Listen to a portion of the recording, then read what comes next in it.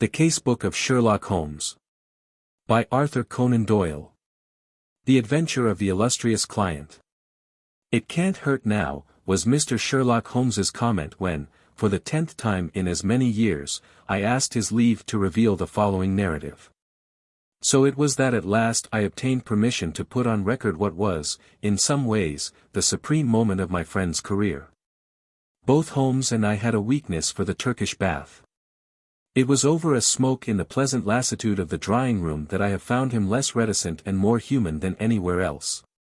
On the upper floor of the Northumberland Avenue establishment there is an isolated corner where two couches lie side by side, and it was on these that we lay upon September 3, 1902, the day when my narrative begins. I had asked him whether anything was stirring, and for answer he had shot his long, thin, nervous arm out of the sheets which enveloped him and had drawn an envelope from the inside pocket of the coat which hung beside him. "It may be some fussy, self-important fool, it may be a matter of life or death," said he, as he handed me the note. "I know no more than this message tells me." It was from the Carlton Club, and dated the evening before. This is what I read. "Sir James Damery presents his compliments to Mr. Sherlock Holmes, and will call upon him at 4:30 tomorrow. Sir James begs to say that the matter upon which he desires to consult Mr. Holmes is very delicate, and also very important. He trusts, therefore, that Mr. Holmes will make every effort to grant this interview, and that he will confirm it over the telephone to the Carlton Club." "I need not say that I have confirmed it, Watson," said Holmes, as I returned the paper. "Do you know anything of this man Damery?" "Only that his name is a household word in society." "Well, I can tell you a little more than that. He has rather a reputation for arranging delicate matters which are to be kept out of the papers. You may remember his negotiations with Sir George Lewis over the Hammerfordwell case. He is a man of the world with a natural turn for diplomacy. I am bound, therefore, to hope that it is not a false scent and that he has some real need for our assistance." "Well, if you will be so good, Watson." "I shall be honored." "Then you have the hour, 4:30. Until then we can put the matter out of our heads." I was living in my own rooms in Queen Anne Street at the time, but I was round at Baker Street before the time named. Sharp to the half-hour, Colonel Sir James Damery was announced.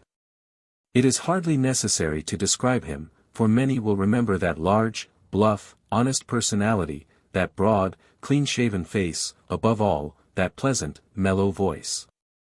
Frankness shone from his grey Irish eyes, and good humour played round his mobile, smiling lips. His loosened top hat, his dark frock coat, indeed, every detail, from the pearl pin in the black satin cravat to the lavender spats over the varnished shoes, spoke of the meticulous care in dress for which he was famous. The big, masterful aristocrat dominated the little room. "Of course, I was prepared to find Dr. Watson," he remarked, with a courteous bow. "His collaboration may be very necessary, for we are dealing on this occasion, Mr. Holmes, with a man to whom violence is familiar and who will, literally, stick at nothing. I should say that there is no more dangerous man in Europe." "I have had several opponents to whom that flattering term has been applied," said Holmes, with a smile. "Don't you smoke? Then you will excuse me if I light my pipe. If your man is more dangerous than the late Professor Moriarty, or than the living Colonel Sebastian Moran, then he is indeed worth meeting. May I ask his name? Have you ever heard of Baron Gruner?" "You mean the Austrian murderer?" Colonel Damery threw up his kid-gloved hands with a laugh. "There is no getting past you, Mr. Holmes." "Wonderful. So you have already sized him up as a murderer." "It is my business to follow the details of continental crime. Who could possibly have read what happened at Prague and have any doubts as to the man's guilt? It was a purely technical legal point and the suspicious death of a witness that saved him. I am as sure that he killed his wife when the so-called accident happened in the Spludgen Pass as if I had seen him do it. I knew, also, that he had come to England, and had a presentiment that sooner or later he would find me some work to do." "Well, what has Baron Gruner been up to?"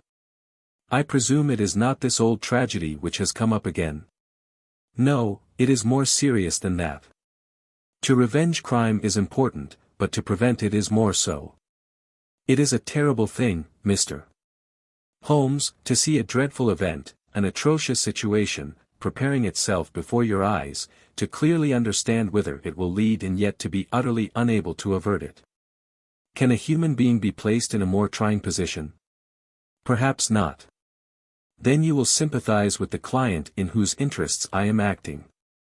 I did not understand that you were merely an intermediary. Who is the principal? Mr. Holmes, I must beg you not to press that question. It is important that I should be able to assure him that his honored name has been in no way dragged into the matter. His motives are, to the last degree, honorable and chivalrous, but he prefers to remain unknown. I need not say that your fees will be assured and that you will be given a perfectly free hand. Surely the actual name of your client is immaterial. I am sorry, said Holmes. I am accustomed to have mystery at one end of my cases, but to have it at both ends is too confusing. I fear, Sir James, that I must decline to act. Our visitor was greatly disturbed. His large, sensitive face was darkened with emotion and disappointment. You hardly realize the effect of your own action, Mr. Holmes, said he. You place me in a most serious dilemma, for I am perfectly certain that you would be proud to take over the case if I could give you the facts, and yet a promise forbids me from revealing them all. May I, at least, lay all that I can before you? By all means, so long as it is understood that I commit myself to nothing. That is understood. In the first place, you have no doubt heard of General de Merville? De Merville of Khyber fame? Yes, I have heard of him. He has a daughter, Violet de Merville, young, rich, beautiful, accomplished, a wonder woman in every way. It is this daughter, this lovely, innocent girl, whom we are endeavoring to save from the clutches of a fiend. Baron Gruner has some hold over her, then. The strongest of all holds where a woman is concerned, the hold of love. The fellow is, as you may have heard, extraordinarily handsome, with a most fascinating manner, a gentle voice, and that air of romance and mystery which means so much to a woman. He is said to have the whole sex at his mercy and to have made ample use of the fact. But how came such a man to meet a lady of the standing of Miss Violet de Merville? It was on a Mediterranean yachting voyage. The company, though select, paid their own passages.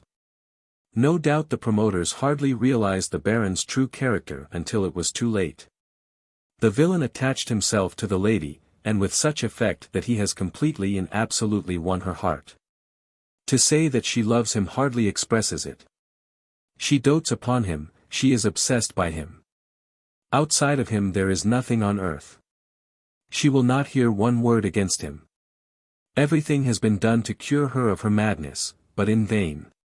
To sum up, she proposes to marry him next month. As she is of age and has a will of iron, it is hard to know how to prevent her. Does she know about the Austrian episode? The cunning devil has told her every unsavory public scandal of his past life, but always in such a way as to make himself out to be an innocent martyr. She absolutely accepts his version and will listen to no other. Dear me! But surely you have inadvertently let out the name of your client? It is no doubt General de Merville. Our visitor fidgeted in his chair. I could deceive you by saying so, Mr. Holmes, but it would not be true. De Merville is a broken man. The strong soldier has been utterly demoralized by this incident. He has lost the nerve which never failed him on the battlefield and has become a weak, doddering old man, utterly incapable of contending with a brilliant, forceful rascal like this Austrian. My client, however, is an old friend, one who has known the general intimately for many years and taken a paternal interest in this young girl since she wore short frocks. He cannot see this tragedy consummated without some attempt to stop it. There is nothing in which Scotland Yard can act. It was his own suggestion that you should be called in, but it was, as I have said, on the express stipulation that he should not be personally involved in the matter. I have no doubt, Mr. Holmes, with your great powers you could easily trace my client back through me, but I must ask you, as a point of honor, to refrain from doing so, and not to break in upon his incognito." Holmes gave a whimsical smile. "I think I may safely promise that," said he. "I may add that your problem interests me, and that I shall be prepared to look into it. How shall I keep in touch with you?" "The Carlton Club will find me. But, in case of emergency, there is a private telephone call, XX.31. Holmes noted it down and sat, still smiling, with the open memorandum book upon his knee. "The Baron's present address, please." "Vernon Lodge, near Kingston." "It is a large house.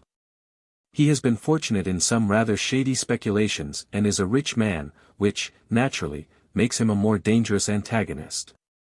"Is he at home at present?" "Yes." "Apart from what you have told me, can you give me any further information about the man?" "He has expensive tastes. He is a horse fancier. For a short time he played polo at Hullingham, but then this Prague affair got noised about and he had to leave. He collects books and pictures. He is a man with a considerable artistic side to his nature. He is, I believe, a recognized authority upon Chinese pottery, and has written a book upon the subject." "A complex mind," said Holmes. "All great criminals have that. My old friend Charlie Peace was a violin virtuoso. Wainwright was no mean artist.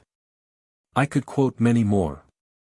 Well, Sir James, you will inform your client that I am turning my mind upon Baron Gruner. I can say no more. I have some sources of information of my own, and dare say we may find some means of opening matter up." When our visitor had left us, Holmes sat so long in deep thought that it seemed to me that he had forgotten my presence. At last, however, he came briskly back to earth. "Well, Watson, any views?" he asked. "I should think you had better see the young lady herself. My dear Watson, if her poor old broken father cannot move her, how shall I, a stranger, prevail? And yet there is something in the suggestion if all else fails. But I think we must begin from a different angle. I rather fancy that Shinwell Johnson might be a help. I have not had occasion to mention Shinwell Johnson in these memoirs because I have seldom drawn my cases from the latter phases of my friend's career. During the first years of the century he became a valuable assistant. Johnson, I grieve to say, made his name first as a very dangerous villain and served 2 terms at Parkhurst. Finally, he repented and allied himself to Holmes, acting as his agent in the huge criminal underworld of London, and obtaining information which often proved to be of vital importance. Had Johnson been a narc of the police he would soon have been exposed, but as he dealt with cases which never came directly into the courts, his activities were never realized by his companions. With the glamour of his 2 convictions upon him, he had the entree of every nightclub, doss-house, and gambling den in the town, and his quick observation and active brain made him an ideal agent for gaining information. It was to him that Sherlock Holmes now proposed to turn. It was not possible for me to follow the immediate steps taken by my friend, for I had some pressing professional business of my own, but I met him by appointment that evening at Simpson's, where, sitting at a small table in the front window, and looking down at the rushing stream of life in the Strand, he told me something of what had passed. "Johnson is on the prowl," said he. "He may pick up some garbage in the darker recesses of the underworld, for it is down there, amid the black roots of crime, that we must hunt for this man's secrets. But, if the lady will not accept what is already known, why should any fresh discovery of yours turn her from her purpose? Who knows, Watson? Woman's heart and mind are insoluble puzzles to the male. Murder might be condoned or explained, and yet some smaller offense might rankle. Baron Gruner remarked to me." "He remarked to you?" "Oh, to be sure, I had not told you of my plans. Well, Watson, I love to come to close grips with my man. I like to meet him eye to eye and read for myself the stuff that he is made of. When I had given Johnson his instructions, I took a cab out to Kingston and found the Baron in a most affable mood." "Did he recognize you?" "There was no difficulty about that, for I simply sent in my card. He is an excellent antagonist, cool as ice, silky-voiced and soothing as one of your fashionable consultants, and poisonous as a cobra.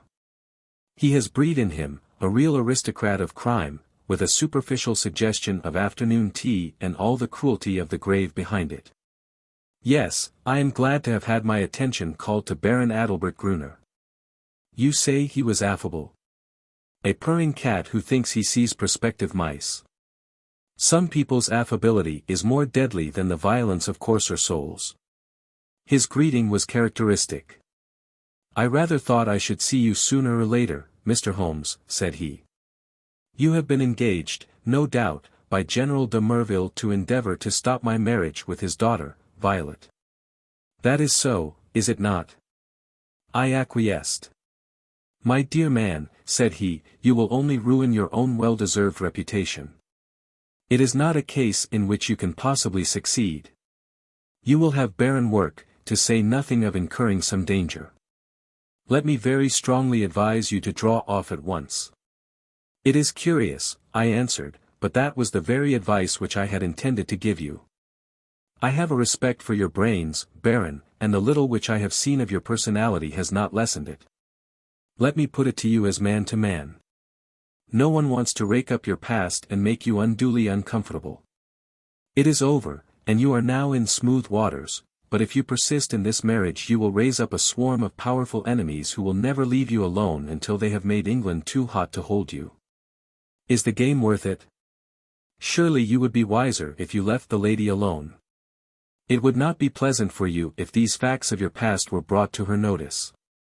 The Baron has little waxed tips of hair under his nose, like the short antennae of an insect.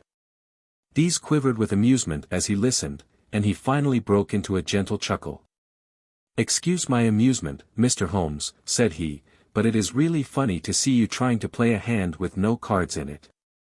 I don't think anyone could do it better, but it is rather pathetic, all the same. Not a color card there, Mr. Holmes, nothing but the smallest of the small. So you think. So I know. Let me make the thing clear to you, for my own hand is so strong that I can afford to show it. I have been fortunate enough to win the entire affection of this lady. This was given to me in spite of the fact that I told her very clearly of all the unhappy incidents in my past life. I also told her that certain wicked and designing persons, I hope you recognize yourself, would come to her and tell her these things, and I warned her how to treat them. You have heard of post-hypnotic suggestion, Mr. Holmes? Well, you will see how it works, for a man of personality can use hypnotism without any vulgar passes or tomfoolery. So she is ready for you and, I have no doubt, would give you an appointment, for she is quite amenable to her father's will, save only in the one little matter. Well, Watson, there seemed to be no more to say, so I took my leave with as much cold dignity as I could summon, but, as I had my hand on the door handle, he stopped me. By the way, Mr. Holmes, said he, did you know Lebrun, the French agent? Yes, said I. Do you know what befell him? I heard that he was beaten by some Apaches in the Montmartre district and crippled for life. Quite true, Mr. Holmes. By a curious coincidence he had been inquiring into my affairs only a week before. Don't do it, Mr. Holmes, it's not a lucky thing to do. Several have found that out. My last word to you is, go your own way and let me go mine. Goodbye. So there you are, Watson. You are up to date now. The fellow seems dangerous. Mighty dangerous. I disregard the blusterer, but this is the sort of man who says rather less than he means. Must you interfere? Does it really matter if he marries the girl? Considering that he undoubtedly murdered his last wife, I should say it mattered very much. Besides, the client. Well, we need not discuss that. When you have finished your coffee you had best come home with me, for the Blythe Shinwell will be there with his report.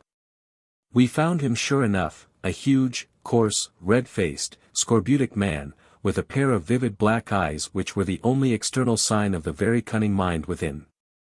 It seems that he had dived down into what was peculiarly his kingdom, and beside him on the settee was a brand which he had brought up in the shape of a slim, flame-like young woman with a pale, intense face, youthful, and yet so worn with sin and sorrow that one read the terrible years which had left their leprous mark upon her.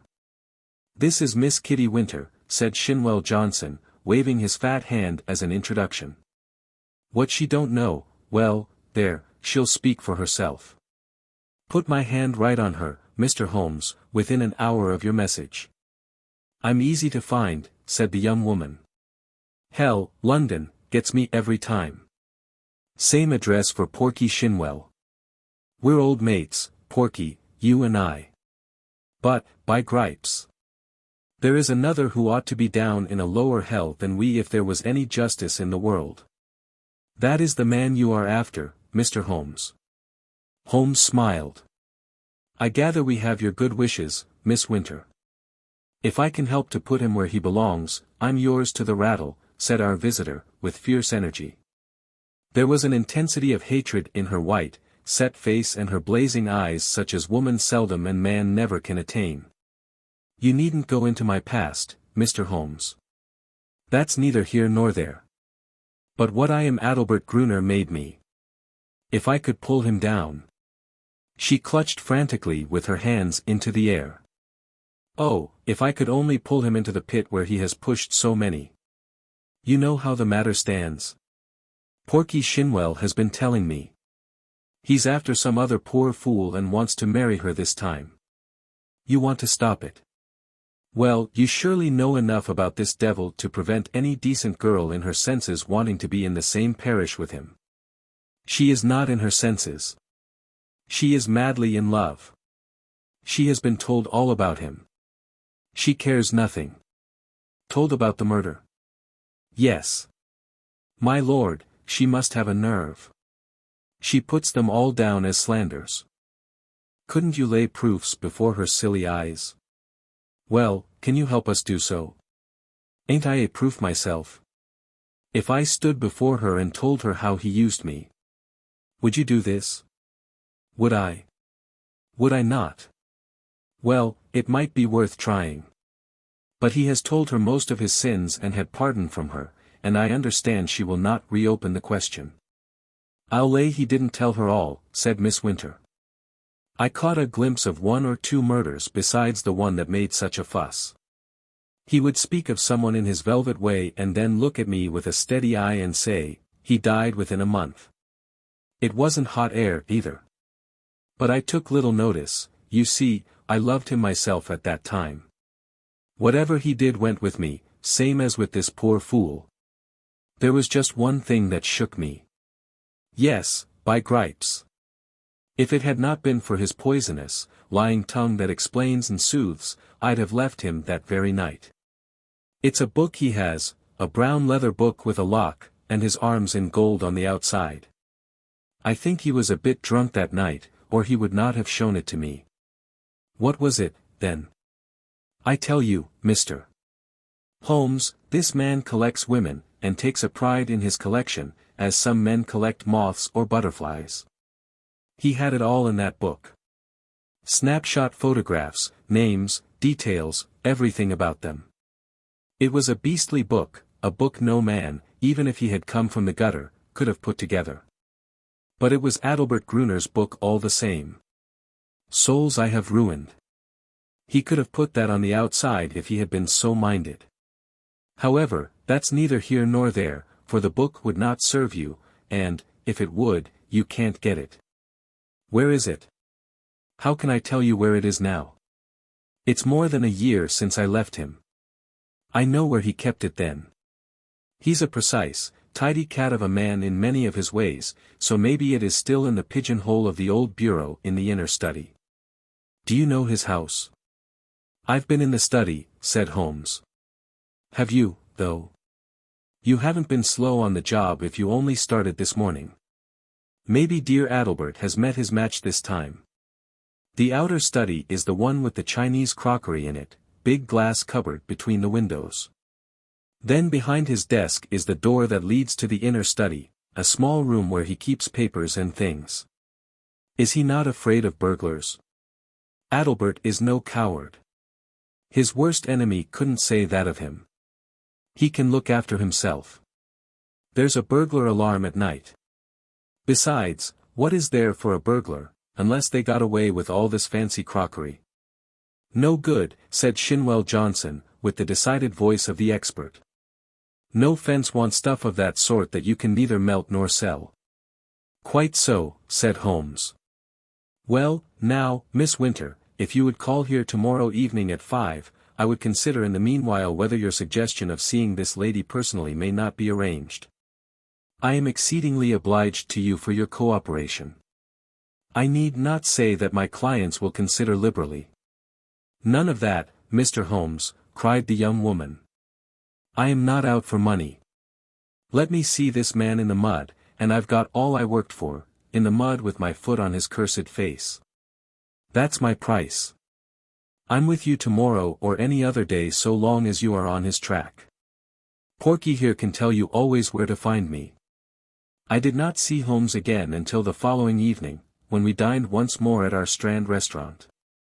He shrugged his shoulders when I asked him what luck he had had in his interview. Then he told the story, which I would repeat in this way. His hard, dry statement needs some little editing to soften it into the terms of real life. There was no difficulty at all about the appointment, said Holmes, for the girl glories in showing abject filial obedience in all secondary things in an attempt to atone for her flagrant breach of it in her engagement. The General phoned that all was ready, and the fiery Miss W. turned up according to schedule, so that at 5:30 a cab deposited us outside 104, Berkeley Square, where the old soldier resides, one of those awful grey London castles which would make a church seem frivolous. A footman showed us into a great yellow-curtained drawing-room, and there was the lady awaiting us, demure, pale, self-contained, as inflexible and remote as a snow image on a mountain. I don't quite know how to make her clear to you, Watson. Perhaps you may meet her before we are through, and you can use your own gift of words. She is beautiful, but with the ethereal otherworld beauty of some fanatic whose thoughts are set on high. I have seen such faces in the pictures of the old masters of the Middle Ages. How a beast man could have laid his vile paws upon such a being of the beyond I cannot imagine. You may have noticed how extremes call to each other, the spiritual to the animal, the caveman to the angel. You never saw a worse case than this. She knew what we had come for, of course. That villain had lost no time in poisoning her mind against us. Miss Winter's advent rather amazed her, I think, but she waved us into our respective chairs like a reverend abbess receiving two rather leprous mendicants. If your head is inclined to swell, my dear Watson, take a course of Miss Violet de Merville. Well, sir, said she, in a voice like the wind from an iceberg, your name is familiar to me. You have called, as I understand, to malign my fiancé, Baron Gruner.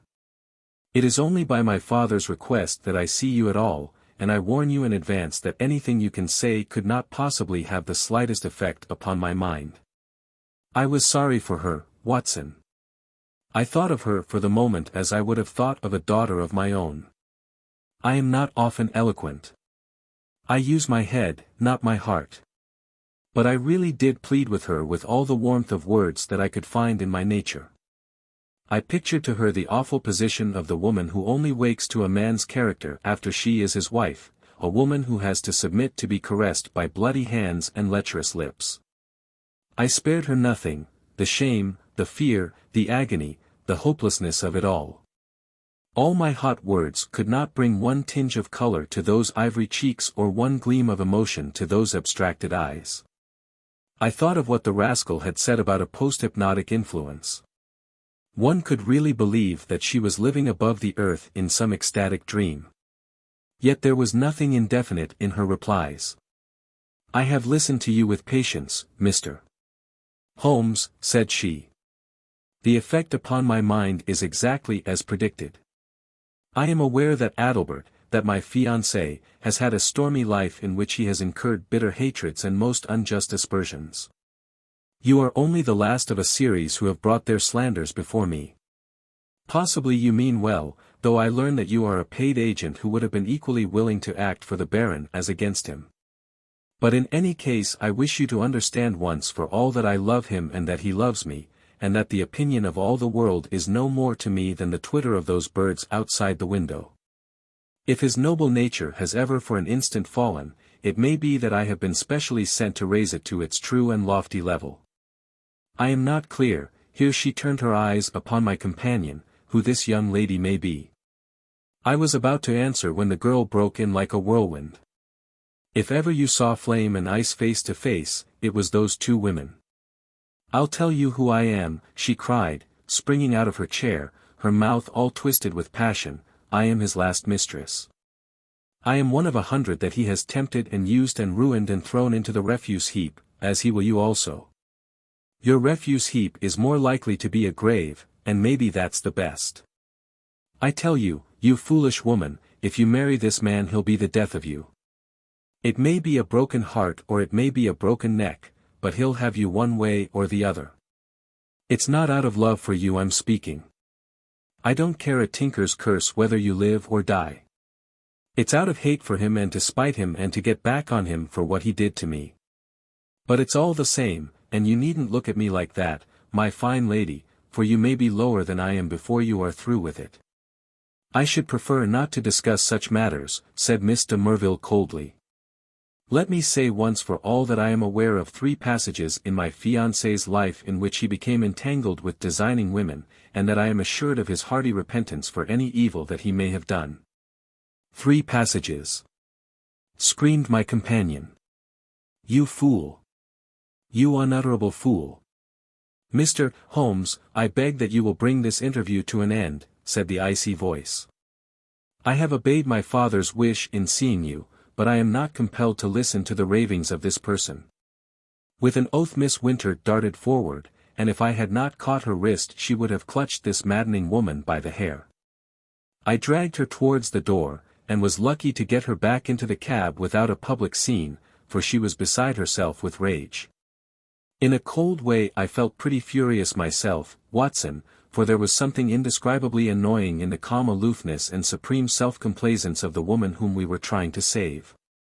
"So now once again you know exactly how we stand, and it is clear that I must plan some fresh opening move, for this gambit won't work. I'll keep in touch with you, Watson, for it is more than likely that you will have your part to play, though it is just possible that the next move may lie with them rather than with us." And it did. Their blow fell, or his blow rather, for never could I believe that the lady was privy to it. I think I could show you the very paving stone upon which I stood when my eyes fell upon the placard, and a pang of horror passed through my very soul. It was between the Grand Hotel and Charing Cross Station, where a one-legged newsvendor displayed his evening papers. The date was just 2 days after the last conversation. There, black upon yellow, was the terrible news sheet. Plus. Murderous. Attack. Upon Sherlock Holmes. Plus. I think I stood stunned for some moments. Then I have a confused recollection of snatching at a paper, of the remonstrance of the man, whom I had not paid, and, finally, of standing in the doorway of a chemist's shop while I turned up the fateful paragraph. This was how it ran. "We learn with regret that Mr. Sherlock Holmes, the well-known private detective, was the victim this morning of a murderous assault which has left him in a precarious position. There are no exact details to hand, but the event seems to have occurred about 12 o'clock in Regent Street, outside the Café Royal.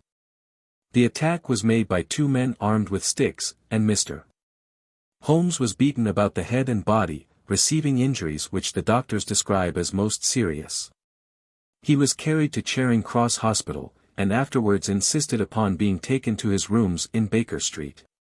The miscreants who attacked him appear to have been respectably dressed men, who escaped from the bystanders by passing through the Café Royal and out into Glasshouse Street behind it. No doubt they belonged to that criminal fraternity which has so often had occasion to bewail the activity and ingenuity of the injured man. I need not say that my eyes had hardly glanced over the paragraph before I had sprung into a hansom and was on my way to Baker Street. I found Sir Leslie Oakshott, the famous surgeon in the hall and his brougham waiting at the curb. No immediate danger, was his report. 2 lacerated scalp wounds and some considerable bruises. Several stitches have been necessary. Morphine has been injected and quiet is essential, but an interview of a few minutes would not be absolutely forbidden. With this permission I stole into the darkened room. The sufferer was wide awake, and I heard my name in a hoarse whisper. The blind was 3/4 down, but one ray of sunlight slanted through and struck the bandaged head of the injured man. A crimson patch had soaked through the white linen compress. I sat beside him and bent my head. "All right, Watson. Don't look so scared," he muttered in a very weak voice. "It's not as bad as it seems. Thank God for that. I'm a bit of a single-stick expert, as you know. I took most of them on my guard. It was the second man that was too much for me. What can I do, Holmes? Of course, it was that damned fellow who set them on. I'll go and thrash the hide off him if you give the word." Good old Watson. "No, we can do nothing there unless the police lay their hands on the men. But their getaway had been well prepared. We may be sure of that. Wait a little. I have my plans. The first thing is to exaggerate my injuries. They'll come to you for news. Put it on thick, Watson. Lucky if I live the week out, concussion, delirium, what you like. You can't overdo it. But Sir Leslie Oakshott? Oh, he's all right. He shall see the worst side of me. I'll look after that. Anything else? Yes. Tell Shinwell Johnson to get that girl out of the way. Those beauties will be after her now. They know, of course, that she was with me in the case. If they dared to do me in, it is not likely they will neglect her. That is urgent. Do it tonight. I'll go now. Anything more? Put my pipe on the table, and the tobacco slipper. Right. Come in each morning and we will plan our campaign. I arranged with Johnson that evening to take Miss Winter to a quiet suburb and see that she lay low until the danger was past. For 6 days the public were under the impression that Holmes was at the door of death. The bulletins were very grave and there were sinister paragraphs in the papers. My continual visits assured me that it was not so bad as that. His wiry constitution and his determined will were working wonders.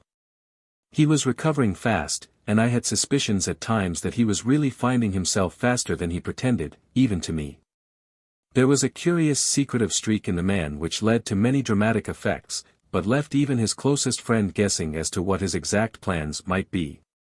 He pushed to an extreme the axiom that the only safe plotter was he who plotted alone.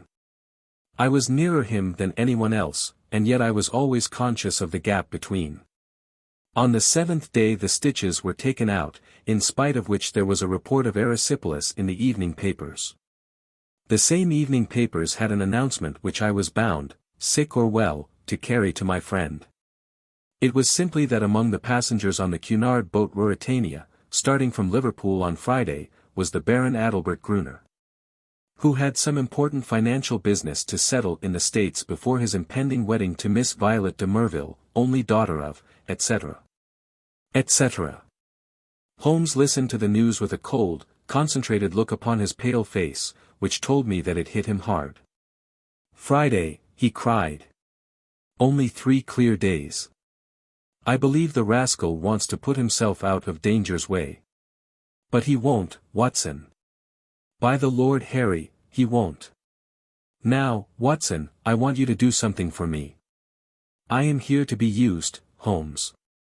Well, then, spend the next 24 hours in an intensive study of Chinese pottery." He gave no explanations and I asked for none. By long experience I had learned the wisdom of obedience. But when I had left his room I walked down Baker Street, revolving in my head how on earth I was to carry out so strange an order.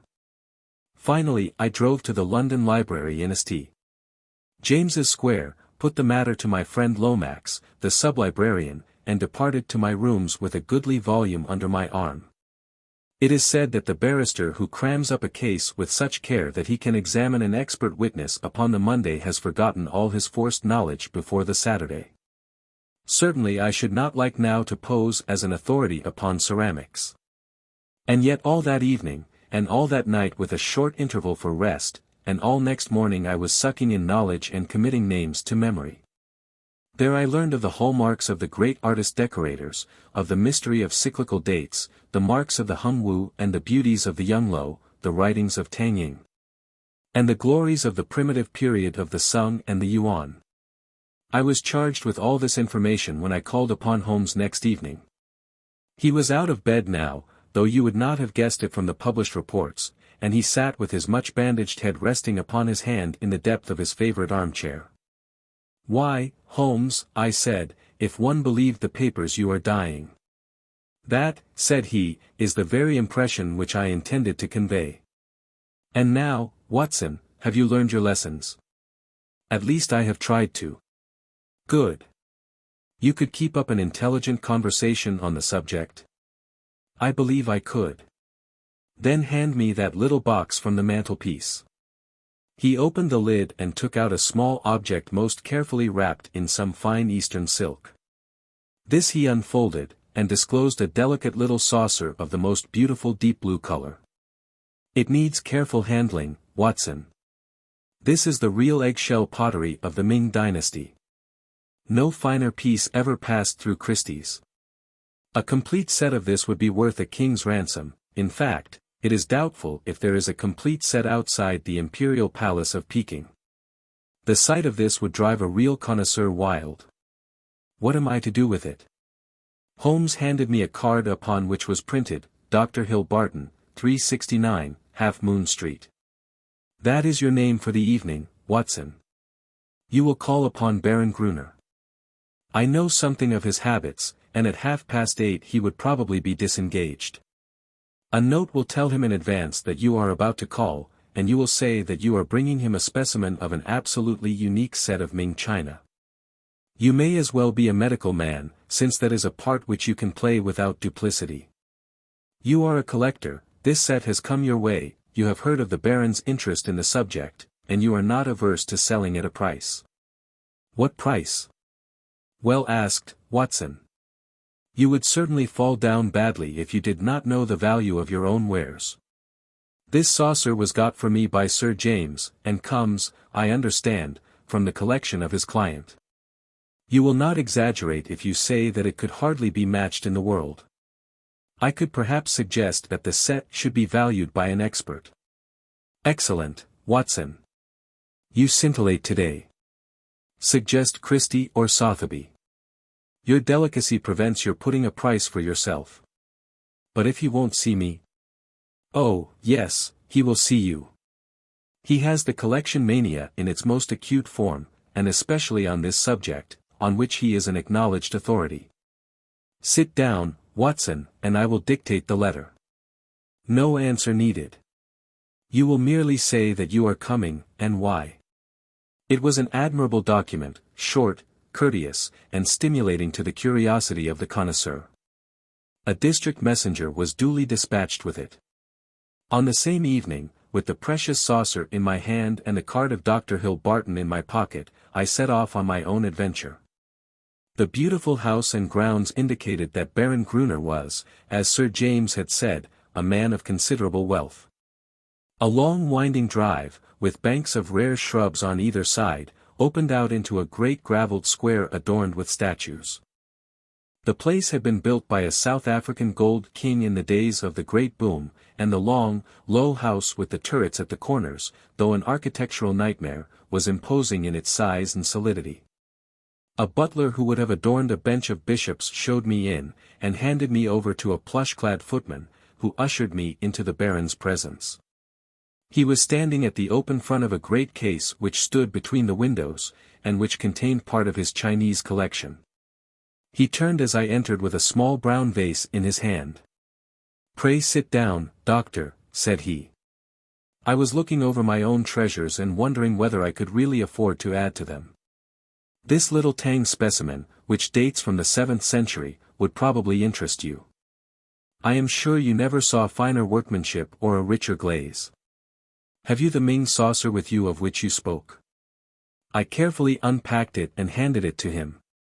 He seated himself at his desk, pulled over the lamp, for it was growing dark, and set himself to examine it. As he did so the yellow light beat upon his own features, and I was able to study them at my ease. He was certainly a remarkably handsome man. His European reputation for beauty was fully deserved. In figure he was not more than of middle size, but was built upon graceful and active lines. His face was swarthy, almost oriental, with large, dark, languorous eyes which might easily hold an irresistible fascination for women. His hair and mustache were raven black, the latter short, pointed, and carefully waxed. His features were regular and pleasing, save only his straight, thin-lipped mouth. If ever I saw a murderer's mouth it was there, a cruel, hard gash in the face, compressed, inexorable, and terrible. He was ill-advised to train his mustache away from it, for it was nature's danger signal, set as a warning to his victims. His voice was engaging and his manners perfect. In age I should have put him at little over 30, though his record afterwards showed that he was 42.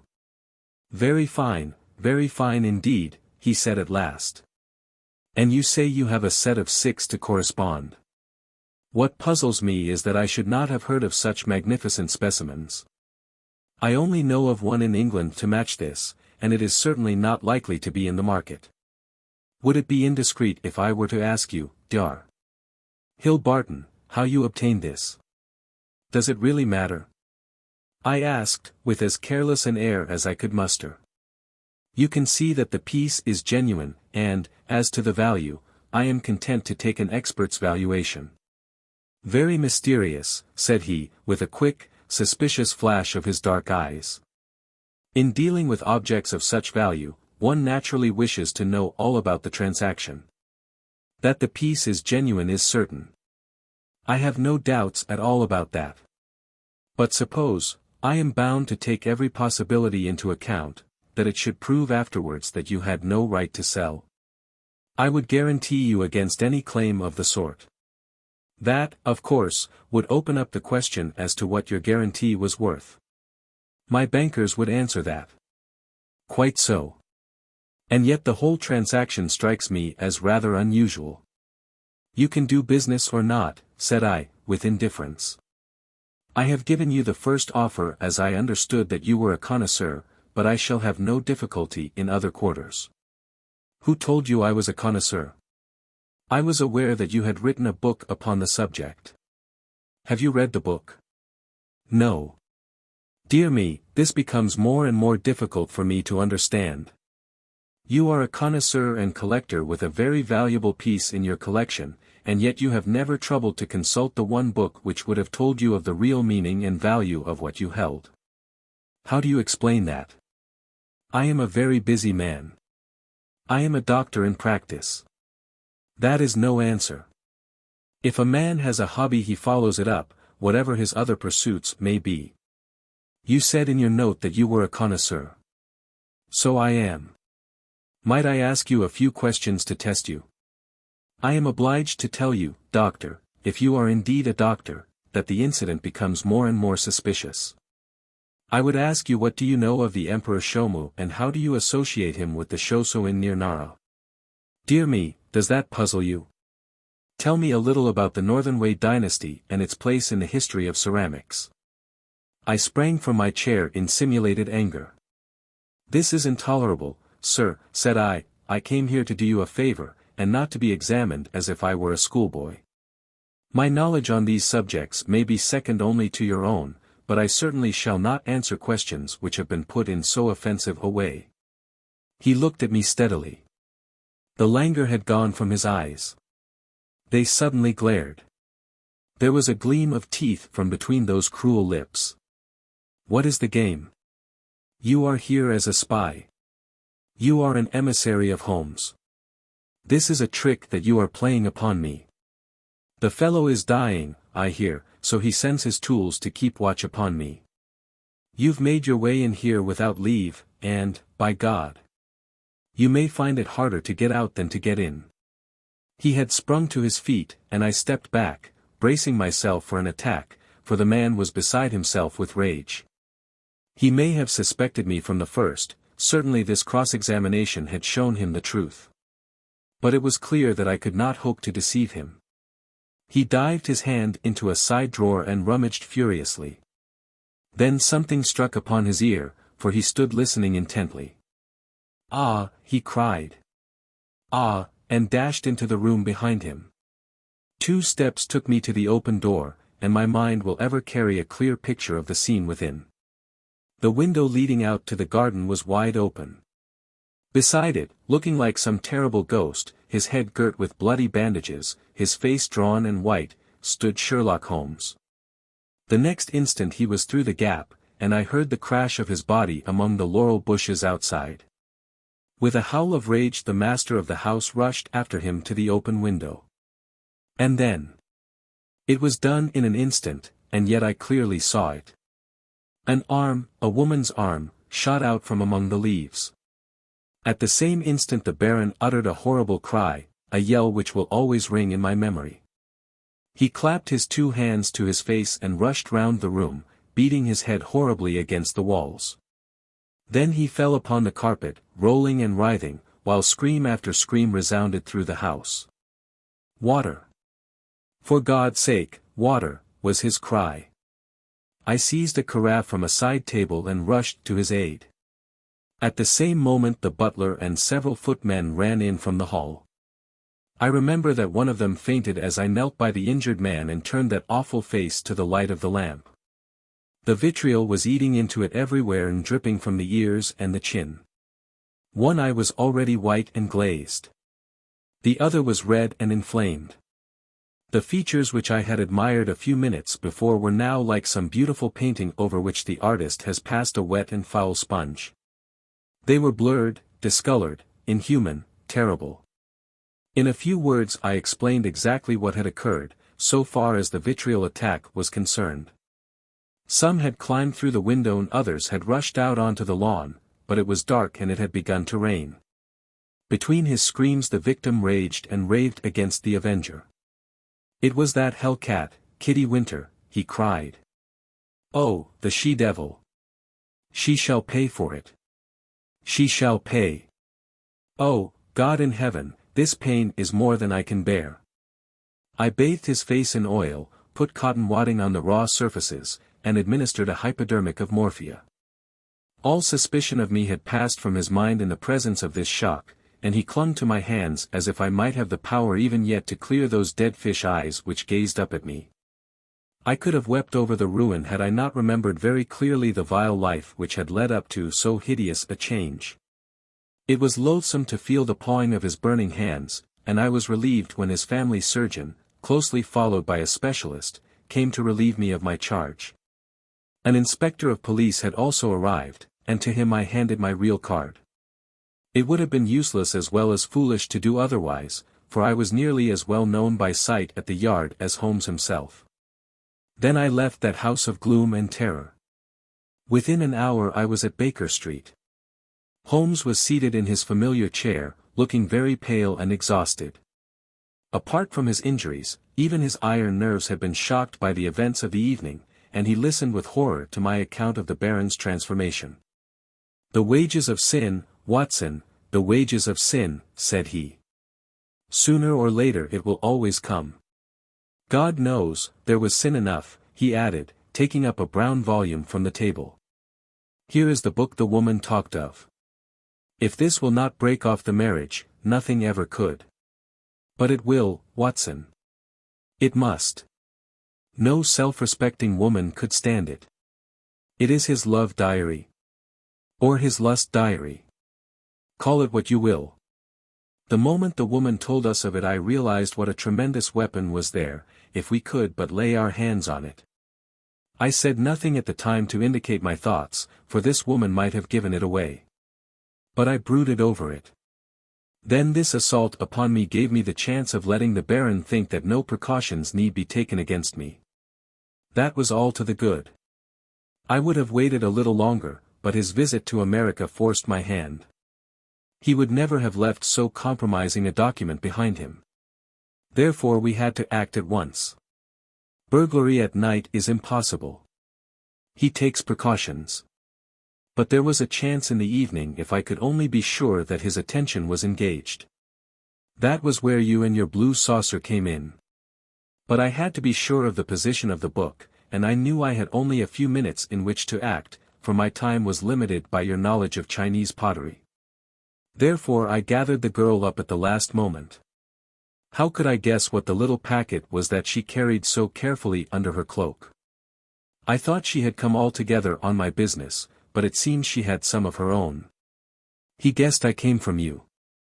I feared he would.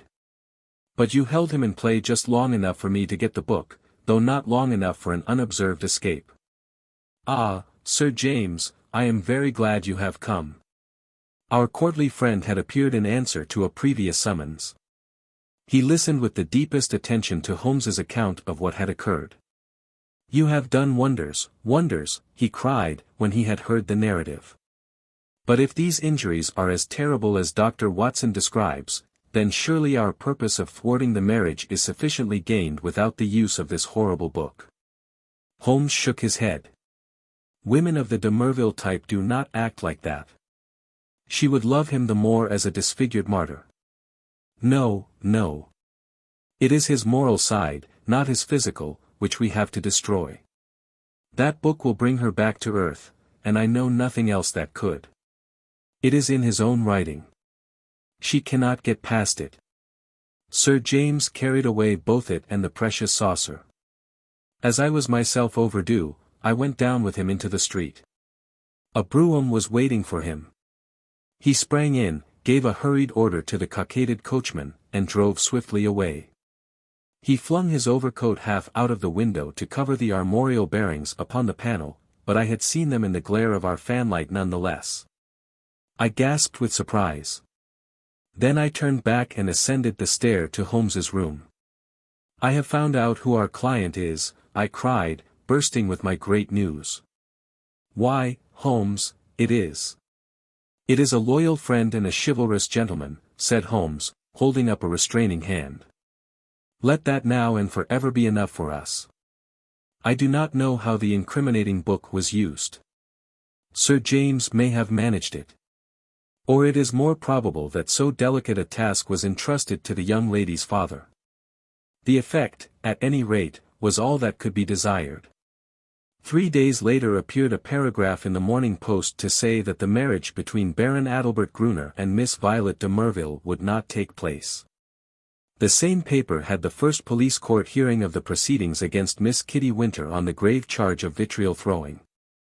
Such extenuating circumstances came out in the trial that the sentence, as will be remembered, was the lowest that was possible for such an offense. Sherlock Holmes was threatened with a prosecution for burglary, but when an object is good and a client is sufficiently illustrious, even the rigid British law becomes human and elastic. My friend has not yet stood in the dock. 2. The Adventure of the Blanched Soldier. The ideas of my friend Watson, though limited, are exceedingly pertinacious. For a long time he has worried me to write an experience of my own. Perhaps I have rather invited this persecution, since I have often had occasion to point out to him how superficial are his own accounts and to accuse him of pandering to popular taste instead of confining himself rigidly to facts and figures. Try it yourself, Holmes, he has retorted, and I am compelled to admit that, having taken my pen in my hand, I do begin to realize that the matter must be presented in such a way as may interest the reader. The following case can hardly fail to do so, as it is among the strangest happenings in my collection, though it chanced that Watson had no note of it in his collection. Speaking of my old friend and biographer, I would take this opportunity to remark that if I burden myself with a companion in my various little inquiries it is not done out of sentiment or caprice. But it is that Watson has some remarkable characteristics of his own, to which in his modesty he has given small attention amid his exaggerated estimates of my own performances. A confederate who foresees your conclusions and course of action is always dangerous, but one to whom each development comes as a perpetual surprise, and to whom the future is always a closed book, is, indeed, an ideal helpmate. I find from my notebook that it was in January, 1903, just after the conclusion of the Boer War, that I had my visit from Mr. James M. Dodd, a big, fresh, sunburned, upstanding Briton. The good Watson had at that time deserted me for a wife, the only selfish action which I can recall in our association. I was alone. It is my habit to sit with my back to the window and to place my visitors in the opposite chair, where the light falls full upon them. Mr. James M. Dodd seemed somewhat at a loss how to begin the interview. I did not attempt to help him, for his silence gave me more time for observation. I have found it wise to impress clients with a sense of power, and so I gave him some of my conclusions. From South Africa, sir, I perceive. Yes, sir, he answered, with some surprise. Imperial Yeomanry, I fancy. Exactly. Middlesex Corps, no doubt. That is so. Mr. Holmes, you are a wizard. I smiled at his bewildered expression. When a gentleman of virile appearance enters my room with such tan upon his face as an English sun could never give, and with his handkerchief in his sleeve instead of in his pocket, it is not difficult to place him. You wear a short beard, which shows that you were not a regular. You have the cut of a writing man. As to Middlesex, your card has already shown me that you are a stockbroker from Throgmorton Street. What other regiment would you join? You see everything. I see no more than you, but I have trained myself to notice what I see. However, Mr. Dodd, it was not to discuss the science of observation that you called upon me this morning. What has been happening at Tuxbury Old Park? Mr. Holmes. My dear sir, there is no mystery. Your letter came with that heading, and as you fixed this appointment in very pressing terms, it was clear that something sudden and important had occurred. Yes, indeed. But the letter was written in the afternoon, and a good deal has happened since then. If Colonel Emsworth had not kicked me out. Kicked you out? Well, that was what it amounted to. He is a hard nail, is Colonel Emsworth. The greatest martinet in the army in his day, and it was a day of rough language, too. I couldn't have stuck the colonel if it had not been for Godfrey's sake. I lit my pipe and leaned back in my chair. Perhaps you will explain what you are talking about. My client grinned mischievously. I had got into the way of supposing that you knew everything without being told, said he. But I will give you the facts, and I hope to God that you will be able to tell me what they mean. I've been awake all night puzzling my brain, and the more I think the more incredible does it become. When I joined up in January, 1901, just 2 years ago, young Godfrey Emsworth had joined the same squadron. He was Colonel Emsworth's only son, Emsworth, the Crimean V.C., and he had the fighting blood in him, so it is no wonder he volunteered. There was not a finer lad in the regiment. We formed a friendship, the sort of friendship which can only be made when one lives the same life and shares the same joys and sorrows. He was my mate, and that means a good deal in the army. We took the rough and the smooth together for a year of hard fighting. Then he was hit with a bullet from an elephant gun in the action near Diamond Hill outside Pretoria. I got one letter from the hospital at Cape Town and one from Southampton. Since then not a word, not one word, Mr. Holmes, for 6 months and more, and he my closest pal. Well, when the war was over, and we all got back, I wrote to his father and asked where Godfrey was. No answer. I waited a bit and then I wrote again. This time I had a reply, short and gruff. Godfrey had gone on a voyage round the world, and it was not likely that he would be back for a year. That was all. I wasn't satisfied, Mr. Holmes. The whole thing seemed to me so damned unnatural. He was a good lad and he would not drop a pal like that. It was not like him. Then, again, I happened to know that he was heir to a lot of money, and also that his father and he did not always hit it off too well. The old man was sometimes a bully, and young Godfrey had too much spirit to stand it. No, I wasn't satisfied, and I determined that I would get to the root of the matter. It happened, however, that my own affairs needed a lot of straightening out, after 2 years' absence, and so it is only this week that I have been able to take up Godfrey's case again. But since I have taken it up I mean to drop everything in order to see it through. Mr. James M. Dodd appeared to be the sort of person whom it would be better to have as a friend than as an enemy. His blue eyes were stern and his square jaw had set hard as he spoke. "Well, what have you done?" I asked. My first move was to get down to his home, Tewkesbury Old Park, near Bedford, and to see for myself how the ground lay. I wrote to the mother, therefore. I had had quite enough of the curmudgeon of a father, and I made a clean frontal attack. Godfrey was my chum, I had a great deal of interest which I might tell her of our common experiences. I should be in the neighborhood, would there be any objection, etc. In reply I had quite an amiable answer from her and an offer to put me up for the night. That was what took me down on Monday. Tewkesbury Old Hall is inaccessible, 5 miles from anywhere. There was no trap at the station, so I had to walk, carrying my suitcase, and it was nearly dark before I arrived. It is a great wandering house, standing in a considerable park. I should judge it was of all sorts of ages and styles, starting on a half-timbered Elizabethan foundation and ending in a Victorian portico. Inside it was all paneling and tapestry and half-effaced old pictures, a house of shadows and mystery. There was a butler, old Ralph, who seemed about the same age as the house, and there was his wife, who might have been older.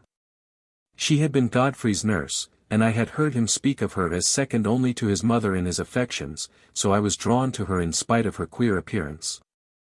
The mother I liked also, a gentle little white mouse of a woman.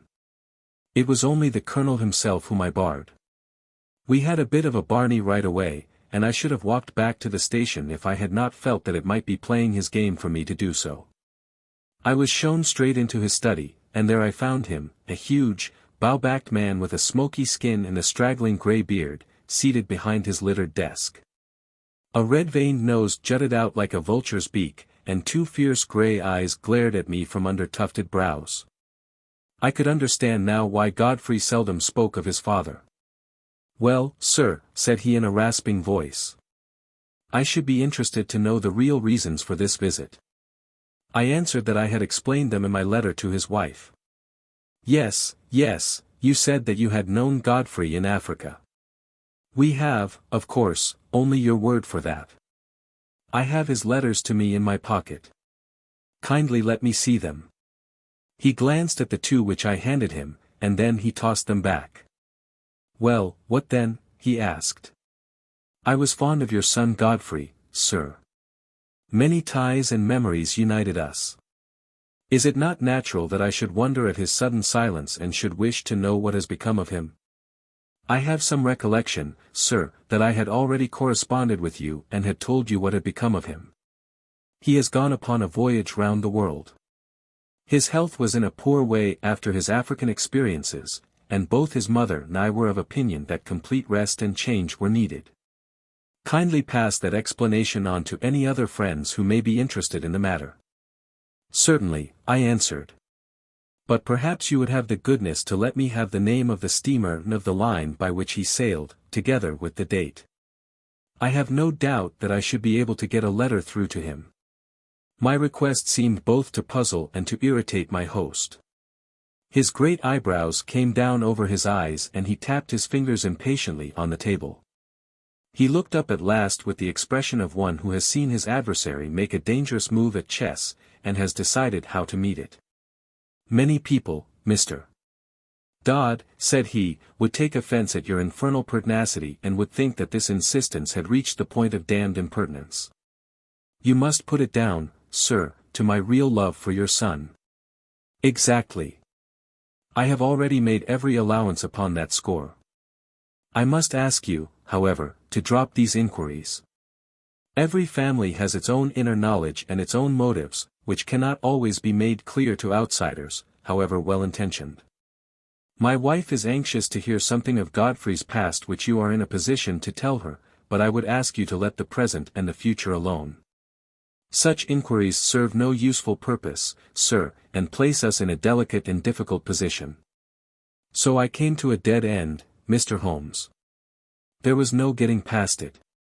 I could only pretend to accept the situation and register a vow inwardly that I would never rest until my friend's fate had been cleared up. It was a dull evening. We dined quietly, the three of us, in a gloomy, faded old room. The lady questioned me eagerly about her son, but the old man seemed morose and depressed. I was so bored by the whole proceeding that I made an excuse as soon as I decently could and retired to my bedroom.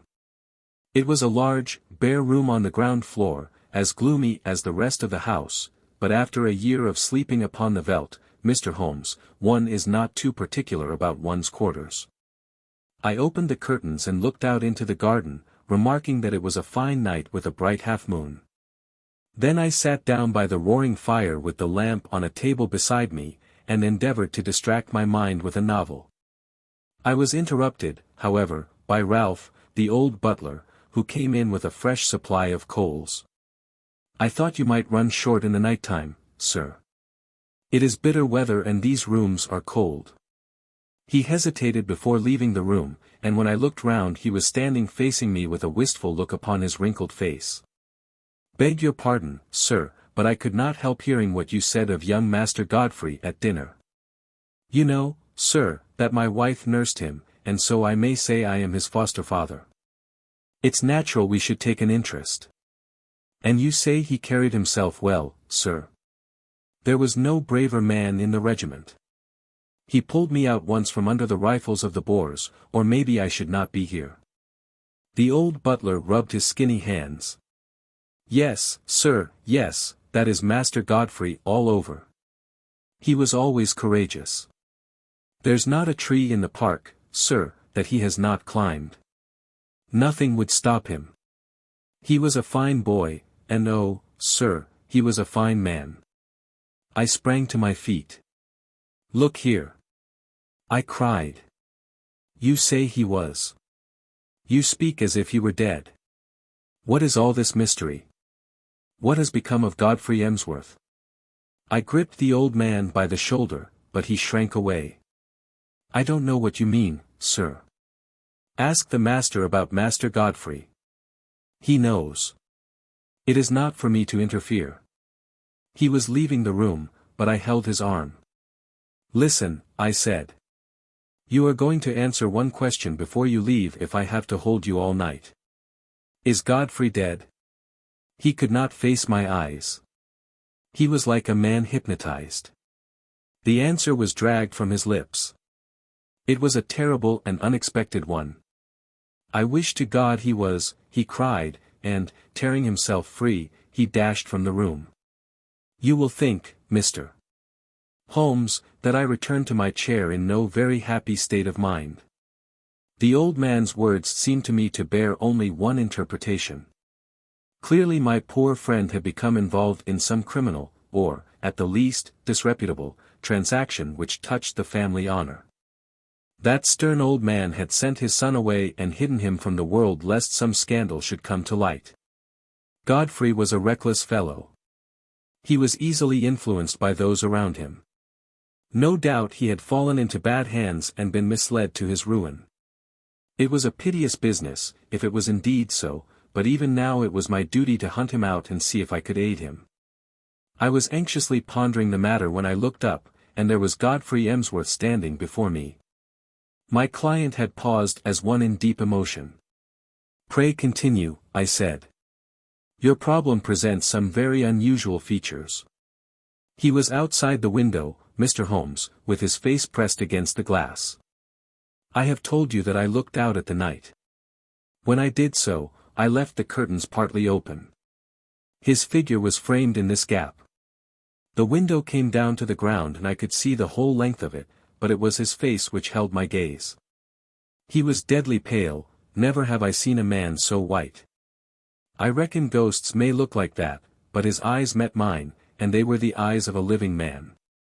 He sprang back when he saw that I was looking at him, and he vanished into the darkness. There was something shocking about the man, Mr. Holmes. It wasn't merely that ghastly face glimmering as white as cheese in the darkness. It was more subtle than that, something slinking, something furtive, something guilty, something very unlike the frank, manly lad that I had known. It left a feeling of horror in my mind. But when a man has been soldiering for a year or two with Brother Boar as a playmate, he keeps his nerve and acts quickly. Godfrey had hardly vanished before I was at the window. There was an awkward catch, and I was some little time before I could throw it up. Then I nipped through and ran down the garden path in the direction that I thought he might have taken. It was a long path and the light was not very good, but it seemed to me something was moving ahead of me. I ran on and called his name, but it was no use. When I got to the end of the path there were several others branching in different directions to various outhouses. I stood hesitating, and as I did so I heard distinctly the sound of a closing door. It was not behind me in the house, but ahead of me, somewhere in the darkness. That was enough, Mr. Holmes, to assure me that what I had seen was not a vision. Godfrey had run away from me and he had shut a door behind him. Of that I was certain. There was nothing more I could do, and I spent an uneasy night turning the matter over in my mind and trying to find some theory which would cover the facts. Next day I found the Colonel rather more conciliatory, and as his wife remarked that there were some places of interest in the neighborhood, it gave me an opening to ask whether my presence for one more night would incommode them. A somewhat grudging acquiescence from the old man gave me a clear day in which to make my observations. I was already perfectly convinced that Godfrey was in hiding somewhere near, but where and why remained to be solved. The house was so large and so rambling that a regiment might be hid away in it and no one the wiser. If the secret lay there, it was difficult for me to penetrate it. But the door which I had heard close was certainly not in the house. I must explore the garden and see what I could find. There was no difficulty in the way, for the old people were busy in their own fashion and left me to my own devices. There were several small outhouses, but at the end of the garden there was a detached building of some size, large enough for a gardener's or a gamekeeper's residence. Could this be the place whence the sound of that shutting door had come? I approached it in a careless fashion, as though I were strolling aimlessly round the grounds. As I did so, a small, brisk, bearded man in a black coat and bowler hat, not at all the gardener type, came out of the door. To my surprise, he locked it after him and put the key in his pocket. Then he looked at me with some surprise on his face. "Are you a visitor here?" he asked. I explained that I was and that I was a friend of Godfrey's.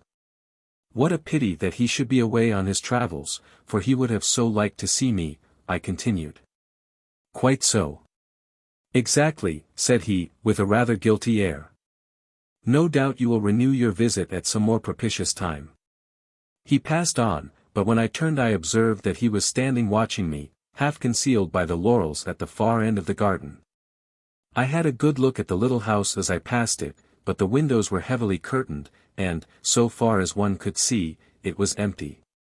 I might spoil my own game, and even be ordered off the premises, if I were too audacious, for I was still conscious that I was being watched. Therefore, I strolled back to the house and waited for night before I went on with my inquiry. When all was dark and quiet, I slipped out of my window and made my way as silently as possible to the mysterious lodge. I have said that it was heavily curtained, but now I found that the windows were shuttered as well. Some light, however, was breaking through one of them, so I concentrated my attention upon this.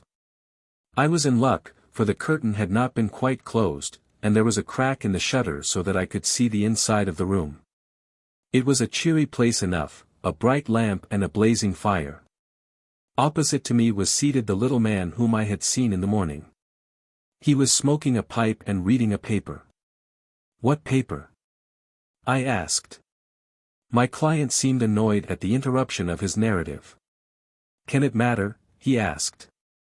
"It is most essential." I really took no notice. "Possibly you observed whether it was a broad-leafed paper or of that smaller type which one associates with weeklies. Now that you mention it, it was not large. It might have been the Spectator." However, I had little thought to spare upon such details, for a second man was seated with his back to the window, and I could swear that this second man was Godfrey. I could not see his face, but I knew the familiar slope of his shoulders. He was leaning upon his elbow in an attitude of great melancholy, his body turned towards the fire. I was hesitating as to what I should do when there was a sharp tap on my shoulder, and there was Colonel Emsworth beside me. "This way, sir," said he in a low voice. He walked in silence to the house and I followed him into my own bedroom. He had picked up a timetable in the hall. "There is a train to London at 8:30, said he. "The trap will be at the door at 8.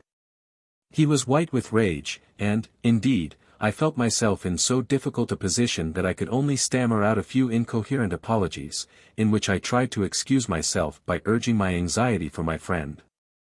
"The matter will not bear discussion," said he abruptly. "You have made a most damnable intrusion into the privacy of our family. You were here as a guest and you have become a spy. I have nothing more to say, sir, save that I have no wish ever to see you again." At this I lost my temper, Mr. Holmes, and I spoke with some warmth. "I have seen your son, and I am convinced that for some reason of your own you are concealing him from the world. I have no idea what your motives are in cutting him off in this fashion, but I am sure that he is no longer a free agent. I warn you, Colonel Emsworth, that until I am assured as to the safety and well-being of my friend I shall never desist in my efforts to get to the bottom of the mystery. And I shall certainly not allow myself to be intimidated by anything which you may say or do." The old fellow looked diabolical, and I really thought he was about to attack me. I have said that he was a gaunt, fierce old giant, and though I am no weakling I might have been hard put to it to hold my own against him. However, after a long glare of rage he turned upon his heel and walked out of the room. For my part, I took the appointed train in the morning, with the full intention of coming straight to you and asking for your advice and assistance at the appointment for which I had already written.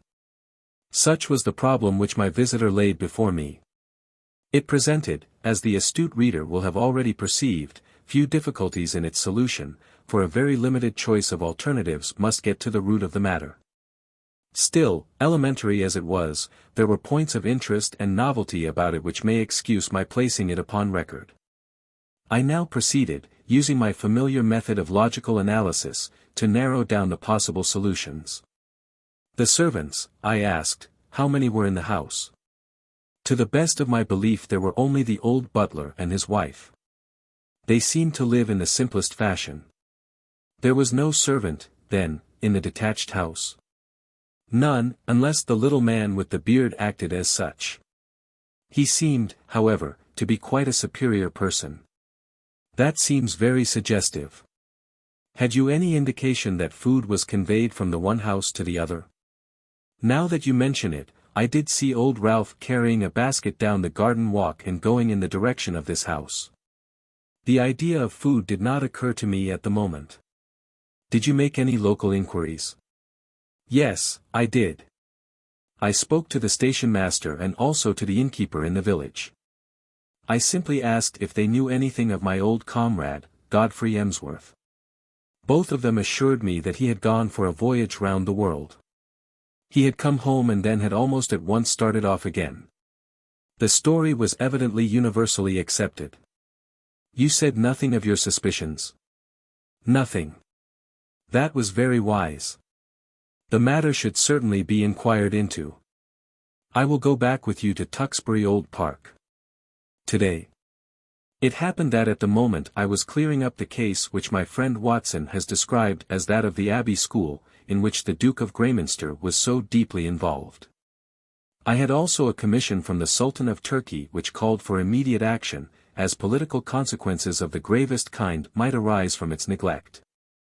Therefore it was not until the beginning of the next week, as my diary records, that I was able to start forth on my mission to Bedfordshire in company with Mr. James M. Dodd. As we drove to Euston we picked up a grave and taciturn gentleman of iron-grey aspect, with whom I had made the necessary arrangements. "This is an old friend," said I to Dodd. "It is possible that his presence may be entirely unnecessary, and, on the other hand, it may be essential. It is not necessary at the present stage to go further into the matter. The narratives of Watson have accustomed the reader, no doubt, to the fact that I do not waste words or disclose my thoughts while a case is actually under consideration." Dodd seemed surprised, But nothing more was said and the three of us continued our journey together. In the train I asked Dodd one more question which I wished our companion to hear. You say that you saw your friend's face quite clearly at the window, so clearly that you are sure of his identity? I have no doubt about it whatever. His nose was pressed against the glass. The lamplight shone full upon him. It could not have been someone resembling him. No, no, it was he. But you say he was changed? Only in color. His face was, how shall I describe it, it was of a fish-belly whiteness. It was bleached. Was it equally pale all over? I think not. It was his brow which I saw so clearly as it was pressed against the window. Did you call to him? I was too startled and horrified for the moment. Then I pursued him, as I have told you, but without result. My case was practically complete, and there was only one small incident needed to round it off. When, after a considerable drive, we arrived at the strange old rambling house which my client had described, it was Ralph, the elderly butler, who opened the door. I had requisitioned the carriage for the day and had asked my elderly friend to remain within it unless we should summon him. Ralph, a little wrinkled old fellow, was in the conventional costume of black coat and pepper and salt trousers, with only one curious variant. He wore brown leather gloves, which at sight of us he instantly shuffled off, laying them down on the hall table as we passed in. I have, as my friend Watson may have remarked, an abnormally acute set of senses, and a faint but incisive scent was apparent. It seemed to center on the hall table. I turned, placed my hat there, knocked it off, stooped to pick it up, and contrived to bring my nose within a foot of the gloves. Yes, it was undoubtedly from them that the curious tarry odor was oozing. I passed on into the study with my case complete. Alas, that I should have to show my hand so when I tell my own story. It was by concealing such links in the chain that Watson was enabled to produce his meretricious finales. Colonel Emsworth was not in his room, but he came quickly enough on receipt of Ralph's message. We heard his quick, heavy step in the passage. The door was flung open and he rushed in with bristling beard and twisted features, as terrible an old man as ever I have seen. He held our cards in his hand, and he tore them up and stamped on the fragments. Have I not told you, you infernal busybody, that you are warned off the premises? Never dare to show your damned face here again. If you enter again without my leave I shall be within my rights if I use violence. I'll shoot you, sir. By God, I will. As to you, sir, turning upon me, I extend the same warning to you. I am familiar with your ignoble profession, but you must take your reputed talents to some other field. There is no opening for them here. I cannot leave here, said my client firmly, until I hear from Godfrey's own lips that he is under no restraint. Our involuntary host rang the bell. Ralph, he said, telephone down to the county police and ask the inspector to send up 2 constables. Tell him there are burglars in the house. One moment, said I, you must be aware, Mr. Dodd, that Colonel Emsworth is within his rights and that we have no legal status within his house. On the other hand, he should recognize that your action is prompted entirely by solicitude for his son. I venture to hope that, if I were allowed to have 5 minutes' conversation with Colonel Emsworth, I could certainly alter his view of the matter. I am not so easily altered, said the old soldier. Ralph, do what I have told you. What the devil are you waiting for? Ring up the police. Nothing of the sort, I said, putting my back to the door. Any police interference would bring about the very catastrophe which you dread. I took out my notebook and scribbled one word upon a loose sheet. That, said I, as I handed it to Colonel Emsworth, is what has brought us here. He stared at the writing with a face from which every expression save amazement had vanished. How do you know? He gasped, sitting down heavily in his chair. It is my business to know things. That is my trade.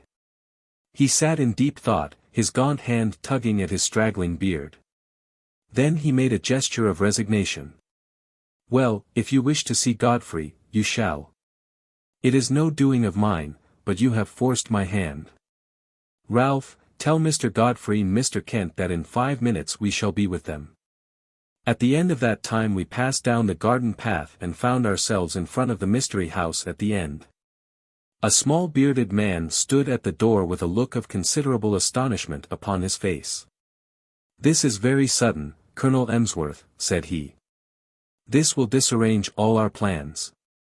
"I can't help it, Mr. Kent. Our hands have been forced."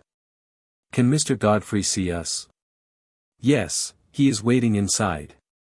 He turned and led us into a large, plainly furnished front room. A man was standing with his back to the fire, and at the sight of him my client sprang forward with outstretched hand. "Why, Godfrey, old man, this is fine." But the other waved him back. "Don't touch me, Jimmy. Keep your distance." "Yes, you may well stare. I don't quite look the smart Lance Corporal Emsworth, of B Squadron, do I?" His appearance was certainly extraordinary. One could see that he had indeed been a handsome man with clear-cut features sunburned by an African sun, but mottled in patches over this darker surface were curious whitish patches which had bleached his skin. "That's why I don't court visitors," said he. "I don't mind you, Jimmy, but I could have done without your friend. I suppose there is some good reason for it, but you have me at a disadvantage. I wanted to be sure that all was well with you, Godfrey.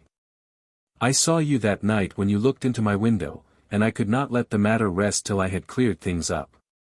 Old Ralph told me you were there, and I couldn't help taking a peep at you. I hoped you would not have seen me, and I had to run to my burrow when I heard the window go up. But what in heaven's name is the matter?" "Well, it's not a long story to tell," said he, lighting a cigarette. "You remember that morning fight at Buffelsprout, outside Pretoria, on the Eastern Railway line? You heard I was hit?" "Yes, I heard that, but I never got particulars. 3 of us got separated from the others. It was very broken country, you may remember. There was Simpson, the fellow we called Baldy Simpson, and Anderson, and I. We were clearing Brother Boar, but he lay low and got the 3 of us. The other 2 were killed. I got an elephant bullet through my shoulder. I stuck onto my horse, however, and he galloped several miles before I fainted and rolled off the saddle. When I came to myself it was nightfall, and I raised myself up, feeling very weak and ill. To my surprise there was a house close beside me, a fairly large house with a broad stoop and many windows. It was deadly cold. You remember the kind of numb cold which used to come at evening, a deadly, sickening sort of cold, very different from a crisp healthy frost. Well, I was chilled to the bone, and my only hope seemed to lie in reaching that house. I staggered to my feet and dragged myself along, hardly conscious of what I did. I have a dim memory of slowly ascending the steps, entering a wide-open door, passing into a large room which contained several beds, and throwing myself down with a gasp of satisfaction upon one of them. It was unmade, but that troubled me not at all. I drew the clothes over my shivering body and in a moment I was in a deep sleep. It was morning when I wakened, and it seemed to me that instead of coming out into a world of sanity I had emerged into some extraordinary nightmare. The African sun flooded through the big, curtainless windows, and every detail of the great, bare, whitewashed dormitory stood out hard and clear. In front of me was standing a small, dwarf-like man with a huge, bulbous head, who was jabbering excitedly in Dutch, waving 2 horrible hands which looked to me like brown sponges. Behind him stood a group of people who seemed to be intensely amused by the situation, but a chill came over me as I looked at them. Not one of them was a normal human being. Every one was twisted or swollen or disfigured in some strange way. The laughter of these strange monstrosities was a dreadful thing to hear. It seemed that none of them could speak English, but the situation wanted clearing up, for the creature with the big head was growing furiously angry and, uttering wild beast cries. He had laid his deformed hands upon me and was dragging me out of bed, regardless of the fresh flow of blood from my wound. The little monster was as strong as a bull, and I don't know what he might have done to me had not an elderly man who was clearly in authority been attracted to the room by the hubbub. He said a few stern words in Dutch and my persecutor shrank away. Then he turned upon me, gazing at me in the utmost amazement. "How in the world did you come here?" he asked, in amazement. "Wait a bit. I see that you are tired out and that wounded shoulder of yours wants looking after. I am a doctor, and I'll soon have you tied up. But, man alive! You are in far greater danger here than ever you were on the battlefield. You are in the leper hospital, and you have slept in a leper's bed. Need I tell you more, Jimmy? It seems that in view of the approaching battle all these poor creatures had been evacuated the day before.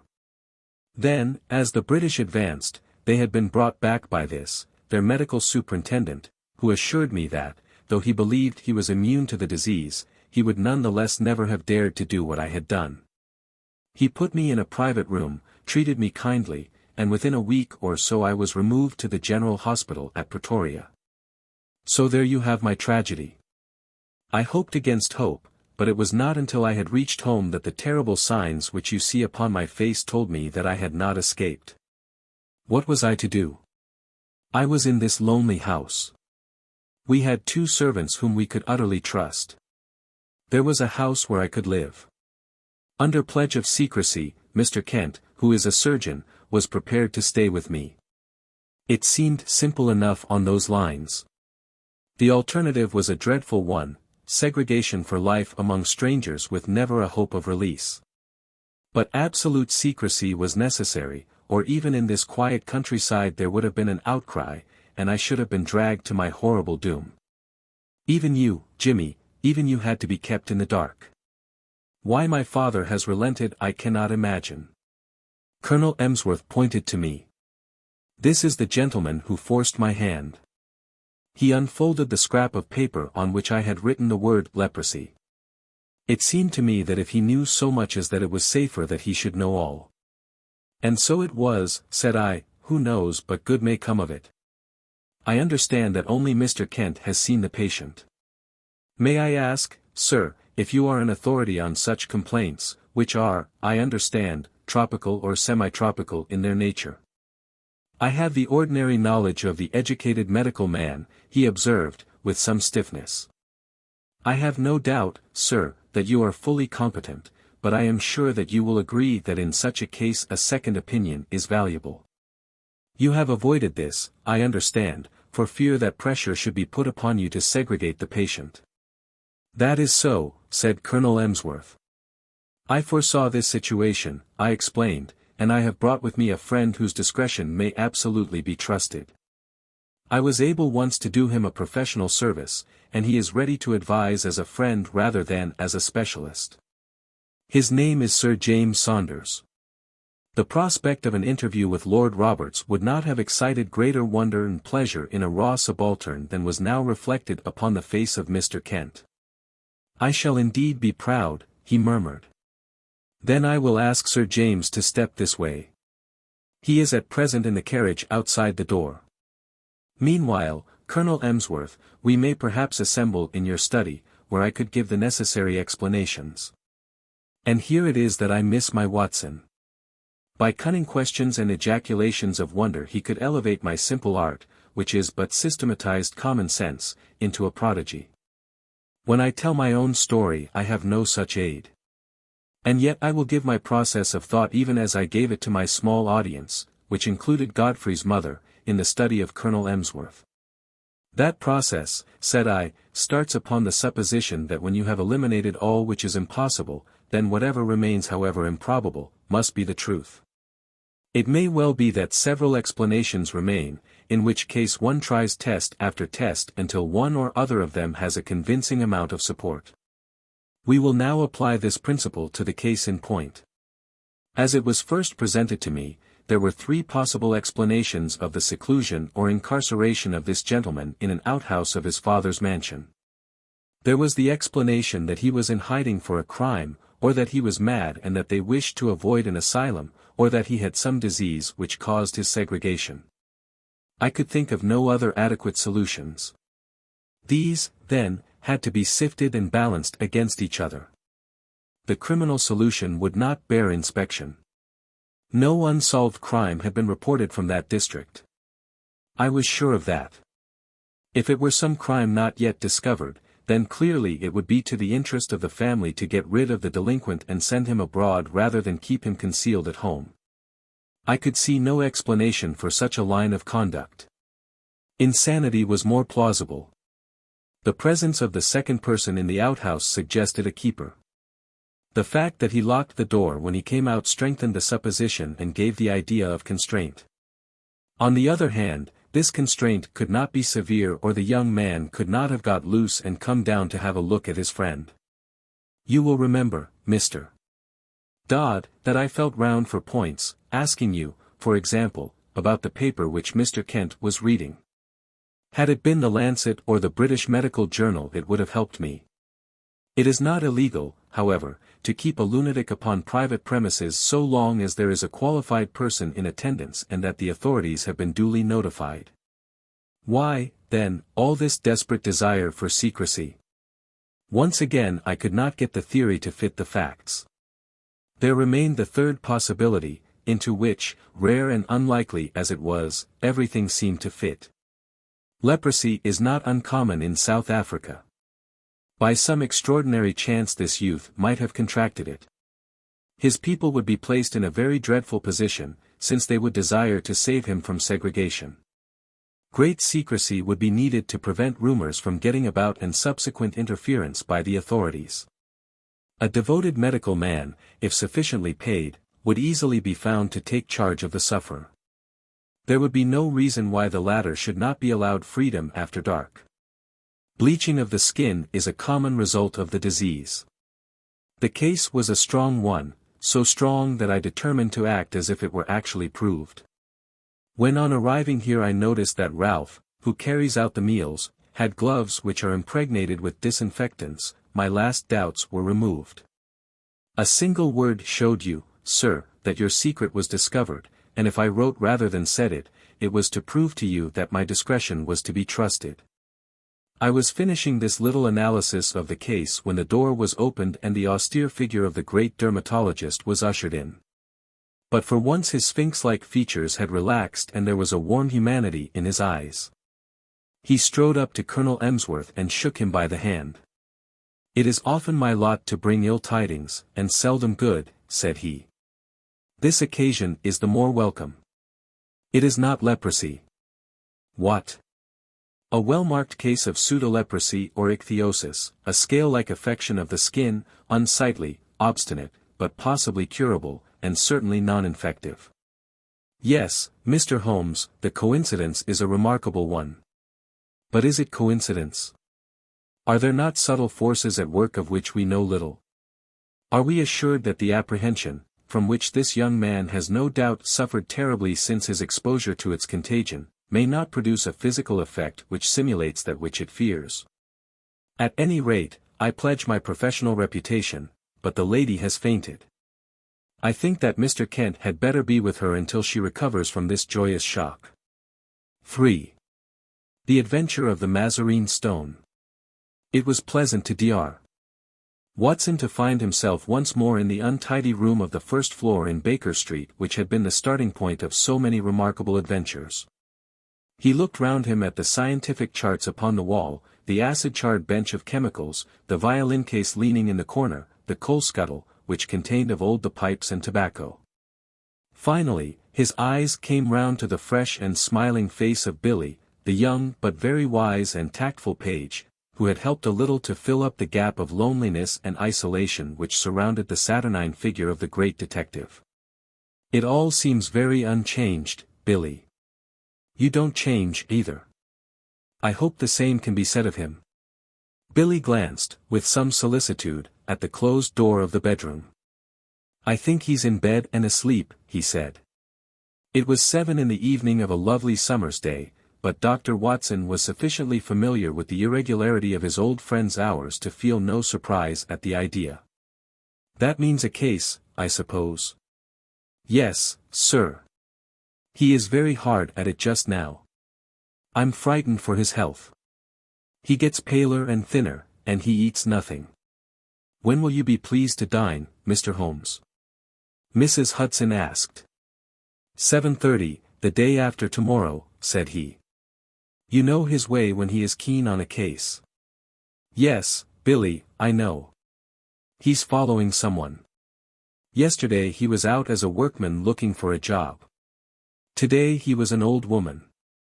Fairly took me in, he did, and I ought to know his ways by now. Billy pointed with a grin to a very baggy parasol which leaned against the sofa. That's part of the old woman's outfit, he said. But what is it all about, Billy? Billy sank his voice, as one who discusses great secrets of state. I don't mind telling you, sir, but it should go no farther. It's this case of the Crown Diamond. What, the £100,000 burglary? Yes, sir. They must get it back, sir. Why, we had the Prime Minister and the Home Secretary both sitting on that very sofa. Mr. Holmes was very nice to them. He soon put them at their ease and promised he would do all he could. Then there is Lord Cantlemere. Ah. Yes, sir. You know what that means. He's a stiff un, sir, if I may say so. I can get along with the Prime Minister, and I've nothing against the Home Secretary, who seemed a civil, obliging sort of man, but I can't stand his lordship. Neither can Mr. Holmes, sir. You see, he don't believe in Mr. Holmes and he was against employing him. He'd rather he failed. And Mr. Holmes knows it. Mr. Holmes always knows whatever there is to know. Well, we'll hope he won't fail and that Lord Cantlemere will be confounded.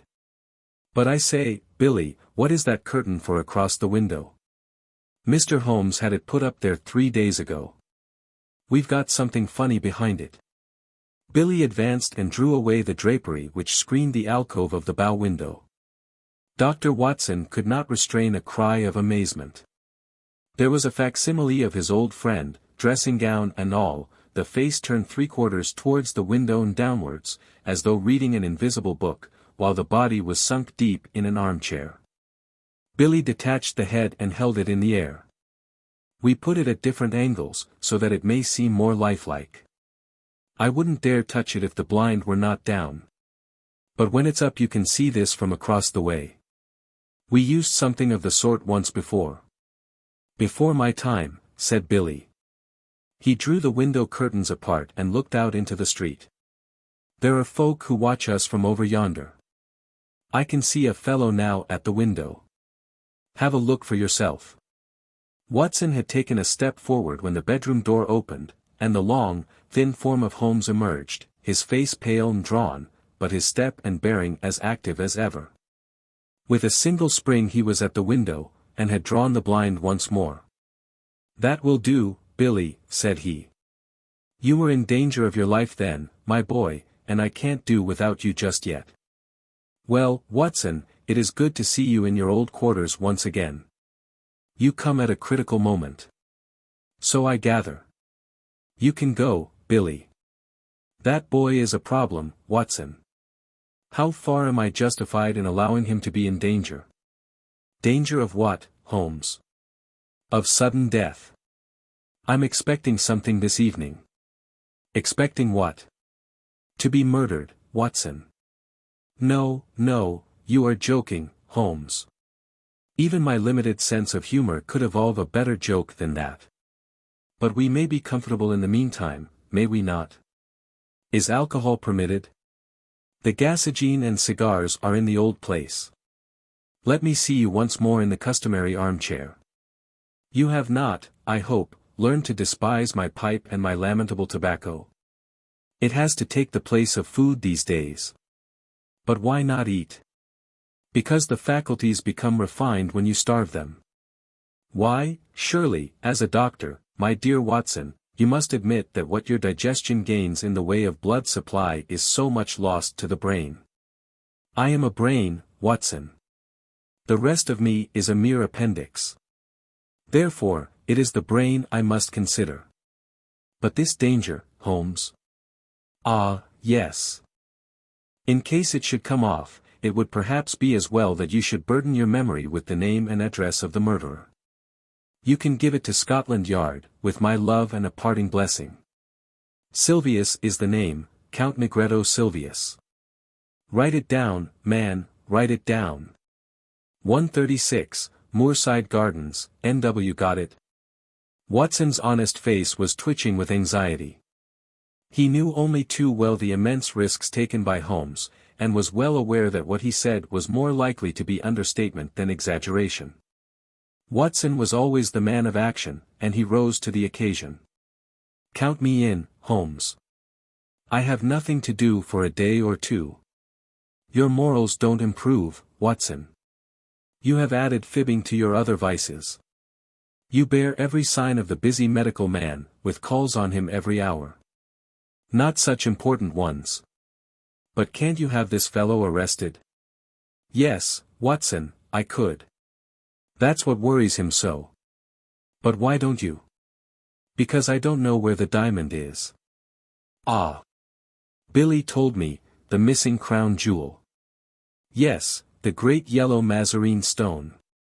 I've cast my net and I have my fish. But I have not got the stone. What is the use of taking them? We can make the world a better place by laying them by the heels. But that is not what I am out for. It's the stone I want. And is this Count Silvius one of your fish? Yes, and he's a shark. He bites. The other is Sam Merton, the boxer. Not a bad fellow, Sam, but the Count has used him. Sam's not a shark. He is a great big silly bull-headed gudgeon. But he is flopping about in my net all the same. Where is this Count Silvius? I've been at his very elbow all the morning. You've seen me as an old lady, Watson. I was never more convincing. He actually picked up my parasol for me once. By your leave, madam, said he, half Italian, you know, and with the southern graces of manner when in the mood, but a devil incarnate in the other mood. Life is full of whimsical happenings, Watson. It might have been tragedy. Well, perhaps it might.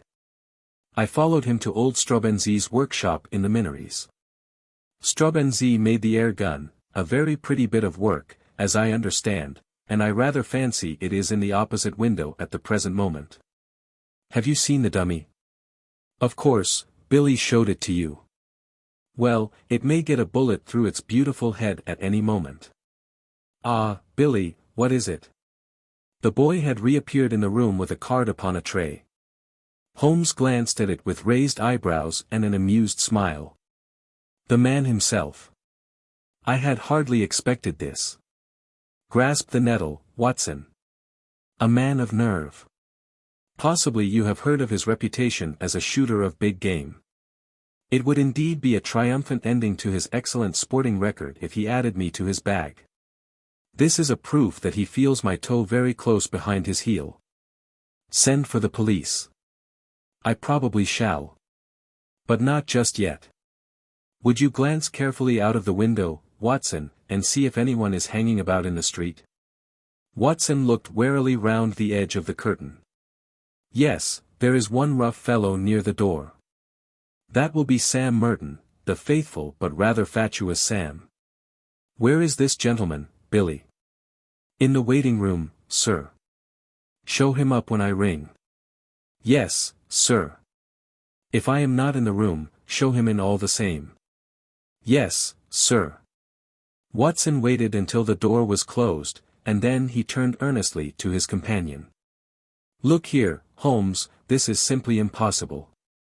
This is a desperate man, who sticks at nothing. He may have come to murder you. I should not be surprised. I insist upon staying with you. You would be horribly in the way.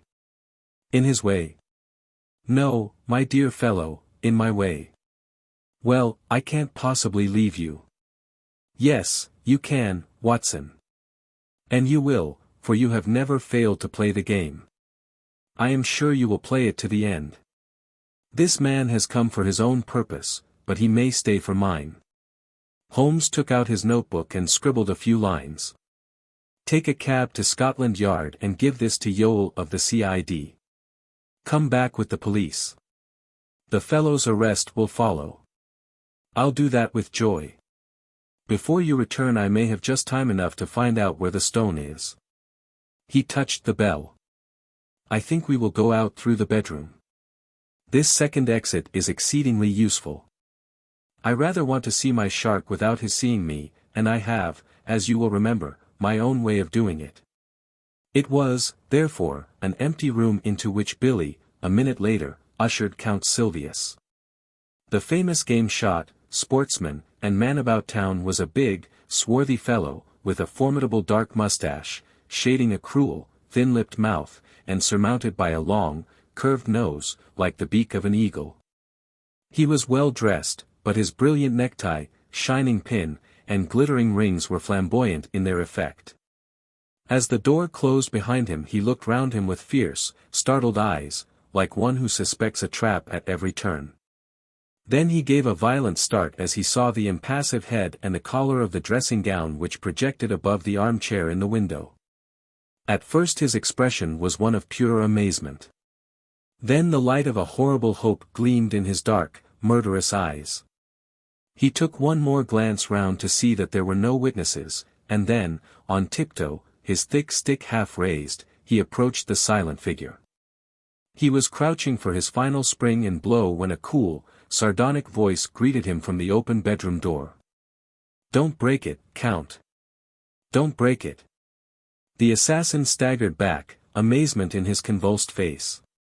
For an instant he half raised his loaded cane once more, as if he would turn his violence from the effigy to the original, but there was something in that steady grey eye and mocking smile which caused his hand to sink to his side. "It's a pretty little thing," said Holmes, advancing towards the image.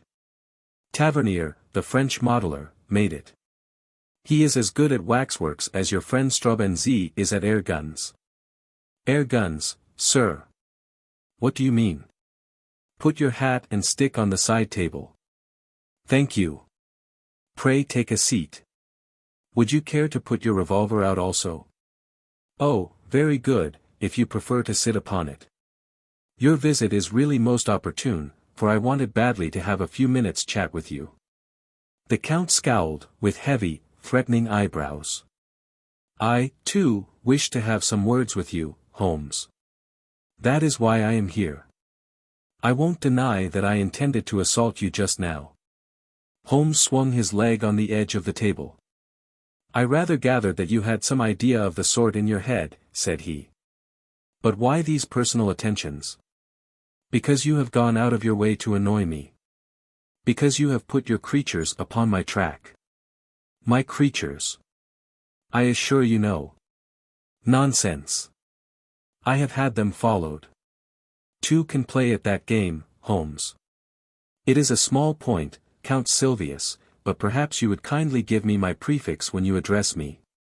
You can understand that, with my routine of work, I should find myself on familiar terms with half the rogues' gallery, and you will agree that exceptions are invidious." "Well, Mr. Holmes, then." "Excellent. But I assure you you are mistaken about my alleged agents." Count Silvius laughed contemptuously.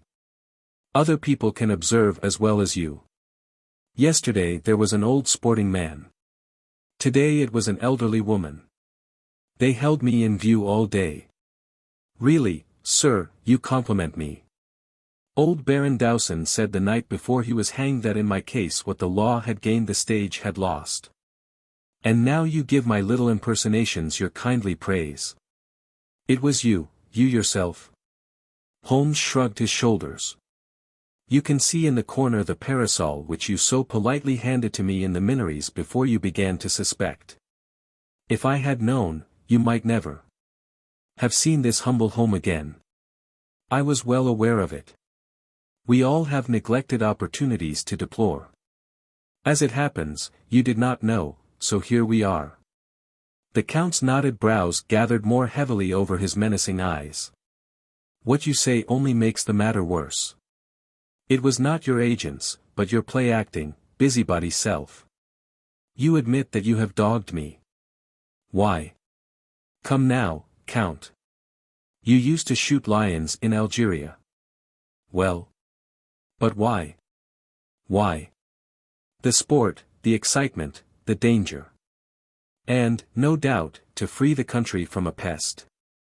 Exactly. My reasons in a nutshell. The Count sprang to his feet, and his hand involuntarily moved back to his hip pocket. Sit down, sir, sit down. There was another, more practical, reason.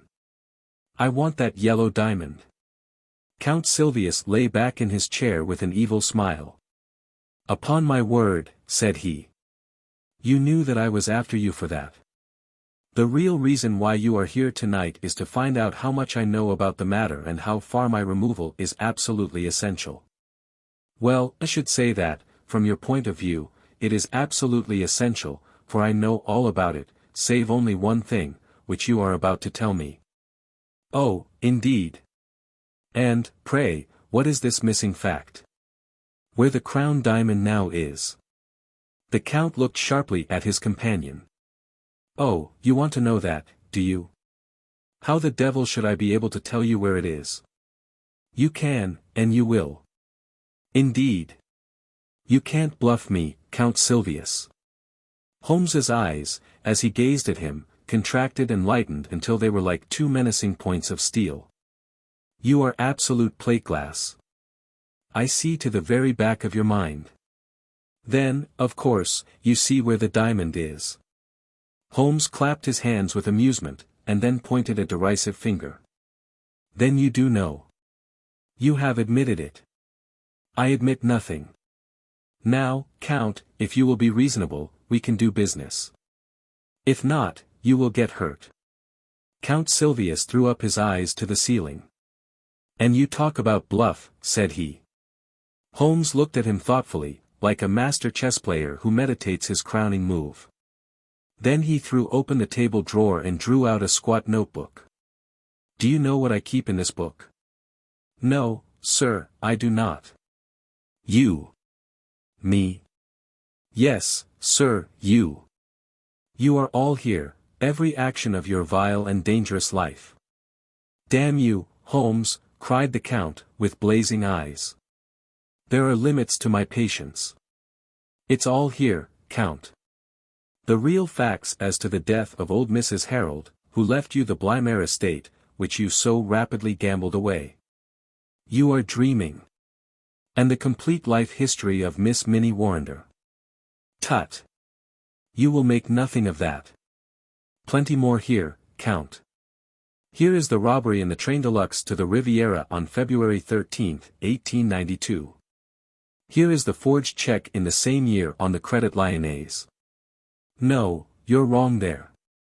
Then I am right on the others. Now, Count, you are a card player. When the other fellow has all the trumps, it saves time to throw down your hand. What has all this talk to do with the jewel of which you spoke?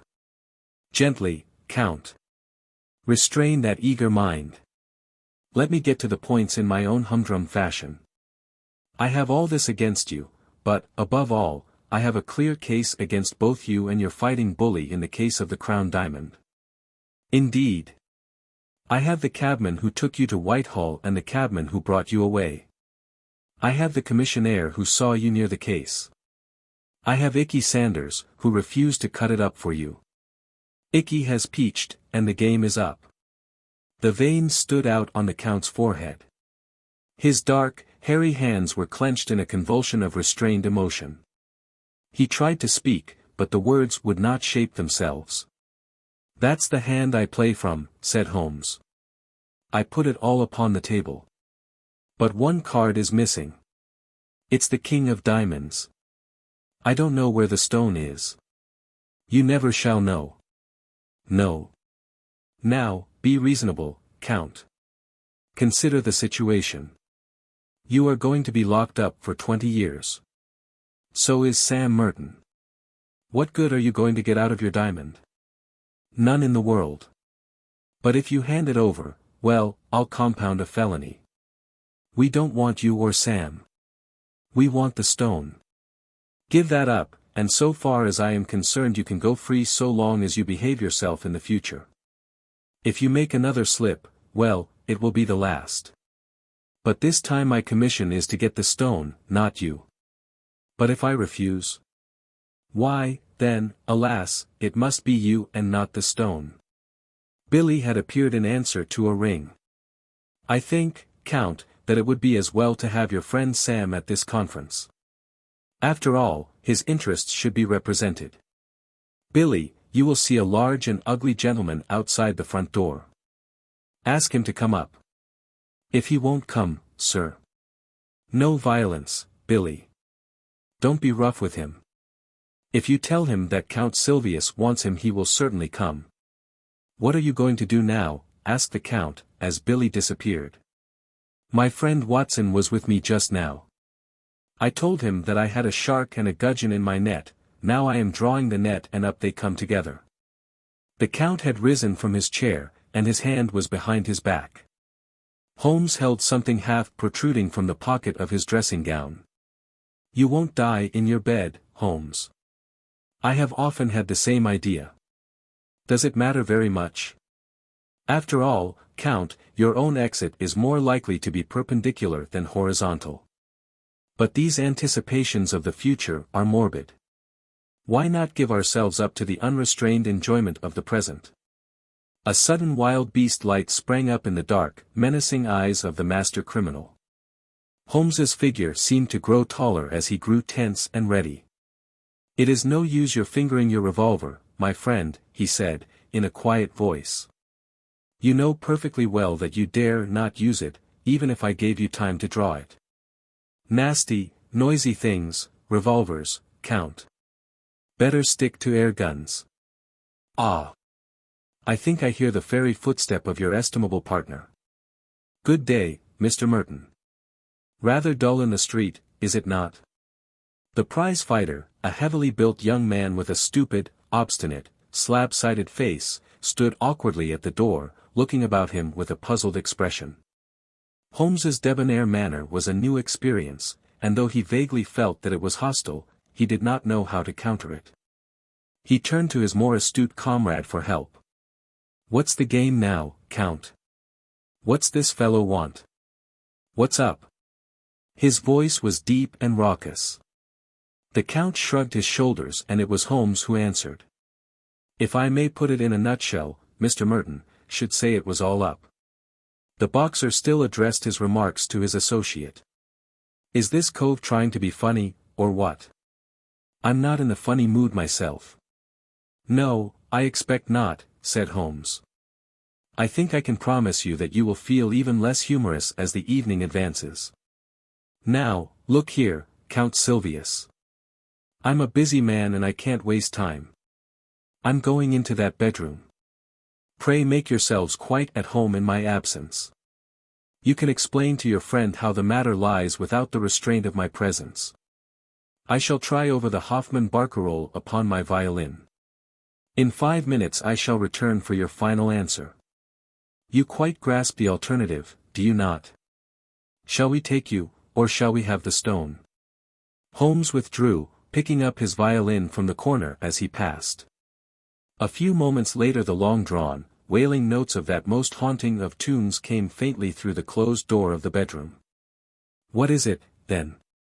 Asked Merton anxiously, as his companion turned to him. Does he know about the stone? He knows a damned sight too much about it. I'm not sure that he doesn't know all about it. Good Lord! The boxer's sallow face turned a shade whiter. Icky Sanders has split on us. He has he? I'll do him down a thick one for that if I swing for it. That won't help us much. We've got to make up our minds what to do. Half a mo, said the boxer, looking suspiciously at the bedroom door. He's a leery cove that wants watching. I suppose he's not listening. How can he be listening with that music going? That's right. Maybe somebody's behind a curtain. Too many curtains in this room.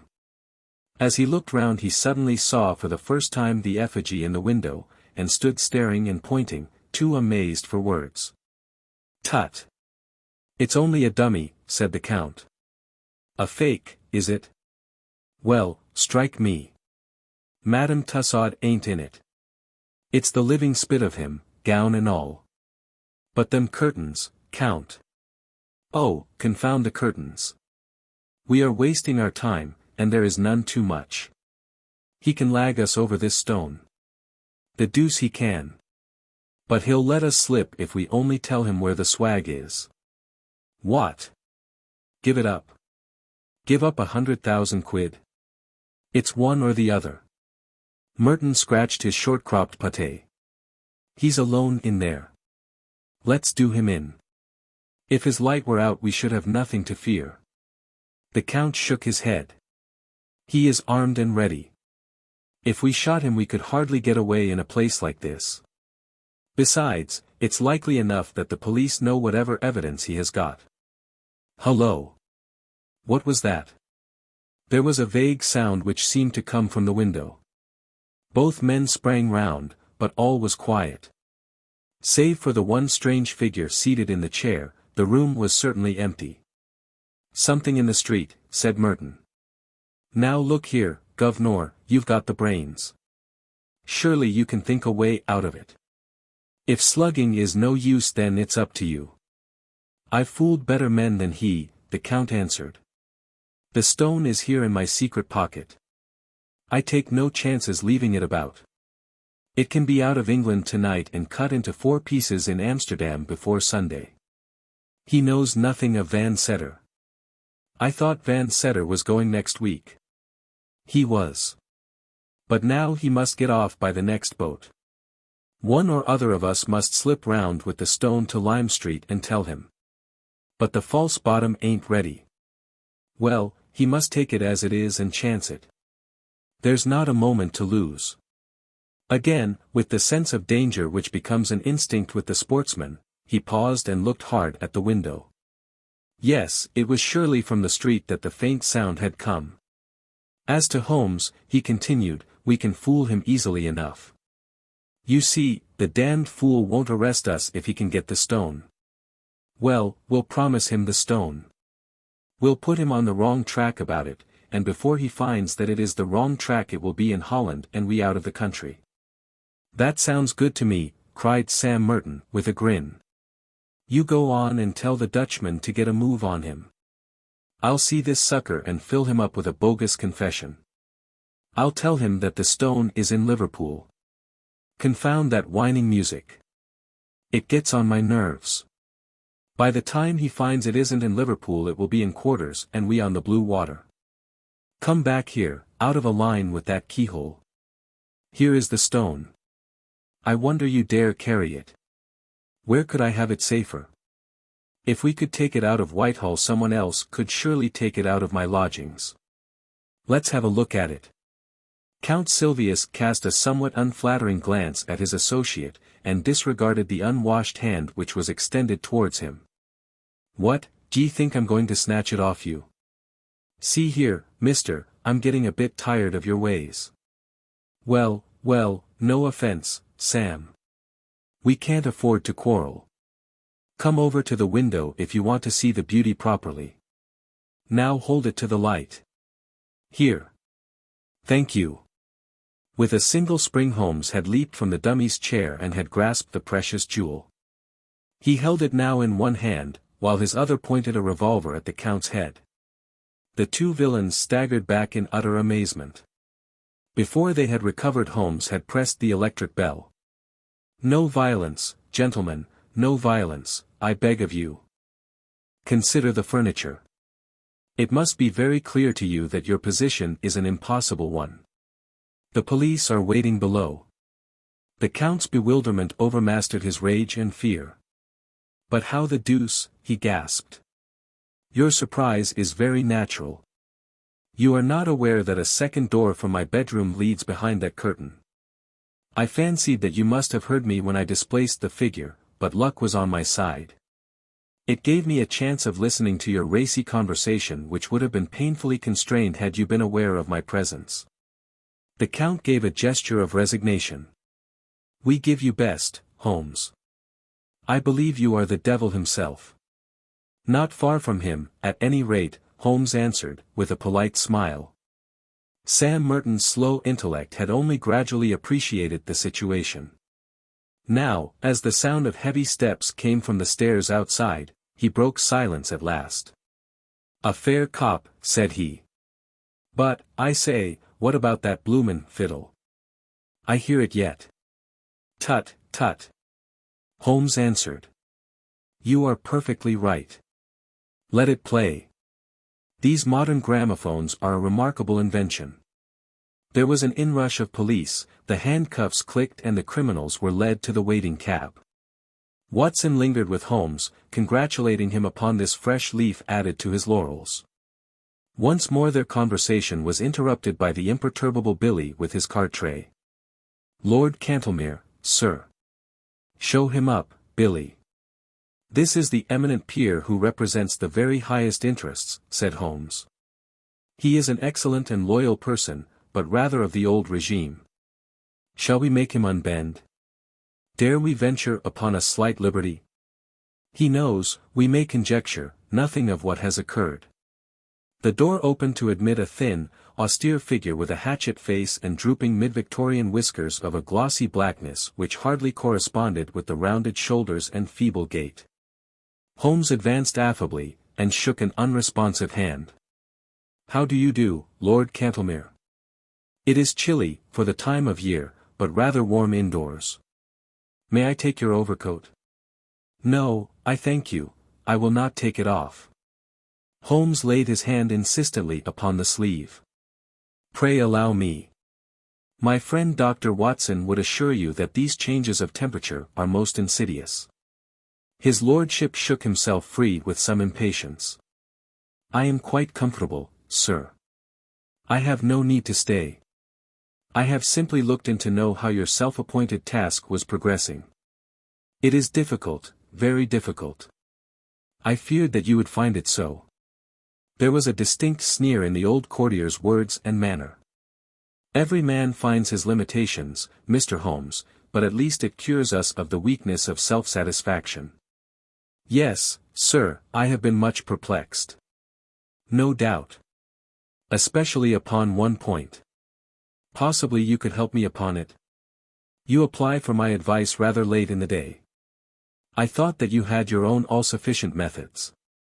Still, I am ready to help you. You see, Lord Cantlemere, we can no doubt frame a case against the actual thieves. When you have caught them." "Exactly. But the question is, how shall we proceed against the receiver? Is this not rather premature? It is as well to have our plans ready. Now, what would you regard as final evidence against the receiver?" "The actual possession of the stone." "You would arrest him upon that?" "Most undoubtedly." Holmes seldom laughed, but he got as near it as his old friend Watson could remember. "In that case, my dear sir, I shall be under the painful necessity of advising your arrest." Lord Cantlemere was very angry. Some of the ancient fires flickered up into his sallow cheeks. "You take a great liberty, Mr. Holmes. In 50 years of official life I cannot recall such a case. I am a busy man, sir, engaged upon important affairs, and I have no time or taste for foolish jokes. I may tell you frankly, sir, that I have never been a believer in your powers, and that I have always been of the opinion that the matter was far safer in the hands of the regular police force. Your conduct confirms all my conclusions. I have the honor, sir, to wish you good evening." Holmes had swiftly changed his position and was between the peer and the door. "One moment, sir," said he. "To actually go off with the Mazarine stone would be a more serious offense than to be found in temporary possession of it. Sir, this is intolerable. Let me pass. Put your hand in the right-hand pocket of your overcoat." "What do you mean, sir?" "Come, come, do what I ask." An instant later the amazed peer was standing, blinking and stammering, with the great yellow stone on his shaking palm. "What? What? How is this, Mr. Holmes?" "Too bad, Lord Cantlemere, too bad," cried Holmes. "My old friend here will tell you that I have an impish habit of practical joking. Also that I can never resist a dramatic situation. I took the liberty, the very great liberty, I admit, of putting the stone into your pocket at the beginning of our interview. The old peer stared from the stone to the smiling face before him. "Sir, I am bewildered. But, yes, it is indeed the Mazarine stone. We are greatly your debtors, Mr. Holmes.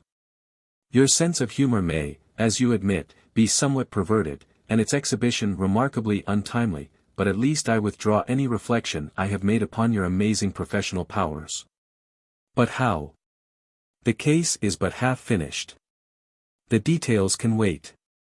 No doubt, Lord Cantlemere, your pleasure in telling of this successful result in the exalted circle to which you return will be some small atonement for my practical joke.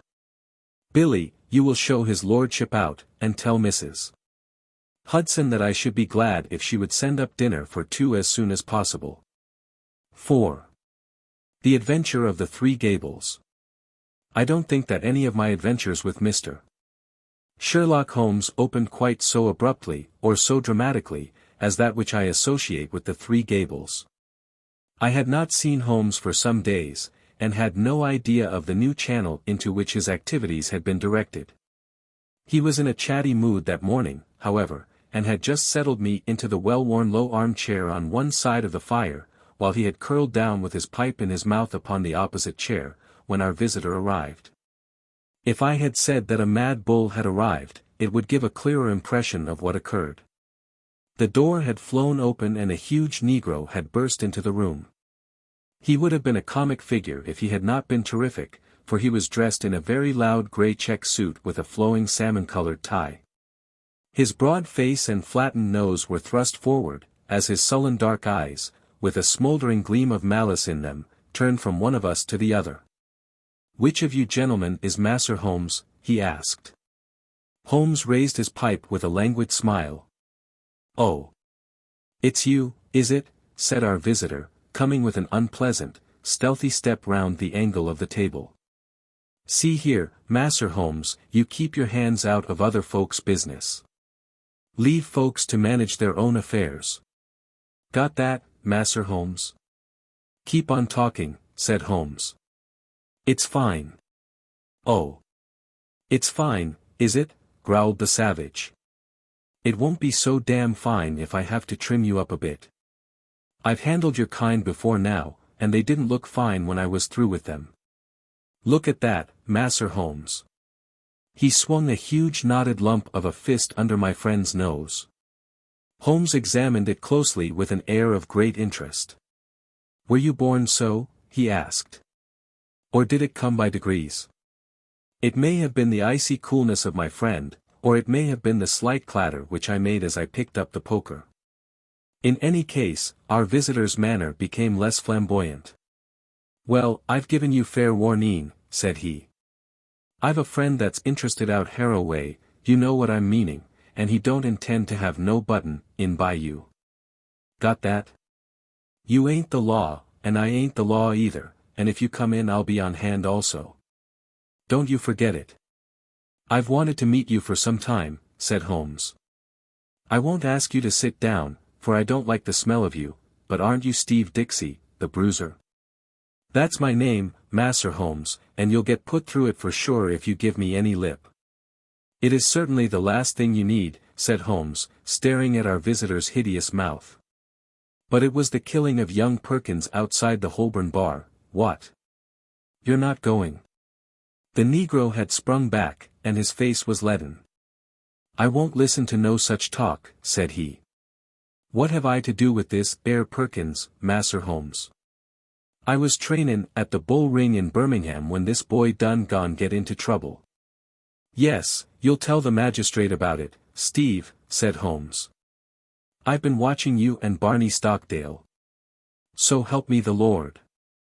Master Holmes. That's enough. Get out of it. I'll pick you up when I want you. Good mornin', Master Holmes. I hope there ain't no hard feelin's about this 'ere visit. There will be unless you tell me who sent you." "Why, there ain't no secret about that, Master Holmes. It was that same gentleman that you have just done gone mention." "And who set him on to it?" "S'elp me. I don't know, Master Holmes. He just say Steve, you go see Mr. Holmes, and tell him his life ain't safe if he go down Harrow way. That's the whole truth." Without waiting for any further questioning, our visitor bolted out of the room almost as precipitately as he had entered. Holmes knocked out the ashes of his pipe with a quiet chuckle. "I am glad you were not forced to break his woolly head, Watson. I observed your maneuvers with the poker. But he is really rather a harmless fellow, a great muscular, foolish, blustering baby, and easily cowed, as you have seen. He is one of the Spencer John gang and has taken part in some dirty work of late which I may clear up when I have time. His immediate principal, Barney, is a more astute person. They specialize in assaults, intimidation, and the like. What I want to know is, who is at the back of them on this particular occasion? But why do they want to intimidate you? It is this Harrow Weald case. It decides me to look into the matter, for if it is worth anyone's while to take so much trouble, there must be something in it. But what is it? I was going to tell you when we had this comic interlude. Here is Mrs. Maberly's note. If you care to come with me we will wire her and go out at once. Dear Arthur Sherlock Holmes, I read.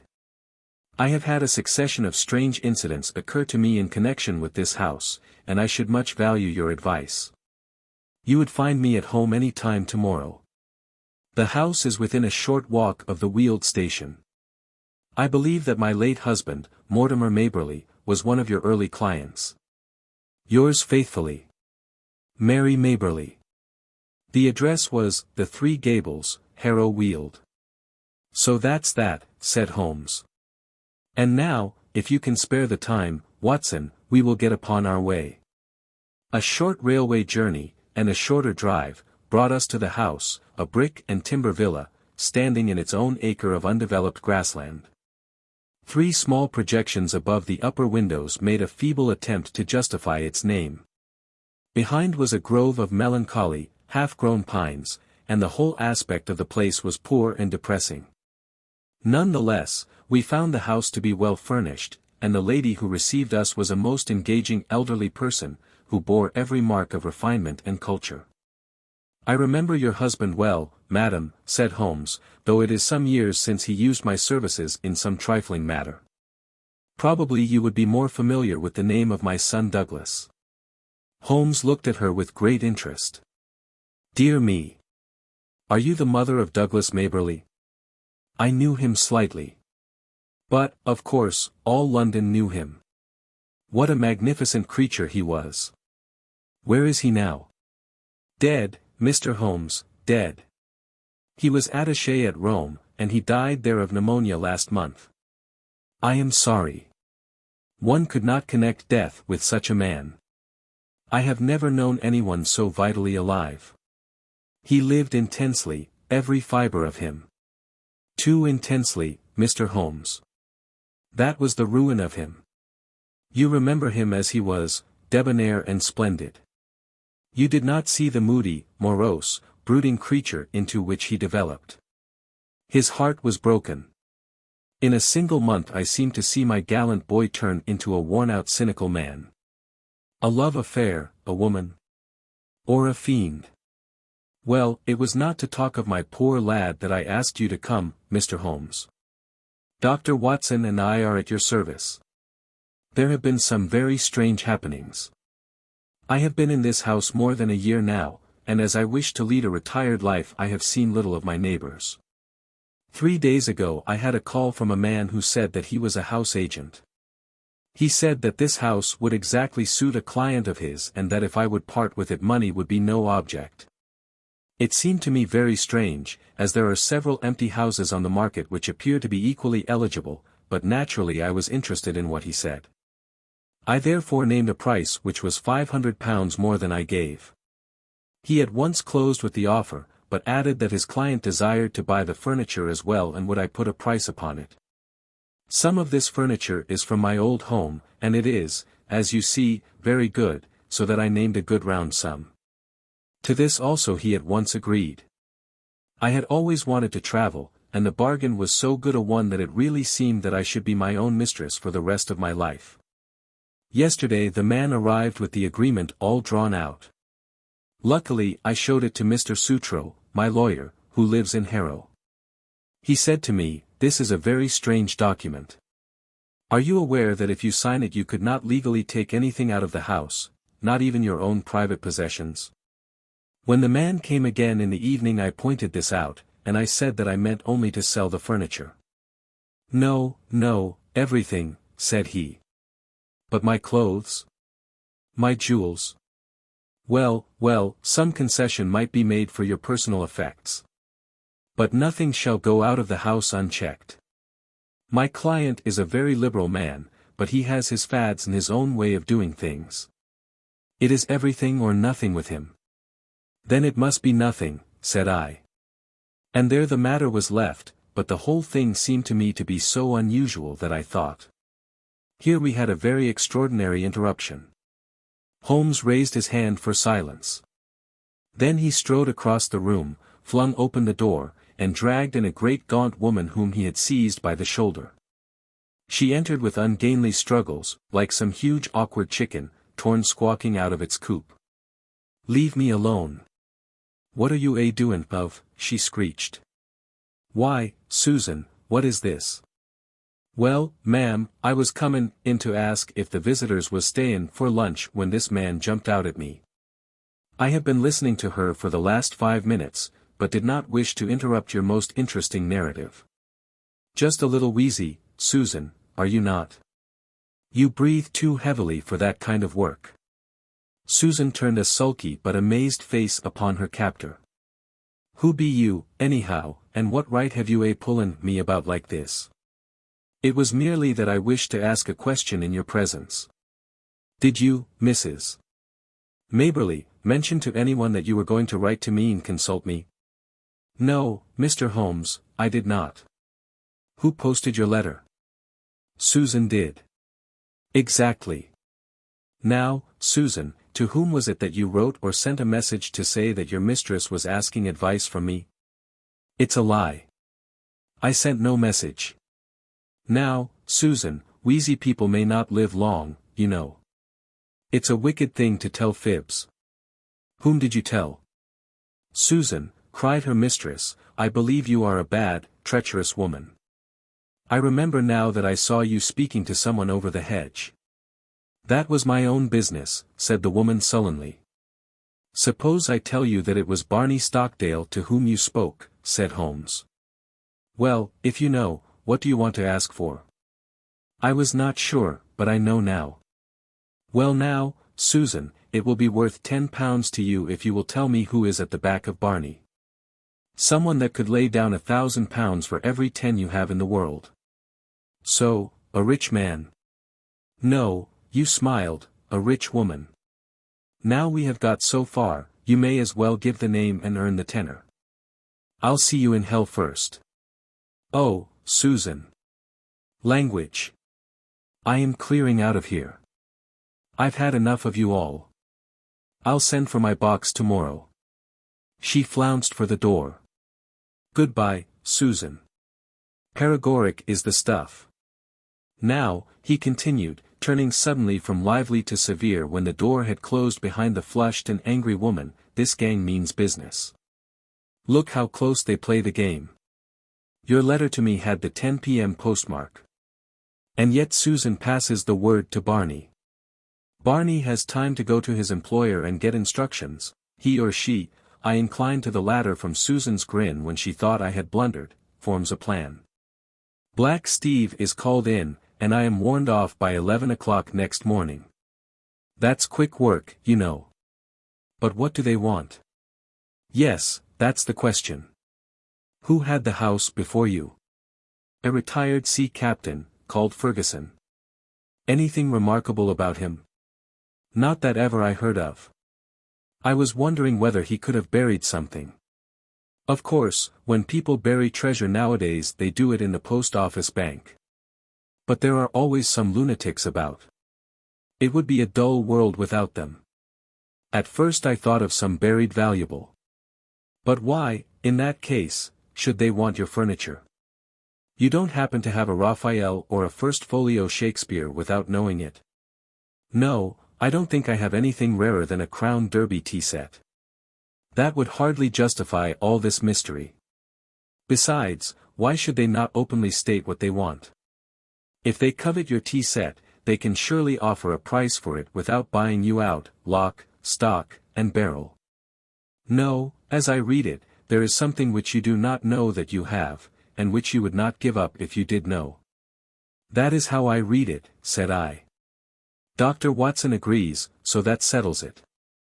Well, Mr. Holmes, what can it be? Let us see whether by this purely mental analysis we can get it to a finer point. You have been in this house a year. Nearly 2. All the better. During this long period no one wants anything from you. Now suddenly within 3 or 4 days you have urgent demands. What would you gather from that? It can only mean, said I, that the object, whatever it may be, has only just come into the house. Settled once again, said Holmes.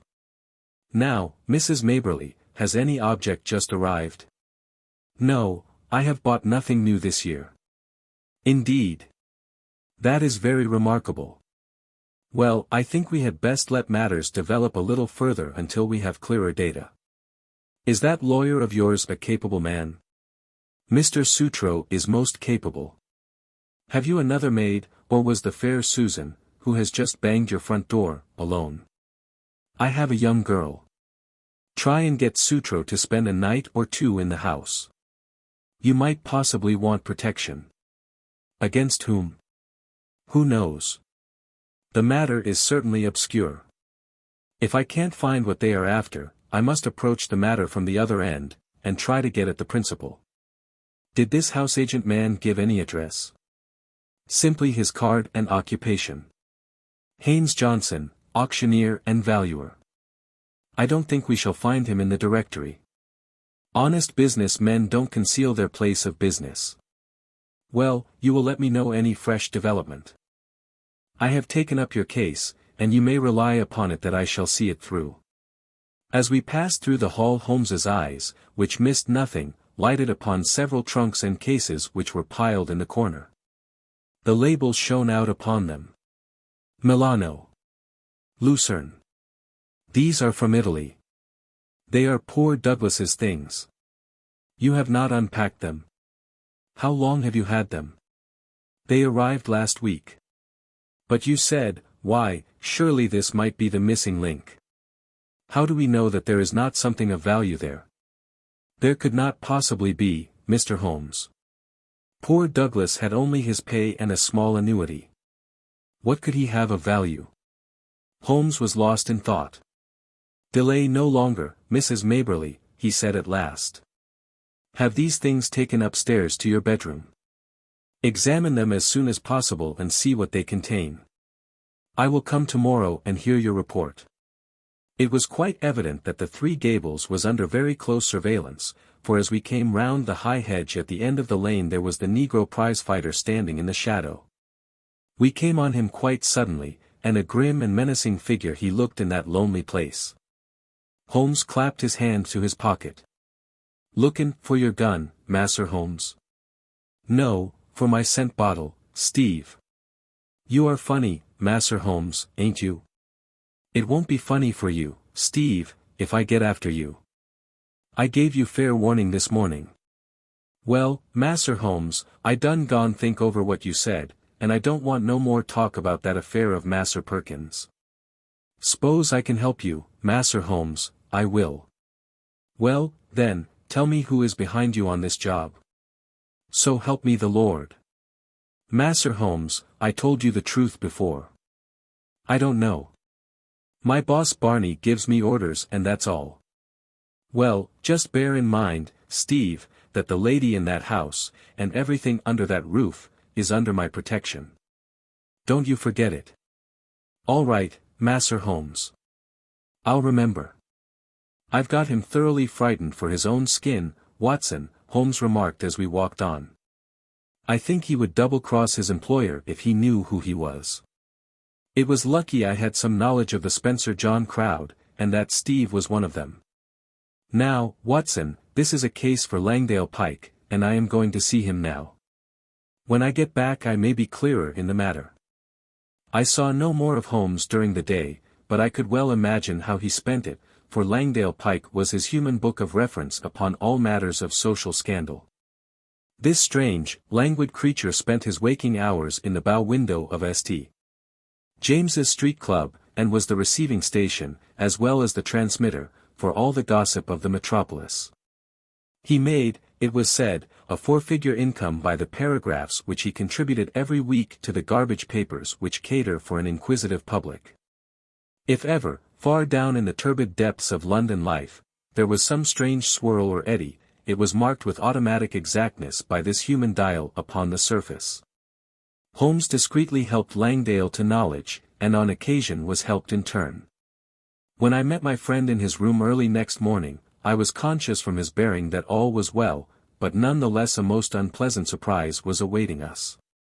It took the shape of the following telegram. Please come out at once. Client's house burgled in the night. Police in possession. Sutro. Holmes whistled. The drama has come to a crisis, and quicker than I had expected. There is a great driving power at the back of this business, Watson, which does not surprise me after what I have heard. This Sutro, of course, is her lawyer. I made a mistake, I fear, in not asking you to spend the night on guard. This fellow has clearly proved a broken reed. Well, there is nothing for it but another journey to Harrow Weald. We found the Three Gables a very different establishment to the orderly household of the previous day. A small group of idlers had assembled at the garden gate, while a couple of constables were examining the windows and the geranium beds. Within we met a grey old gentleman, who introduced himself as the lawyer, together with a bustling, rubicund inspector, who greeted Holmes as an old friend. Well, Mr. Holmes, no chance for you in this case, I'm afraid. Just a common, ordinary burglary, and well within the capacity of the poor old police. No experts need apply. I am sure the case is in very good hands, said Holmes. Merely a common burglary, you say? Quite so. We know pretty well who the men are and where to find them. It is that gang of Barney Stockdale, with the big nigger in it, they've been seen about here. Excellent. What did they get? Well, they don't seem to have got much. Mrs. Maberly was chloroformed and the house was, Here is the lady herself. Our friend of yesterday, looking very pale and ill, had entered the room, leaning upon a little maidservant. You gave me good advice, Mr. Holmes, said she, smiling ruefully. Alas, I did not take it. I did not wish to trouble Mr. Sutro, and so I was unprotected. I only heard of it this morning, the lawyer explained. Mr. Holmes advised me to have some friend in the house. I neglected his advice, and I have paid for it. You look wretchedly ill, said Holmes. Perhaps you are hardly equal to telling me what occurred. It is all here, said the inspector, tapping a bulky notebook. Still, if the lady is not too exhausted. There is really so little to tell. I have no doubt that wicked Susan had planned an entrance for them. They must have known the house to an inch. I was conscious for a moment of the chloroform rag which was thrust over my mouth, but I have no notion how long I may have been senseless. When I woke, one man was at the bedside and another was rising with a bundle in his hand from among my son's baggage, which was partially opened and littered over the floor. Before he could get away I sprang up and seized him. You took a big risk, said the inspector. I clung to him, but he shook me off, and the other may have struck me, for I can remember no more. Mary the maid heard the noise and began screaming out of the window. That brought the police, but the rascals had got away. What did they take? Well, I don't think there is anything of value missing. I am sure there was nothing in my son's trunks. Did the men leave no clue? There was one sheet of paper which I may have torn from the man that I grasped. It was lying all crumpled on the floor. It is in my son's handwriting. Which means that it is not of much use, said the inspector. Now if it had been in the burglar's. Exactly, said Holmes. What rugged common sense! None the less, I should be curious to see it. The inspector drew a folded sheet of foolscap from his pocketbook. I never pass anything, however trifling, said he, with some pomposity. That is my advice to you, Mr. Holmes. In 25 years' experience I have learned my lesson. There is always the chance of finger marks or something. Holmes inspected the sheet of paper. What do you make of it, Inspector? Seems to be the end of some queer novel, so far as I can see. It may certainly prove to be the end of a queer tale, said Holmes. You have noticed the number on the top of the page. It is 245. Where are the odd 244 pages? Well, I suppose the burglars got those. Much good may it do them. It seems a queer thing to break into a house in order to steal such papers as that. Does it suggest anything to you, Inspector? Yes, sir, it suggests that in their hurry the rascals just grabbed at what came first to hand. I wish them joy of what they got. Why should they go to my son's things? Asked Mrs. Maberly. Well, they found nothing valuable downstairs, so they tried their luck upstairs. That is how I read it. What do you make of it, Mr. Holmes? I must think it over, Inspector. Come to the window, Watson. Then, as we stood together, he read over the fragment of paper. It began in the middle of a sentence and ran like this. Face bled considerably from the cuts and blows, but it was nothing to the bleeding of his heart as he saw that lovely face, the face for which he had been prepared to sacrifice his very life, looking out at his agony in humiliation. She smiled, yes, by heaven. She smiled, like the heartless fiend she was, as he looked up at her. It was at that moment that love died and hate was born. Man must live for something. If it is not for your embrace, my lady, then it shall surely be for your undoing in my complete revenge. Queer grammar, said Holmes, with a smile, as he handed the paper back to the inspector. Did you notice how the he suddenly changed to my? The writer was so carried away by his own story that he imagined himself at the supreme moment to be the hero. It seemed mighty poor stuff, said the inspector, as he replaced it in his book. What? Are you off, Mr. Holmes? I don't think there is anything more for me to do now that the case is in such capable hands. By the way, Mrs. Maberly, did you say you wish to travel? It has always been my dream, Mr. Holmes. Where would you like to go? Cairo, Madeira, the Riviera? Oh. If I had the money I would go round the world. Quite so. Round the world. Well, good morning. I may drop you a line in the evening. As we passed the window I caught a glimpse of the inspector's smile and shake of the head. These clever fellows have always a touch of madness. That was what I read in the inspector's smile. Now, Watson, we are at the last lap of our little journey, said Holmes, when we were back in the roar of central London once more. I think we had best clear the matter up at once, and it would be well that you should come with me, for it is safer to have a witness when you are dealing with such a lady as Isadora Klein. We had taken a cab and were speeding to some address in Grosvenor Square. Holmes had been sunk in thought, but he roused himself suddenly. By the way, Watson, I suppose you see it all clearly. No, I can't say that I do. I only gather that we are going to see the lady who is behind all this mischief. Exactly. But does the name Isadora Klein convey nothing to you? She was, of course, the celebrated beauty. There was never a woman to touch her. She is pure Spanish, the real blood of the masterful conquistadors, and her people have been leaders in Pernambuco for generations. She married the aged German sugar king, Klein, and presently found herself the richest as well as the most lovely widow upon earth. Then there was an interval of adventure when she pleased her own tastes.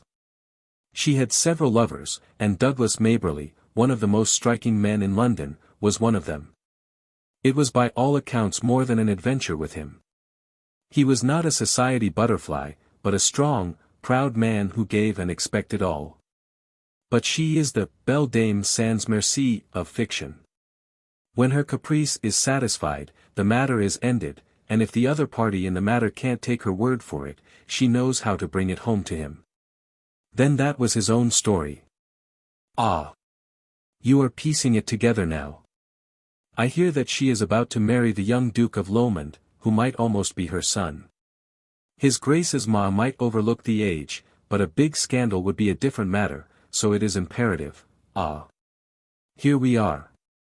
It was one of the finest corner houses of the West End. A machine-like footman took up our cards and returned with word that the lady was not at home. Then we shall wait until she is, said Holmes cheerfully. The machine broke down. Not at home means not at home to you, said the footman. Good, Holmes answered. That means that we shall not have to wait. Kindly give this note to your mistress. He scribbled 3 or 4 words upon a sheet of his notebook, folded it, and handed it to the man. What did you say, Holmes? I asked. I simply wrote, shall it be the police, then? I think that should pass us in. It did, with amazing celerity. A minute later we were in an Arabian Nights drawing room, vast and wonderful, in a half-gloom, picked out with an occasional pink electric light. The lady had come, I felt, to that time of life when even the proudest beauty finds the half-light more welcome. She rose from a settee as we entered, tall, queenly, a perfect figure, a lovely mask-like face, with 2 wonderful Spanish eyes which looked murder at us both. What is this intrusion, and this insulting message? She asked, holding up the slip of paper. I need not explain, madam. I have too much respect for your intelligence to do so, though I confess that intelligence has been surprisingly at fault of late. How so, sir? By supposing that your hired bullies could frighten me from my work. Surely no man would take up my profession if it were not that danger attracts him. It was you, then, who forced me to examine the case of young Maberly. I have no idea what you are talking about. What have I to do with hired bullies? Holmes turned away wearily. Yes, I have underrated your intelligence. Well, good afternoon. Stop. Where are you going? To Scotland Yard. We had not got halfway to the door before she had overtaken us and was holding his arm. She had turned in a moment from steel to velvet. Come and sit down, gentlemen. Let us talk this matter over. I feel that I may be frank with you, Mr. Holmes. You have the feelings of a gentleman. How quick a woman's instinct is to find it out. I will treat you as a friend. I cannot promise to reciprocate, madam. I am not the law, but I represent justice so far as my feeble powers go. I am ready to listen, and then I will tell you how I will act. No doubt it was foolish of me to threaten a brave man like yourself.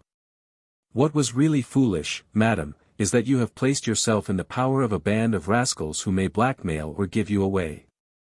No, no. I am not so simple. Since I have promised to be frank, I may say that no one, save Barney Stockdale and Susan, his wife, have the least idea who their employer is. As to them, well, it is not the first, she smiled and nodded, with a charming coquettish intimacy. I see. You've tested them before. They are good hounds who run silent. Such hounds have a way sooner or later of biting the hand that feeds them. They will be arrested for this burglary. The police are already after them. They will take what comes to them. That is what they are paid for. I shall not appear in the matter. Unless I bring you into it. No, no, you would not. You are a gentleman. It is a woman's secret. In the first place you must give back this manuscript. She broke into a ripple of laughter, and walked to the fireplace. There was a calcined mass which she broke up with the poker. Shall I give this back? She asked.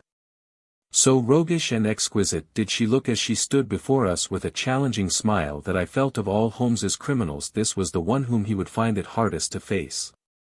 However, he was immune from sentiment.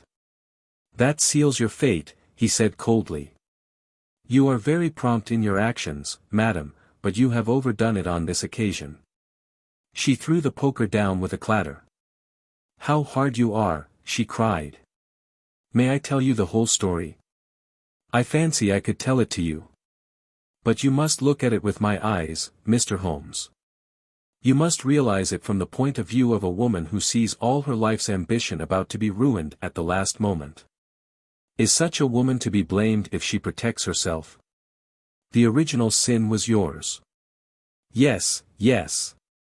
I admit it. He was a dear boy, Douglas, but it so chanced that he could not fit into my plans. He wanted marriage, Mr. Holmes, with a penniless commoner. Nothing less would serve him. Then he became pertinacious. Because I had given, he seemed to think that I still must give, and to him only. It was intolerable. At last I had to make him realize it. By hiring ruffians to beat him under your own window. You do indeed seem to know everything. Well, it is true. Barney and the boys drove him away, and were, I admit, a little rough in doing so. But what did he do then? Could I have believed that a gentleman would do such an act? He wrote a book in which he described his own story. I, of course, was the wolf, he the lamb. It was all there, under different names, of course. But who in all London would have failed to recognize it? What do you say to that, Mr. Holmes? Well, he was within his rights. It was as if the air of Italy had got into his blood and brought with it the old cruel Italian spirit. He wrote to me and sent me a copy of his book that I might have the torture of anticipation. There were 2 copies, he said, one for me, one for his publisher. How did you know the publishers had not reached him?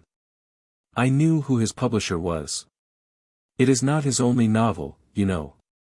I found out that he had not heard from Italy. Then came Douglas's sudden death. So long as that other manuscript was in the world there was no safety for me. Of course, it must be among his effects, and these would be returned to his mother. I set the gang at work. One of them got into the house as servant. I wanted to do the thing honestly. I really and truly did. I was ready to buy the house and everything in it. I offered any price she cared to ask. I only tried the other way when everything else had failed. Now, Mr. Holmes, granting that I was too hard on Douglas, and, God knows, I am sorry for it. What else could I do with my whole future at stake?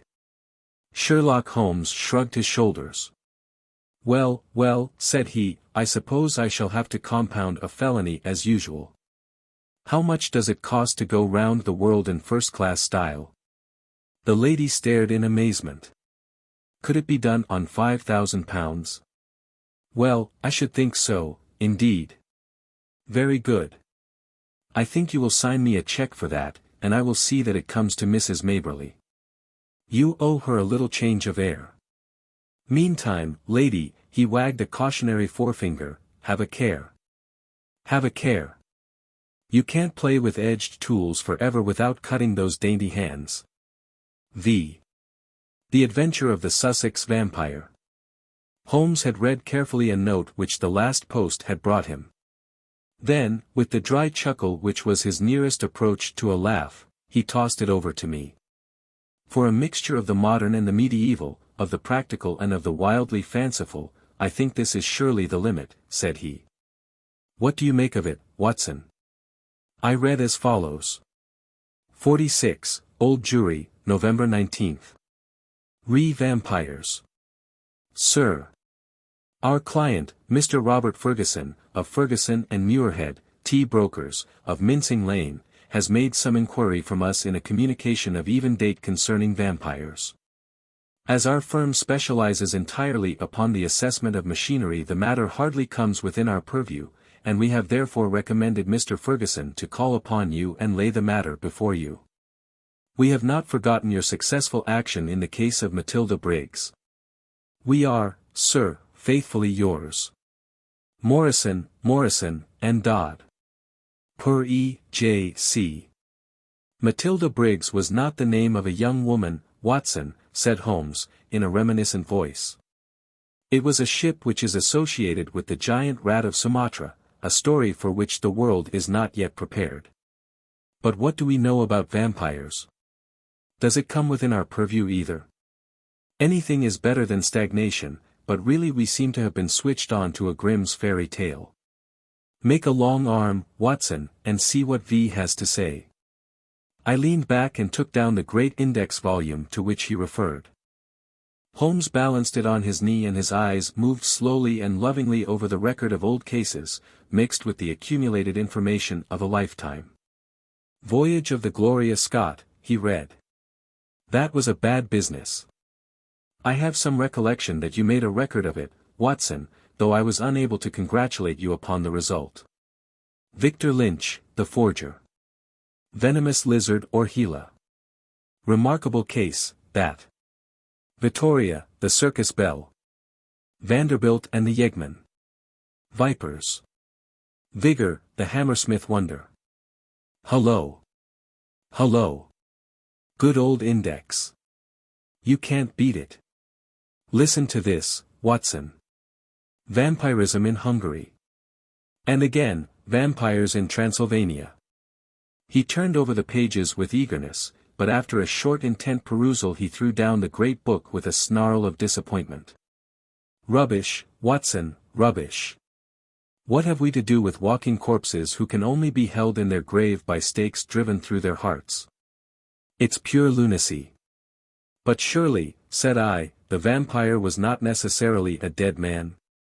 A living person might have the habit. I have read, for example, of the old sucking the blood of the young in order to retain their youth. You are right, Watson. It mentions the legend in one of these references. But are we to give serious attention to such things? This agency stands flat-footed upon the ground, and there it must remain. The world is big enough for us. No ghosts need apply. I fear that we cannot take Mr. Robert Ferguson very seriously. Possibly this note may be from him, and may throw some light upon what is worrying him. He took up a second letter which had lain unnoticed upon the table whilst he had been absorbed with the first. This he began to read with a smile of amusement upon his face which gradually faded away into an expression of intense interest and concentration.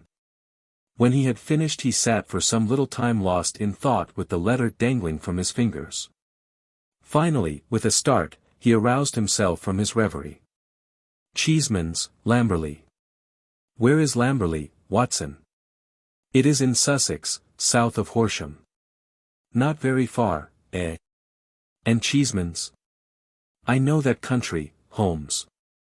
It is full of old houses which are named after the men who built them centuries ago.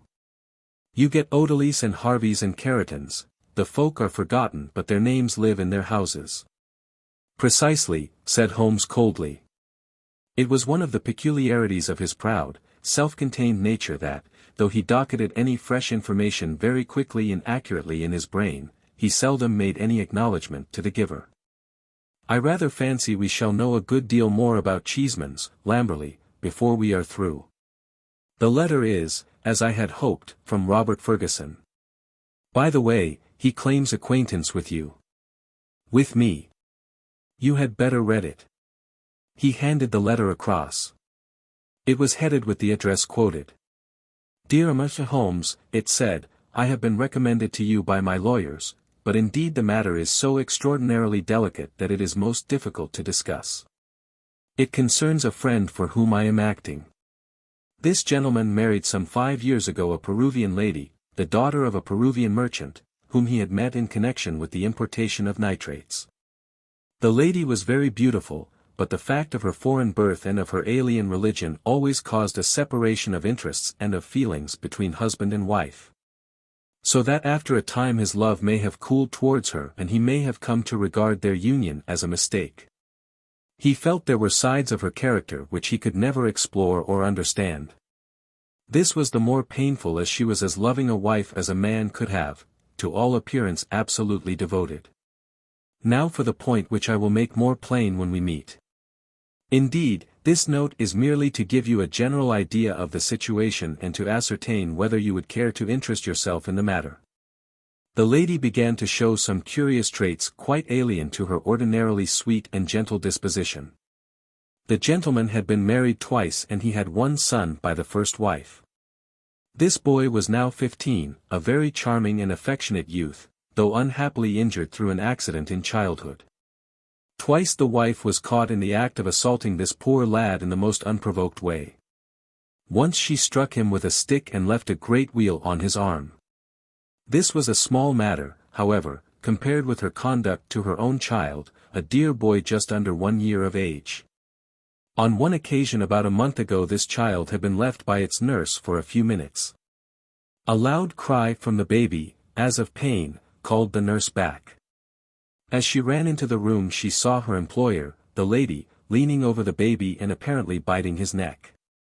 There was a small wound in the neck, from which a stream of blood had escaped. The nurse was so horrified that she wished to call the husband, but the lady implored her not to do so, and actually gave her £5 as a price for her silence. No explanation was ever given, and for the moment the matter was passed over. It left, however, a terrible impression upon the nurse's mind, and from that time she began to watch her mistress closely, and to keep a closer guard upon the baby, whom she tenderly loved. It seemed to her that even as she watched the mother, so the mother watched her, and that every time she was compelled to leave the baby alone the mother was waiting to get at it. Day and night the nurse covered the child, and day and night the silent, watchful mother seemed to be lying in wait as a wolf waits for a lamb. It must read most incredible to you, and yet I beg you to take it seriously, for a child's life and a man's sanity may depend upon it. At last there came one dreadful day when the facts could no longer be concealed from the husband. The nurse's nerve had given way, she could stand the strain no longer, and she made a clean breast of it all to the man. To him it seemed as wild a tale as it may now seem to you. He knew his wife to be a loving wife, and, save for the assaults upon her stepson, a loving mother. Why, then, should she wound her own dear little baby? He told the nurse that she was dreaming, that her suspicions were those of a lunatic, and that such libels upon her mistress were not to be tolerated. Whilst they were talking, a sudden cry of pain was heard. Nurse and master rushed together to the nursery. Imagine his feelings, Mr. Holmes, as he saw his wife rise from a kneeling position beside the cot, and saw blood upon the child's exposed neck and upon the sheet. With a cry of horror, he turned his wife's face to the light and saw blood all round her lips. It was she beyond all question, who had drunk the poor baby's blood. So the matter stands. She is now confined to her room. There has been no explanation. The husband is half demented. He knows, and I know, little of vampirism beyond the name. We had thought it was some wild tale of foreign parts. And yet here in the very heart of the English Sussex, well, all this can be discussed with you in the morning. Will you see me? Will you use your great powers in aiding a distracted man? If so, kindly wire to Ferguson, Cheeseman's, Lamberley, and I will be at your rooms by 10 o'clock. Yours faithfully, Robert Ferguson. P.S. I believe your friend Watson played rugby for Blackheath when I was 3/4 for Richmond. It is the only personal introduction which I can give. Of course I remember him, said I, as I laid down the letter. Big Bob Ferguson, the finest 3/4 Richmond ever had. He was always a good-natured chap. It's like him to be so concerned over a friend's case. Holmes looked at me thoughtfully and shook his head. I never get your limits, Watson, said he. There are unexplored possibilities about you. Take a wire down, like a good fellow. We'll examine your case with pleasure. Your case. We must not let him think that this agency is a home for the weak-minded. Of course it is his case.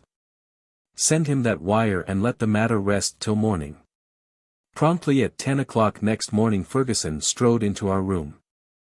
I had remembered him as a long, slab-sided man with loose limbs and a fine turn of speed, which had carried him round many an opposing back. There is surely nothing in life more painful than to meet the wreck of a fine athlete whom one has known in his prime. His great frame had fallen in, his flaxen hair was scanty, and his shoulders were bowed. I fear that I roused corresponding emotions in him. "Hello, Watson," said he, and his voice was still deep and hearty. "You don't look quite the man you did when I threw you over the ropes into the crowd at the old deer park. I expect I have changed a bit also. But it's this last day or two that has aged me. I see by your telegram, Mr. Holmes, that it is no use my pretending to be anyone's deputy." "It is simpler to deal direct," said Holmes. "Of course it is. But you can imagine how difficult it is when you are speaking of the one woman whom you are bound to protect and help. What can I do? How am I to go to the police with such a story? And yet the kiddies have got to be protected. Is it madness, Mr. Holmes? Is it something in the blood? Have you any similar case in your experience? For God's sake, give me some advice, for I am at my wit's end." "Very naturally, Mr. Ferguson. Now sit here and pull yourself together and give me a few clear answers. I can assure you that I am very far from being at my wit's end, and that I am confident we shall find some solution. First of all, tell me what steps you have taken. Is your wife still near the children? We had a dreadful scene. She is a most loving woman, Mr. Holmes. If ever a woman loved a man with all her heart and soul, she loves me. She was cut to the heart that I should have discovered this horrible, this incredible, secret. She would not even speak. She gave no answer to my reproaches, save to gaze at me with a sort of wild, despairing look in her eyes. Then she rushed to her room and locked herself in. Since then she has refused to see me. She has a maid who was with her before her marriage, Dolores by name, a friend rather than a servant. She takes her food to her. Then the child is in no immediate danger. Mrs. Mason, the nurse, has sworn that she will not leave it night or day. I can absolutely trust her. I am more uneasy about poor little Jack, for, as I told you in my note, he has twice been assaulted by her. But never wounded? No, she struck him savagely. It is the more terrible as he is a poor little inoffensive cripple. Ferguson's gaunt features softened as he spoke of his boy. You would think that the dear lad's condition would soften anyone's heart. A fall in childhood and a twisted spine, Mr. Holmes. But the dearest, most loving heart within. Holmes had picked up the letter of yesterday and was reading it over. What other inmates are there in your house, Mr. Ferguson? 2 servants who have not been long with us. 1 stable hand, Michael, who sleeps in the house. My wife, myself, my boy Jack, baby, Dolores, and Mrs. Mason. That is all. I gather that you did not know your wife well at the time of your marriage. I had only known her a few weeks. How long had this maid Dolores been with her? Some years. Then your wife's character would really be better known by Dolores than by you? Yes, you may say so. Holmes made a note. I fancy, said he, that I may be of more use at Lamberley than here. It is eminently a case for personal investigation. If the lady remains in her room, our presence could not annoy or inconvenience her. Of course, we would stay at the inn. Ferguson gave a gesture of relief. It is what I hoped, Mr. Holmes. There is an excellent train at 2 from Victoria, if you could come. Of course we could come. There is a lull at present. I can give you my undivided energies. Watson, of course, comes with us. But there are 1 or 2 points upon which I wish to be very sure before I start. This unhappy lady, as I understand it, has appeared to assault both the children, her own baby and your little son. That is so. But the assaults take different forms, do they not? She has beaten your son. Once with a stick and once very savagely with her hands. Did she give no explanation why she struck him? None, save that she hated him. Again and again she said so. Well, that is not unknown among stepmothers. A posthumous jealousy, we will say. Is the lady jealous by nature? Yes, she is very jealous, jealous with all the strength of her fiery tropical love. But the boy, he is 15, I understand, and probably very developed in mind, since his body has been circumscribed in action. Did he give you no explanation of these assaults? No, he declared there was no reason. Were they good friends at other times? No, there was never any love between them. Yet you say he is affectionate? Never in the world could there be so devoted a son. My life is his life. He is absorbed in what I say or do. Once again Holmes made a note. For some time he sat lost in thought. No doubt you and the boy were great comrades before this second marriage. You were thrown very close together, were you not? Very much so. And the boy, having so affectionate a nature, was devoted, no doubt, to the memory of his mother? Most devoted. He would certainly seem to be a most interesting lad. There is one other point about these assaults. Were the strange attacks upon the baby and the assaults upon your son at the same period? In the first case it was so. It was as if some frenzy had seized her, and she had vented her rage upon both. In the second case it was only Jack who suffered. Mrs. Mason had no complaint to make about the baby. That certainly complicates matters. I don't quite follow you, Mr. Holmes. Possibly not. One forms provisional theories and waits for time or fuller knowledge to explode them. A bad habit, Mr. Ferguson, but human nature is weak. I fear that your old friend here has given an exaggerated view of my scientific methods. However, I will only say at the present stage that your problem does not appear to me to be insoluble, and that you may expect to find us at Victoria at 2 o'clock. It was evening of a dull, foggy November day when, having left our bags at the Chequers, Lamberley, we drove through the Sussex clay of a long winding lane, and finally reached the isolated and ancient farmhouse in which Ferguson dwelt. It was a large, straggling building, very old in the centre, very new at the wings, with towering Tudor chimneys and a lichen-spotted, high-pitched roof of Horsham slabs.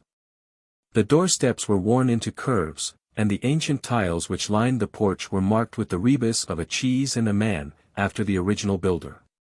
Within, the ceilings were corrugated with heavy oaken beams, and the uneven floors sagged into sharp curves. An odor of age and decay pervaded the whole crumbling building. There was one very large central room, into which Ferguson led us. Here, in a huge old-fashioned fireplace with an iron screen behind it dated 1670, there blazed and spluttered a splendid log fire. The room, as I gazed round, was a most singular mixture of dates and of places. The half-panelled walls may well have belonged to the original yeoman farmer of the 17th century. They were ornamented, however, on the lower part by a line of well-chosen modern watercolors. While above, where yellow plaster took the place of oak, there was hung a fine collection of South American utensils and weapons, which had been brought, no doubt, by the Peruvian lady upstairs. Holmes rose, with that quick curiosity which sprang from his eager mind, and examined them with some care. He returned with his eyes full of thought. "Hullo!" he cried. "Hullo!" A spaniel had lain in a basket in the corner. It came slowly forward towards its master, walking with difficulty. Its hind legs moved irregularly and its tail was on the ground. It licked Ferguson's hand. "What is it, Mr. Holmes?" "The dog." "What's the matter with it?" That's what puzzled the vet. "A sort of paralysis. Spinal meningitis," he thought. "But it is passing. He'll be all right soon, won't you, Carlo?" A shiver of assent passed through the drooping tail. The dog's mournful eyes passed from one of us to the other. He knew that we were discussing his case. Did it come on suddenly? In a single night? How long ago? It may have been 4 months ago. Very remarkable. Very suggestive. What do you see in it, Mr. Holmes? A confirmation of what I had already thought. For God's sake, what do you think, Mr. Holmes? It may be a mere intellectual puzzle to you, but it is life and death to me. My wife a would-be murderer, my child in constant danger. Don't play with me, Mr. Holmes. It is too terribly serious. The big rugby three-quarter was trembling all over. Holmes put his hand soothingly upon his arm. "I fear that there is pain for you, Mr. Ferguson, whatever the solution may be," said he. "I would spare you all I can. I cannot say more for the instant, but before I leave this house I hope I may have something definite." "Please God you may. If you will excuse me, gentlemen, I will go up to my wife's room and see if there has been any change." He was away some minutes, during which Holmes resumed his examination of the curiosities upon the wall. When our host returned it was clear from his downcast face that he had made no progress. He brought with him a tall, slim, brown-faced girl. "The tea is ready, Dolores," said Ferguson. "See that your mistress has everything she can wish."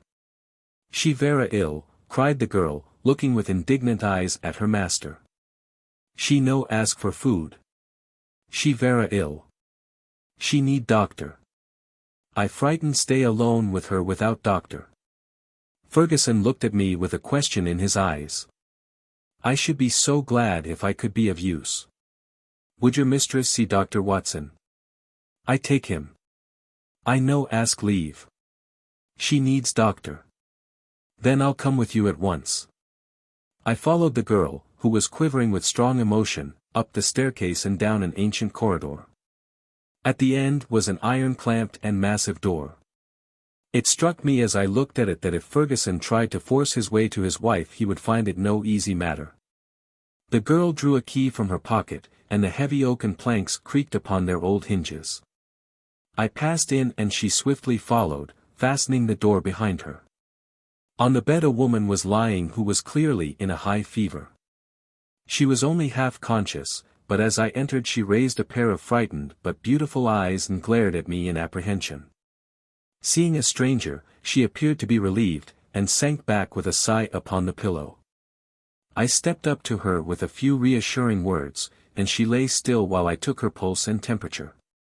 Both were high, and yet my impression was that the condition was rather that of mental and nervous excitement than of any actual seizure. "She lie like that 1 day, 2 day. I 'fraid she die," said the girl. The woman turned her flushed and handsome face towards me. "Where is my husband?" "He is below, and would wish to see you." "I will not see him. I will not see him." Then she seemed to wander off into delirium. "A fiend! A fiend! Oh, what shall I do with this devil? Can I help you in any way?" "No. No one can help. It is finished. All is destroyed. Do what I will, all is destroyed." The woman must have some strange delusion. I could not see honest Bob Ferguson in the character of fiend or devil. "Madam," I said, "your husband loves you dearly. He is deeply grieved at this happening." Again she turned on me those glorious eyes. "He loves me. Yes. But do I not love him?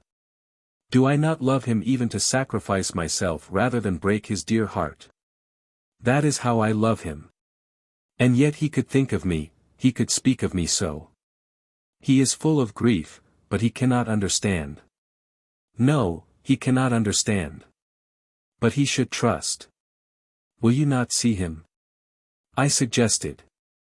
"No, no, I cannot forget those terrible words nor the look upon his face. I will not see him.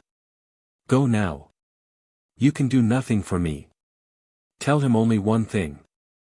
I want my child. I have a right to my child. That is the only message I can send him." She turned her face to the wall and would say no more. I returned to the room downstairs, where Ferguson and Holmes still sat by the fire. Ferguson listened moodily to my account of the interview. "How can I send her the child?" he said. "How do I know what strange impulse might come upon her? How can I ever forget how she rose from beside it with its blood upon her lips?" He shuddered at the recollection. "The child is safe with Mrs. Mason, and there he must remain." A smart maid, the only modern thing which we had seen in the house, had brought in some tea. As she was serving it the door opened and a youth entered the room. He was a remarkable lad, pale-faced and fair-haired, with excitable light blue eyes which blazed into a sudden flame of emotion and joy as they rested upon his father. He rushed forward and threw his arms round his neck with the abandon of a loving girl. "Oh, Daddy," he cried, "I did not know that you were due yet. I should have been here to meet you. Oh, I am so glad to see you." Ferguson gently disengaged himself from the embrace with some little show of embarrassment. "Dear old chap," said he, patting the flaxen head with a very tender hand. "I came early because my friends, Mr. Holmes and Dr. Watson, have been persuaded to come down and spend an evening with us." "Is that Mr. Holmes, the detective?" "Yes." The youth looked at us with a very penetrating and, as it seemed to me, unfriendly gaze. "What about your other child, Mr. Ferguson?" asked Holmes. "Might we make the acquaintance of the baby?" "Ask Mrs. Mason to bring baby down," said Ferguson. The boy went off with a curious, shambling gait which told my surgical eyes that he was suffering from a weak spine. Presently he returned, and behind him came a tall, gaunt woman bearing in her arms a very beautiful child, dark-eyed, golden-haired, a wonderful mixture of the Saxon and the Latin. Ferguson was evidently devoted to it, for he took it into his arms and fondled it most tenderly. "Fancy anyone having the heart to hurt him," he muttered, as he glanced down at the small, angry red pucker upon the cherub throat. It was at this moment that I chanced to glance at Holmes, and saw a most singular intentness in his expression. His face was as set as if it had been carved out of old ivory, and his eyes, which had glanced for a moment at father and child, were now fixed with eager curiosity upon something at the other side of the room. Following his gaze, I could only guess that he was looking out through the window at the melancholy, dripping garden. It is true that a shutter had half closed outside and obstructed the view, but none the less it was certainly at the window that Holmes was fixing his concentrated attention. Then he smiled, and his eyes came back to the baby. On its chubby neck there was this small puckered mark. Without speaking, Holmes examined it with care. Finally he shook one of the dimpled fists which waved in front of him. "Goodbye, little man. You have made a strange start in life. Nurse, I should wish to have a word with you in private." He took her aside and spoke earnestly for a few minutes. I only heard the last words, which were, "Your anxiety will soon, I hope, be set at rest." The woman, who seemed to be a sour, silent kind of creature, withdrew with the child. "What is Mrs. Mason like?" asked Holmes. "Not very prepossessing externally, as you can see, but a heart of gold, and devoted to the child." "Do you like her, Jack?" Holmes turned suddenly upon the boy. His expressive mobile face shadowed over, and he shook his head. "Jackie has very strong likes and dislikes," said Ferguson, putting his arm round the boy. "Luckily I am one of his likes." The boy cooed and nestled his head upon his father's breast. Ferguson gently disengaged him. "Run away, little Jackie," said he, and he watched his son with loving eyes until he disappeared. "Now, Mr. Holmes," he continued, when the boy was gone, "I really feel that I have brought you on a fool's errand, for what can you possibly do, save give me your sympathy? It must be an exceedingly delicate and complex affair from your point of view." "It is certainly delicate," said my friend, with an amused smile, "but I have not been struck up to now with its complexity. It has been a case for intellectual deduction, but when this original intellectual deduction is confirmed point by quite a number of independent incidents, then the subjective becomes objective and we can say confidently that we have reached our goal. I had, in fact, reached it before we left Baker Street, and the rest has merely been observation and confirmation." Ferguson put his big hand to his furrowed forehead. "For heaven's sake, Holmes," he said hoarsely, "if you can see the truth in this matter, do not keep me in suspense. How do I stand? What shall I do? I care nothing as to how you have found your facts so long as you have really got them. Certainly I owe you an explanation, and you shall have it. But you will permit me to handle the matter in my own way. Is the lady capable of seeing us, Watson?" "She is ill, but she is quite rational." "Very good. It is only in her presence that we can clear the matter up. Let us go up to her. She will not see me, cried Ferguson. Oh, yes, she will, said Holmes. He scribbled a few lines upon a sheet of paper. You at least have the entree, Watson. Will you have the goodness to give the lady this note? I ascended again and handed the note to Dolores, who cautiously opened the door. A minute later I heard a cry from within, a cry in which joy and surprise seemed to be blended. Dolores looked out. She will see them. She will lease 10, said she. At my summons Ferguson and Holmes came up. As we entered the room Ferguson took a step or two towards his wife, who had raised herself in the bed, but she held out her hand to repulse him. He sank into an armchair, while Holmes seated himself beside him, after bowing to the lady, who looked at him with wide-eyed amazement. I think we can dispense with Dolores, said Holmes. Oh, very well, madam, if you would rather she stayed I can see no objection. Now, Mr. Ferguson, I am a busy man with many calls, and my methods have to be short and direct. The swiftest surgery is the least painful. Let me first say what will ease your mind. Your wife is a very good, a very loving, and a very ill-used woman. Ferguson sat up with a cry of joy. Prove that, Mr. Holmes, and I am your debtor forever. I will do so, but in doing so I must wound you deeply in another direction. I care nothing so long as you clear my wife. Everything on earth is insignificant compared to that. Let me tell you, then, the train of reasoning which passed through my mind in Baker Street. The idea of a vampire was to me absurd. Such things do not happen in criminal practice in England. And yet your observation was precise. You had seen the lady rise from beside the child's cot with the blood upon her lips. I did. Did it not occur to you that a bleeding wound may be sucked for some other purpose than to draw the blood from it? Was there not a queen in English history who sucked such a wound to draw poison from it? Poison. A South American household. My instinct felt the presence of those weapons upon the wall before my eyes ever saw them. It might have been other poison, but that was what occurred to me. When I saw that little empty quiver beside the small bird bough, it was just what I expected to see. If the child were pricked with one of those arrows dipped in curare or some other devilish drug, it would mean death if the venom were not sucked out. And the dog? If one were to use such a poison, would one not try it first in order to see that it had not lost its power? I did not foresee the dog, but at least I understood him and he fitted into my reconstruction. Now do you understand? Your wife feared such an attack. She saw it made and saved the child's life, and yet she shrank from telling you all the truth, for she knew how you loved the boy and feared lest it break your heart. Jackie. I watched him as you fondled the child just now. His face was clearly reflected in the glass of the window where the shutter formed a background.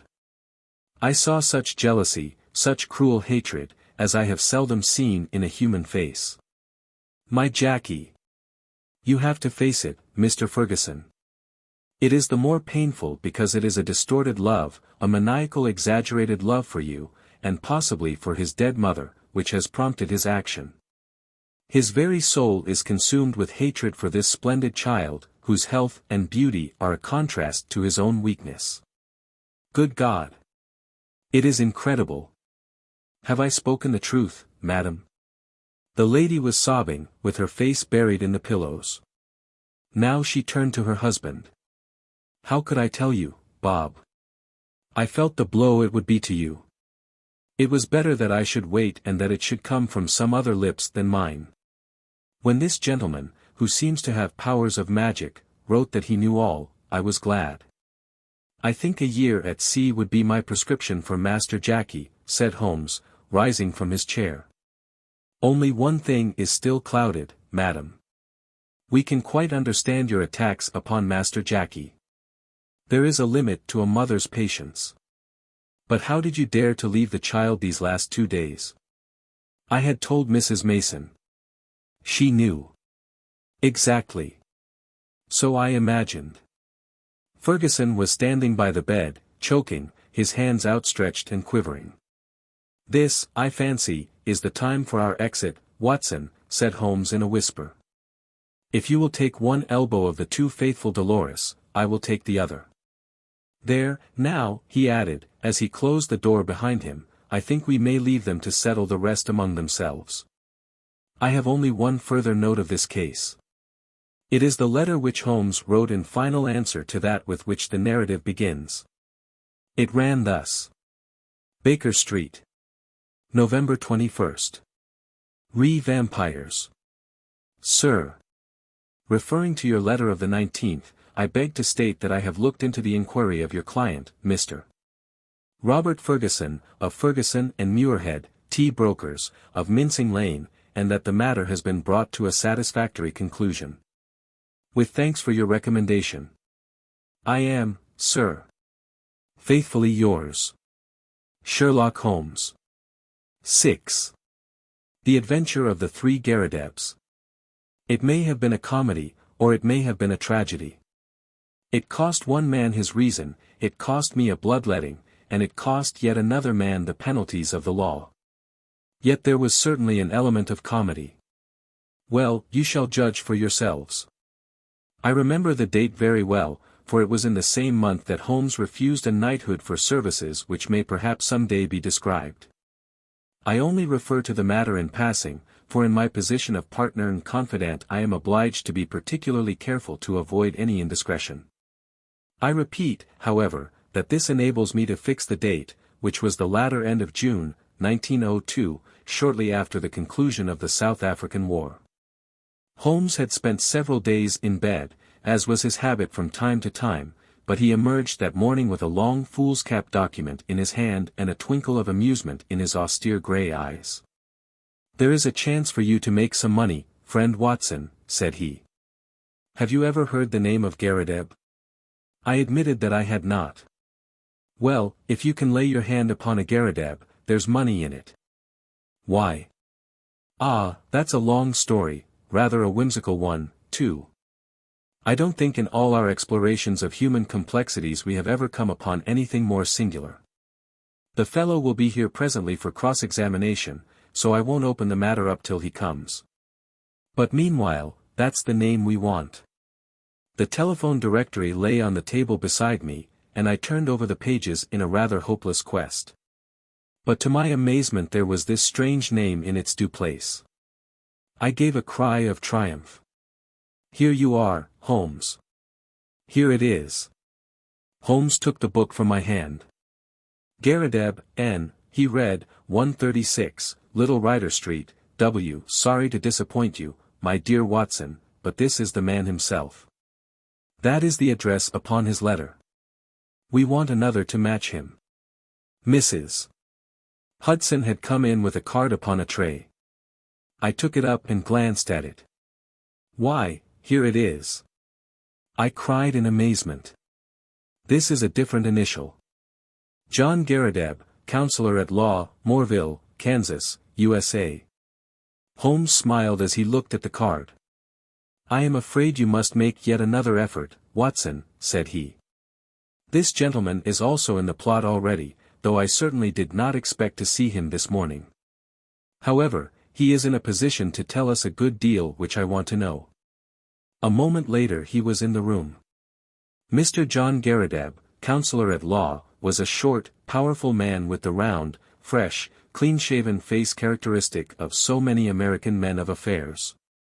The general effect was chubby and rather childlike, so that one received the impression of quite a young man with a broad-set smile upon his face. His eyes, however, were arresting. Seldom in any human head have I seen a pair which bespoke a more intense inward life, so bright were they, so alert, so responsive to every change of thought. His accent was American, but was not accompanied by any eccentricity of speech. "Mr. Holmes?" he asked, glancing from one to the other. "Ah, yes. Your pictures are not unlike you, sir, if I may say so. I believe you have had a letter from my namesake, Mr. Nathan Garrideb, have you not?" "Pray sit down," said Sherlock Holmes. "We shall, I fancy, have a good deal to discuss. He took up his sheets of foolscap. You are, of course, the Mr. John Garrideb mentioned in this document. But surely you have been in England some time. Why do you say that, Mr. Holmes? I seem to read sudden suspicion in those expressive eyes. Your whole outfit is English. Mr. Garrideb forced a laugh. I've read of your tricks, Mr. Holmes, but I never thought I would be the subject of them. Where do you read that? The shoulder cut of your coat, the toes of your boots, could anyone doubt it? Well, I had no idea I was so obvious a Britisher. But business brought me over here some time ago, and so, as you say, my outfit is nearly all London. However, I guess your time is of value, and we did not meet to talk about the cut of my socks. What about getting down to that paper you hold in your hand? Holmes had in some way ruffled our visitor, whose chubby face had assumed a far less amiable expression. Patience. Patience, Mr. Garrideb, said my friend in a soothing voice. Gar. Watson would tell you that these little digressions of mine sometimes prove in the end to have some bearing on the matter. But why did Mr. Nathan Garrideb not come with you? Why did he ever drag you into it at all? Asked our visitor, with a sudden outflame of anger. What in thunder had you to do with it? Here was a bit of professional business between two gentlemen, and one of them must needs call in a detective. I saw him this morning, and he told me this fool trick he had played me, and that's why I am here. But I feel bad about it, all the same. There was no reflection upon you, Mr. Garrideb. It was simply zeal upon his part to gain your end, an end which is, I understand, equally vital for both of you. He knew that I had means of getting information, and, therefore, it was very natural that he should apply to me. Our visitor's angry face gradually cleared. Well, that puts it different, said he. When I went to see him this morning and he told me he had sent to a detective, I just asked for your address and came right away. I don't want police butting into a private matter. But if you are content just to help us find the man, there can be no harm in that. Well, that is just how it stands, said Holmes. And now, sir, since you are here, we had best have a clear account from your own lips. My friend here knows nothing of the details. Mr. Garrideb surveyed me with not too friendly a gaze. Need he know? He asked. We usually work together. Well, there's no reason it should be kept a secret. I'll give you the facts as short as I can make them. If you came from Kansas, I would not need to explain to you who Alexander Hamilton Garrideb was. He made his money in real estate, and afterwards in the wheat pit at Chicago, but he spent it in buying up as much land as would make one of your counties, lying along the Arkansas River, west of Fort Dodge. It's grazing land and lumber land and arable land and mineralized land, and just every sort of land that brings dollars to the man that owns it. He had no kith nor kin, or, if he had, I never heard of it. But he took a kind of pride in the queerness of his name. That was what brought us together. I was in the law at Topeka, and one day I had a visit from the old man, and he was tickled to death to meet another man with his own name. It was his pet fad, and he was dead set to find out if there were any more Garridebs in the world. Find me another, said he. I told him I was a busy man and could not spend my life hiking round the world in search of Garridebs. None the less, said he, that is just what you will do if things pan out as I planned them. I thought he was joking, but there was a powerful lot of meaning in the words, as I was soon to discover. For he died within a year of saying them, and he left a will behind him. It was the queerest will that has ever been filed in the state of Kansas. His property was divided into 3 parts, and I was to have one on condition that I found 2 Garridebs who would share the remainder. It's $5 million for each if it is a cent, but we can't lay a finger on it until we all 3 stand in a row. It was so big a chance that I just let my legal practice slide and I set forth looking for Garridebs. There is not one in the United States. I went through it, sir, with a fine-toothed comb, and never a Garrideb could I catch. Then I tried the old country. Sure enough, there was the name in the London telephone directory. I went after him 2 days ago and explained the whole matter to him. But he is a lone man, like myself, with some women relations, but no men. It says 3 adult men in the will. So you see we still have a vacancy, and if you can help to fill it we will be very ready to pay your charges. Well, Watson, said Holmes, with a smile, I said it was rather whimsical, did I not? I should have thought, sir, that your obvious way was to advertise in the agony columns of the papers. I have done that, Mr. Holmes. No replies. Dear me. Well, it is certainly a most curious little problem. I may take a glance at it in my leisure. By the way, it is curious that you should have come from Topeka. I used to have a correspondent, he is dead now, old Dr. Lysander Starr, who was mayor in 1890. Good old Dr. Starr, said our visitor. His name is still honored. Well, Mr. Holmes, I suppose all we can do is to report to you and let you know how we progress. I reckon you will hear within a day or two. With this assurance our American bowed and departed.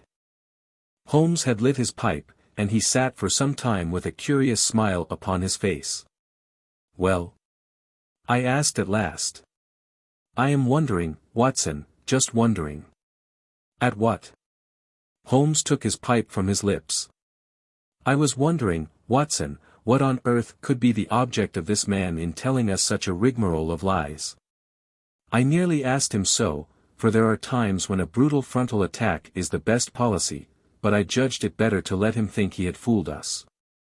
Here is a man with an English coat frayed at the elbow and trousers bagged at the knee with a year's wear, and yet by this document and by his own account he is a provincial American lately landed in London. There have been no advertisements in the agony columns. You know that I miss nothing there. They are my favorite covert for putting up a bird, and I would never have overlooked such a cock pheasant as that. I never knew a Dr. Lysander Starr of Topeka. Touch him where you would he was false. I think the fellow is really an American, but he has worn his accent smooth with years of London. What is his game, then, and what motive lies behind this preposterous search for Garridebs? It's worth our attention, for, granting that the man is a rascal, he is certainly a complex and ingenious one. We must now find out if our other correspondent is a fraud also. Just ring him up, Watson. I did so, and heard a thin, quavering voice at the other end of the line. Yes, yes, I am Mr. Nathan Garrideb. Is Mr. Holmes there? I should very much like to have a word with Mr. Holmes. My friend took the instrument and I heard the usual syncopated dialogue. Yes, he has been here. I understand that you don't know him. How long? Only 2 days. Yes, yes, of course, it is a most captivating prospect. Will you be at home this evening? I suppose your namesake will not be there. Very good, we will come then, for I would rather have a chat without him. Dr. Watson will come with me. I understood from your note that you did not go out often. Well, we shall be round about 6. You need not mention it to the American lawyer. Very good. Goodbye. It was twilight of a lovely spring evening, and even Little Ryder Street, one of the smaller offshoots from the Edgware Road, within a stonecast of old Tyburn tree of evil memory, looked golden and wonderful in the slanting rays of the setting sun. The particular house to which we were directed was a large, old-fashioned, burly Georgian edifice with a flat brick face broken only by 2 deep bay windows on the ground floor. It was on this ground floor that our client lived, and, indeed, the low windows proved to be the front of the huge room in which he spent his waking hours. Holmes pointed as we passed to the small brass plate which bore the curious name. Up some years, Watson, he remarked, indicating its discolored surface.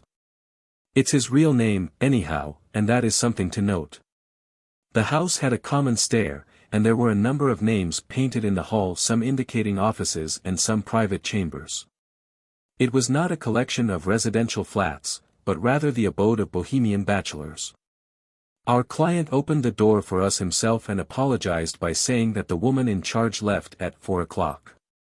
Mr. Nathan Garrideb proved to be a very tall, loose-jointed, round-backed person, gaunt and bald, some 60-odd years of age. He had a cadaverous face, with the dull dead skin of a man to whom exercise was unknown. Large round spectacles and a small projecting goat's beard combined with his stooping attitude to give him an expression of peering curiosity. The general effect, however, was amiable, though eccentric. The room was as curious as its occupant. It looked like a small museum. It was both broad and deep, with cupboards and cabinets all round, crowded with specimens, geological and anatomical. Cases of butterflies and moths flanked each side of the entrance. A large table in the center was littered with all sorts of debris, while the tall brass tube of a powerful microscope bristled up amongst them. As I glanced round, I was surprised at the universality of the man's interests. Here was a case of ancient coins. There was a cabinet of flint instruments. Behind his central table was a large cupboard of fossil bones. Above was a line of plaster skulls with such names as Neanderthal, Heidelberg, Cro-Magnon printed beneath them. It was clear that he was a student of many subjects.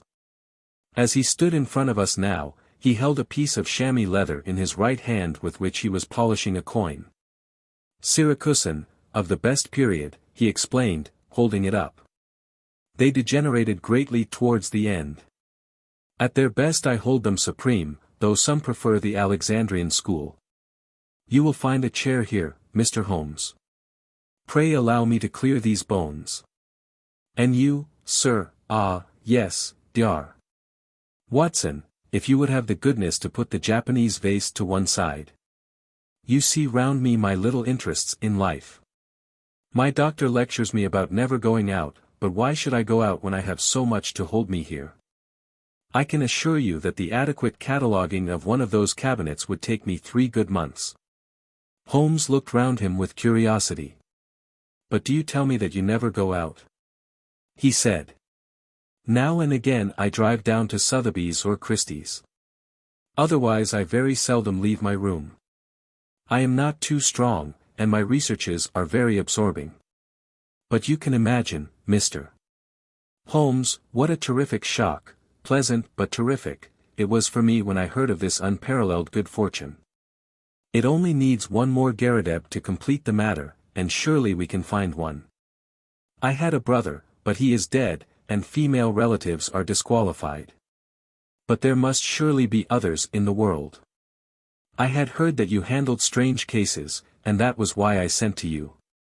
Of course, this American gentleman is quite right, and I should have taken his advice first, but I acted for the best. I think you acted very wisely indeed, said Holmes. But are you really anxious to acquire an estate in America? Certainly not, sir. Nothing would induce me to leave my collection. But this gentleman has assured me that he will buy me out as soon as we have established our claim. $5 million was the sum named. There are a dozen specimens in the market at the present moment which fill gaps in my collection, and which I am unable to purchase for want of a few £100. Just think what I could do with $5 million. Why, I have the nucleus of a national collection. I shall be the Hans Sloane of my age. His eyes gleamed behind his great spectacles. It was very clear that no pains would be spared by Mr. Nathan Garadeb in finding a namesake. I merely called to make your acquaintance, and there is no reason why I should interrupt your studies, said Holmes. I prefer to establish personal touch with those with whom I do business. There are few questions I need ask, for I have your very clear narrative in my pocket, and I filled up the blanks when this American gentleman called. I understand that up to this week you were unaware of his existence. That is so. He called last Tuesday. Did he tell you of our interview today? Yes, he came straight back to me. He had been very angry. Why should he be angry? He seemed to think it was some reflection on his honor. But he was quite cheerful again when he returned. Did he suggest any course of action? No, sir, he did not. Has he had, or asked for, any money from you? No, sir, never. You see no possible object he has in view? None, except what he states. Did you tell him of our telephone appointment? Yes, sir, I did. Holmes was lost in thought. I could see that he was puzzled. Have you any articles of great value in your collection? No, sir. I am not a rich man. It is a good collection, but not a very valuable one. You have no fear of burglars? Not the least. How long have you been in these rooms? Nearly 5 years. Holmes's cross-examination was interrupted by an imperative knocking at the door. No sooner had our client unlatched it than the American lawyer burst excitedly into the room. "Here you are," he cried, waving a paper over his head. "I thought I should be in time to get you. Mr. Nathan Garrideb, my congratulations. You are a rich man, sir. Our business is happily finished and all is well. As to you, Mr. Holmes, we can only say we are sorry if we have given you any useless trouble." He handed over the paper to our client, who stood staring at a marked advertisement. Holmes and I leaned forward and read it over his shoulder. This is how it ran. ++. Howard Garrideb. Constructor of agricultural machinery. Binders, reapers, steam and hand plows, drills. Harrows, farmers' carts, buckboards, and all other appliances. Estimates for artesian wells. Apply Grosvenor Buildings, Aston. ++. Glorious, gasped our host. That makes our third man. I had opened up inquiries in Birmingham, said the American, and my agent there has sent me this advertisement from a local paper. We must hustle and put the thing through. I have written to this man and told him that you will see him in his office tomorrow afternoon at 4 o'clock. You want me to see him? What do you say, Mr. Holmes? Don't you think it would be wiser? Here am I, a wandering American with a wonderful tale. Why should he believe what I tell him? But you are a Britisher with solid references, and he is bound to take notice of what you say. I would go with you if you wished, but I have a very busy day tomorrow, and I could always follow you if you are in any trouble. Well, I have not made such a journey for years. It is nothing, Mr. Garrideb. I have figured out your connections. You leave at 12 and should be there soon after 2. Then you can be back the same night. All you have to do is to see this man, explain the matter, and get an affidavit of his existence. By the Lord! He added hotly, considering I've come all the way from the center of America, it is surely little enough if you go 100 miles in order to put this matter through. Quite so, said Holmes. I think what this gentleman says is very true. Mr. Nathan Garrideb shrugged his shoulders with a disconsolate air. Well, if you insist I shall go, said he. It is certainly hard for me to refuse you anything, considering the glory of hope that you have brought into my life. Then that is agreed, said Holmes, and no doubt you will let me have a report as soon as you can. I'll see to that, said the American. Well, he added, looking at his watch, I'll have to get on. I'll call tomorrow, Mr. Nathan, and see you off to Birmingham. Coming my way, Mr. Holmes. Well, then, goodbye, and we may have good news for you tomorrow night. I noticed that my friend's face cleared when the American left the room, and the look of thoughtful perplexity had vanished. I wish I could look over your collection, Mr. Garrideb, said he. In my profession all sorts of odd knowledge comes useful, and this room of yours is a storehouse of it. Our client shone with pleasure and his eyes gleamed from behind his big glasses. I had always heard, sir, that you were a very intelligent man, said he. I could take you round now, if you have the time. Unfortunately, I have not. But these specimens are so well labeled and classified that they hardly need your personal explanation. If I should be able to look in tomorrow, I presume that there would be no objection to my glancing over them? None at all. You are most welcome. The place will, of course, be shut up, but Mrs. Saunders is in the basement up to 4 o'clock and would let you in with her key. Well, I happen to be clear tomorrow afternoon. If you would say a word to Mrs. Saunders it would be quite in order. By the way, who is your house agent? Our client was amazed at the sudden question. Holloway and Steele, in the Edgware Road. But why?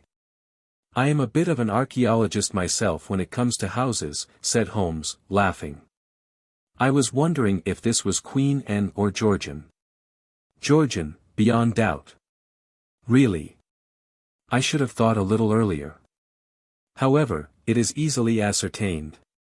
Well, goodbye, Mr. Garrideb, and may you have every success in your Birmingham journey. The house agent's was close by, but we found that it was closed for the day, so we made our way back to Baker Street. It was not till after dinner that Holmes reverted to the subject. Our little problem draws to a close, said he. No doubt you have outlined the solution in your own mind. I can make neither head nor tail of it.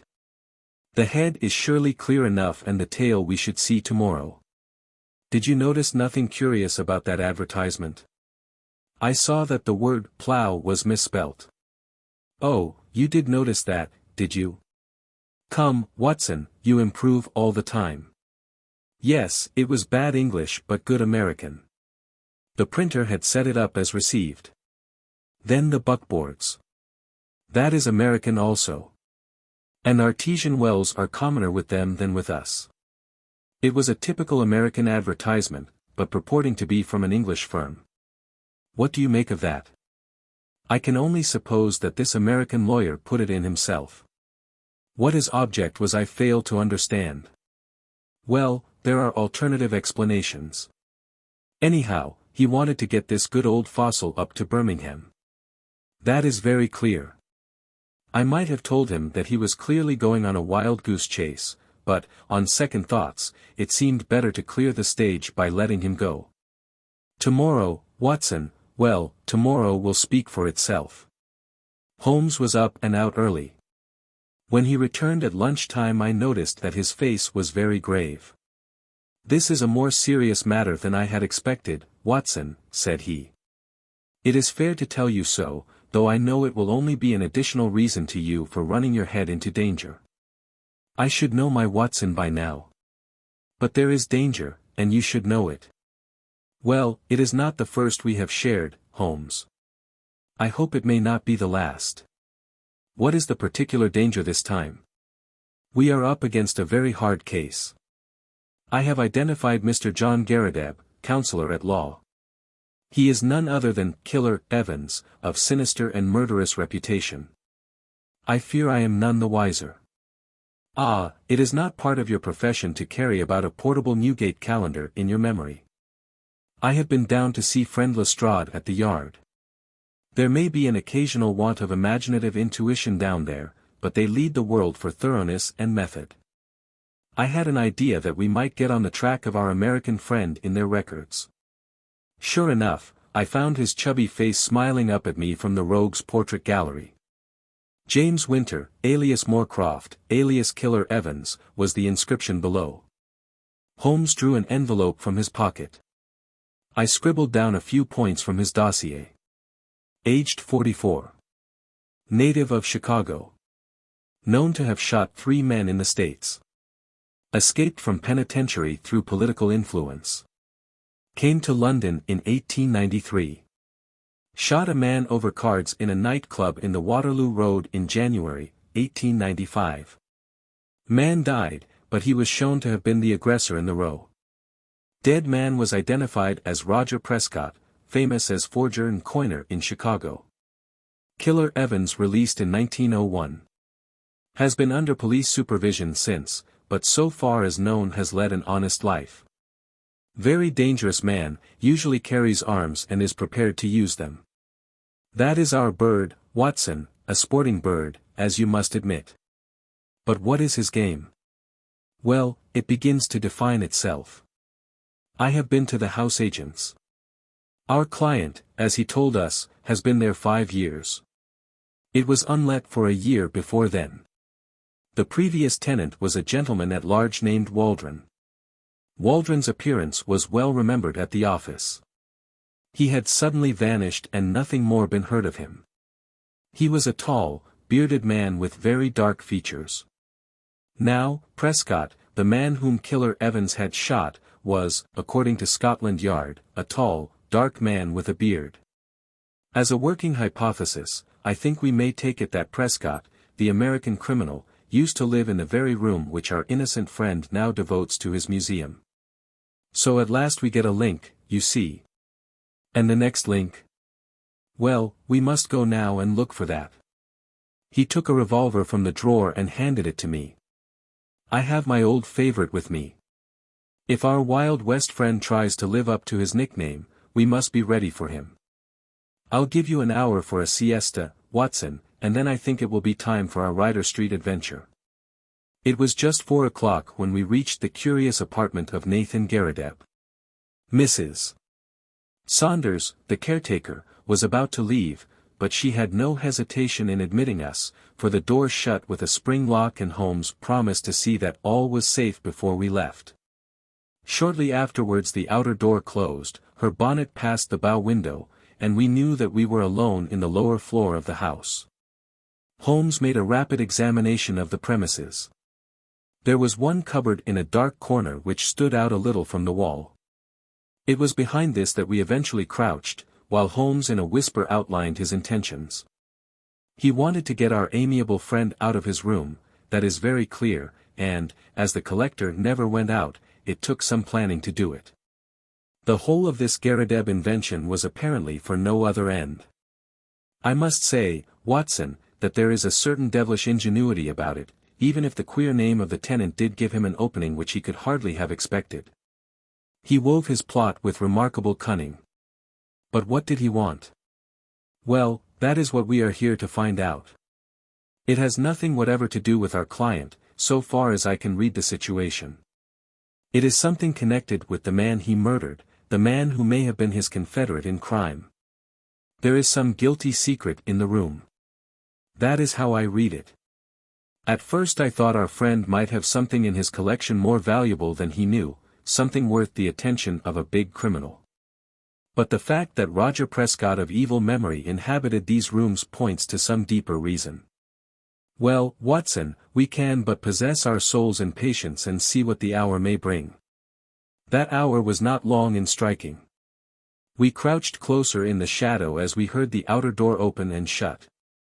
Then came the sharp, metallic snap of a key, and the American was in the room.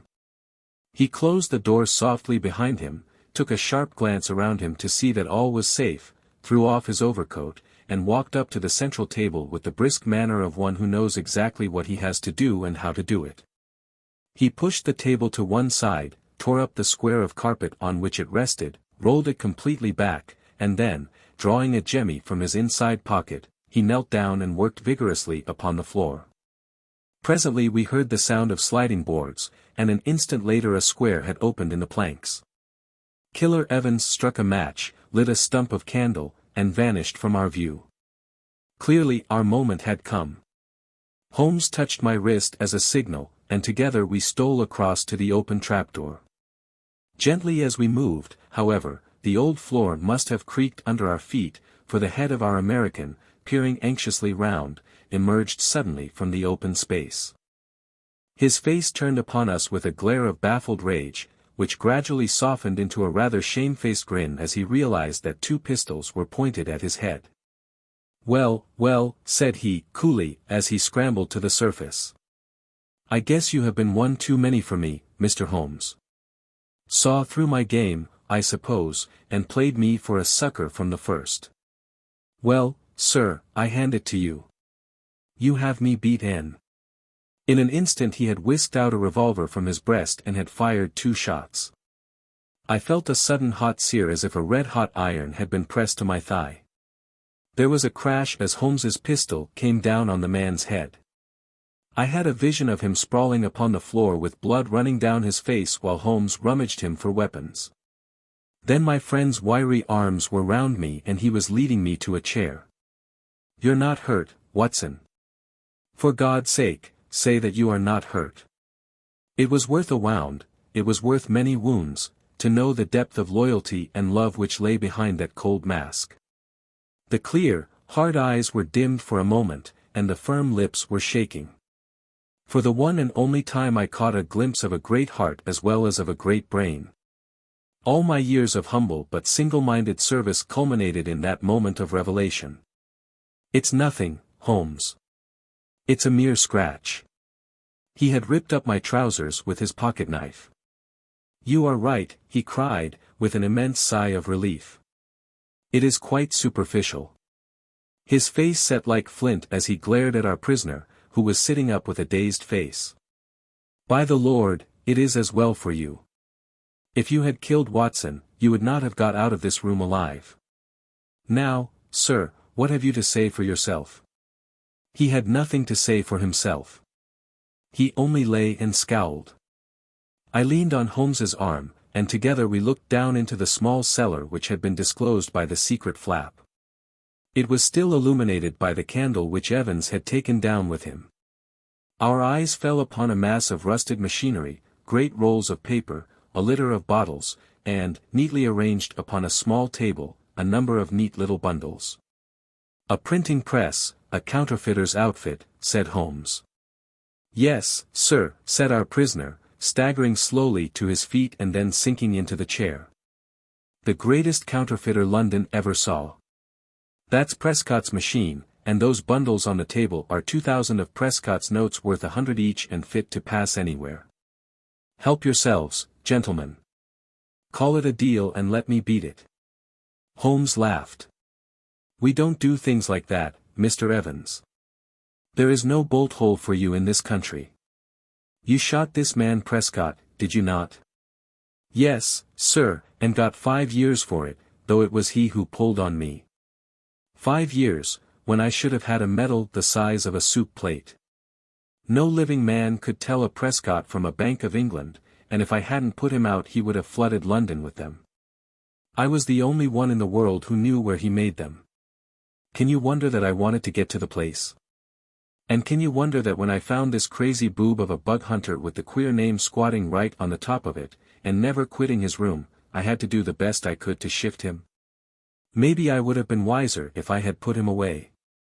It would have been easy enough, but I'm a soft-hearted guy that can't begin shooting unless the other man has a gun also.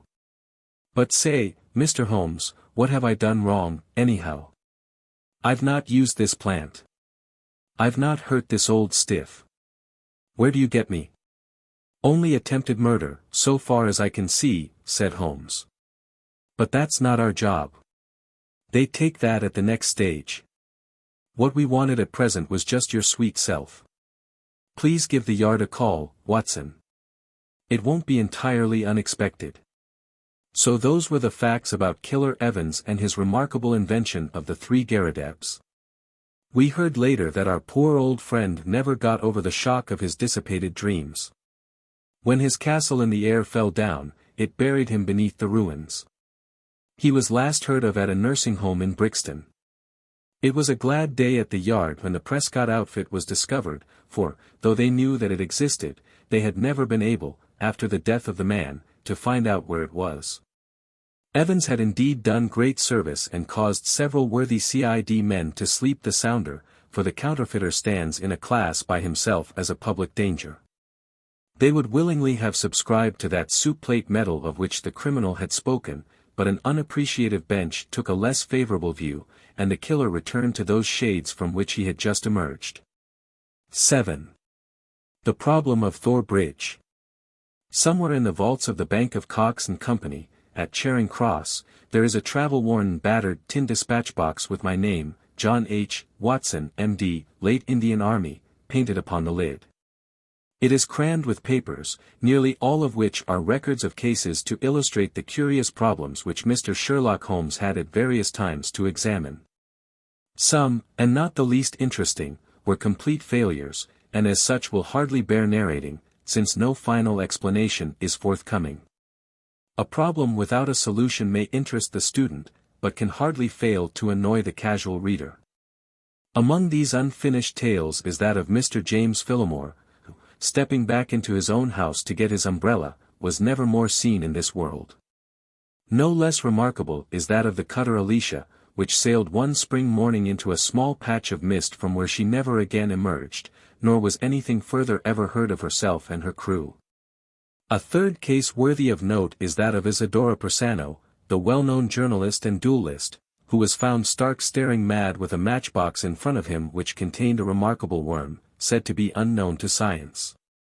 Apart from these unfathomed cases, there are some which involve the secrets of private families to an extent which would mean consternation in many exalted quarters if it were thought possible that they might find their way into print. I need not say that such a breach of confidence is unthinkable, and that these records will be separated and destroyed now that my friend has time to turn his energies to the matter. There remain a considerable residue of cases of greater or less interest which I might have edited before had I not feared to give the public a surfeit which might react upon the reputation of the man whom above all others I revere. In some I was myself concerned and can speak as an eyewitness, while in others I was either not present or played so small a part that they could only be told as by a third person. The following narrative is drawn from my own experience. It was a wild morning in October, and I observed as I was dressing how the last remaining leaves were being whirled from the solitary plane tree which graces the yard behind our house. I descended to breakfast prepared to find my companion in depressed spirits, for, like all great artists, he was easily impressed by his surroundings. On the contrary, I found that he had nearly finished his meal, and that his mood was particularly bright and joyous, with that somewhat sinister cheerfulness which was characteristic of his lighter moments. "You have a case, Holmes," I remarked. "The faculty of deduction is certainly contagious, Watson," he answered. "It has enabled you to probe my secret." "Yes, I have a case." After a month of trivialities and stagnation the wheels move once more. Might I share it? There is little to share, but we may discuss it when you have consumed the 2 hard-boiled eggs with which our new cook has favored us.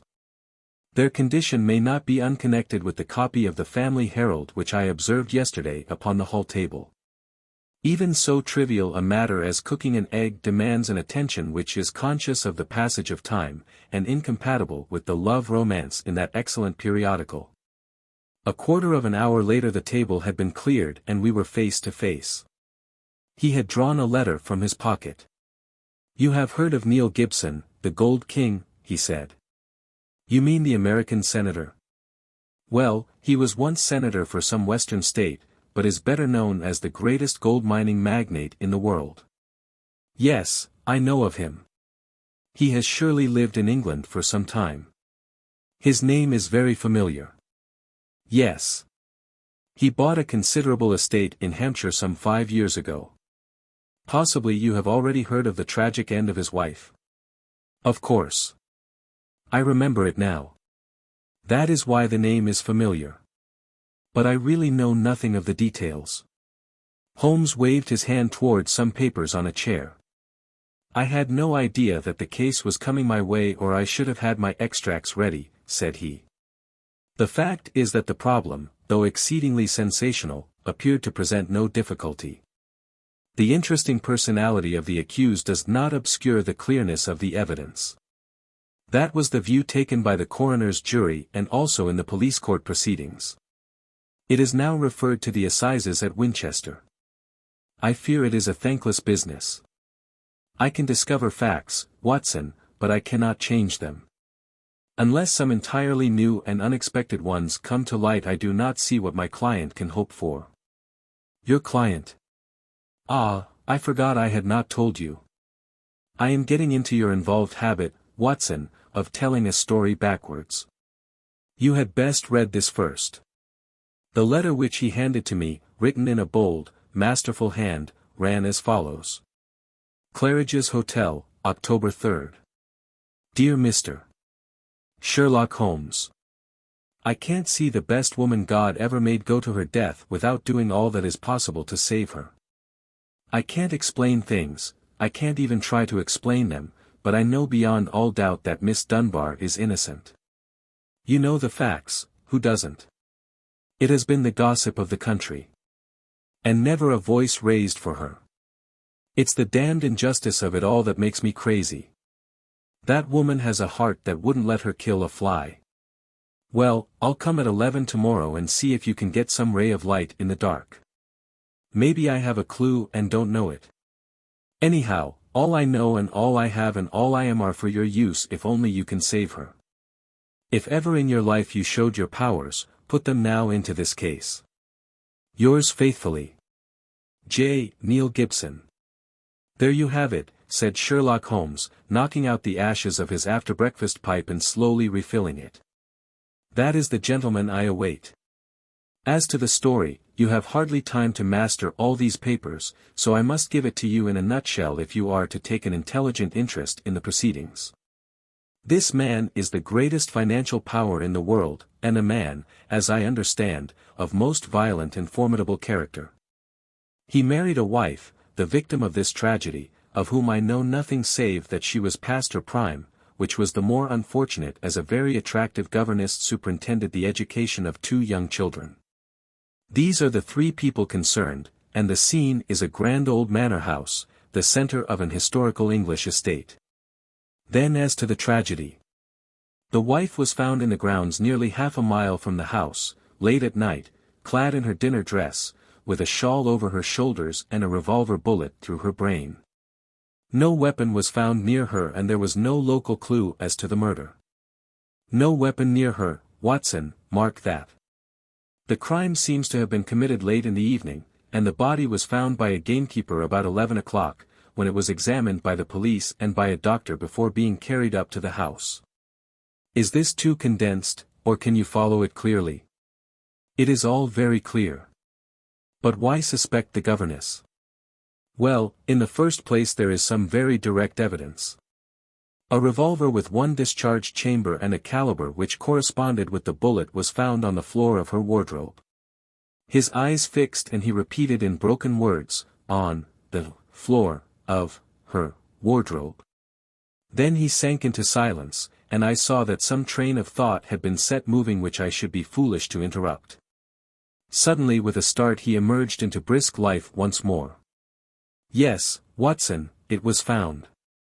Pretty damning, eh? So the 2 juries thought. Then the dead woman had a note upon her making an appointment at that very place and signed by the governess. How's that? Finally, there is the motive. Senator Gibson is an attractive person. If his wife dies, who more likely to succeed her than the young lady who had already by all accounts received pressing attentions from her employer? Love, fortune, power, all depending upon one middle-aged life. Ugly, Watson, very ugly. Yes, indeed, Holmes. Nor could she prove an alibi. On the contrary, she had to admit that she was down near Thor Bridge, that was the scene of the tragedy, about that hour. She couldn't deny it, for some passing villager had seen her there. That really seems final. And yet, Watson, and yet. This bridge, a single broad span of stone with balustrade sides, carries the drive over the narrowest part of a long, deep, reed-girt sheet of water. Thormere it is called. In the mouth of the bridge lay the dead woman. Such are the main facts. But here, if I mistake not, is our client, considerably before his time. Billy had opened the door, but the name which he announced was an unexpected one. Mr. Marlowe Bates was a stranger to both of us. He was a thin, nervous wisp of a man with frightened eyes, and a twitching, hesitating manner, a man whom my own professional eye would judge to be on the brink of an absolute nervous breakdown. "You seem agitated, Mr. Bates," said Holmes. "Pray sit down. I fear I can only give you a short time, for I have an appointment at 11. "I know you have," our visitor gasped, shooting out short sentences like a man who is out of breath. "Mr. Gibson is coming. Mr. Gibson is my employer. I am manager of his estate. Mr. Holmes, he is a villain, an infernal villain. Strong language, Mr. Bates. I have to be emphatic, Mr. Holmes, for the time is so limited. I would not have him find me here for the world. He is almost due now. But I was so situated that I could not come earlier. His secretary, Mr. Ferguson, only told me this morning of his appointment with you. And you are his manager. I have given him notice. In a couple of weeks I shall have shaken off his accursed slavery. A hard man, Mr. Holmes, hard to all about him. Those public charities are a screen to cover his private iniquities. But his wife was his chief victim. He was brutal to her, yes, sir, brutal. How she came by her death I do not know, but I am sure that he had made her life a misery to her. She was a creature of the tropics, a Brazilian by birth, as no doubt you know. No, it had escaped me. Tropical by birth and tropical by nature. A child of the sun and of passion. She had loved him as such women can love, but when her own physical charms had faded, I am told that they once were great, there was nothing to hold him. We all liked her and felt for her and hated him for the way that he treated her. But he is plausible and cunning. That is all I have to say to you. Don't take him at his face value. There is more behind. Now I'll go. No, no, don't detain me. He is almost due. With a frightened look at the clock our strange visitor literally ran to the door and disappeared. Well, said Holmes, after an interval of silence. Mr. Gibson seems to have a nice loyal household. But the warning is a useful one, and now we can only wait till the man himself appears. Sharp at the hour we heard a heavy step upon the stairs and the famous millionaire was shown into the room. As I looked upon him I understood not only the fears and dislike of his manager, but also the execrations which so many business rivals have heaped upon his head.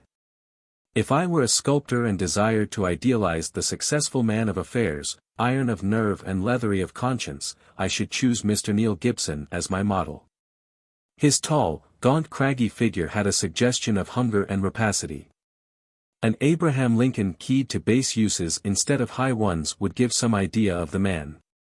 His face might have been chiseled in granite, hard-set, craggy, remorseless, with deep lines upon it, the scars of many a crisis. Cold grey eyes, looking shrewdly out from under bristling brows, surveyed us each in turn. He bowed in perfunctory fashion as Holmes mentioned my name, and then with a masterful air of possession he drew a chair up to my companion and seated himself with his bony knees almost touching him. Let me say right here, Mr. Holmes, he began, that money is nothing to me in this case. You can burn it if it's any use in lighting you to the truth. This woman is innocent and this woman has to be cleared, and it's up to you to do it. Name your figure. My professional charges are upon a fixed scale, said Holmes coldly. I do not vary them, save when I remit them altogether. Well, if dollars make no difference to you, think of the reputation. If you pull this off every paper in England and America will be booming you. You'll be the talk of 2 continents. Thank you, Mr. Gibson, I do not think that I am in need of booming. It may surprise you to know that I prefer to work anonymously, and that it is the problem itself which attracts me. But we are wasting time.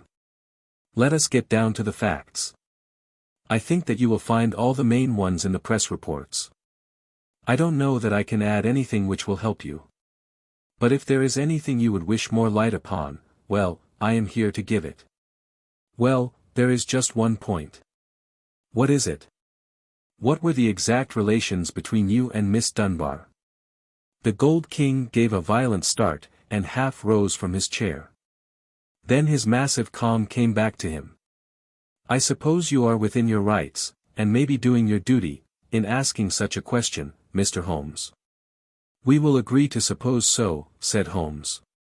Then I can assure you that our relations were entirely and always those of an employer towards a young lady whom he never conversed with, or ever saw, save when she was in the company of his children. Holmes rose from his chair. I am a rather busy man, Mr. Gibson, said he, and I have no time or taste for aimless conversations. I wish you good morning. Our visitor had risen also and his great loose figure towered above Holmes. There was an angry gleam from under those bristling brows and a tinge of color in the sallow cheeks. What the devil do you mean by this, Mr. Holmes? Do you dismiss my case? Well, Mr. Gibson, at least I dismiss you. I should have thought my words were plain. Plain enough, but what's at the back of it? Raising the price on me, or afraid to tackle it, or what? I've a right to a plain answer. Well, perhaps you have, said Holmes. I'll give you one. This case is quite sufficiently complicated to start with, without the further difficulty of false information. Meaning that I lie. Well, I was trying to express it as delicately as I could, but if you insist upon the word I will not contradict you. I sprang to my feet, for the expression upon the millionaire's face was fiendish in its intensity, and he had raised his great knotted fist. Holmes smiled languidly and reached his hand out for his pipe. Don't be noisy, Mr. Gibson. I find that after breakfast even the smallest argument is unsettling. I suggest that a stroll in the morning air and a little quiet thought will be greatly to your advantage. With an effort the Gold King mastered his fury. I could not but admire him, for by a supreme self-command he had turned in a minute from a hot flame of anger to a frigid and contemptuous indifference. Well, it's your choice. I guess you know how to run your own business. I can't make you touch the case against your will. You've done yourself no good this morning, Mr. Holmes, for I have broken stronger men than you. No man ever crossed me and was the better for it. So many have said so, and yet here I am, said Holmes, smiling. Well, good morning, Mr. Gibson. You have a good deal yet to learn. Our visitor made a noisy exit, but Holmes smoked in imperturbable silence with dreamy eyes fixed upon the ceiling. Any views, Watson? He asked at last. Well, Holmes, I must confess that when I consider that this is a man who would certainly brush any obstacle from his path, and when I remember that his wife may have been an obstacle and an object of dislike, as that man Bates plainly told us. It seems to me. Exactly. And to me also. But what were his relations with the governess and how did you discover them? Bluff, Watson, bluff. When I considered the passionate, unconventional, unbusinesslike tone of his letter, and contrasted it with his self-contained manner and appearance, it was pretty clear that there was some deep emotion which centered upon the accused woman rather than upon the victim. We've got to understand the exact relations of those three people if we are to reach the truth. You saw the frontal attack which I made upon him and how imperturbably he received it. Then I bluffed him by giving him the impression that I was absolutely certain, when in reality I was only extremely suspicious. Perhaps he will come back. He is sure to come back. He must come back. He can't leave it where it is. Ha! Isn't that a ring? Yes, there is his footstep. Well, Mr. Gibson, I was just saying to Dr. Watson that you were somewhat overdue. The Gold King had re-entered the room in a more chastened mood than he had left it.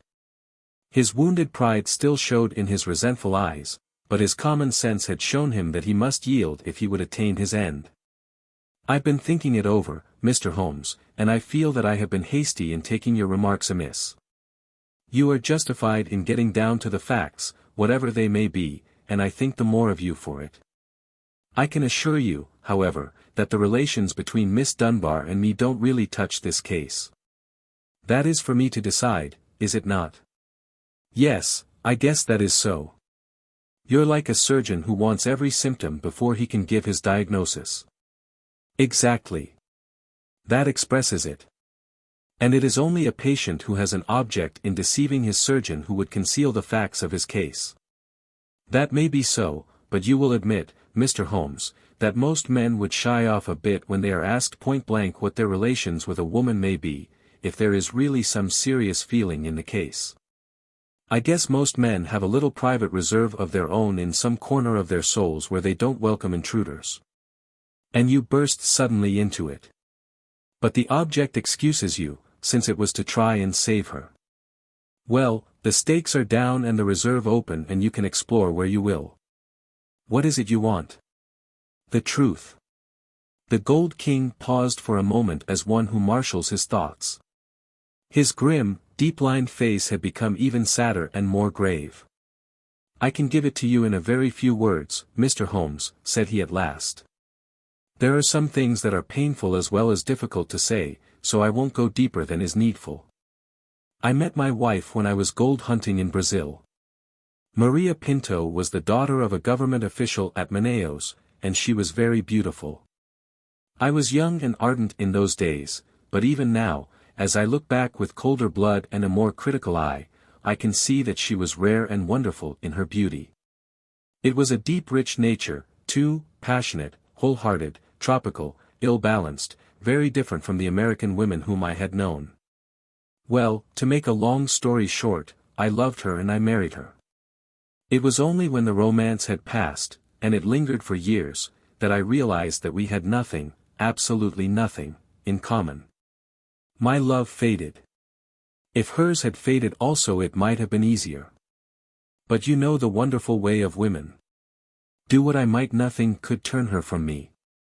If I have been harsh to her, even brutal as some have said, it has been because I knew that if I could kill her love, or if it turned to hate, it would be easier for both of us. But nothing changed her. She adored me in those English woods as she had adored me 20 years ago on the banks of the Amazon. Do what I might, she was as devoted as ever. Then came Miss Grace Dunbar. She answered our advertisement and became governess to our 2 children. Perhaps you have seen her portrait in the papers. The whole world has proclaimed that she also is a very beautiful woman.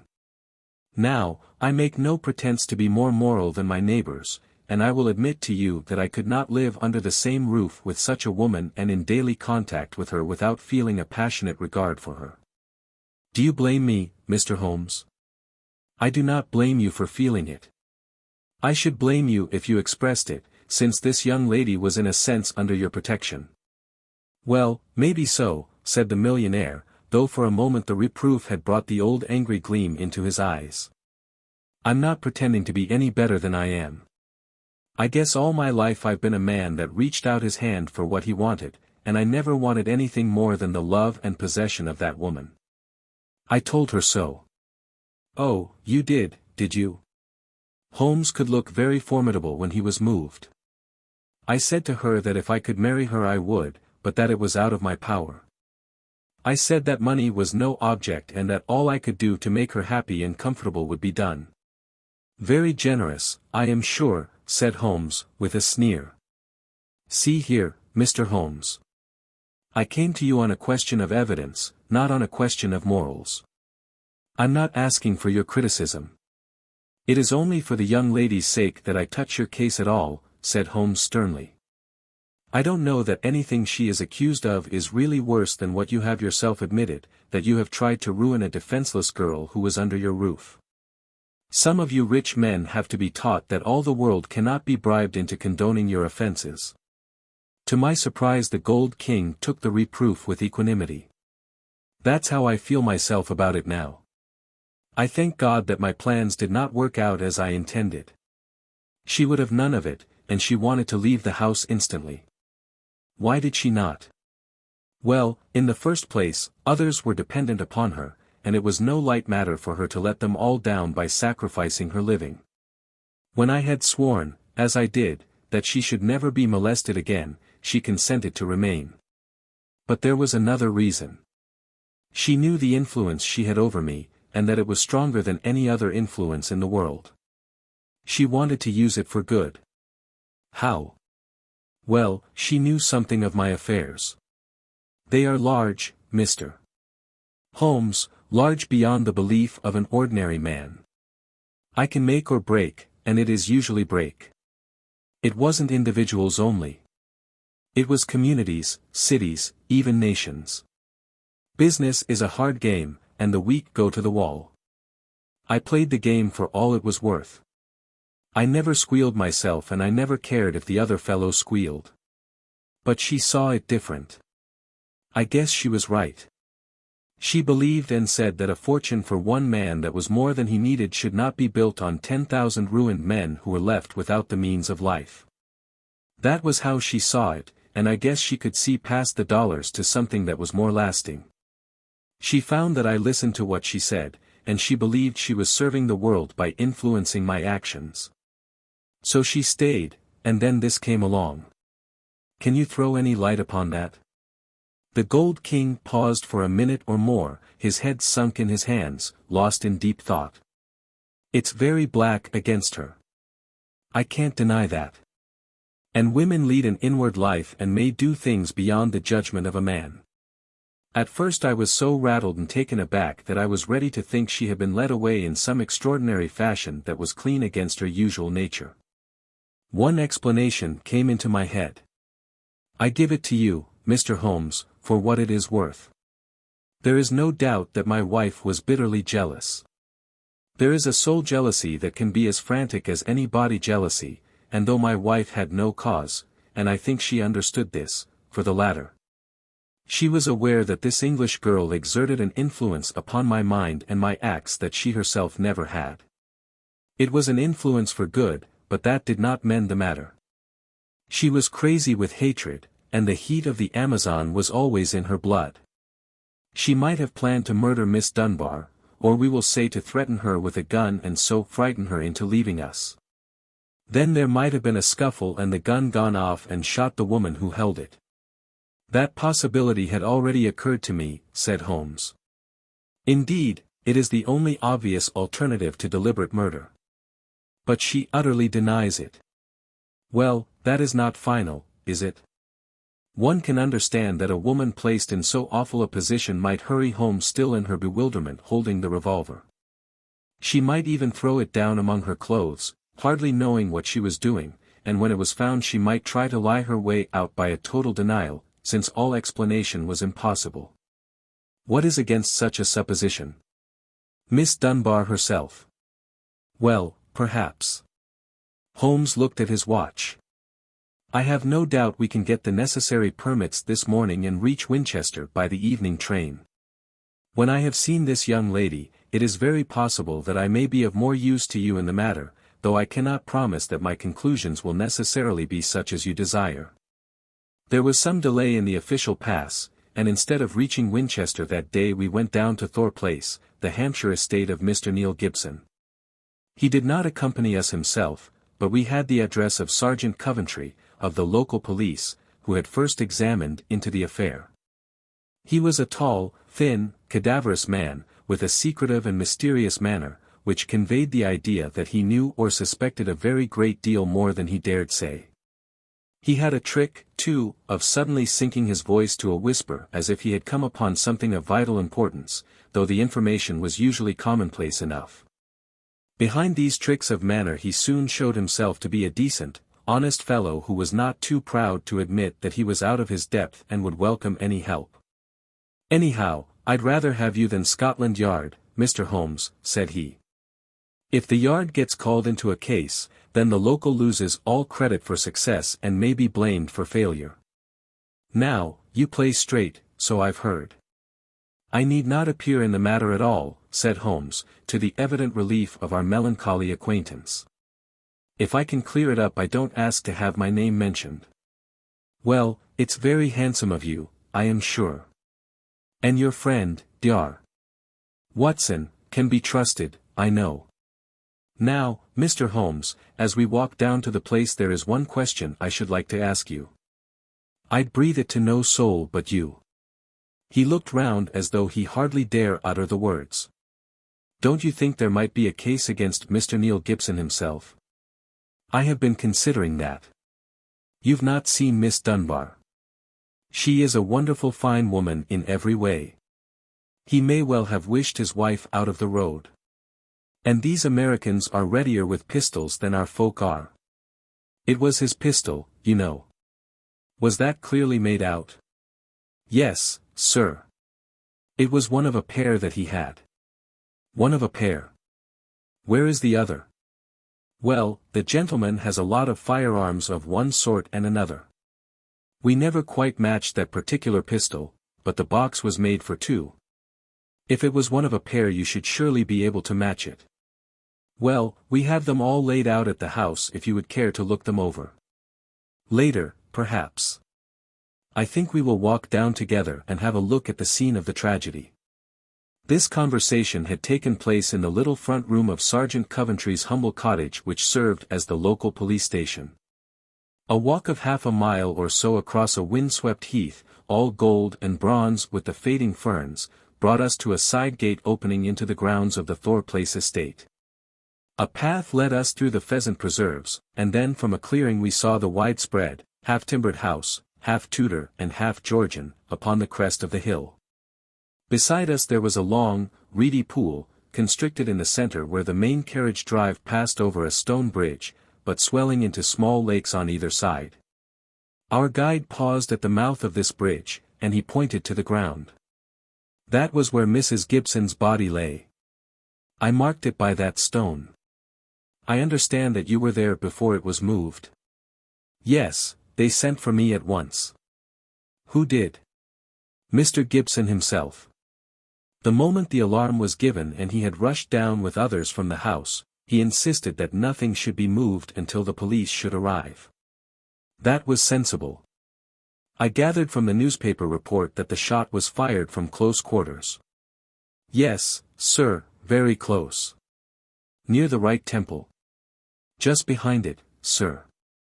How did the body lie? On the back, sir. No trace of a struggle. No marks. No weapon. The short note from Miss Dunbar was clutched in her left hand. Clutched, you say? Yes, sir, we could hardly open the fingers. That is of great importance. It excludes the idea that anyone could have placed the note there after death in order to furnish a false clue. Dear me. The note, as I remember, was quite short. I will be at Thor Bridge at 9 o'clock. G. Dunbar. Was that not so? Yes, sir. Did Miss Dunbar admit writing it? Yes, sir. What was her explanation? Her defense was reserved for the assizes. She would say nothing. The problem is certainly a very interesting one. The point of the letter is very obscure, is it not? Well, sir, said the guide, it seemed, if I may be so bold as to say so, the only really clear point in the whole case. Holmes shook his head. Granting that the letter is genuine and was really written, it was certainly received some time before, say 1 hour or 2. Why, then, was this lady still clasping it in her left hand? Why should she carry it so carefully? She did not need to refer to it in the interview. Does it not seem remarkable? Well, sir, as you put it, perhaps it does. I think I should like to sit quietly for a few minutes and think it out. He seated himself upon the stone ledge of the bridge, and I could see his quick grey eyes darting their questioning glances in every direction. Suddenly he sprang up again and ran across to the opposite parapet, whipped his lens from his pocket, and began to examine the stonework. This is curious, said he. Yes, sir, we saw the chip on the ledge. I expect it's been done by some passer-by. The stonework was grey, but at this one point it showed white for a space not larger than a sixpence. When examined closely one could see that the surface was chipped as by a sharp blow.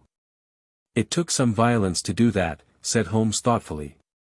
With his cane he struck the ledge several times without leaving a mark. Yes, it was a hard knock. In a curious place, too. It was not from above but from below, for you see that it is on the lower edge of the parapet. But it is at least 15 feet from the body. Yes, it is 15 feet from the body. It may have nothing to do with the matter, but it is a point worth noting. I do not think that we have anything more to learn here. There were no footsteps, you say?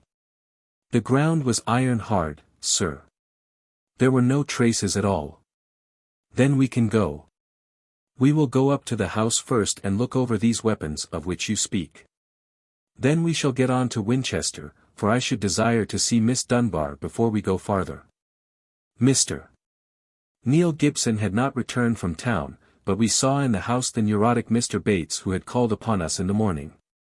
He showed us with a sinister relish the formidable array of firearms of various shapes and sizes which his employer had accumulated in the course of an adventurous life. Mr. Gibson has his enemies, as anyone would expect who knew him and his methods, said he.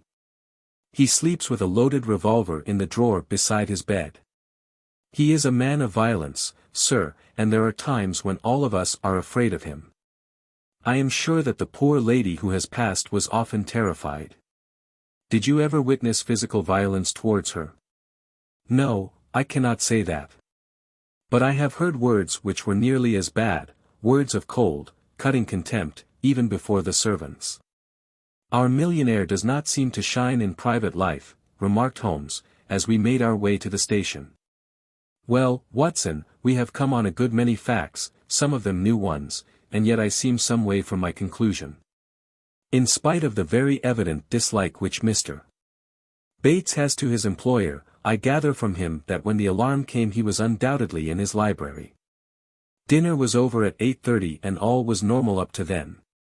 It is true that the alarm was somewhat late in the evening, but the tragedy certainly occurred about the hour named in the note. There is no evidence at all that Mr. Gibson had been out of doors since his return from town at 5 o'clock. On the other hand, Miss Dunbar, as I understand it, admits that she had made an appointment to meet Mrs. Gibson at the bridge. Beyond this she would say nothing, as her lawyer had advised her to reserve her defense. We have several very vital questions to ask that young lady, and my mind will not be easy until we have seen her. I must confess that the case would seem to me to be very black against her if it were not for one thing. And what is that, Holmes? The finding of the pistol in her wardrobe. Dear me, Holmes, I cried, that seemed to me to be the most damning incident of all. Not so, Watson. It had struck me even at my first perfunctory reading as very strange, and now that I am in closer touch with the case it is my only firm ground for hope. We must look for consistency. Where there is a want of it we must suspect deception. I hardly follow you. Well now, Watson, suppose for a moment that we visualize you in the character of a woman who, in a cold, premeditated fashion, is about to get rid of a rival. You have planned it. A note has been written. The victim has come. You have your weapon. The crime is done. It has been workmanlike and complete. Do you tell me that after carrying out so crafty a crime you would now ruin your reputation as a criminal by forgetting to fling your weapon into those adjacent reed beds which would forever cover it? But you must needs carry it carefully home and put it in your own wardrobe, the very first place that would be searched. Your best friends would hardly call you a schemer, Watson, and yet I could not picture you doing anything so crude as that. In the excitement of the moment. No, no, Watson, I will not admit that it is possible. Where a crime is coolly premeditated, then the means of covering it are coolly premeditated also. I hope, therefore, that we are in the presence of a serious misconception. But there is so much to explain. Well, we shall set about explaining it. When once your point of view is changed, the very thing which was so damning becomes a clue to the truth. For example, there is this revolver. Miss Dunbar disclaims all knowledge of it.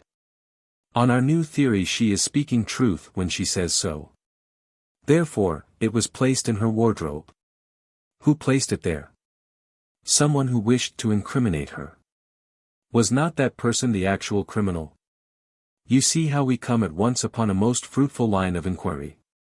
We were compelled to spend the night at Winchester, as the formalities had not yet been completed, but next morning, in the company of Mr.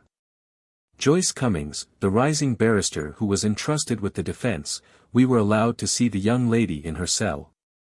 I had expected from all that we had heard to see a beautiful woman, but I can never forget the effect which Miss Dunbar produced upon me.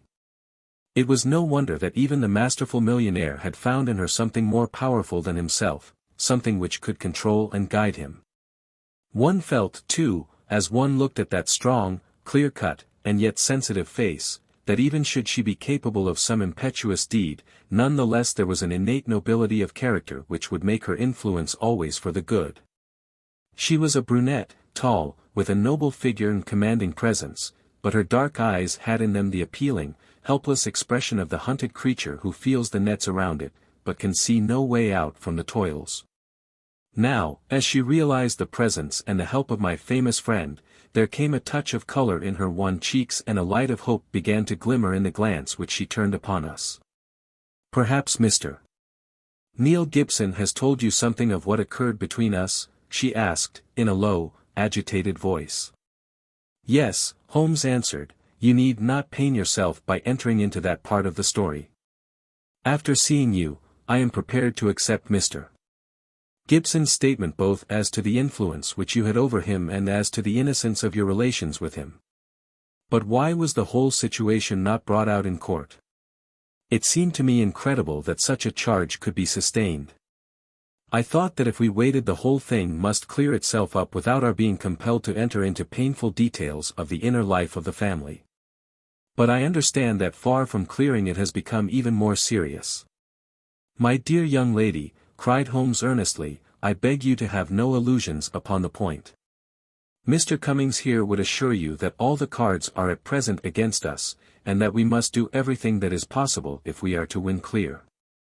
It would be a cruel deception to pretend that you are not in very great danger. Give me all the help you can, then, to get at the truth. I will conceal nothing. Tell us, then, of your true relations with Mr. Gibson's wife. She hated me, Mr. Holmes. She hated me with all the fervor of her tropical nature.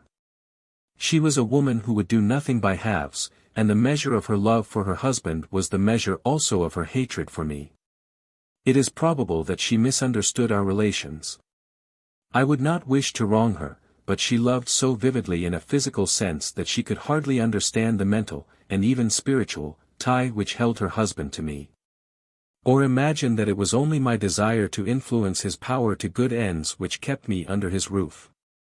I can see now that I was wrong. Nothing could justify me in remaining where I was a cause of unhappiness, and yet it is certain that the unhappiness would have remained even if I had left the house. Now, Miss Dunbar, said Holmes, I beg you to tell us exactly what occurred that evening. I can tell you the truth so far as I know it, Mr. Holmes, but I am in a position to prove nothing, and there are points, the most vital points, which I can neither explain nor can I imagine any explanation. If you will find the facts, perhaps others may find the explanation. With regard, then, to my presence at Thor Bridge that night, I received a note from Mrs. Gibson in the morning. It lay on the table of the schoolroom, and it may have been left there by her own hand. It implored me to see her there after dinner, said she had something important to say to me, and asked me to leave an answer on the sundial in the garden, as she desired no one to be in our confidence.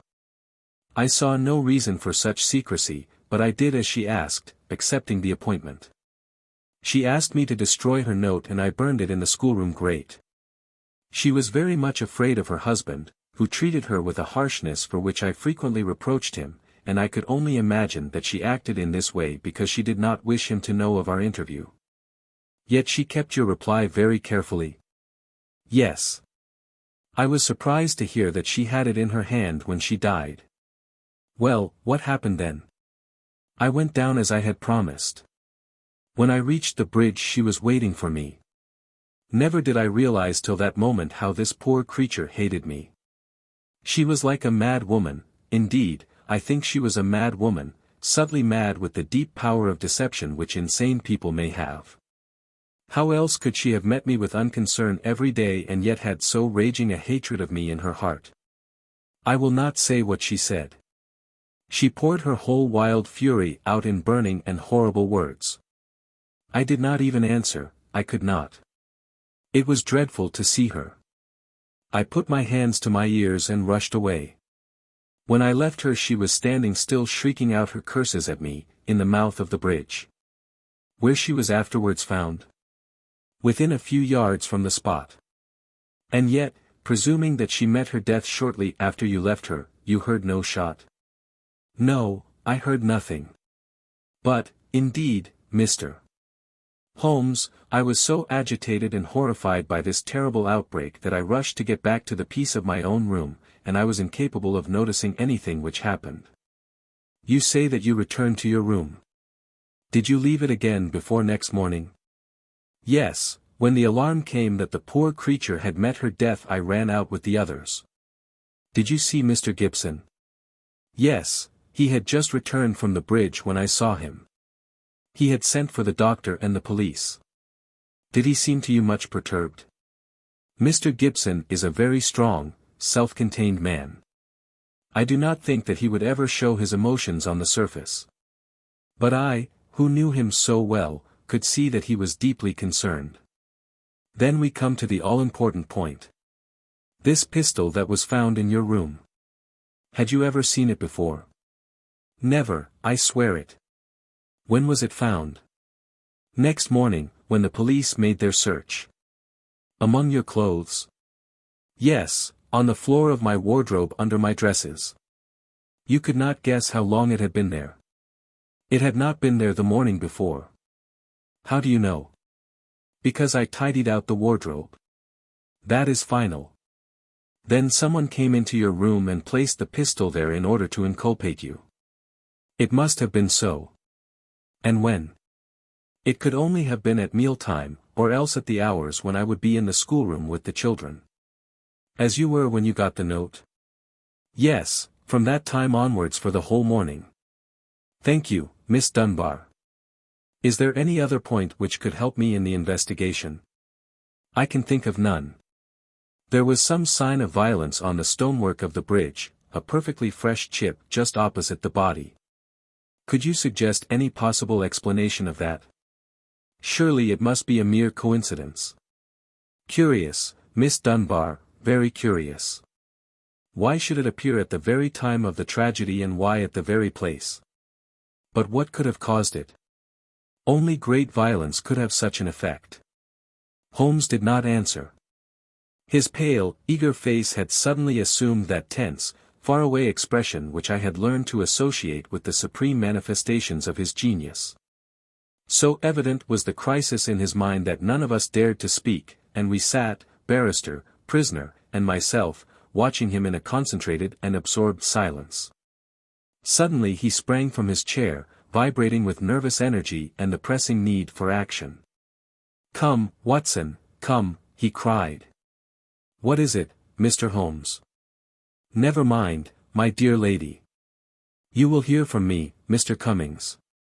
With the help of the God of Justice I will give you a case which will make England ring. You will get news by tomorrow, Miss Dunbar, and meanwhile take my assurance that the clouds are lifting and that I have every hope that the light of truth is breaking through." It was not a long journey from Winchester to Thor Place, but it was long to me in my impatience, while for Holmes it was evident that it seemed endless. For, in his nervous restlessness, he could not sit still, but paced the carriage or drummed with his long, sensitive fingers upon the cushions beside him. Suddenly, however, as we neared our destination he seated himself opposite to me, we had a first-class carriage to ourselves, and laying a hand upon each of my knees he looked into my eyes with the peculiarly mischievous gaze which was characteristic of his more imp-like moods. "Watson," said he, "I have some recollection that you go armed upon these excursions of ours."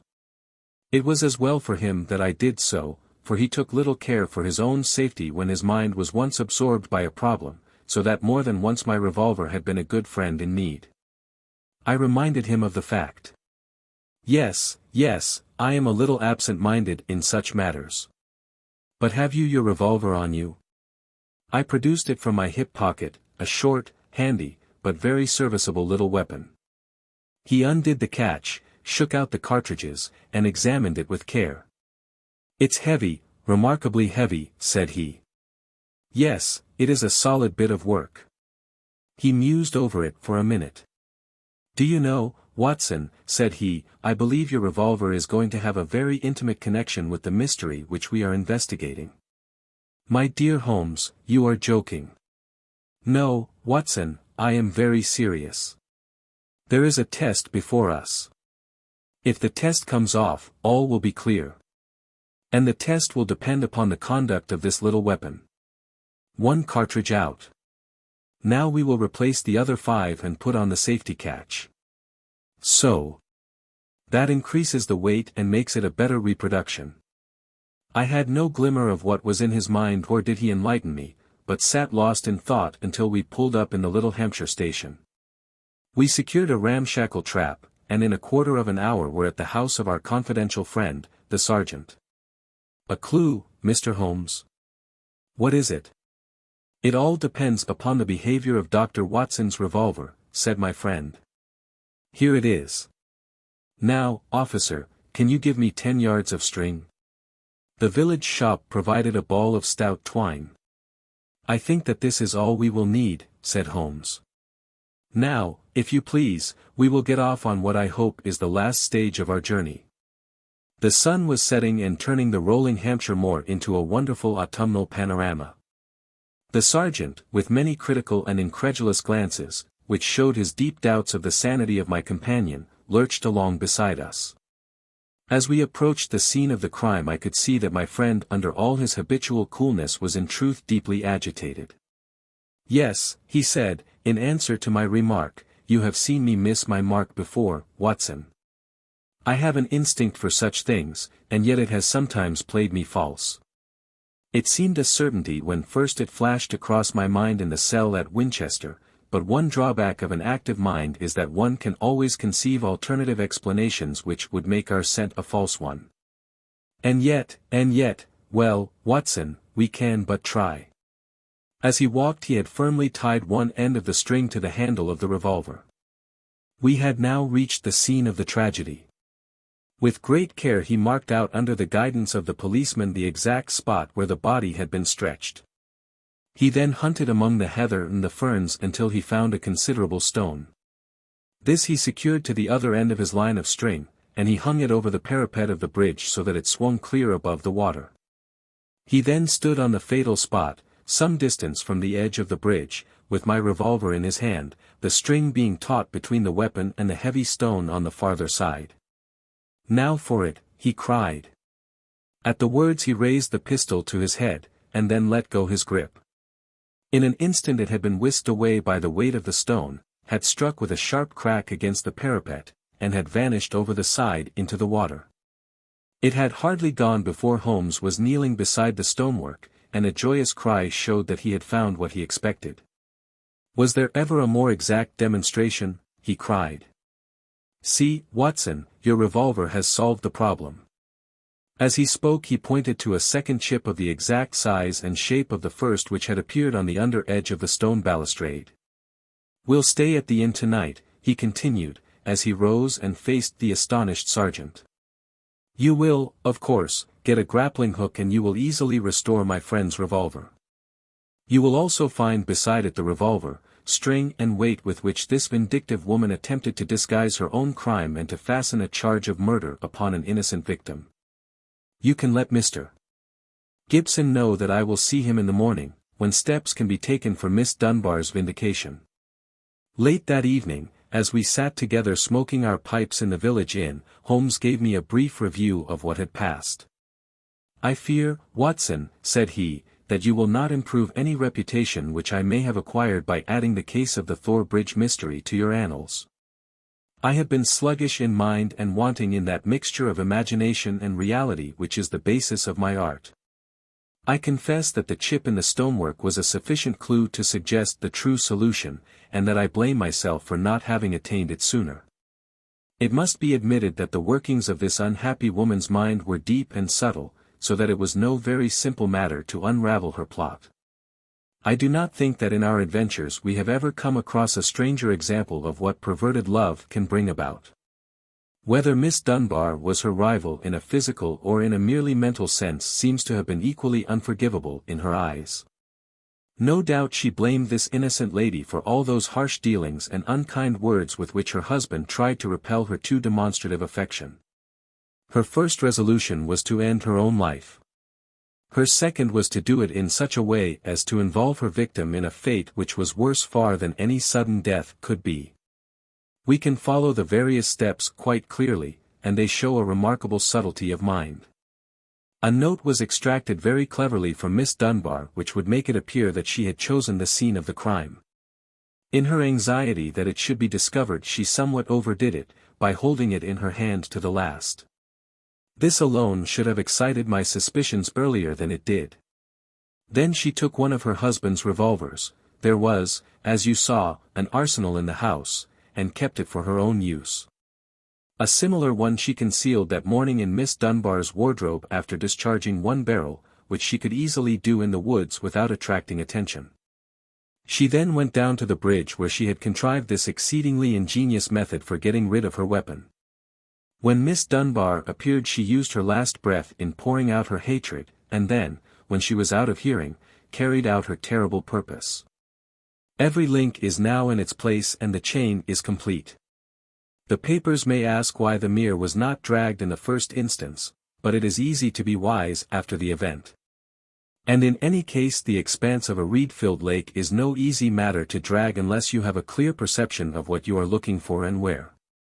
Well, Watson, we have helped a remarkable woman, and also a formidable man. Should they in the future join their forces, as seems not unlikely, the financial world may find that Mr. Neil Gibson has learned something in that schoolroom of sorrow where our earthly lessons are taught. 8. The Adventure of the Creeping Man. Mr. Sherlock Holmes was always of opinion that I should publish the singular facts connected with Professor Pressbury. If only to dispel once for all the ugly rumors which some 20 years ago agitated the university and were echoed in the learned societies of London.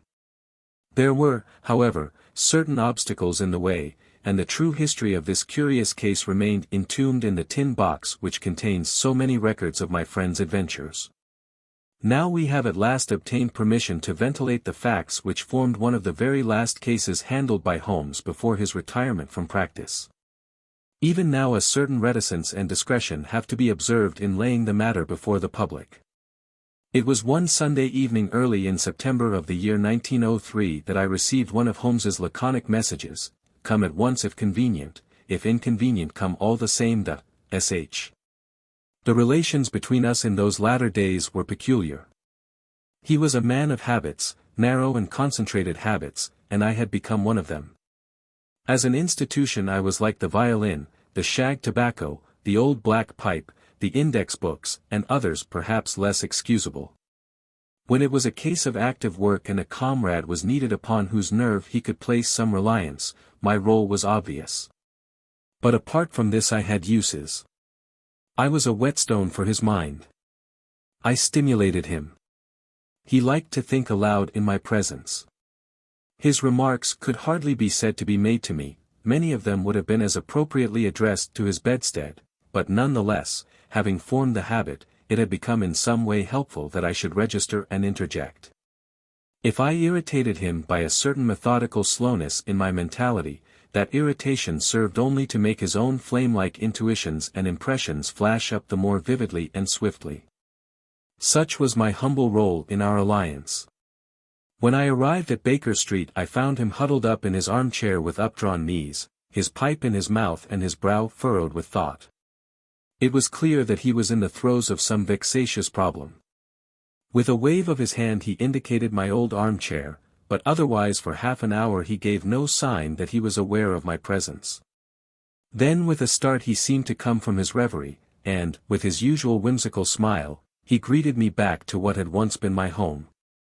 "You will excuse a certain abstraction of mind, my dear Watson," said he. "Some curious facts have been submitted to me within the last 24 hours, and they in turn have given rise to some speculations of a more general character.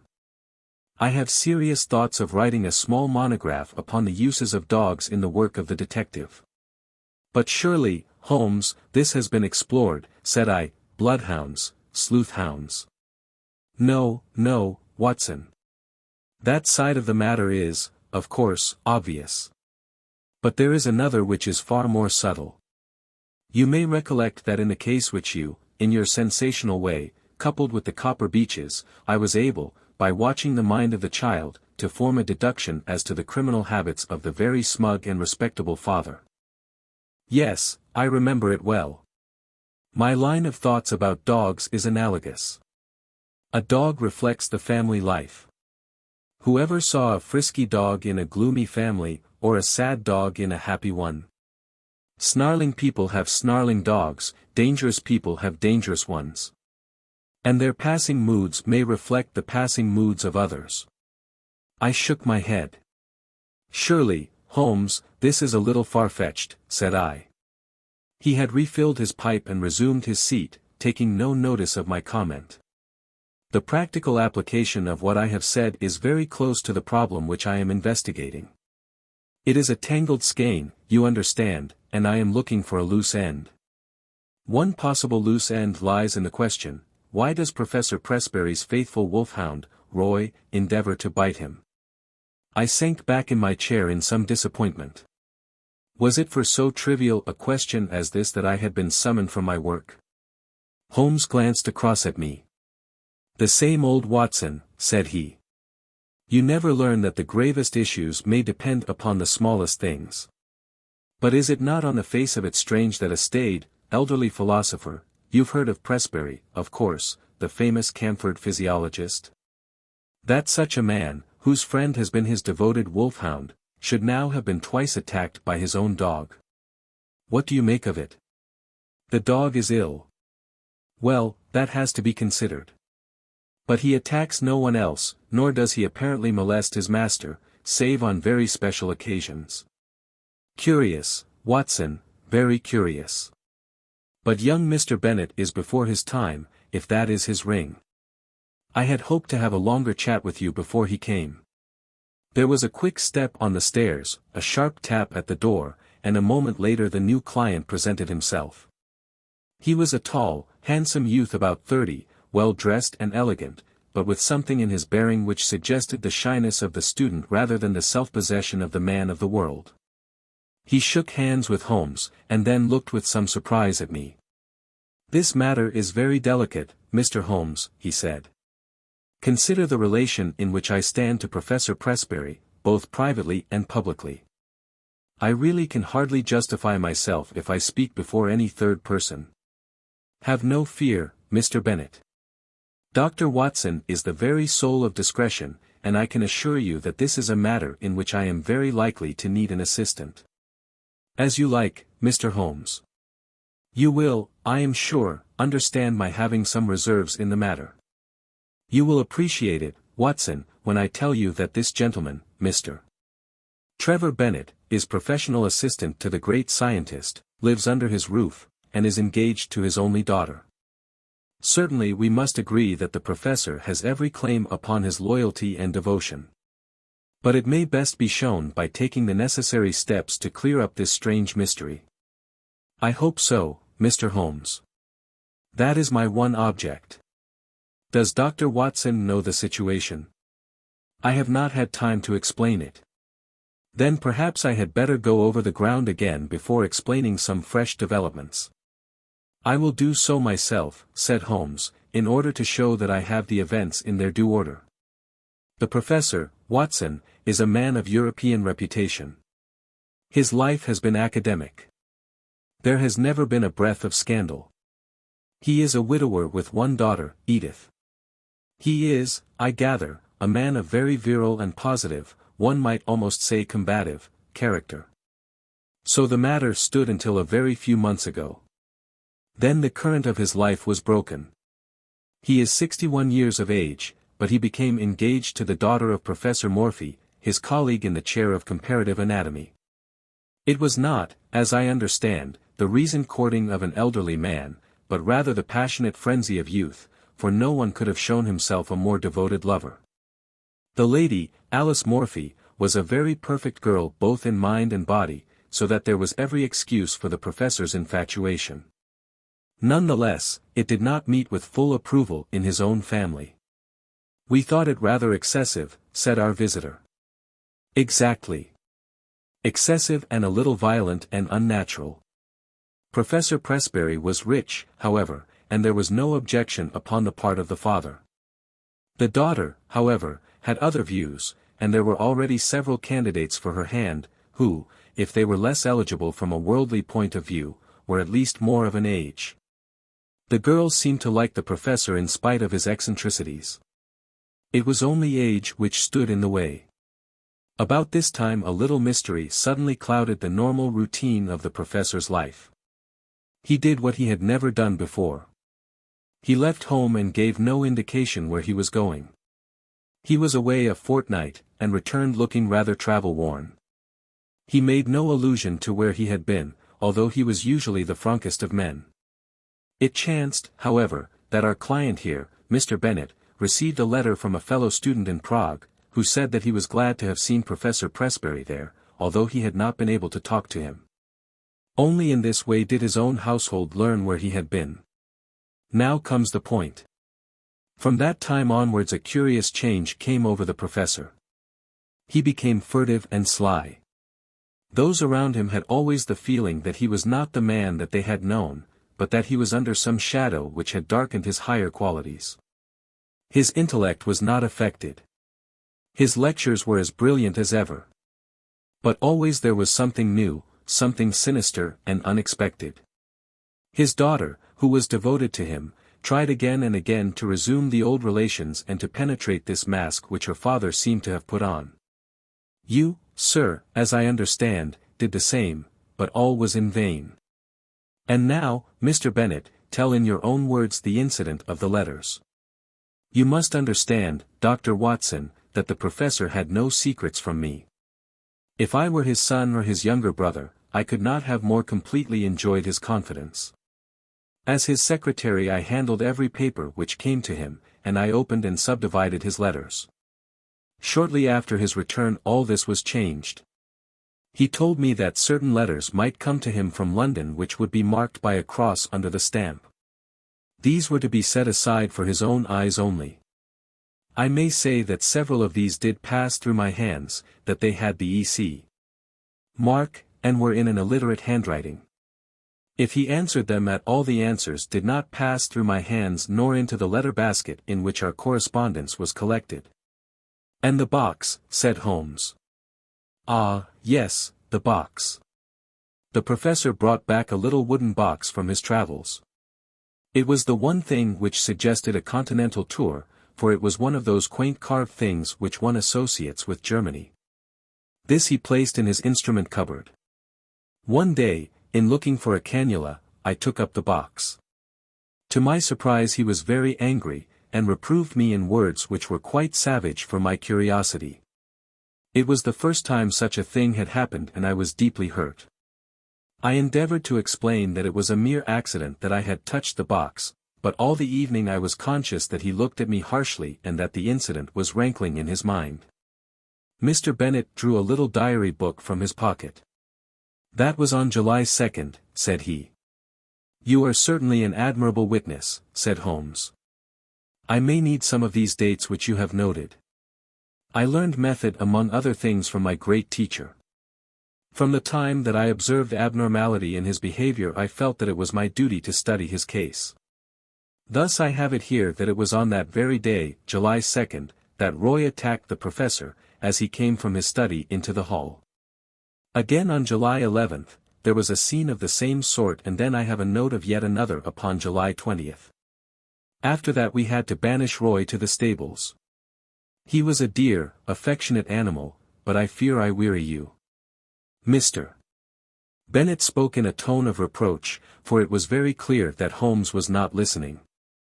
His face was rigid and his eyes gazed abstractedly at the ceiling. With an effort he recovered himself. Singular. Most singular, he murmured. These details were new to me, Mr. Bennet. I think we have now fairly gone over the old ground, have we not? But you spoke of some fresh developments. The pleasant, open face of our visitor clouded over, shadowed by some grim remembrance. What I speak of occurred the night before last, said he. I was lying awake about 2 in the morning, when I was aware of a dull muffled sound coming from the passage. I opened my door and peeped out. I should explain that the professor sleeps at the end of the passage. The date being, asked Holmes. Our visitor was clearly annoyed at so irrelevant an interruption. I have said, sir, that it was the night before last, that is, September 4th. Holmes nodded and smiled. Pray continue, said he.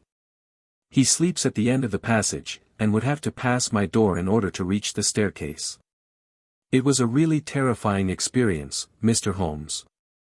I think that I am as strong-nerved as my neighbors, but I was shaken by what I saw. The passage was dark save that one window halfway along it threw a patch of light.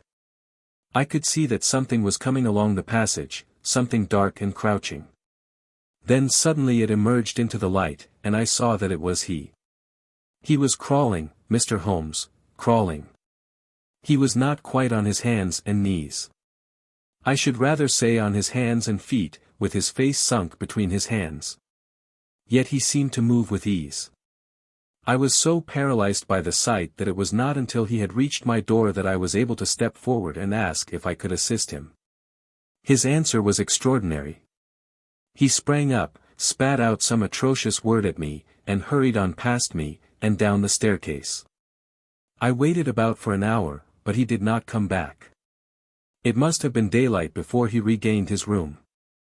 "Well, Watson, what make you of that?" asked Holmes, with the air of the pathologist who presents a rare specimen. "Lumbago, possibly. I have known a severe attack make a man walk in just such a way, and nothing would be more trying to the temper." "Good, Watson. You always keep us flat-footed on the ground. But we can hardly accept lumbago, since he was able to stand erect in a moment." "He was never better in health," said Bennet. "In fact, he is stronger than I have known him for years. But there are the facts, Mr. Holmes. It is not a case in which we can consult the police, and yet we are utterly at our wits' end as to what to do, and we feel in some strange way that we are drifting towards disaster. Edith, Miss Presbury, feels as I do, that we cannot wait passively any longer. It is certainly a very curious and suggestive case. What do you think, Watson?" "Speaking as a medical man," said I, "it appears to be a case for an alienist. The old gentleman's cerebral processes were disturbed by the love affair. He made a journey abroad in the hope of breaking himself of the passion. His letters and the box may be connected with some other private transaction, a loan, perhaps, or share certificates, which are in the box. And the wolfhound no doubt disapproved of the financial bargain. No, Watson, there is more in it than this. Now, I can only suggest. What Sherlock Holmes was about to suggest will never be known, for at this moment the door opened and a young lady was shown into the room. As she appeared Mr. Bennet sprang up with a cry and ran forward with his hands out to meet those which she had herself outstretched. "Edith, dear. Nothing the matter, I hope. I felt I must follow you." "Oh, Jack, I have been so dreadfully frightened. It is awful to be there alone. Mr. Holmes, this is the young lady I spoke of. This is my fiancée." We were gradually coming to that conclusion, were we not, Watson? Holmes answered, with a smile. "I take it, Miss Presbury, that there is some fresh development in the case, and that you thought we should know." Our new visitor, a bright, handsome girl of a conventional English type, smiled back at Holmes as she seated herself beside Mr. Bennet. "When I found Mr. Bennet had left his hotel I thought I should probably find him here. Of course, he had told me that he would consult you. But, oh, Mr. Holmes, can you do nothing for my poor father?" "I have hopes, Miss Presbury, but the case is still obscure. Perhaps what you have to say may throw some fresh light upon it. It was last night, Mr. Holmes. He had been very strange all day. I am sure that there are times when he has no recollection of what he does. He lives as in a strange dream. Yesterday was such a day. It was not my father with whom I lived. His outward shell was there, but it was not really he. Tell me what happened." "I was awakened in the night by the dog barking most furiously. Poor Roy, he is chained now near the stable. I may say that I always sleep with my door locked, for, as Mr. Bennet will tell you, we all have a feeling of impending danger. My room is on the second floor. It happened that the blind was up in my window, and there was bright moonlight outside. As I lay with my eyes fixed upon the square of light, listening to the frenzied barkings of the dog, I was amazed to see my father's face looking in at me. Mr. Holmes, I nearly died of surprise and horror. There it was pressed against the window pane, and one hand seemed to be raised as if to push up the window. If that window had opened, I think I should have gone mad. It was no delusion, Mr. Holmes. Don't deceive yourself by thinking so. I dare say it was 20 seconds or so that I lay paralyzed and watched the face. Then it vanished, but I could not spring out of bed and look out after it. I lay cold and shivering till morning. At breakfast he was sharp and fierce in manner, and made no allusion to the adventure of the night. Neither did I, but I gave an excuse for coming to town, and here I am. Holmes looked thoroughly surprised at Miss Presberry's narrative. My dear young lady, you say that your room is on the second floor. Is there a long ladder in the garden? No, Mr. Holmes, that is the amazing part of it. There is no possible way of reaching the window, and yet he was there. The date being September 5th, said Holmes. That certainly complicates matters. It was the young lady's turn to look surprised. This is the second time that you have alluded to the date, Mr. Holmes, said Bennet. Is it possible that it has any bearing upon the case? It is possible, very possible, and yet I have not my full material at present. Possibly you are thinking of the connection between insanity and phases of the moon? No, I assure you. It was quite a different line of thought. Possibly you can leave your notebook with me and I will check the dates. Now I think, Watson, that our line of action is perfectly clear. This young lady has informed us, and I have the greatest confidence in her intuition, that her father remembers little or nothing which occurs upon certain dates. We will therefore call upon him as if he had given us an appointment upon such a date. He will put it down to his own lack of memory. Thus we will open our campaign by having a good close view of him. That is excellent, said Mr. Bennet. I warn you, however, that the professor is irascible and violent at times. Holmes smiled. There are reasons why we should come at once, very cogent reasons if my theories hold good. Tomorrow, Mr. Bennet will certainly see us in Camford. There is, if I remember right, an inn called the Chequers, where the port used to be above mediocrity, and the linen was above reproach. I think, Watson, that our lot for the next few days might lie in less pleasant places. Monday morning found us on our way to the famous university town, an easy effort on the part of Holmes, who had no roots to pull up, but one which involved frantic planning and hurrying on my part, as my practice was by this time not inconsiderable. Holmes made no allusion to the case until after we had deposited our suitcases at the ancient hostel of which he had spoken. I think, Watson, that we can catch the professor just before lunch. He lectures at 11, and should have an interval at home. What possible excuse have we for calling? Holmes glanced at his notebook. There was a period of excitement upon August 26th. We will assume that he is a little hazy as to what he does at such times. If we insist that we are there by appointment, I think he will hardly venture to contradict us. Have you the effrontery necessary to put it through? We can but try. Excellent, Watson. Compound of the busy bee and Excelsior. We can but try, the motto of the firm. A friendly native will surely guide us. Such a one on the back of a smart hansom swept us past a row of ancient colleges, and finally turning into a tree-lined drive pulled up at the door of a charming house, girt round with lawns and covered with purple wisteria. Professor Presberry was certainly surrounded with every sign not only of comfort but of luxury. Even as we pulled up a grizzled head appeared at the front window, and we were aware of a pair of keen eyes from under shaggy brows which surveyed us through large horn glasses. A moment later we were actually in his sanctum, and the mysterious scientist, whose vagaries had brought us from London, was standing before us. There was certainly no sign of eccentricity either in his manner or appearance, for he was a portly, large-featured man, grave, tall, and frock-coated, with the dignity of bearing which a lecturer needs.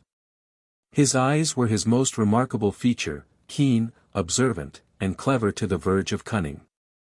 He looked at our cards. "Pray sit down, gentlemen. What can I do for you?" Mr. Holmes smiled amiably.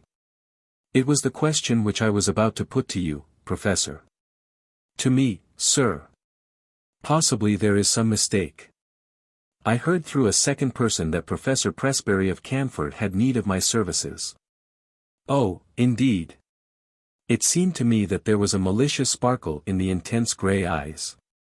"You heard that, did you?" May I ask the name of your informant? I am sorry, Professor, but the matter was rather confidential. If I have made a mistake, there is no harm done. I can only express my regret. Not at all. I should wish to go further into this matter. It interests me. Have you any scrap of writing, any letter or telegram, to bear out your assertion? No, I have not. I presume that you do not go so far as to assert that I summoned you. I would rather answer no questions, said Holmes. No, I dare say not, said the professor, with asperity. However, that particular one can be answered very easily without your aid. He walked across the room to the bell. Our London friend, Mr. Bennet, answered the call. Come in, Mr. Bennet. These two gentlemen have come from London under the impression that they have been summoned. You handle all my correspondence. Have you a note of anything going to a person named Holmes? No, sir, Bennet answered, with a flush. That is conclusive, said the professor, glaring angrily at my companion. Now, sir, he leaned forward with his two hands upon the table, it seems to me that your position is a very questionable one. Holmes shrugged his shoulders. I can only repeat that I am sorry that we have made a needless intrusion. Hardly enough, Mr. Holmes, the old man cried, in a high screaming voice, with extraordinary malignancy upon his face. He got between us and the door as he spoke, and he shook his two hands at us with furious passion. You can hardly get out of it so easily as that. His face was convulsed and he grinned and gibbered at us in his senseless rage. I am convinced that we should have had to fight our way out of the room if Mr. Bennet had not intervened. My dear professor, he cried, consider your position. Consider the scandal at the university. Mr. Holmes is a well-known man. You cannot possibly treat him with such discourtesy. Sulkily our host, if I may call him so, cleared the path to the door. We were glad to find ourselves outside the house, and in the quiet of the tree-lined drive. Holmes seemed greatly amused by the episode. Our learned friend's nerves are somewhat out of order, said he. Perhaps our intrusion was a little crude, and yet we have gained that personal contact which I desired. But, dear me, Watson, he is surely at our heels. The villain still pursues us. There were the sounds of running feet behind, but it was, to my relief, not the formidable professor but his assistant who appeared round the curve of the drive. He came panting up to us. I am so sorry, Mr. Holmes. I wish to apologize. My dear sir, there is no need. It is all in the way of professional experience. I have never seen him in a more dangerous mood. But he grows more sinister. You can understand now why his daughter and I are alarmed.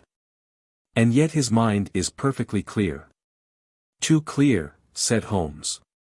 That was my miscalculation. It is evident that his memory is much more reliable than I had thought. By the way, can we, before we go, see the window of Miss Pressbury's room? Mr. Bennet pushed his way through some shrubs and we had a view of the side of the house. It is there. The second on the left. Dear me, it seems hardly accessible. And yet you will observe that there is a creeper below and a water pipe above which gives some foothold. I could not climb it myself, said Mr. Bennet. Very likely. It would certainly be a dangerous exploit for any normal man. There was one other thing I wished to tell you, Mr. Holmes. I have the address of the man in London to whom the professor writes. He seems to have written this morning and I got it from his blotting paper. It is an ignoble position for a trusted secretary, but what else can I do? Holmes glanced at the paper and put it into his pocket. Doric, a curious name. Slavonic, I imagine. Well, it is an important link in the chain. We return to London this afternoon, Mr. Bennet. I see no good purpose to be served by our remaining. We cannot arrest the professor, because he has done no crime, nor can we place him under constraint, for he cannot be proved to be mad. No action is as yet possible. Then what on earth are we to do?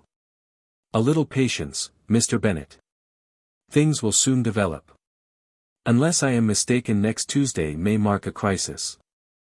Certainly we shall be in Camford on that day. Meanwhile, the general position is undeniably unpleasant, and if Miss Pressbury can prolong her visit. That is easy. Then let her stay till we can assure her that all danger is past. Meanwhile, let him have his way and do not cross him. So long as he is in a good humor, all is well. There he is, said Bennet, in a startled whisper. Looking between the branches, we saw the tall, erect figure emerge from the hall door and look around him. He stood leaning forward, his hands swinging straight before him, his head turning from side to side. The secretary with a last wave slipped off among the trees, and we saw him presently rejoin his employer, the two entering the house together in what seemed to be animated and even excited conversation. I expect the old gentleman has been putting two and two together, said Holmes, as we walked hotelwards. He struck me as having a particularly clear and logical brain, from the little I saw of him. Explosive, no doubt, but then from his point of view he has something to explode about if detectives are put on his track and he suspects his own household of doing it. I rather fancy that friend Bennet is in for an uncomfortable time. Holmes stopped at a post office and sent off a telegram on our way. The answer reached us in the evening, and he tossed it across to me. Have visited the Commercial Road and seen Doric. Suave person, bohemian, elderly. Keeps large general store. Mercer. Mercer is since your time, said Holmes. He is my general utility man who looks up routine business. It was important to know something of the man with whom our professor was so secretly corresponding. His nationality connects up with the Prague visit. Thank goodness that something connects with something, said I. At present we seem to be faced by a long series of inexplicable incidents with no bearing upon each other. For example, what possible connection can there be between an angry wolfhound and a visit to Bohemia, or either of them with a man crawling down a passage at night? As to your dates, that is the biggest mystification of all. Holmes smiled and rubbed his hands. We were, I may say, seated in the old sitting room of the ancient hotel, with a bottle of the famous vintage of which Holmes had spoken on the table between us. Well, now, let us take the dates first, said he, his fingertips together in his manner as if he were addressing a class. This excellent young man's diary shows that there was trouble upon July 2nd, and from then onwards it seems to have been at 9-day intervals, with, so far as I remember, only one exception. Thus the last outbreak upon Friday was on September 3rd, which also falls into the series, as did August 26th, which preceded it. The thing is beyond coincidence. I was forced to agree. Let us, then, form the provisional theory that every 9 days the professor takes some strong drug which has a passing but highly poisonous effect. His naturally violent nature is intensified by it. He learned to take this drug while he was in Prague, and is now supplied with it by a Bohemian intermediary in London. This all hangs together, Watson. But the dog, the face at the window, the creeping man in the passage? Well, we have made a beginning. I should not expect any fresh developments until next Tuesday. In the meantime we can only keep in touch with friend Bennet and enjoy the amenities of this charming town. In the morning Mr. Bennet slipped round to bring us the latest report. As Holmes had imagined, times had not been easy with him. Without exactly accusing him of being responsible for our presence, the professor had been very rough and rude in his speech, and evidently felt some strong grievance. This morning he was quite himself again, however, and had delivered his usual brilliant lecture to a crowded class. Apart from his queer fits, said Bennet, he has actually more energy and vitality than I can ever remember, nor was his brain ever clearer. But it's not he, it's never the man whom we have known. I don't think you have anything to fear now for a week at least, Holmes answered. I am a busy man, and Dr. Watson has his patients to attend to. Let us agree that we meet here at this hour next Tuesday, and I shall be surprised if before we leave you again we are not able to explain, even if we cannot perhaps put an end to, your troubles. Meanwhile, keep us posted in what occurs. I saw nothing of my friend for the next few days, but on the following Monday evening I had a short note asking me to meet him next day at the train. From what he told me as we travelled up to Camford all was well, the peace of the professor's house had been unruffled, and his own conduct perfectly normal. This also was the report which was given us by Mr. Bennet himself when he called upon us that evening at our old quarters in the Chequers. He heard from his London correspondent today. There was a letter and there was a small packet, each with the cross under the stamp which warned me not to touch them. There has been nothing else. That may prove quite enough, said Holmes grimly. Now, Mr. Bennet, we shall, I think, come to some conclusion tonight. If my deductions are correct we should have an opportunity of bringing matters to a head. In order to do so it is necessary to hold the professor under observation. I would suggest, therefore, that you remain awake and on the lookout. Should you hear him pass your door do not interrupt him, but follow him as discreetly as you can. Dr. Watson and I will not be far off. By the way, where is the key of that little box of which you spoke? Upon his watch chain. I fancy our researches must lie in that direction. At the worst the lock should not be very formidable. Have you any other able-bodied man on the premises? There is the coachman, MacPhail. Where does he sleep? Over the stables.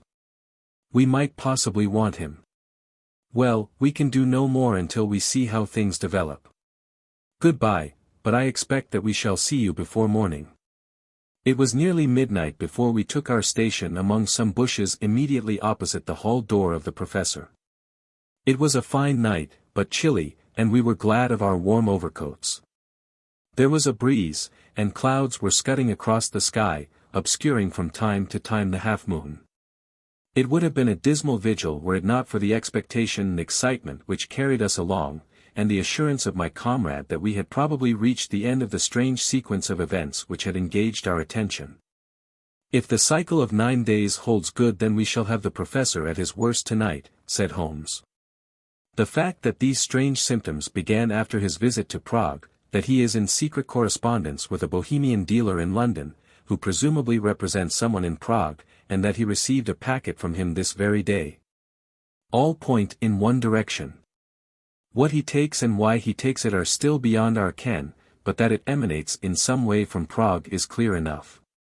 He takes it under definite directions which regulate this 9th-day system, which was the first point which attracted my attention.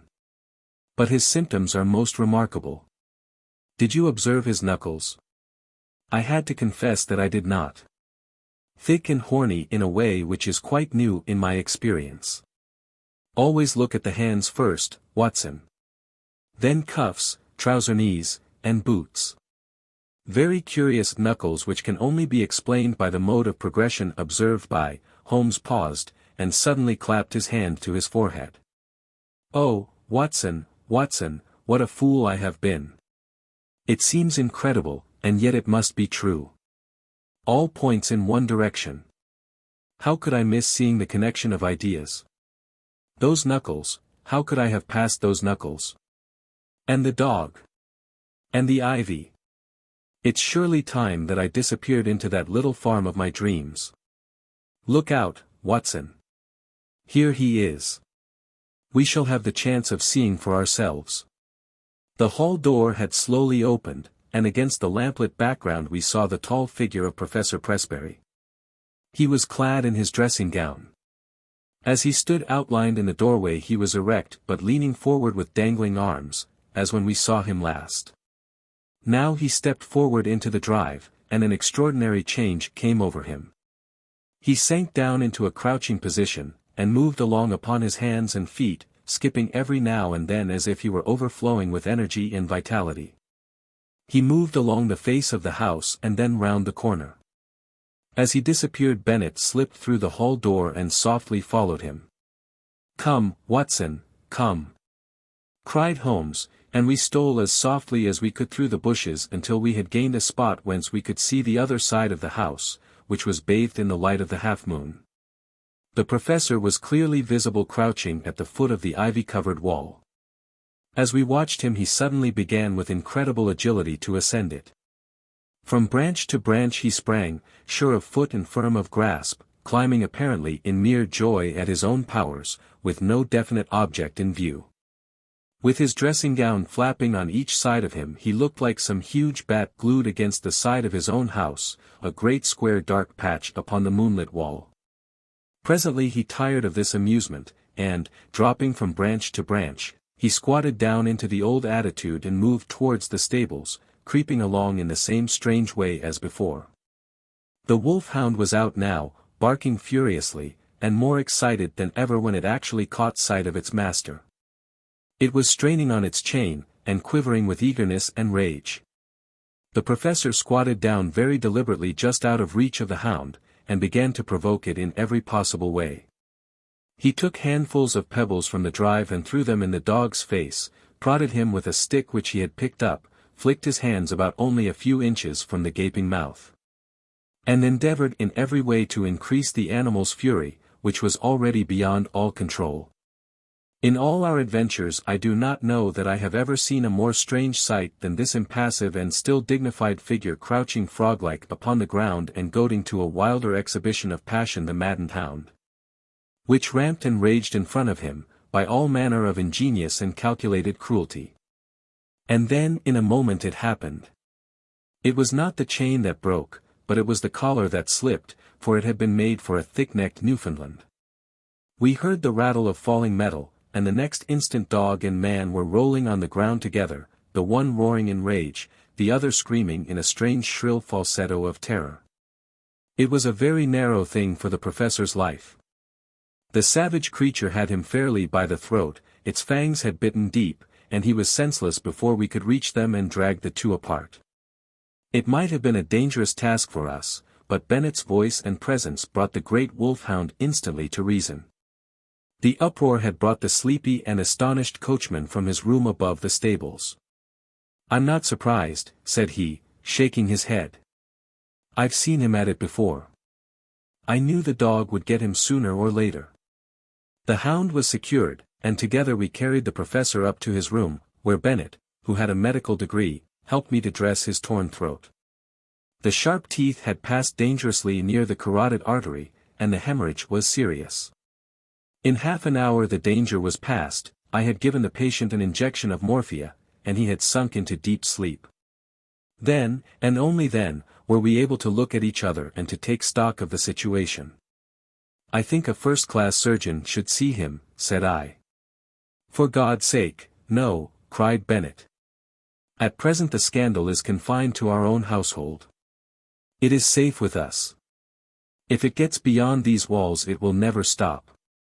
Consider his position at the university, his European reputation, the feelings of his daughter."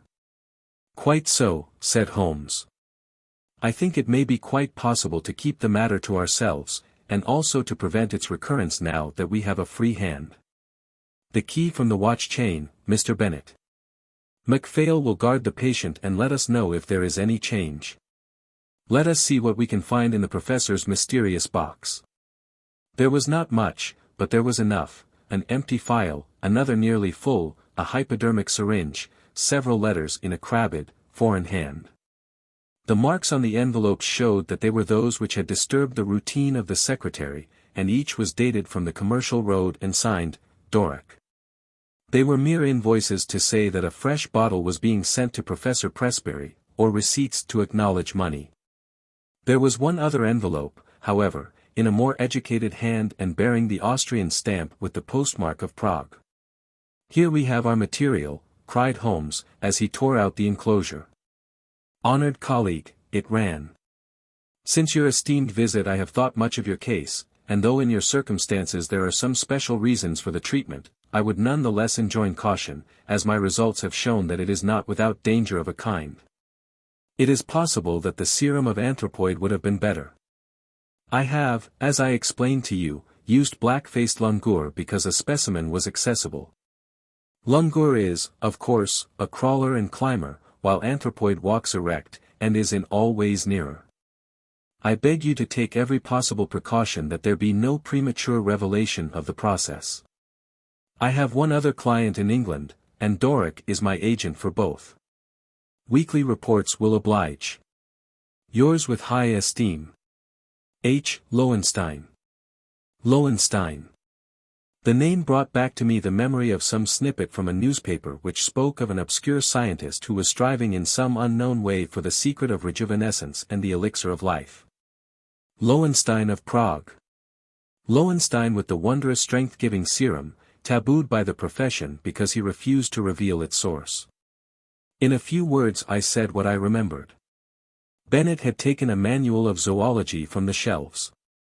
Lungur, he read, the great black-faced monkey of the Himalayan slopes, biggest and most human of climbing monkeys. Many details are added. Well, thanks to you, Mr. Holmes, it is very clear that we have traced the evil to its source. The real source, said Holmes, lies, of course, in that untimely love affair which gave our impetuous professor the idea that he could only gain his wish by turning himself into a younger man. When one tries to rise above nature one is liable to fall below it. The highest type of man may revert to the animal if he leaves the straight road of destiny. He sat musing for a little with the phial in his hand, looking at the clear liquid within. When I have written to this man and told him that I hold him criminally responsible for the poisons which he circulates, we will have no more trouble. But it may recur. Others may find a better way. There is danger there, a very real danger to humanity.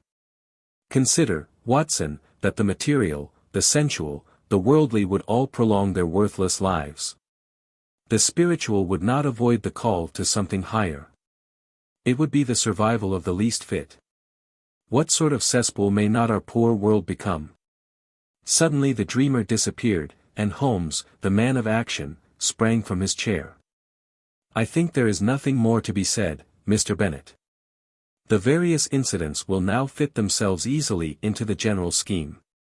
The dog, of course, was aware of the change far more quickly than you. His smell would ensure that. It was the monkey, not the professor, whom Roy attacked, just as it was the monkey who teased Roy. Climbing was a joy to the creature, and it was a mere chance, I take it, that the pastime brought him to the young lady's window. There is an early train to town, Watson, but I think we shall just have time for a cup of tea at the Checkers before we catch it. 9. The Adventure of the Lion's Mane. It is a most singular thing that a problem which was certainly as abstruse and unusual as any which I have faced in my long professional career should have come to me after my retirement. And be brought, as it were, to my very door. It occurred after my withdrawal to my little Sussex home, when I had given myself up entirely to that soothing life of nature for which I had so often yearned during the long years spent amid the gloom of London. At this period of my life the good Watson had passed almost beyond my ken. An occasional week-end visit was the most that I ever saw of him. Thus I must act as my own chronicler. Ah!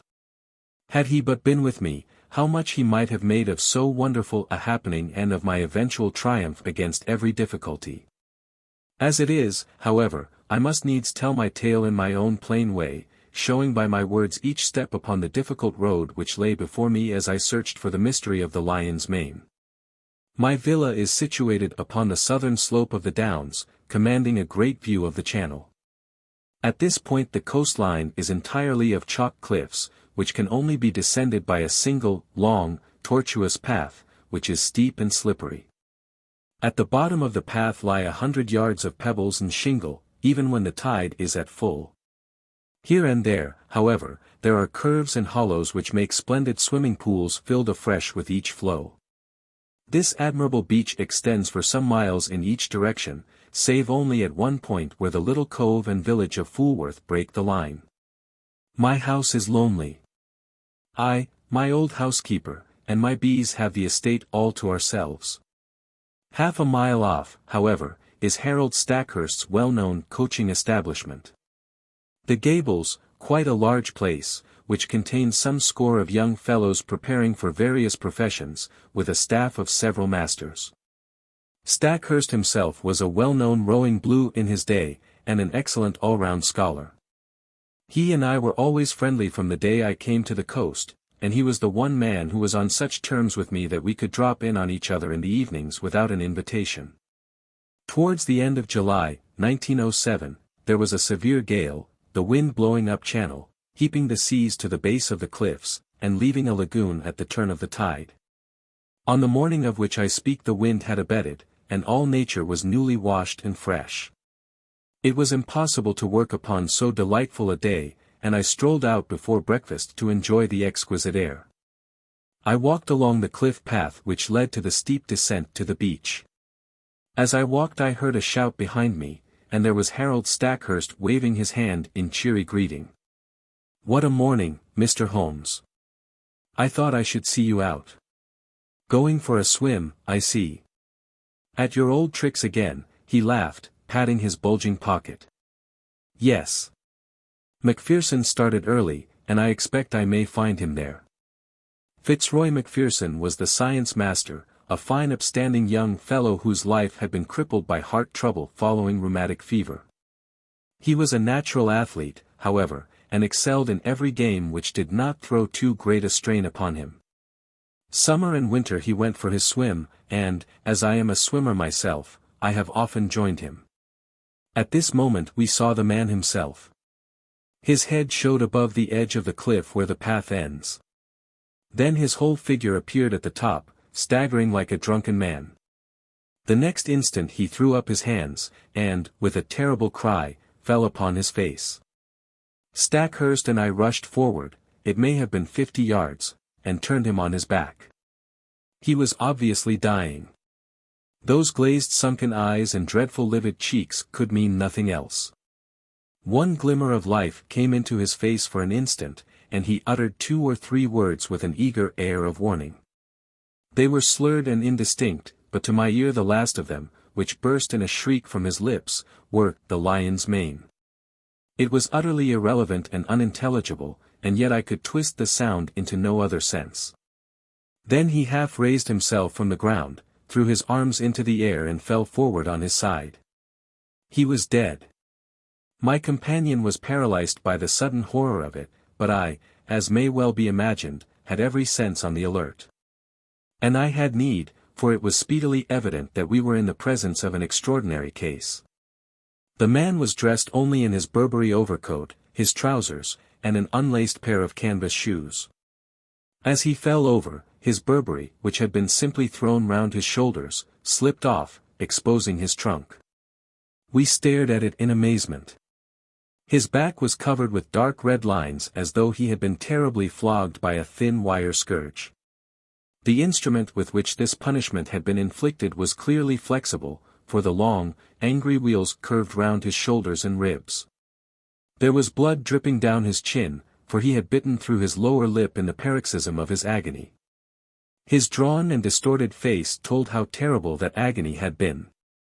I was kneeling and Stackhurst standing by the body when a shadow fell across us, and we found that Ian Murdoch was by our side. Murdoch was the mathematical coach at the establishment, a tall, dark, thin man, so taciturn and aloof that none can be said to have been his friend. He seemed to live in some high, abstract region of surds and conic sections with little to connect him with ordinary life. He was looked upon as an oddity by the students, and would have been there but there was some strange outlandish blood in the man, which showed itself not only in his coal-black eyes and swarthy face, but also in occasional outbreaks of temper, which could only be described as ferocious. On one occasion, being plagued by a little dog belonging to Macpherson, he had caught the creature up and hurled it through the plate-glass window. An action for which Stackhurst would certainly have given him his dismissal had he not been a very valuable teacher. Such was the strange, complex man who now appeared beside us. He seemed to be honestly shocked at the sight before him, though the incident of the dog may show that there was no great sympathy between the dead man and himself. Poor fellow! Poor fellow! What can I do? How can I help? Were you with him? Can you tell us what has happened? No, I was late this morning. I was not on the beach at all. I have come straight from the Gables. What can I do? You can hurry to the police station at Fulworth. Report the matter at once. Without a word he made off at top speed, and I proceeded to take the matter in hand, while Stackhurst, dazed at this tragedy, remained by the body. My first task naturally was to note who was on the beach. From the top of the path I could see the whole sweep of it, and it was absolutely deserted save that 2 or 3 dark figures could be seen far away moving towards the village of Fulworth. Having satisfied myself upon this point, I walked slowly down the path. There was clay or soft marl mixed with the chalk, and every here and there I saw the same footstep, both ascending and descending. No one else had gone down to the beach by this track that morning. At one place I observed the print of an open hand with the fingers towards the incline. This could only mean that poor Macpherson had fallen as he ascended. There were rounded depressions, too, which suggested that he had come down upon his knees more than once. At the bottom of the path was the considerable lagoon left by the retreating tide. At the side of it Macpherson had undressed, for there lay his towel on a rock. It was folded and dry, so that it would seem that after all he had never entered the water. Once or twice as I hunted round amid the hard shingle I came on little patches of sand where the print of his canvas shoe, and also of his naked foot, could be seen. The latter fact proved that he had made all ready to bathe, though the towel indicated that he had not actually done so. And here was the problem clearly defined, as strange a one as had ever confronted me. The man had not been on the beach more than a quarter of an hour at the most. Stackhurst had followed him from the gables, so there could be no doubt about that. He had gone to bathe and had stripped, as the naked footsteps showed. Then he had suddenly huddled on his clothes again, they were all dishevelled and unfastened, and he had returned without bathing, or at any rate without drying himself. And the reason for his change of purpose had been that he had been scourged in some savage, inhuman fashion, tortured until he bit his lip through in his agony, and was left with only strength enough to crawl away and to die. Who had done this barbarous deed? There were, it is true, small grottos and caves in the base of the cliffs, but the low sun shone directly into them, and there was no place for concealment. Then, again, there were those distant figures on the beach. They seemed too far away to have been connected with the crime, and the broad lagoon in which Macpherson had intended to bathe lay between him and them, lapping up to the rocks. On the sea 2 or 3 fishing boats were at no great distance. Their occupants might be examined at our leisure.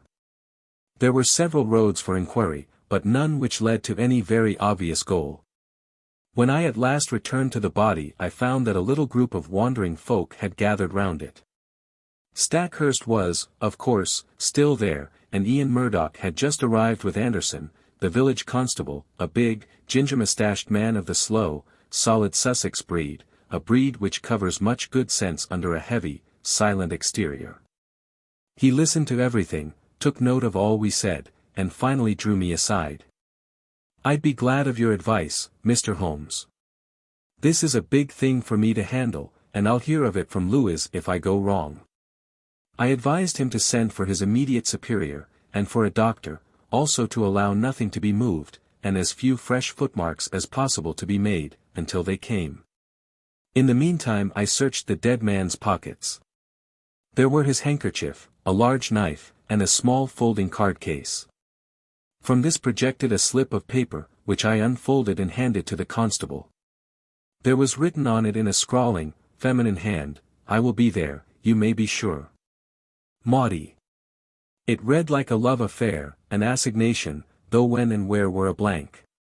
The constable replaced it in the card case and returned it with the other things to the pockets of the Burberry.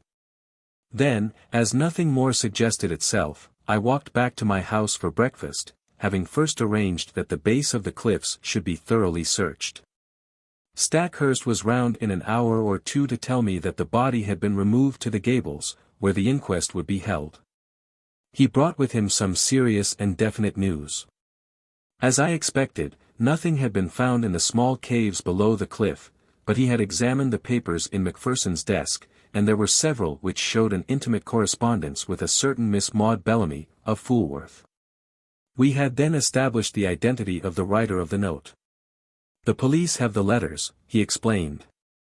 "I could not bring them. But there is no doubt that it was a serious love affair. I see no reason, however, to connect it with that horrible happening save, indeed, that the lady had made an appointment with him. But hardly at a bathing pool which all of you were in the habit of using, I remarked. It is mere chance, said he, that several of the students were not with Macpherson. Was it mere chance? Stackhurst knit his brows in thought. Ian Murdoch held them back, said he. He would insist upon some algebraic demonstration before breakfast. Poor chap, he is dreadfully cut up about it all. And yet I gather that they were not friends. At one time they were not. But for a year or more Murdoch has been as near to Macpherson as he ever could be to anyone. He is not of a very sympathetic disposition by nature. So I understand. I seem to remember your telling me once about a quarrel over the ill usage of a dog. That blew over all right. But left some vindictive feeling, perhaps. No, I am sure they were real friends. Well, then, we must explore the matter of the girl. Do you know her? Everyone knows her. She is the beauty of the neighborhood, a real beauty, Holmes, who would draw attention everywhere. I knew that Macpherson was attracted by her, but I had no notion that it had gone so far as these letters would seem to indicate. But who is she? She is the daughter of old Tom Bellamy, who owns all the boats and bathing cots at Fulworth. He was a fisherman to start with, but is now a man of some substance. He and his son William run the business. Shall we walk into Fulworth and see them? On what pretext? Oh, we can easily find a pretext. After all, this poor man did not ill-use himself in this outrageous way.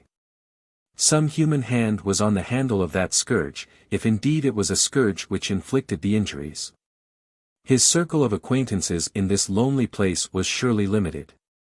Let us follow it up in every direction and we can hardly fail to come upon the motive, which in turn should lead us to the criminal.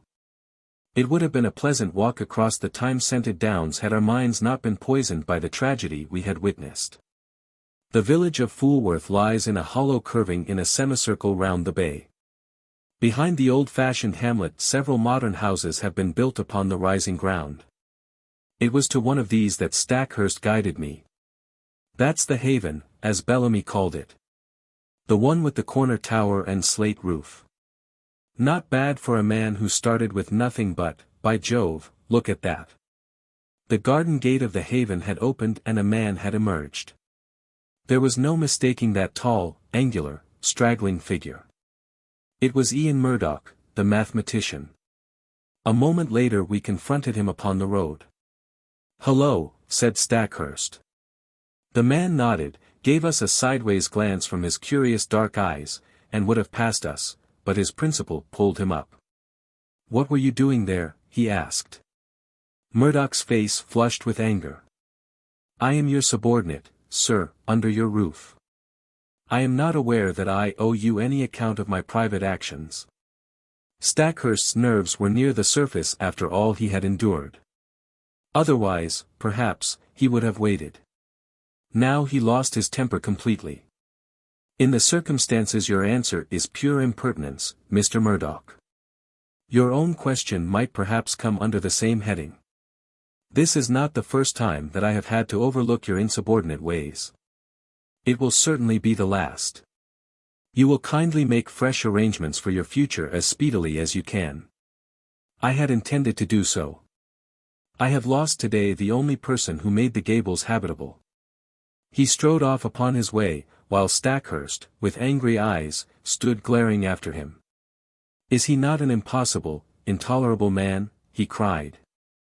The one thing that impressed itself forcibly upon my mind was that Mr. Ian Murdoch was taking the first chance to open a path of escape from the scene of the crime. Suspicion, vague and nebulous, was now beginning to take outline in my mind. Perhaps the visit to the Bellamys might throw some further light upon the matter. Stackhurst pulled himself together and we went forward to the house. Mr. Bellamy proved to be a middle-aged man with a flaming red beard. He seemed to be in a very angry mood, and his face was soon as florid as his hair. "No, sir, I do not desire any particulars. My son here, indicating a powerful young man, with a heavy, sullen face, in the corner of the sitting room, is of one mind with me that Mr. Macpherson's attentions to Maud were insulting. Yes, sir, the word marriage was never mentioned, and yet there were letters and meetings, and a great deal more of which neither of us could approve. She has no mother, and we are her only guardians. We are determined. But the words were taken from his mouth by the appearance of the lady herself. There was no gainsaying that she would have graced any assembly in the world. Who could have imagined that so rare a flower would grow from such a root and in such an atmosphere? Women have seldom been an attraction to me, for my brain has always governed my heart, but I could not look upon her perfect clear-cut face, with all the soft freshness of the downlands in her delicate coloring, without realizing that no young man would cross her path unscathed. Such was the girl who had pushed open the door and stood now, wide-eyed and intense, in front of Harold Stackhurst. "I know already that Fitzroy is dead," she said. "Do not be afraid to tell me the particulars." "This other gentleman of yours let us know the news," explained the father. "There is no reason why my sister should be brought into the matter," growled the younger man. The sister turned a sharp, fierce look upon him. "This is my business, William. Kindly leave me to manage it in my own way. By all accounts there has been a crime committed. If I can help to show who did it, it is the least I can do for him who is gone." She listened to a short account from my companion, with a composed concentration which showed me that she possessed strong character as well as great beauty. Maud Bellamy will always remain in my memory as a most complete and remarkable woman. It seems that she already knew me by sight, for she turned to me at the end. "Bring them to justice, Mr. Holmes. You have my sympathy and my help, whoever they may be." It seemed to me that she glanced defiantly at her father and brother as she spoke. "Thank you," said I value a woman's instinct in such matters. "You use the word they. You think that more than one was concerned?" I knew Mr. Macpherson well enough to be aware that he was a brave and a strong man. No single person could ever have inflicted such an outrage upon him. "Might I have one word with you alone?" "I tell you, Maud, not to mix yourself up in the matter," cried her father angrily. She looked at me helplessly. "What can I do?" "The whole world will know the facts presently, so there can be no harm if I discuss them here," said I. "I should have preferred privacy, but if your father will not allow it, he must share the deliberations." Then I spoke of the note which had been found in the dead man's pocket. "It is sure to be produced at the inquest. May I ask you to throw any light upon it that you can?" "I see no reason for mystery," she answered. "We were engaged to be married, and we only kept it secret because Fitzroy's uncle, who is very old and said to be dying, might have disinherited him if he had married against his wish. There was no other reason." "You could have told us," growled Mr. Bellamy. "So I would, father, if you had ever shown sympathy. I object to my girl picking up with men outside her own station. It was your prejudice against him which prevented us from telling you. As to this appointment," she fumbled in her dress and produced a crumpled note. It was in answer to this. "Dearest," ran the message, "the old place on the beach just after sunset on Tuesday. It is the only time I can get away at FM. Tuesday was today, and I had meant to meet him tonight." I turned over the paper. "This never came by post. How did you get it?" "I would rather not answer that question. It has really nothing to do with the matter which you are investigating. But anything which bears upon that I will most freely answer." She was as good as her word, but there was nothing which was helpful in our investigation. She had no reason to think that her fiancé had any hidden enemy, but she admitted that she had had several warm admirers. "May I ask if Mr. Ian Murdoch was one of them?" She blushed and seemed confused. "There was a time when I thought he was. But that was all changed when he understood the relations between Fitzroy and myself." Again the shadow round this strange man seemed to me to be taking more definite shape. "His record must be examined. His rooms must be privately searched. Stackhurst was a willing collaborator, for in his mind also suspicions were forming. We returned from our visit to the haven with the hope that one free end of this tangled skein was already in our hands. A week passed. The inquest had thrown no light upon the matter and had been adjourned for further evidence. Stackhurst had made discreet inquiry about his subordinate, and there had been a superficial search of his room, but without result. Personally, I had gone over the whole ground again, both physically and mentally, but with no new conclusions. In all my chronicles the reader will find no case which brought me so completely to the limit of my powers. Even my imagination could conceive no solution to the mystery. And then there came the incident of the dog. It was my old housekeeper who heard of it first by that strange wireless by which such people collect the news of the countryside. "Sad story this, sir, about Mr. Macpherson's dog," said she one evening. I do not encourage such conversations, but the words arrested my attention. "What of Mr. Macpherson's dog?" "Dead, sir. Died of grief for its master." "Who told you this?" "Why, sir, everyone is talking of it. It took on terrible, and has eaten nothing for a week. Then today 2 of the young gentlemen from the Gables found it dead, down on the beach, sir, at the very place where its master met his end." "At the very place." The words stood out clear in my memory. Some dim perception that the matter was vital rose in my mind. That the dog should die was after the beautiful, faithful nature of dogs. But, in the very place. Why should this lonely beach be fatal to it? Was it possible that it also had been sacrificed to some revengeful feud? Was it possible? Yes, the perception was dim, but already something was building up in my mind. In a few minutes I was on my way to the Gables, where I found Stackhurst in his study. At my request he sent for Sudbury and Blunt, the 2 students who had found the dog. "Yes, it lay on the very edge of the pool," said one of them. "It must have followed the trail of its dead master. I saw the faithful little creature, an Airedale terrier, laid out upon the mat in the hall. The body was stiff and rigid, the eyes projecting, and the limbs contorted. There was agony in every line of it. From the Gables I walked down to the bathing pool. The sun had sunk and the shadow of the great cliff lay black across the water, which glimmered dully like a sheet of lead. The place was deserted and there was no sign of life save for 2 seabirds circling and screaming overhead. In the fading light I could dimly make out the little dog's spoor upon the sand round the very rock on which his master's towel had been laid. For a long time I stood in deep meditation while the shadows grew darker around me. My mind was filled with racing thoughts.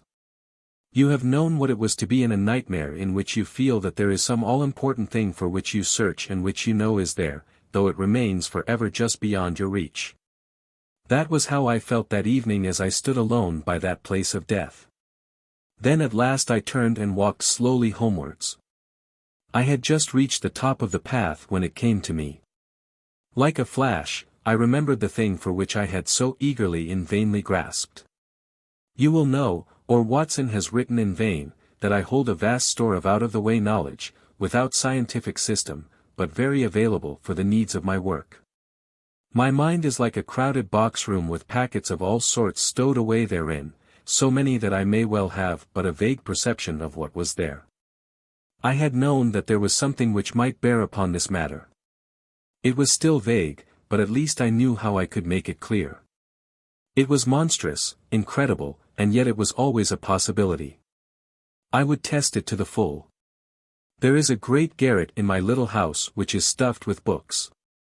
It was into this that I plunged and rummaged for an hour. At the end of that time I emerged with a little chocolate and silver volume. Eagerly I turned up the chapter of which I had a dim remembrance. Yes, it was indeed a far-fetched and unlikely proposition, and yet I could not be at rest until I had made sure if it might, indeed, be so. It was late when I retired, with my mind eagerly awaiting the work of the morrow. But that work met with an annoying interruption. I had hardly swallowed my early cup of tea and was starting for the beach when I had a call from Inspector Bardi of the Sussex Constabulary, a steady, solid, bovine man with thoughtful eyes, which looked at me now with a very troubled expression. "I know your immense experience, sir," said he. "This is quite unofficial, of course, and need go no farther. But I am fairly up against it in this Macpherson case. The question is, shall I make an arrest, or shall I not?" "Meaning Mr. Ian Murdoch?" "Yes, sir. There is really no one else when you come to think of it. That's the advantage of this solitude. We narrow it down to a very small compass. If he did not do it, then who did? What have you against him? He had gleaned along the same furrows as I had. There was Murdoch's character and the mystery which seemed to hang round the man. His furious bursts of temper, as shown in the incident of the dog. The fact that he had quarrelled with Macpherson in the past, and that there was some reason to think that he might have resented his attentions to Miss Bellamy. He had all my points, but no fresh ones, save that Murdoch seemed to be making every preparation for departure. What would my position be if I let him slip away with all this evidence against him? The burly, phlegmatic man was sorely troubled in his mind. "Consider," I said, "all the essential gaps in your case. On the morning of the crime he can surely prove an alibi. He had been with his scholars till the last moment, and within a few minutes of Macpherson's appearance he came upon us from behind. Then bear in mind the absolute impossibility that he could single-handed have inflicted this outrage upon a man quite as strong as himself. Finally, there is this question of the instrument with which these injuries were inflicted. What could it be but a scourge or flexible whip of some sort? Have you examined the marks?" I asked. "I have seen them. So has the doctor. But I have examined them very carefully with a lens. They have peculiarities." "What are they, Mr. Holmes?" I stepped to my bureau and brought out an enlarged photograph. "This is my method in such cases," I explained. "You certainly do things thoroughly, Mr. Holmes. I should hardly be what I am if I did not. Now let us consider this will which extends round the right shoulder. Do you observe nothing remarkable?" "I can't say I do." "Surely it is evident that it is unequal in its intensity. There is a dot of extravasated blood, here, and another there. There are similar indications in this other wool down here. What can that mean?" "I have no idea." "Have you?" "Perhaps I have. Perhaps I haven't. I may be able to say more soon. Anything which will define what made that mark will bring us a long way towards the criminal." "It is, of course, an absurd idea," said the policeman, "but if a red-hot net of wire had been laid across the back, then these better-marked points would represent where the meshes crossed each other. A most ingenious comparison. Or shall we say a very stiff cat-o'-nine-tails with small hard knots upon it? By Jove, Mr. Holmes, I think you have hit it. Or there may be some very different cause, Mr. Bardi. But your case is far too weak for an arrest. Besides, we have those last words, lion's mane. I have wondered whether Ian—" "Yes, I have considered that. If the second word had borne any resemblance to Murdoch, but it did not. He gave it almost in a shriek. I am sure that it was mane. Have you no alternative, Mr. Holmes?" "Perhaps I have. But I do not care to discuss it until there is something more solid to discuss." "And when will that be?" "In an hour, possibly less." The inspector rubbed his chin and looked at me with dubious eyes. "I wish I could see what was in your mind, Mr. Holmes. Perhaps it's those fishing boats." "No, no, they were too far out." "Well, then, is it Bellamy and that big son of his? They were not too sweet upon Mr. Macpherson. Could they have done him a mischief?" "No, no, you won't draw me until I am ready," said I with a smile. "Now, Inspector, we each have our own work to do. Perhaps if you were to meet me here at midday." So far we had got when there came the tremendous interruption which was the beginning of the end. My outer door was flung open, there were blundering footsteps in the passage, and Ian Murdoch staggered into the room, pallid, dishevelled, his clothes in wild disorder, clawing with his bony hands at the furniture to hold himself erect. "Brandy! Brandy!" he gasped, and fell groaning upon the sofa. He was not alone. Behind him came Stackhurst, hatless and panting, almost as distrait as his companion. "Yes, yes, brandy," he cried. "The man is at his last gasp. It was all I could do to bring him here. He fainted twice upon the way. Half a tumbler of the raw spirit brought about a wondrous change. He pushed himself up on one arm and swung his coat from off his shoulders. For God's sake! Oil, opium, morphia, he cried. Anything to ease this infernal agony. The inspector and I cried out at the sight. There, crisscrossed upon the man's naked shoulder, was the same strange reticulated pattern of red, inflamed lines which had been the death mark of Fitzroy Macpherson. The pain was evidently terrible and was more than local, for the sufferer's breathing would stop for a time, his face would turn black, and then with loud gasps he would clap his hand to his heart, while his brow dropped beads of sweat. At any moment he might die. More and more brandy was poured down his throat, each fresh dose bringing him back to life. Pads of cotton wool soaked in salad oil seemed to take the agony from the strange wounds. At last his head fell heavily upon the cushion. Exhausted nature had taken refuge in its last storehouse of vitality. It was half asleep and half a faint, but at least it was ease from pain. To question him had been impossible, but the moment we were assured of his condition Stackhurst turned upon me. "My God," he cried, "what is it, Holmes? What is it? Where did you find him?" "Down on the beach. Exactly where poor Macpherson met his end. If this man's heart had been weak as Macpherson's was, he would not be here now. More than once I thought he was gone as I brought him up. It was too far to the Gables, so I made for you. Did you see him on the beach?" "I was walking on the cliff when I heard his cry. He was at the edge of the water, reeling about like a drunken man. I ran down, threw some clothes about him, and brought him up. For heaven's sake, Holmes, use all the powers you have and spare no pains to lift the curse from this place, for life is becoming unendurable. Can you, with all your worldwide reputation, do nothing for us?" "I think I can, Stackhurst. Come with me now. And you, Inspector, come along.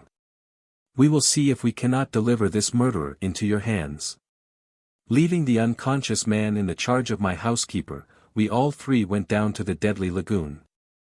On the shingle there was piled a little heap of towels and clothes, left by the stricken man. Slowly I walked round the edge of the water, my comrades in Indian file behind me. Most of the pool was quite shallow, but under the cliff where the beach was hollowed out it was 4 or 5 feet deep. It was to this part that a swimmer would naturally go, for it formed a beautiful pellucid green pool as clear as crystal. A line of rocks lay above it at the base of the cliff, and along this I led the way, peering eagerly into the depths beneath me.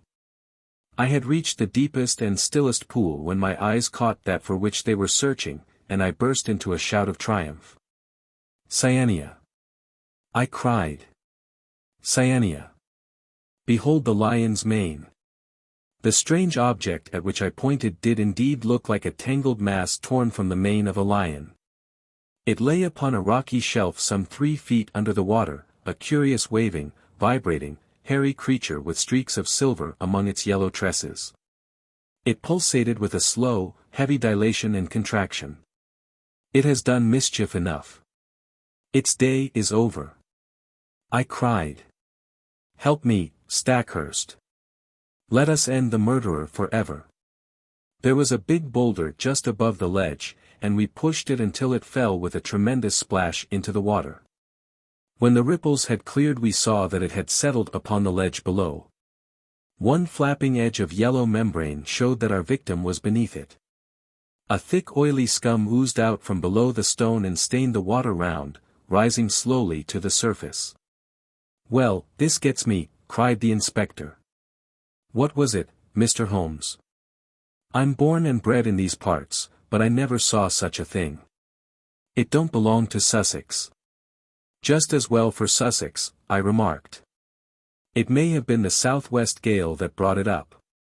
Come back to my house, both of you, and I will give you the terrible experience of one who has good reason to remember his own meeting with the same peril of the seas. When we reached my study, we found that Murdoch was so far recovered that he could sit up.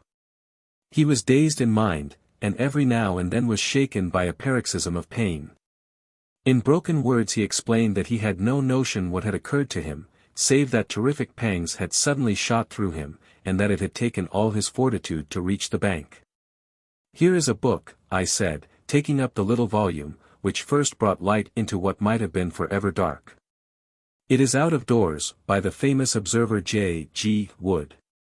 Wood himself very nearly perished from contact with this vile creature, so he wrote with a very full knowledge. Cyania capillata is the miscreant's full name, and he can be as dangerous to life as, and far more painful than, the bite of the cobra. Let me briefly give this extract. If the bather should see a loose roundish mass of tawny membranes and fibers, something like very large handfuls of lion's mane in silver paper, let him beware, for this is the fearful stinger, Cyania capillata. Could our sinister acquaintance be more clearly described? He goes on to tell his own encounter with one when swimming off the coast of Kent. He found that the creature radiated almost invisible filaments to the distance of 50 feet, and that anyone within that circumference from the deadly center was in danger of death. Even at a distance the effect upon Wood was almost fatal. The multitudinous threads caused light scarlet lines upon the skin which on closer examination resolved into minute dots or pustules, each dot charged as it were with a red-hot needle making its way through the nerves. The local pain was, as he explains, the least part of the exquisite torment. Pangs shot through the chest, causing me to fall as if struck by a bullet. The pulsation would cease, and then the heart would give 6 or 7 leaps as if it would force its way through the chest. It nearly killed him, although he had only been exposed to it in the disturbed ocean and not in the narrow calm waters of a bathing pool. He says that he could hardly recognize himself afterwards, so white, wrinkled and shriveled was his face. He gulped down brandy, a whole bottleful, and it seems to have saved his life. There is the book, Inspector. I leave it with you, and you cannot doubt that it contains a full explanation of the tragedy of poor Macpherson. And incidentally exonerates me, remarked Ian Murdoch with a wry smile. I do not blame you, Inspector, nor you, Mr. Holmes, for your suspicions were natural. I feel that on the very eve of my arrest I have only cleared myself by sharing the fate of my poor friend. No, Mr. Murdoch. I was already upon the track, and had I been out as early as I intended I might well have saved you from this terrific experience. But how did you know, Mr. Holmes? I am an omnivorous reader with a strangely retentive memory for trifles. That phrase, lion's mane, haunted my mind. I knew that I had seen it somewhere in an unexpected context. You have seen that it does describe the creature. I have no doubt that it was floating on the water when Macpherson saw it, and that this phrase was the only one by which he could convey to us a warning as to the creature which had been his death. Then I, at least, am cleared, said Murdoch, rising slowly to his feet. There are 1 or 2 words of explanation which I should give, for I know the direction in which your inquiries have run. It is true that I loved this lady, but from the day when she chose my friend Macpherson my one desire was to help her to happiness. I was well content to stand aside and act as their go-between. Often I carried their messages, and it was because I was in their confidence and because she was so dear to me that I hastened to tell her of my friend's death, lest someone should forestall me in a more sudden and heartless manner. She would not tell you, sir, of our relations lest you should disapprove and I might suffer. But with your leave I must try to get back to the Gables, for my bed will be very welcome. Stackhurst held out his hand. Our nerves have all been at concert pitch, said he. Forgive what is past, Murdoch. We shall understand each other better in the future. They passed out together with their arms linked in friendly fashion. The inspector remained, staring at me in silence with his ox-like eyes. Well, you've done it, he cried at last. I had read of you, but I never believed it. It's wonderful, I was forced to shake my head. To accept such praise was to lower one's own standards. I was slow at the outset, culpably slow. Had the body been found in the water I could hardly have missed it. It was the towel which misled me. The poor fellow had never thought to dry himself, and so I in turn was led to believe that he had never been in the water. Why, then, should the attack of any water creature suggest itself to me? That was where I went astray. Well, Inspector, I often ventured to chaff you gentlemen of the police force, but Cyania Capillata very nearly avenged Scotland Yard. X. The Adventure of the Veiled Lodger. When one considers that Mr. Sherlock Holmes was in active practice for 23 years, and that during 17 of these I was allowed to cooperate with him and to keep notes of his doings, it will be clear that I have a mass of material at my command. The problem has always been, not to find, but to choose. There is the long row of yearbooks which fill a shelf, and there are the dispatch cases filled with documents, a perfect quarry for the student, not only of crime, but of the social and official scandals of the late Victorian era. Concerning these latter, I may say that the writers of agonized letters, who beg that the honor of their families or the reputation of famous forebears may not be touched, have nothing to fear. The discretion and high sense of professional honor which have always distinguished my friend are still at work in the choice of these memoirs, and no confidence will be abused. I deprecate, however, in the strongest way the attempts which have been made lately to get at and to destroy these papers. The source of these outrages is known, and if they are repeated I have Mr. Holmes's authority for saying that the whole story concerning the politician, the lighthouse, and the trained cormorant will be given to the public. There is at least one reader who will understand. It is not reasonable to suppose that every one of these cases gave Holmes the opportunity of showing those curious gifts of instinct and observation which I have endeavored to set forth in these memoirs. Sometimes he had with much effort to pick the fruit, sometimes it fell easily into his lap. But the most terrible human tragedies were often involved in these cases which brought him the fewest personal opportunities, and it is one of these which I now desire to record. In telling it, I have made a slight change of name and place, but otherwise the facts are as stated. One forenoon, it was late in 1896, I received a hurried note from Holmes asking for my attendance. When I arrived, I found him seated in a smoke-laden atmosphere, with an elderly, motherly woman of the buxom landlady type in the corresponding chair in front of him. "This is Mrs. Merrilow, of South Brixton," said my friend, with a wave of the hand. "Mrs. Merrilow does not object to tobacco, Watson, if you wish to indulge your filthy habits. Mrs. Merrilow has an interesting story to tell which may well lead to further developments in which your presence may be useful. Anything I can do. You will understand, Mrs. Merrilow, that if I come to Mrs. Ronder I should prefer to have a witness. You will make her understand that before we arrive." "Lord bless you, Mr. Holmes," said our visitor, "she is that anxious to see you that you might bring the whole parish at your heels. Then we shall come early in the afternoon. Let us see that we have our facts correct before we start. If we go over them it will help Dr. Watson to understand the situation. You say that Mrs. Ronder has been your lodger for 7 years and that you have only once seen her face." "And I wish to God I had not," said Mrs. Merrilow. "It was, I understand, terribly mutilated." "Well, Mr. Holmes, you would hardly say it was a face at all. That's how it looked. Our milkman got a glimpse of her once peeping out of the upper window, and he dropped his tin and the milk all over the front garden. That is the kind of face it is. When I saw her, I happened on her unawares, she covered up quick, and then she said, 'Now, Mrs. Merrilow, you know at last why it is that I never raise my veil.' Do you know anything about her history?" "Nothing at all." "Did she give references when she came?" "No, sir, but she gave hard cash, and plenty of it. A quarter's rent right down on the table in advance and no arguing about terms. In these times a poor woman like me can't afford to turn down a chance like that." "Did she give any reason for choosing your house?" "Mine stands well back from the road and is more private than most." Then, again, I only take the one, and I have no family of my own. I reckon she had tried others and found that mine suited her best. It's privacy she is after, and she is ready to pay for it. You say that she never showed her face from first to last save on the one accidental occasion.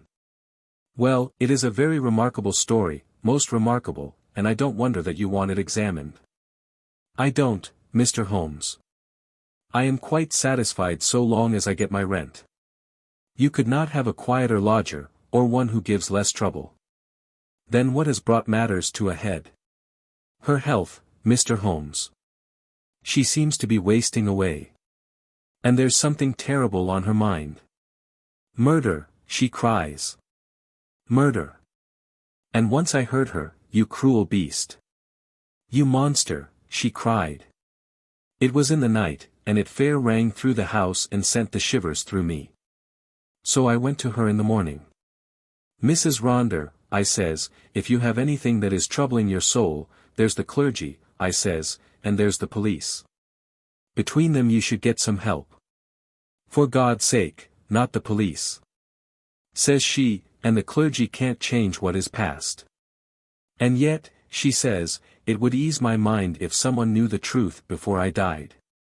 Well, says I, if you won't have the regulars, there is this detective man what we read about, beggin' your pardon, Mr. Holmes. And she fair jumped at it. That's the man, says she. I wonder I never thought of it before. Bring him here, Mrs. Marilow, and if he won't come, tell him I am the wife of Ronder's wild beast show. Say that, and give him the name Abbas Parva. Here it is as she wrote it, Abbas Parva. That will bring him, if he's the man I think he is. And it will, too, remarked Holmes. Very good, Mrs. Marilow. I should like to have a little chat with Dr. Watson. That will carry us till lunch-time. About 3 o'clock you may expect to see us at your house in Brixton. Our visitor had no sooner waddled out of the room, no other verb can describe Mrs. Marilow's method of progression, than Sherlock Holmes threw himself with fierce energy upon the pile of commonplace books in the corner. For a few minutes there was a constant swish of the leaves, and then with a grunt of satisfaction he came upon what he sought. So excited was he that he did not rise, but sat upon the floor like some strange Buddha, with crossed legs, the huge books all round him, and one open upon his knees. The case worried me at the time, Watson. Here are my marginal notes to prove it. I confess that I could make nothing of it. And yet I was convinced that the coroner was wrong. Have you no recollection of the Abbas Parva tragedy? None, Holmes. And yet you were with me then. But certainly my own impression was very superficial, for there was nothing to go by, and none of the parties had engaged my services. Perhaps you would care to read the papers. Could you not give me the points? That is very easily done. It will probably come back to your memory as I talk. Ronder, of course, was a household word. He was the rival of Woolmel, and of Sanger, one of the greatest showmen of his day. There is evidence, however, that he took to drink, and that both he and his show were on the downgrade at the time of the great tragedy. The caravan had halted for the night at Abbas Parva, which is a small village in Berkshire, when this horror occurred. They were on their way to Wimbledon, travelling by road, and they were simply camping, and not exhibiting, as the place is so small a one that it would not have paid them to open. They had among their exhibits a very fine North African lion. Sahara King was its name, and it was the habit, both of Ronder and his wife, to give exhibitions inside its cage. Here, you see, is a photograph of the performance, by which you will perceive that Ronder was a huge porcine person and that his wife was a very magnificent woman. It was deposed at the inquest that there had been some signs that the lion was dangerous, but, as usual, familiarity begot contempt, and no notice was taken of the fact. It was usual for either Ronder or his wife to feed the lion at night. Sometimes one went, sometimes both, but they never allowed anyone else to do it, for they believed that so long as they were the food carriers he would regard them as benefactors, and would never molest them. On this particular night, 7 years ago, they both went, and a very terrible happening followed, the details of which have never been made clear. It seems that the whole camp was roused near midnight by the roars of the animal and the screams of the woman. The different grooms and employees rushed from their tents, carrying lanterns, and by their light an awful sight was revealed. Ronder lay, with the back of his head crushed in and deep claw marks across his scalp, some 10 yards from the cage, which was open. Close to the door of the cage lay Mrs. Ronder, upon her back, with the creature squatting and snarling above her. It had torn her face in such a fashion that it was never thought that she could live. Several of the circus men, headed by Leonardo, the strongman, and Griggs, the clown, drove the creature off with poles, upon which it sprang back into the cage, and was at once locked in. How it had got loose was a mystery. It was conjectured that the pair intended to enter the cage, but that when the door was loosed the creature bounded out upon them. There was no other point of interest in the evidence, save that the woman in a delirium of agony kept screaming, "Coward! Coward!" as she was carried back to the van in which they lived. It was 6 months before she was fit to give evidence, but the inquest was duly held, with the obvious verdict of death from misadventure. "What alternative could be conceived?" said I. "You may well say so." And yet there were 1 or 2 points which worried young Edmonds, of the Berkshire Constabulary. A smart lad that. He was sent later to Allahabad. That was how I came into the matter, for he dropped in and smoked a pipe or 2 over it. A thin, yellow-haired man. Exactly. I was sure you would pick up the trail presently. But what worried him? Well, we were both worried. It was so deucedly difficult to reconstruct the affair. Look at it from the lion's point of view. He is liberated. What does he do? He takes half a dozen bounds forward, which brings him to Ronder. Ronder turns to fly, the claw marks were on the back of his head, but the lion strikes him down. Then, instead of bounding on and escaping, he returns to the woman, who was close to the cage, and he knocks her over and chews her face up. Then, again, those cries of hers would seem to imply that her husband had in some way failed her. What could the poor devil have done to help her? You see the difficulty? Quite. And then there was another thing. It comes back to me now as I think it over. There was some evidence that, just at the time the lion roared and the woman screamed, a man began shouting in terror. This man Ronder, no doubt. Well, if his skull was smashed in you would hardly expect to hear from him again. There were at least 2 witnesses who spoke of the cries of a man being mingled with those of a woman. I should think the whole camp was crying out by then. As to the other points, I think I could suggest a solution. I should be glad to consider it. The 2 were together, 10 yards from the cage, when the lion got loose. The man turned and was struck down. The woman conceived the idea of getting into the cage and shutting the door. It was her only refuge. She made for it, and just as she reached it the beast bounded after her and knocked her over. She was angry with her husband for having encouraged the beast's rage by turning. If they had faced it, they might have cowed it. Hence her cries of "Coward!" Brilliant, Watson. Only one flaw in your diamond. What is the flaw, Holmes? If they were both 10 paces from the cage, how came the beast to get loose? Is it possible that they had some enemy who loosed it? And why should it attack them savagely when it was in the habit of playing with them, and doing tricks with them inside the cage?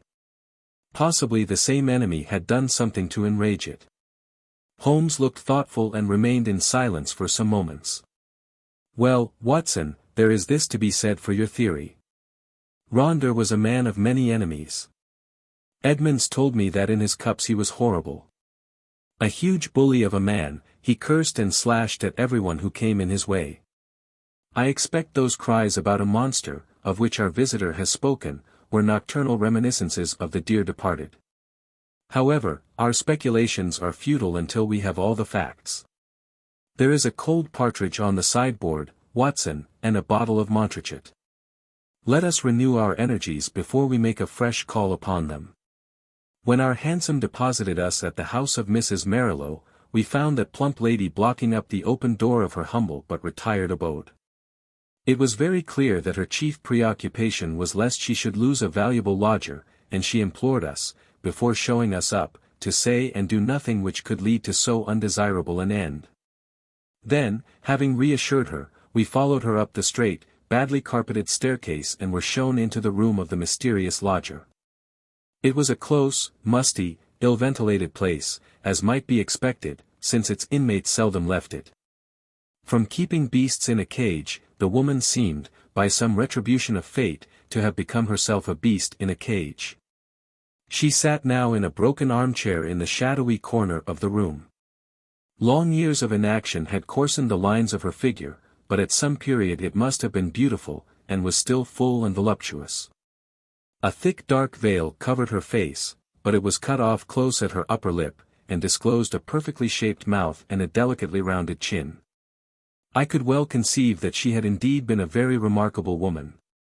Her voice, too, was well modulated and pleasing. "My name is not unfamiliar to you, Mr. Holmes," said she. "I thought that it would bring you." "That is so, madam, though I do not know how you are aware that I was interested in your case." "I learned it when I had recovered my health and was examined by Mr. Edmonds, the county detective. I fear I lied to him. Perhaps it would have been wiser had I told the truth.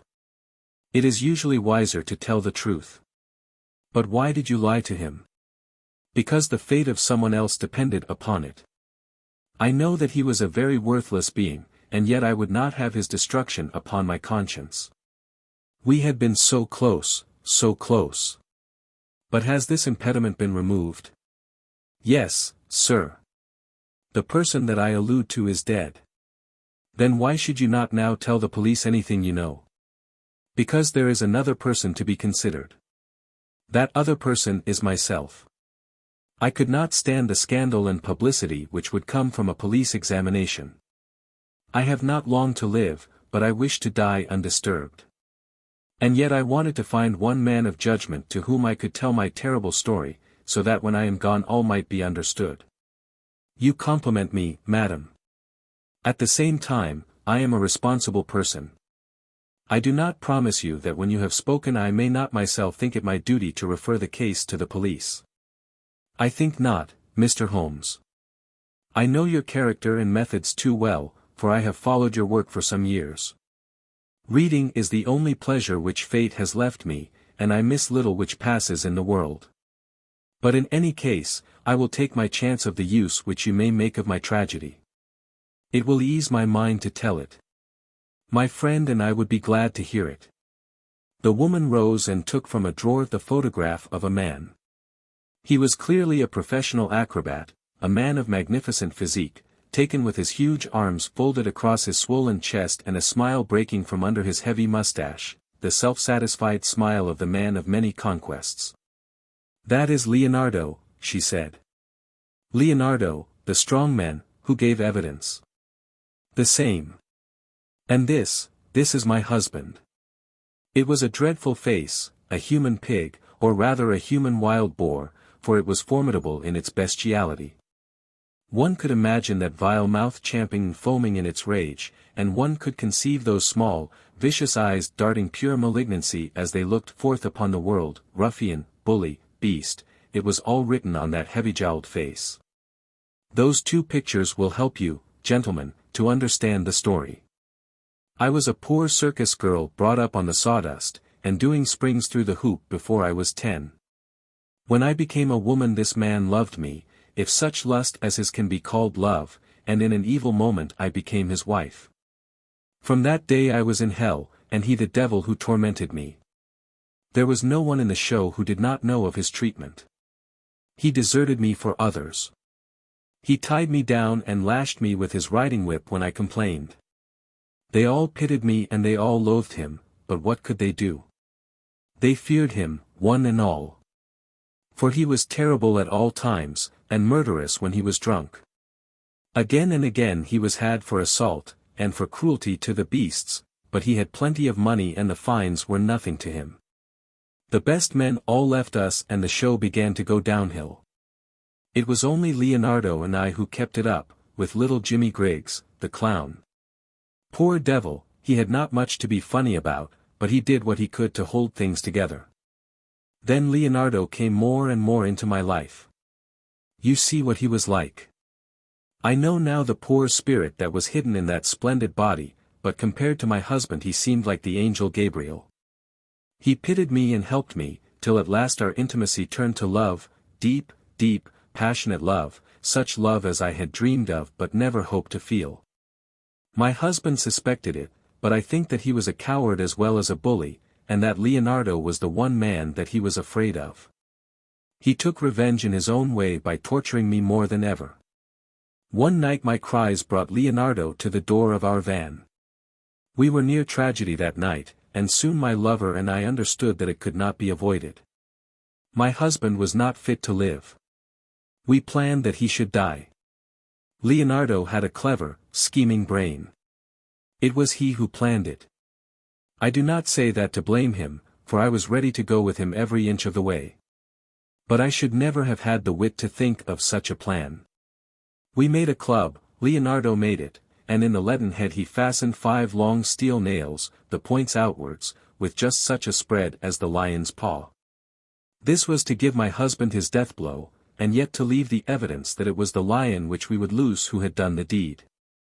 It was a pitch-dark night when my husband and I went down, as was our custom, to feed the beast. We carried with us the raw meat in a zinc pail. Leonardo was waiting at the corner of the big van which we should have to pass before we reached the cage. He was too slow, and we walked past him before he could strike, but he followed us on tiptoe and I heard the crash as the club smashed my husband's skull. My heart leaped with joy at the sound. I sprang forward, and I undid the catch which held the door of the great lion's cage.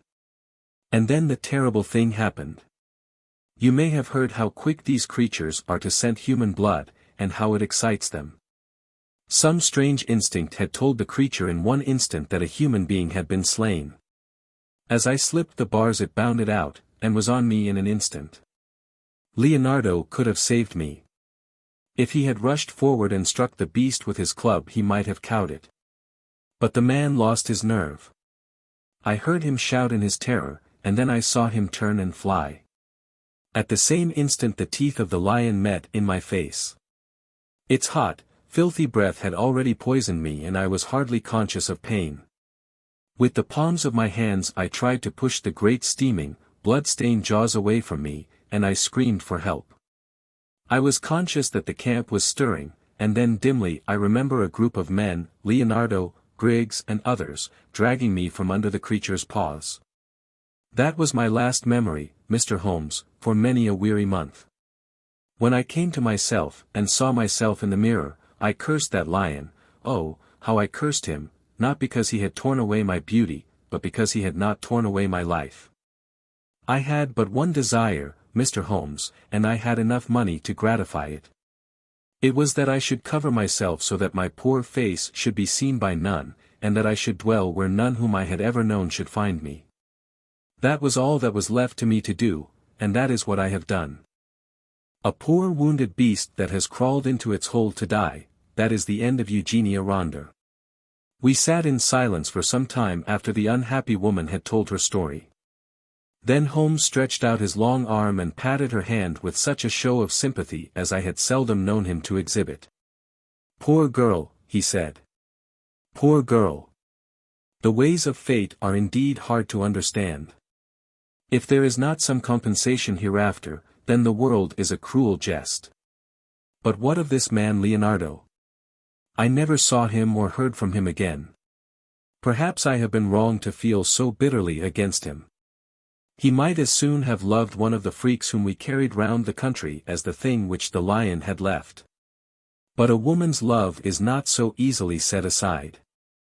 He had left me under the beast's claws, he had deserted me in my need, and yet I could not bring myself to give him to the gallows. For myself, I cared nothing what became of me. What could be more dreadful than my actual life? But I stood between Leonardo and his fate. And he is dead. He was drowned last month when bathing near Margate. I saw his death in the paper. And what did he do with this five-clawed club, which is the most singular and ingenious part of all your story? I cannot tell, Mr. Holmes. There is a chalk pit by the camp, with a deep green pool at the base of it. Perhaps in the depths of that pool. Well, it is of little consequence now. The case is closed. Yes, said the woman, the case is closed. We had risen to go, but there was something in the woman's voice which arrested Holmes's attention. He turned swiftly upon her. Your life is not your own, he said. Keep your hands off it. What use is it to anyone? How can you tell? The example of patient suffering is in itself the most precious of all lessons to an impatient world.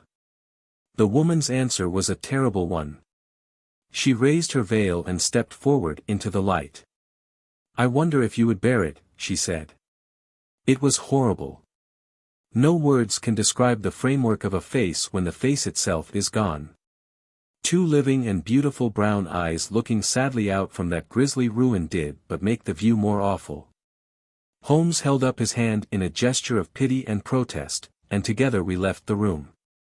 2 days later, when I called upon my friend, he pointed with some pride to a small blue bottle upon his mantelpiece. I picked it up. There was a red poison label. A pleasant almondy odor rose when I opened it. Prussic acid, said I. Exactly. It came by post. I send you my temptation. I will follow your advice. That was the message. I think, Watson, we can guess the name of the brave woman who sent it. 11. The Adventure of Shoscombe Old Place. Sherlock Holmes had been bending for a long time over a low-power microscope. Now he straightened himself up and looked round at me in triumph. It is glue, Watson, said he. Unquestionably it is glue. Have a look at these scattered objects in the field. I stooped to the eyepiece and focused for my vision. Those hairs are threads from a tweed coat. The irregular grey masses are dust. There are epithelial scales on the left. Those brown blobs in the center are undoubtedly glue. Well, I said, laughing, I am prepared to take your word for it. Does anything depend upon it? It is a very fine demonstration, he answered.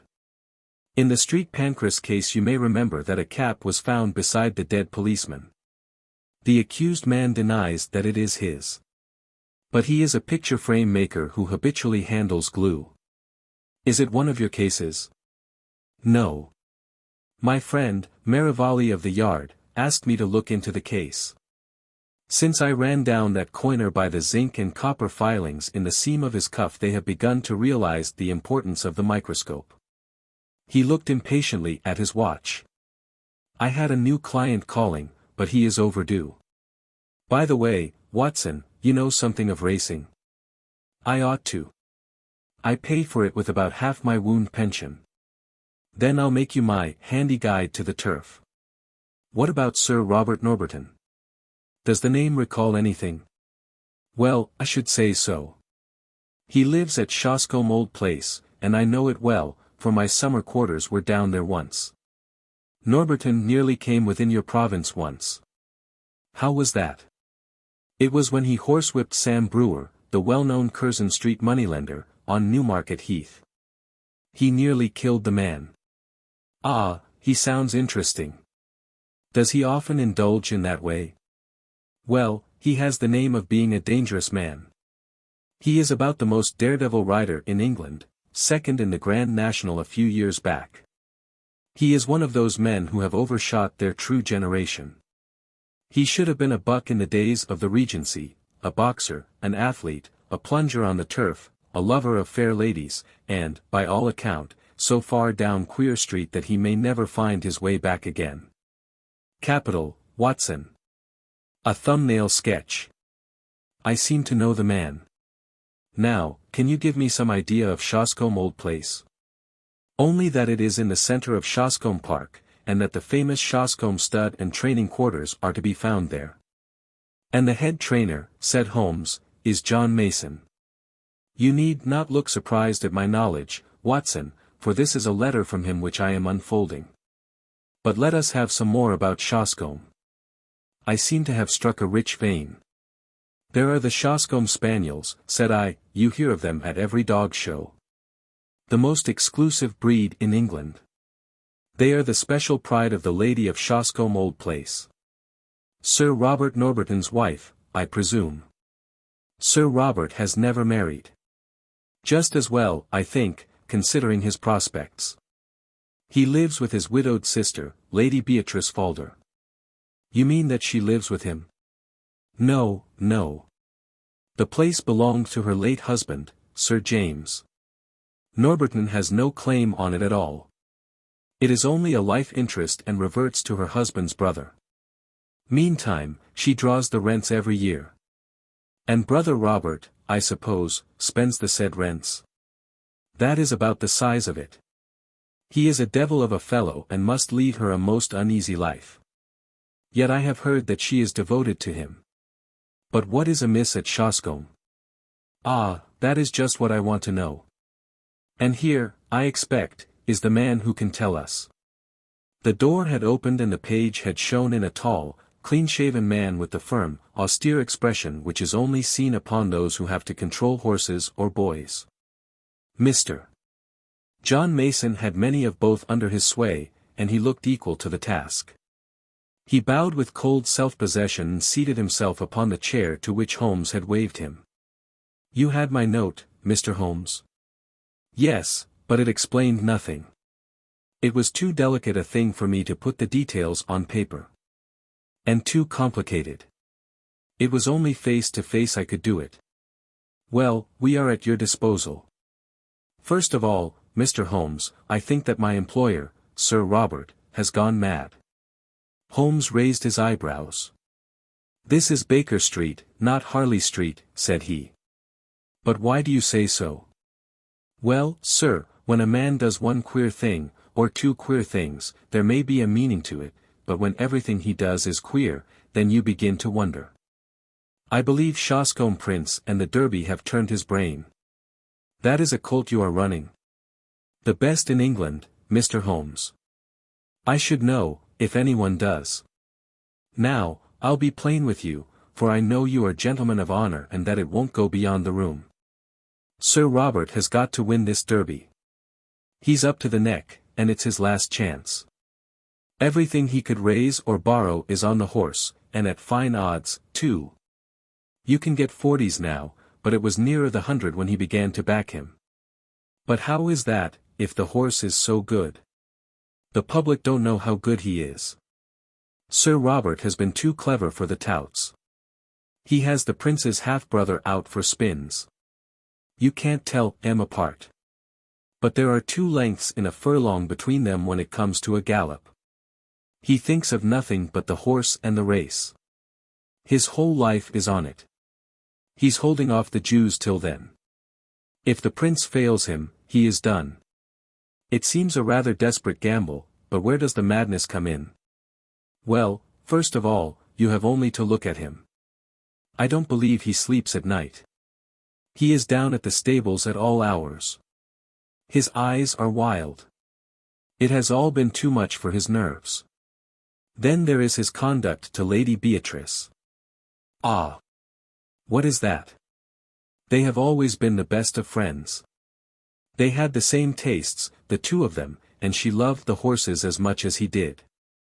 Every day at the same hour she would drive down to see them, and, above all, she loved the prince.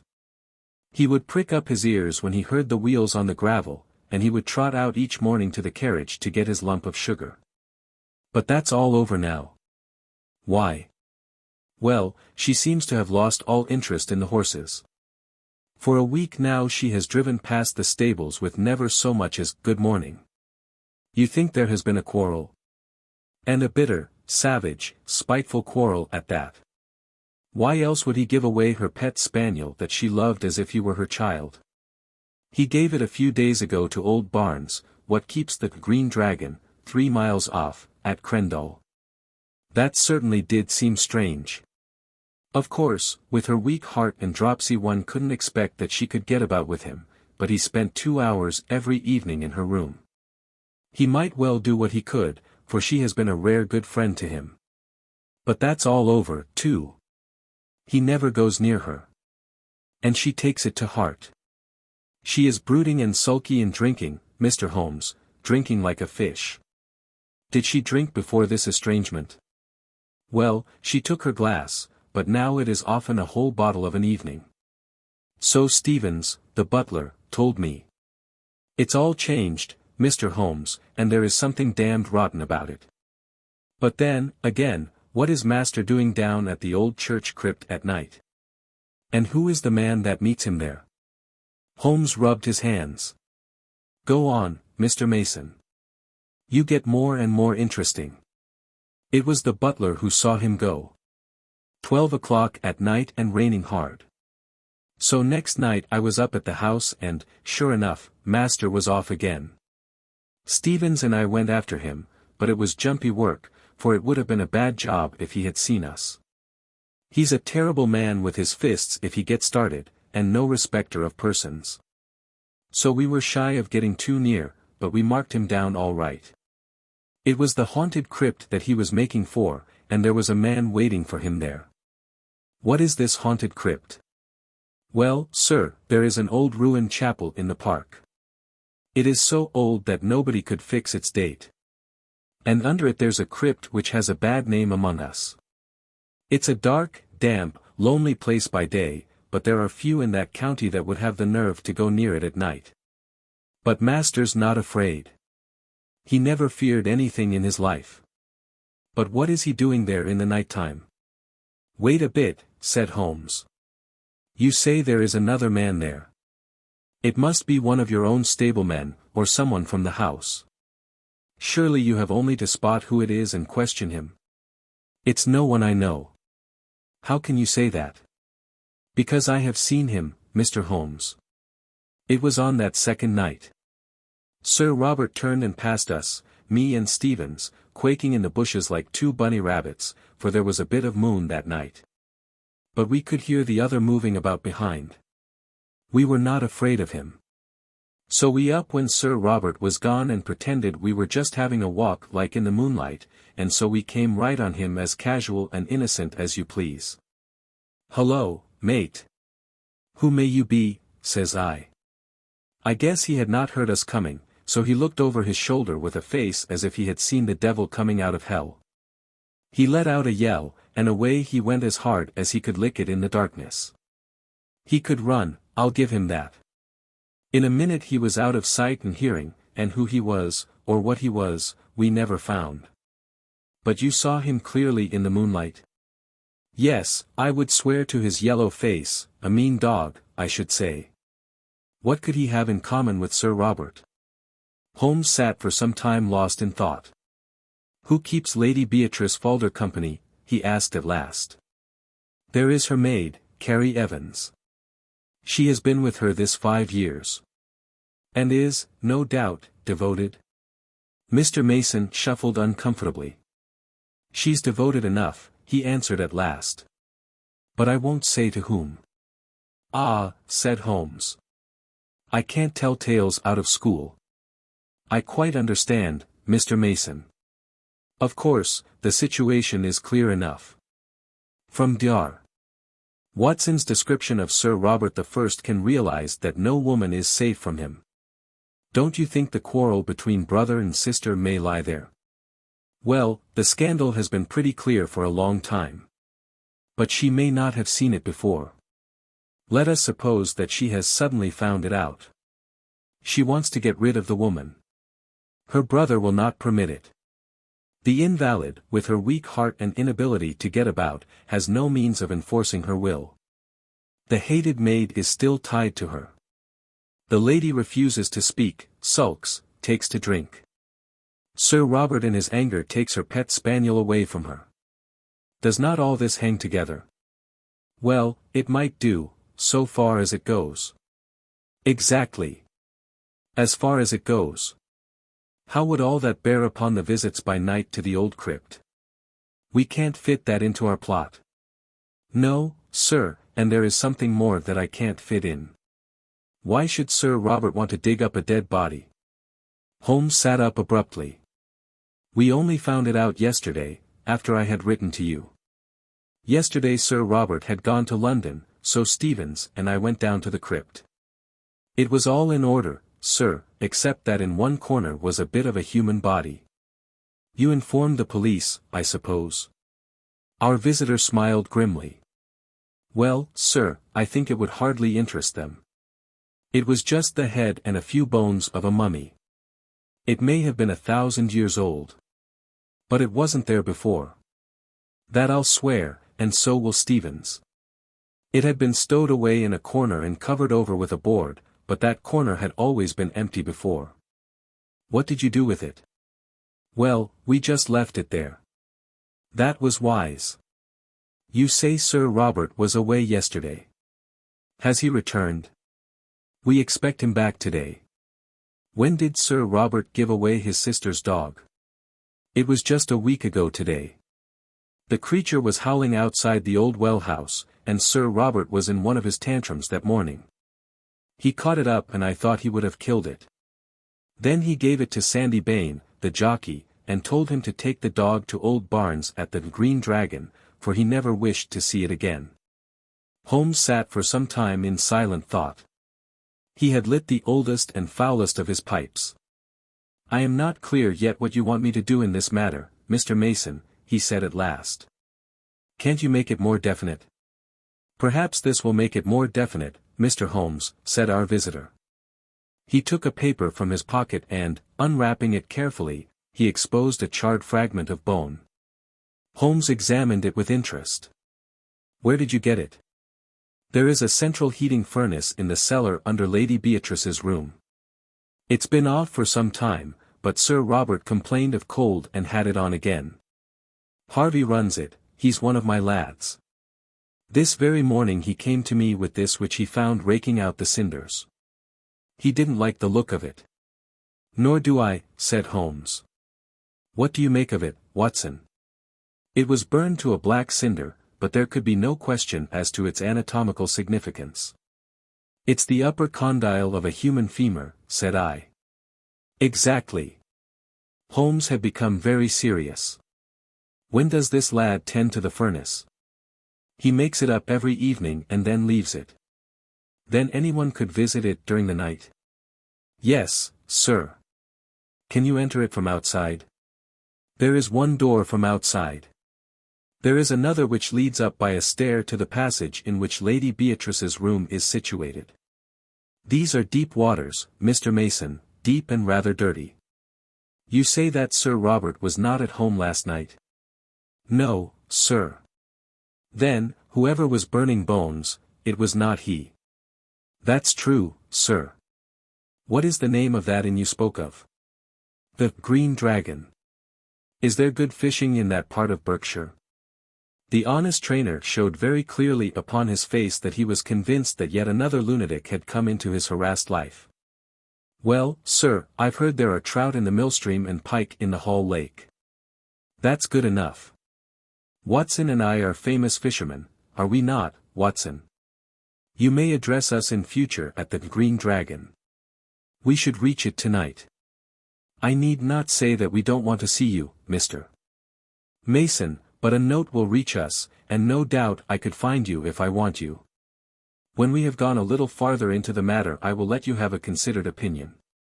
Thus it was that on a bright May evening Holmes and I found ourselves alone in a first-class carriage and bound for the little halt-on-demand station of Shoscombe.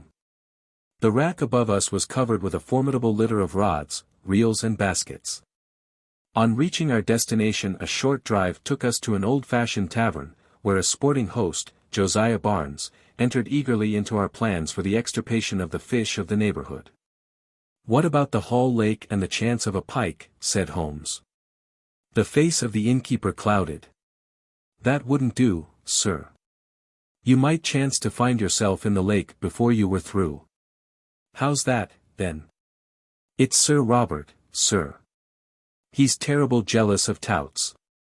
If you two strangers were as near his training quarters as that he'd be after you as sure as fate. He ain't taking no chances, Sir Robert ain't. I've heard he has a horse entered for the Derby. Yes, and a good colt, too. He carries all our money for the race, and all Sir Robert's into the bargain. By the way, he looked at us with thoughtful eyes. I suppose you ain't on the turf yourselves? No, indeed. Just two weary Londoners who badly need some good Berkshire air. Well, you are in the right place for that. There is a deal of it lying about. But mind what I have told you about Sir Robert. He's the sort that strikes first and speaks afterwards. Keep clear of the park. Surely, Mr. Barnes. We certainly shall. By the way, that was a most beautiful spaniel that was whining in the hall. I should say it was. That was the real Shoscombe breed. There ain't a better in England. I am a dog fancier myself, said Holmes. Now, if it is a fair question, what would a prize dog like that cost? More than I could pay, sir. It was Sir Robert himself who gave me this one. That's why I have to keep it on a lead. It would be off to the hall in a jiffy if I gave it its head. We are getting some cards in our hand, Watson, said Holmes, when the landlord had left us. It's not an easy one to play, but we may see our way in a day or two. By the way, Sir Robert is still in London, I hear. We might, perhaps, enter the sacred domain tonight without fear of bodily assault. There are 1 or 2 points on which I should like reassurance. Have you any theory, Holmes? Only this, Watson, that something happened a week or so ago which has cut deep into the life of the Shoscombe household. What is that something? We can only guess at it from its effects. They seem to be of a curiously mixed character. But that should surely help us. It is only the colorless, uneventful case which is hopeless. Let us consider our data. The brother no longer visits the beloved invalid sister. He gives away her favorite dog. Her dog, Watson. Does that suggest nothing to you? Nothing but the brother's spite. Well, it might be so. Or, well, there is an alternative. Now to continue our review of the situation from the time that the quarrel, if there is a quarrel, began. The lady keeps her room, alters her habits, is not seen save when she drives out with her maid, refuses to stop at the stables to greet her favorite horse, and apparently takes to drink. That covers the case, does it not? Save for the business in the crypt. That is another line of thought. There are 2, and I beg you will not tangle them. Line A, which concerns Lady Beatrice, has a vaguely sinister flavor, has it not? I can make nothing of it. Well, now, let us take up line B, which concerns Sir Robert. He is mad keen upon winning the Derby. He is in the hands of the Jews, and may at any moment be sold up and his racing stables seized by his creditors. He is a daring and desperate man. He derives his income from his sister. His sister's maid is his willing tool. So far we seem to be on fairly safe ground, do we not? But the crypt? Ah, yes, the crypt.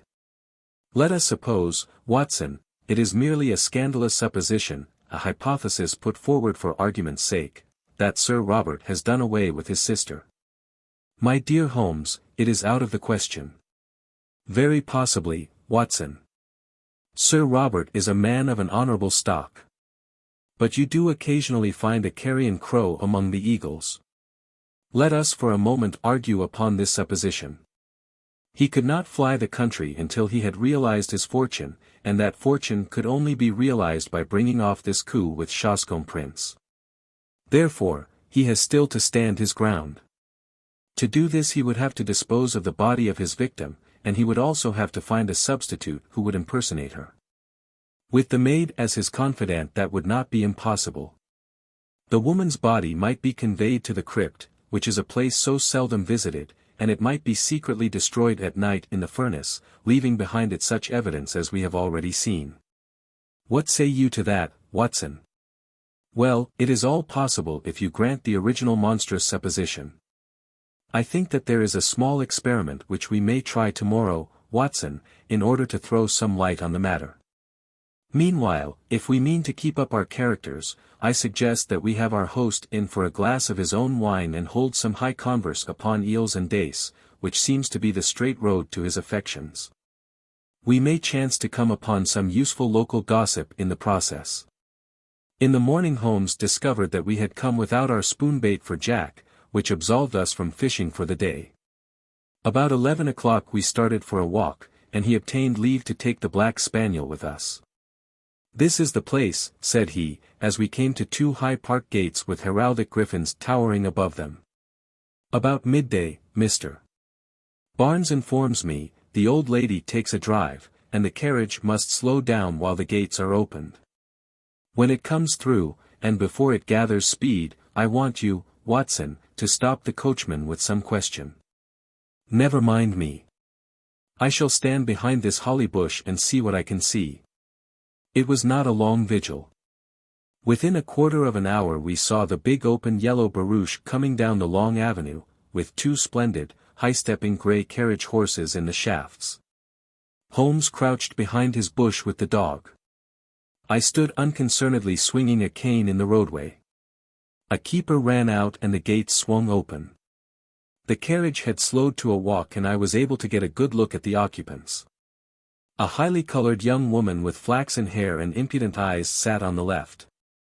At her right was an elderly person with rounded back and a huddle of shawls about her face and shoulders which proclaimed the invalid.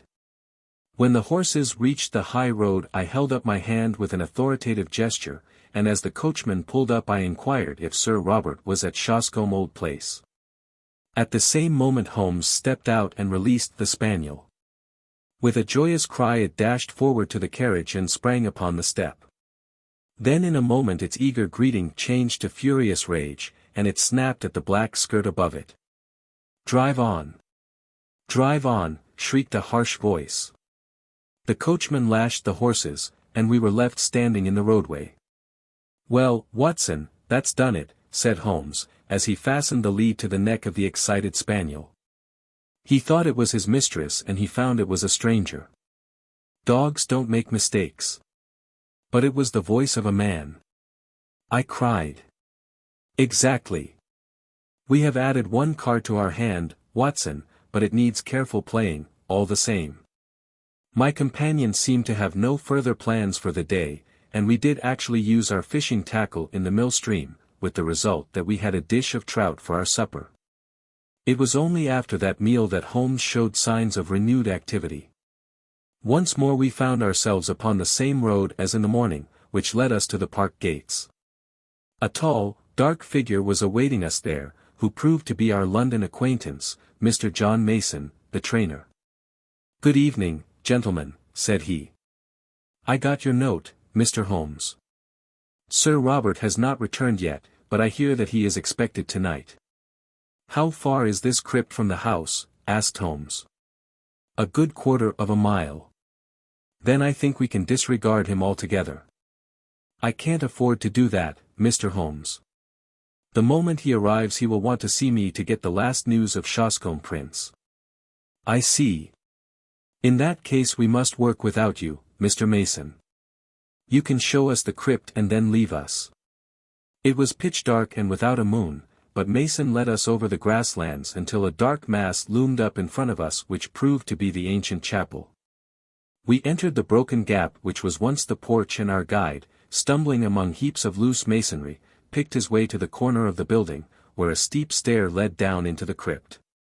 Striking a match, he illuminated the melancholy place, dismal and evil-smelling, with ancient crumbling walls of rough-hewn stone, and piles of coffins, some of lead and some of stone, extending upon one side right up to the arched and groined roof which lost itself in the shadows above our heads. Holmes had lit his lantern, which shot a tiny tunnel of vivid yellow light upon the mournful scene. Its rays were reflected back from the coffin plates, many of them adorned with the griffin and coronet of this old family which carried its honors even to the gate of death. "You spoke of some bones, Mr. Mason. Could you show them before you go?" "They are here in this corner." The trainer strode across and then stood in silent surprise as our light was turned upon the place. "They are gone," said he. "So I expected," said Holmes, chuckling. "I fancy the ashes of them might even now be found in that oven which had already consumed a part." "But why in the world would anyone want to burn the bones of a man who has been dead 1,000 years?" asked John Mason. "That is what we are here to find out," said Holmes. "It may mean a long search, and we need not detain you. I fancy that we shall get our solution before morning." When John Mason had left us, Holmes set to work making a very careful examination of the graves, ranging from a very ancient one, which appeared to be Saxon, in the center, through a long line of Norman Hugos and Odos, until we reached the Sir William and Sir Dennis Falder of the 18th century. It was an hour or more before Holmes came to a leaden coffin standing on end before the entrance to the vault. I heard his little cry of satisfaction, and was aware from his hurried but purposeful movements that he had reached a goal. With his lens he was eagerly examining the edges of the heavy lid. Then he drew from his pocket a short jemmy, a box opener, which he thrust into a chink, levering back the whole front, which seemed to be secured by only a couple of clamps. There was a rending, tearing sound as it gave way, but it had hardly hinged back and partly revealed the contents before we had an unforeseen interruption. Someone was walking in the chapel above. It was the firm, rapid step of one who came with a definite purpose and knew well the ground upon which he walked. A light streamed down the stairs, and an instant later the man who bore it was framed in the Gothic archway. He was a terrible figure, huge in stature and fierce in manner. A large stable lantern which he held in front of him shone upwards upon a strong, heavily moustached face and angry eyes, which glared round him into every recess of the vault, finally fixing themselves with a deadly stare upon my companion and myself. "Who the devil are you?" he thundered. "And what are you doing upon my property?"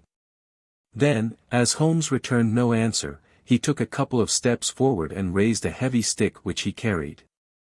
"Do you hear me?" he cried. "Who are you? What are you doing here?" His cudgel quivered in the air. But instead of shrinking, Holmes advanced to meet him. "I also have a question to ask you, Sir Robert," he said in his sternest tone. "Who is this? And what is it doing here?"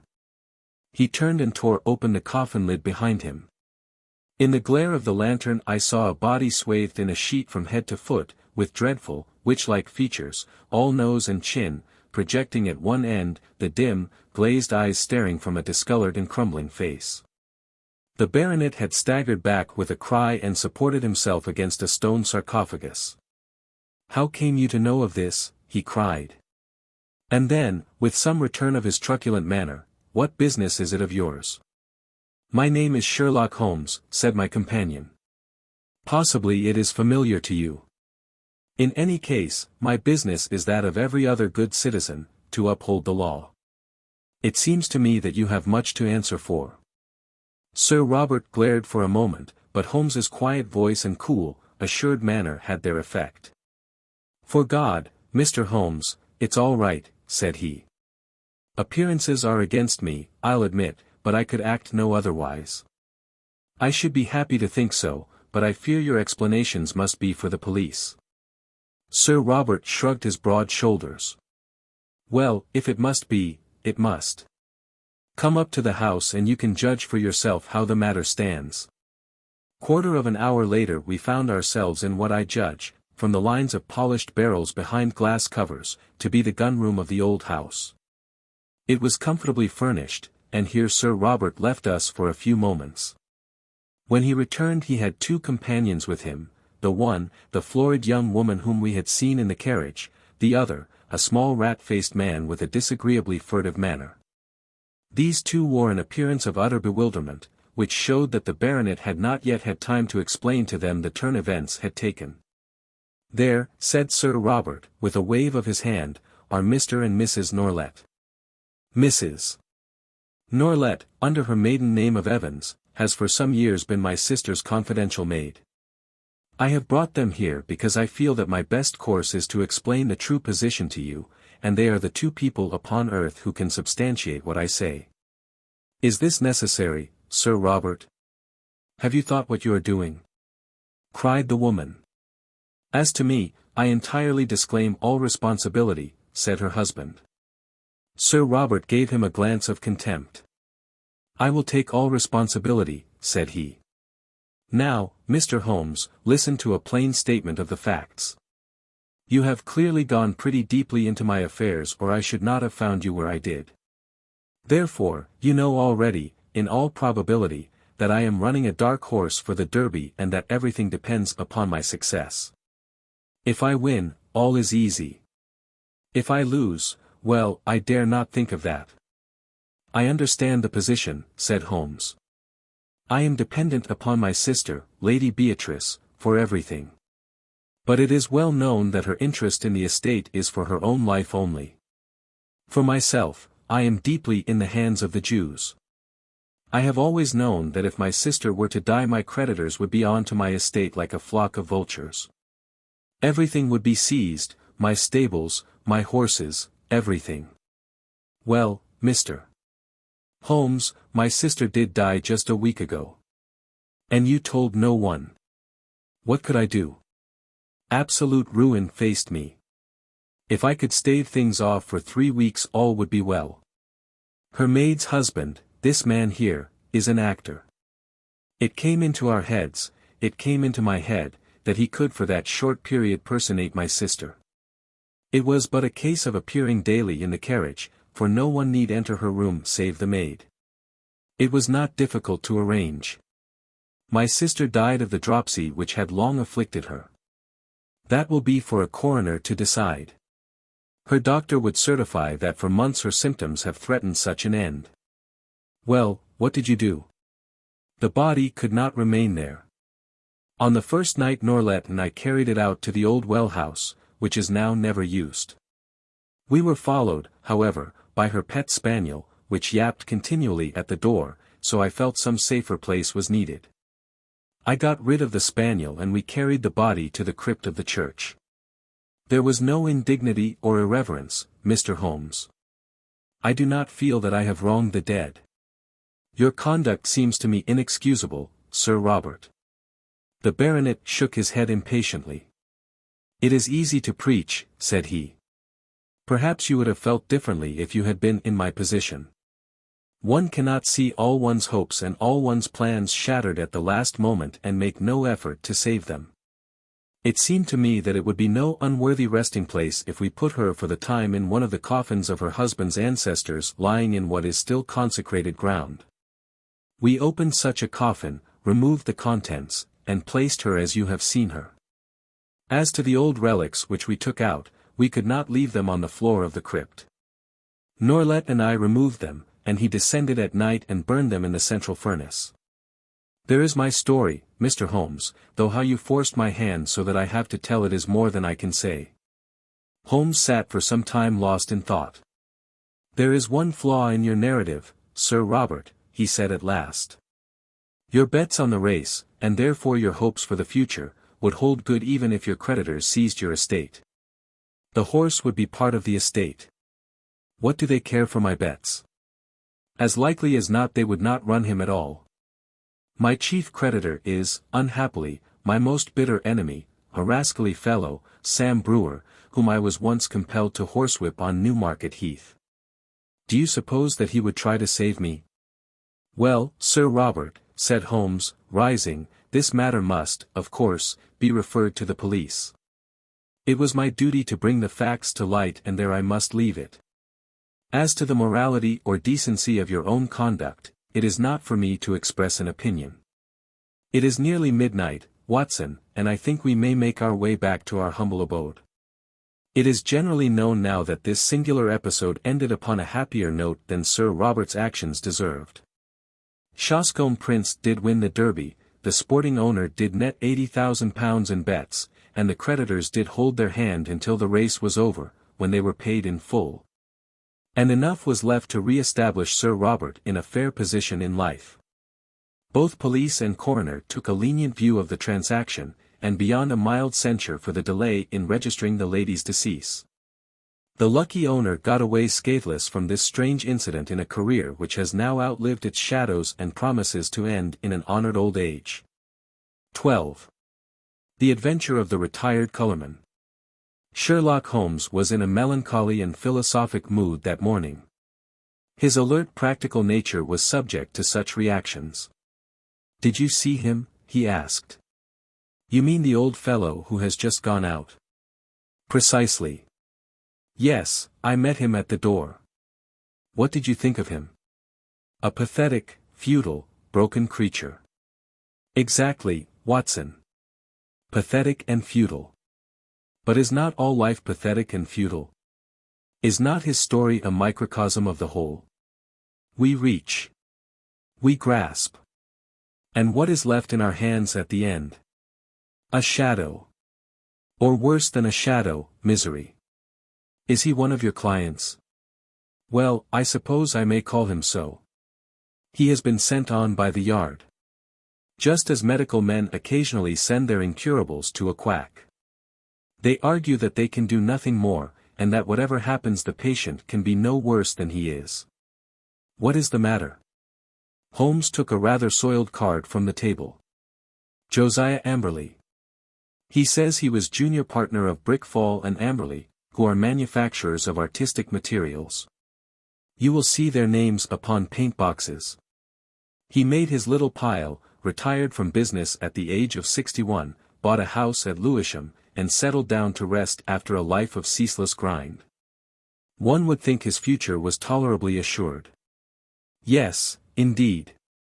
Holmes glanced over some notes which he had scribbled upon the back of an envelope. Retired in 1896, Watson. Early in 1897 he married a woman 20 years younger than himself, a good-looking woman, too, if the photograph does not flatter. A competence, a wife, leisure, it seemed a straight road which lay before him. And yet within 2 years he is, as you have seen, as broken and miserable a creature as crawls beneath the sun. But what has happened? The old story, Watson. A treacherous friend and a fickle wife. It would appear that Amberley has one hobby in life, and it is chess. Not far from him at Lewisham there lives a young doctor who is also a chess player. I have noted his name as Dr. Ray Ernest. Ernest was frequently in the house, and an intimacy between him and Mrs. Amberley was a natural sequence, for you must admit that our unfortunate client has few outward graces, whatever his inner virtues may be. The couple went off together last week, destination untraced. What is more, the faithless spouse carried off the old man's deed box as her personal luggage with a good part of his life's savings within. Can we find the lady? Can we save the money? A commonplace problem so far as it has developed, and yet a vital one for Josiah Amberley. What will you do about it? Well, the immediate question, my dear Watson, happens to be, what will you do, if you will be good enough to understudy me? You know that I am preoccupied with this case of the 2 Coptic patriarchs, which should come to a head today. I really have not time to go out to Lewisham, and yet evidence taken on the spot has a special value. The old fellow was quite insistent that I should go, but I explained my difficulty. He is prepared to meet a representative. By all means, I answered. I confess I don't see that I can be of much service, but I am willing to do my best. And so it was that on a summer afternoon I set forth to Lewisham, little dreaming that within a week the affair in which I was engaging would be the eager debate of all England. It was late that evening before I returned to Baker Street and gave an account of my mission. Holmes lay with his gaunt figure stretched in his deep chair, his pipe curling forth slow wreaths of acrid tobacco. While his eyelids drooped over his eyes so lazily that he might almost have been asleep were it not that at any halt or questionable passage of my narrative they half lifted, and 2 grey eyes, as bright and keen as rapiers, transfixed me with their searching glance. The Haven is the name of Mr. Josiah Amberley's house, I explained. I think it would interest you, Holmes. It is like some penurious patrician who has sunk into the company of his inferiors. You know that particular quarter, the monotonous brick streets, the weary suburban highways. Right in the middle of them, a little island of ancient culture and comfort, lies this old home, surrounded by a high sun-baked wall mottled with lichens and topped with moss, the sort of wall. Cut out the poetry, Watson, said Holmes severely. I note that it was a high brick wall. Exactly. I should not have known which was the Haven had I not asked a lounger who was smoking in the street. I have a reason for mentioning him. He was a tall, dark, heavily mustached, rather military-looking man. He nodded in answer to my inquiry and gave me a curiously questioning glance, which came back to my memory a little later.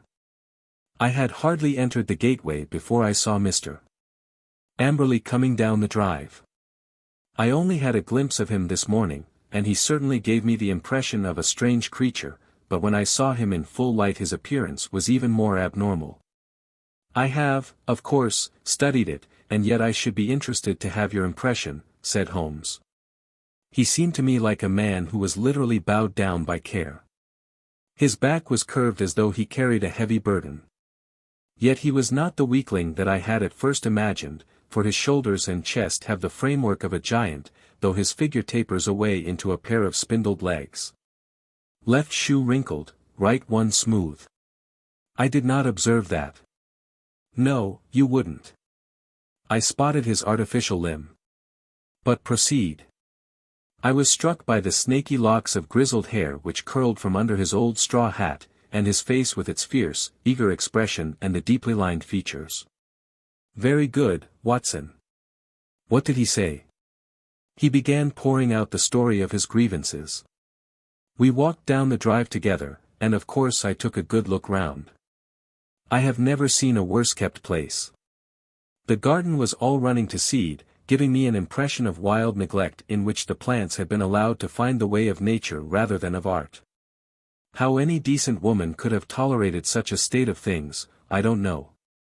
The house, too, was slatternly to the last degree, but the poor man seemed himself to be aware of it and to be trying to remedy it, for a great pot of green paint stood in the center of the hall and he was carrying a thick brush in his left hand. He had been working on the woodwork. He took me into his dingy sanctum, and we had a long chat. Of course, he was disappointed that you had not come yourself. I hardly expected, he said, that so humble an individual as myself, especially after my heavy financial loss, could obtain the complete attention of so famous a man as Mr. Sherlock Holmes. I assured him that the financial question did not arise. No, of course, it is art for art's sake with him, said he, but even on the artistic side of crime he might have found something here to study. And human nature, Dr. Watson, the black ingratitude of it all. When did I ever refuse one of her requests? Was ever a woman so pampered? And that young man, he might have been my own son. He had the run of my house. And yet see how they have treated me. Oh, Dr. Watson, it is a dreadful, dreadful world. That was the burden of his song for an hour or more. He had, it seems, no suspicion of an intrigue. They lived alone save for a woman who comes in by the day and leaves every evening at 6. On that particular evening old Amberley, wishing to give his wife a treat, had taken 2 upper circle seats at the Haymarket Theatre. At the last moment she had complained of a headache and had refused to go. He had gone alone. There seemed to be no doubt about the fact, for he produced the unused ticket which he had taken for his wife. That is remarkable, most remarkable, said Holmes, whose interest in the case seemed to be rising. Pray continue, Watson. I find your narrative most arresting.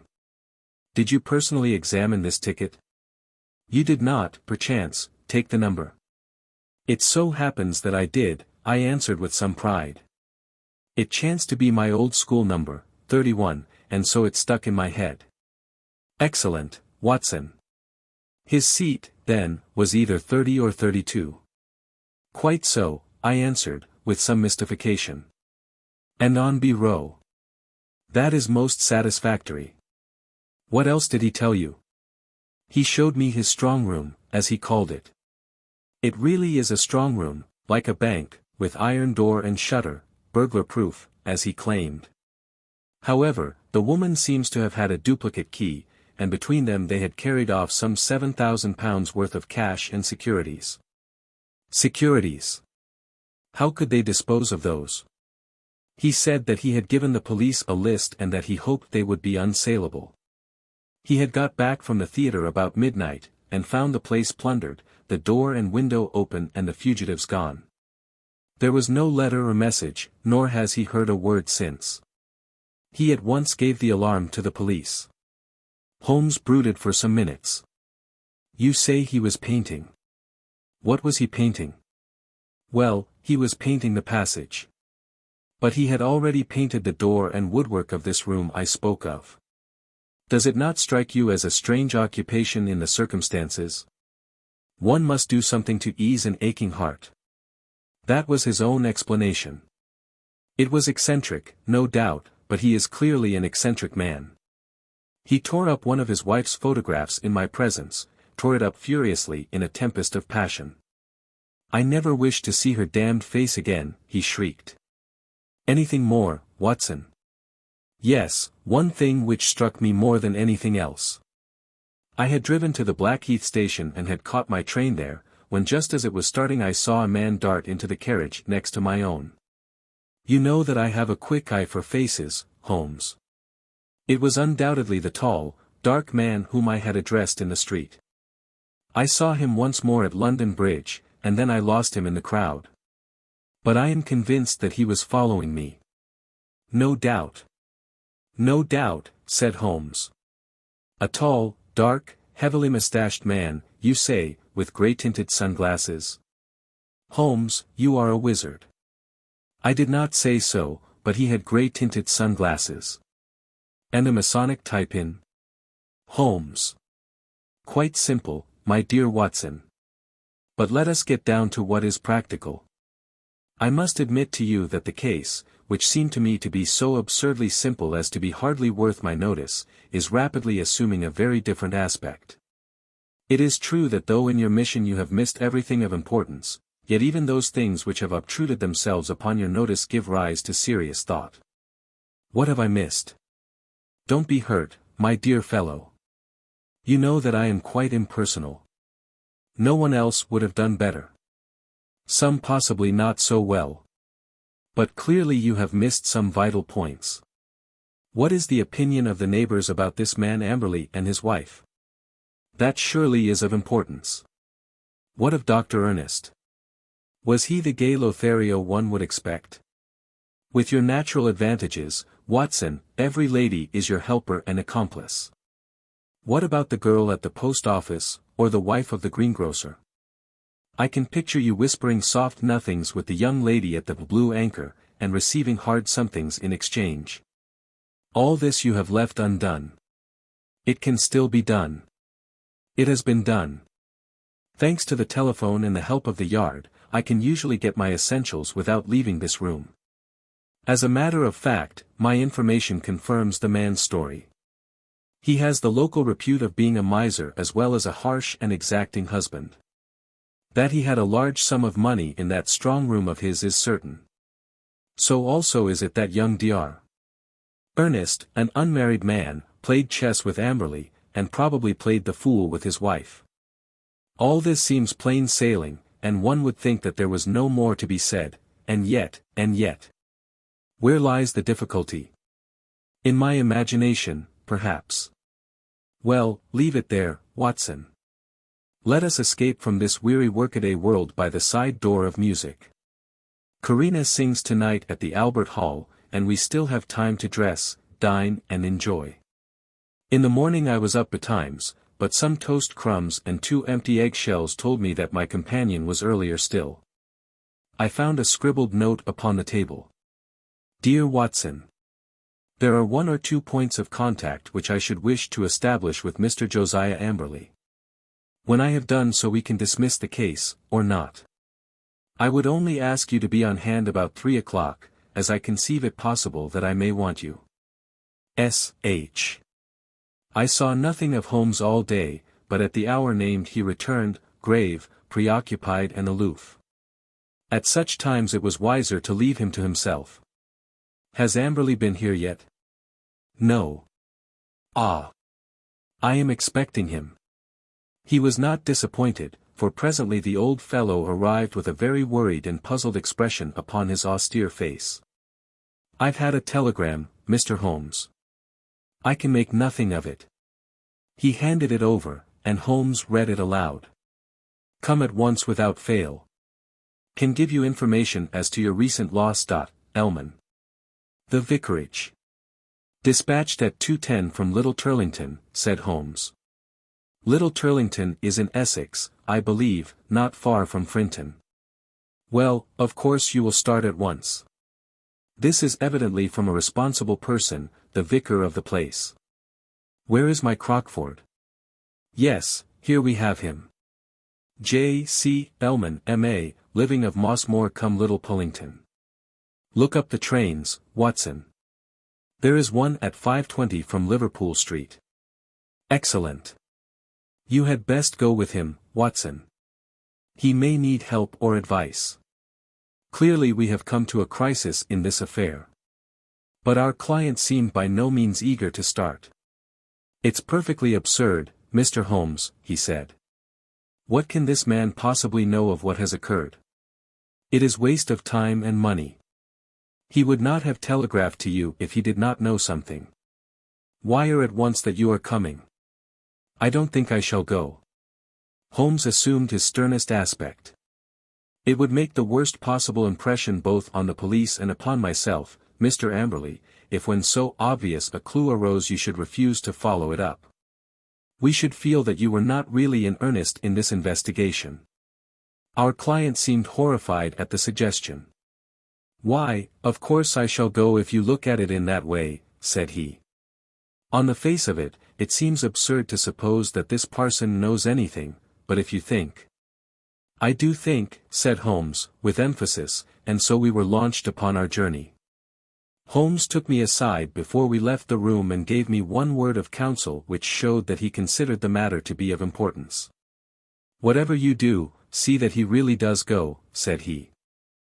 Should he break away or return, get to the nearest telephone exchange and send the single word bolted. I will arrange here that it shall reach me wherever I am. Little Pullington is not an easy place to reach, for it is on a branch line. My remembrance of the journey is not a pleasant one, for the weather was hot, the train slow, and my companion sullen and silent, hardly talking at all, save to make an occasional sardonic remark as to the futility of our proceedings. When we at last reached the little station it was a 2-mile drive before we came to the vicarage, where a big, solemn, rather pompous clergyman received us in his study. Our telegram lay before him. Well, gentlemen, he asked, what can I do for you? We came, I explained, in answer to your wire. My wire? I sent no wire. I mean the wire which you sent to Mr. Josiah Amberley about his wife and his money. If this is a joke, sir, it is a very questionable one, said the vicar angrily. I have never heard of the gentleman you name, and I have not sent a wire to anyone. Our client and I looked at each other in amazement. Perhaps there is some mistake, said I. Are there perhaps 2 vicarages? Here is the wire itself, signed Elman, and dated from the vicarage. There is only one vicarage, sir, and only one vicar, and this wire is a scandalous forgery, the origin of which shall certainly be investigated by the police. Meanwhile, I can see no possible object in prolonging this interview. So Mr. Amberley and I found ourselves on the roadside in what seemed to me to be the most primitive village in England. We made for the telegraph office, but it was already closed.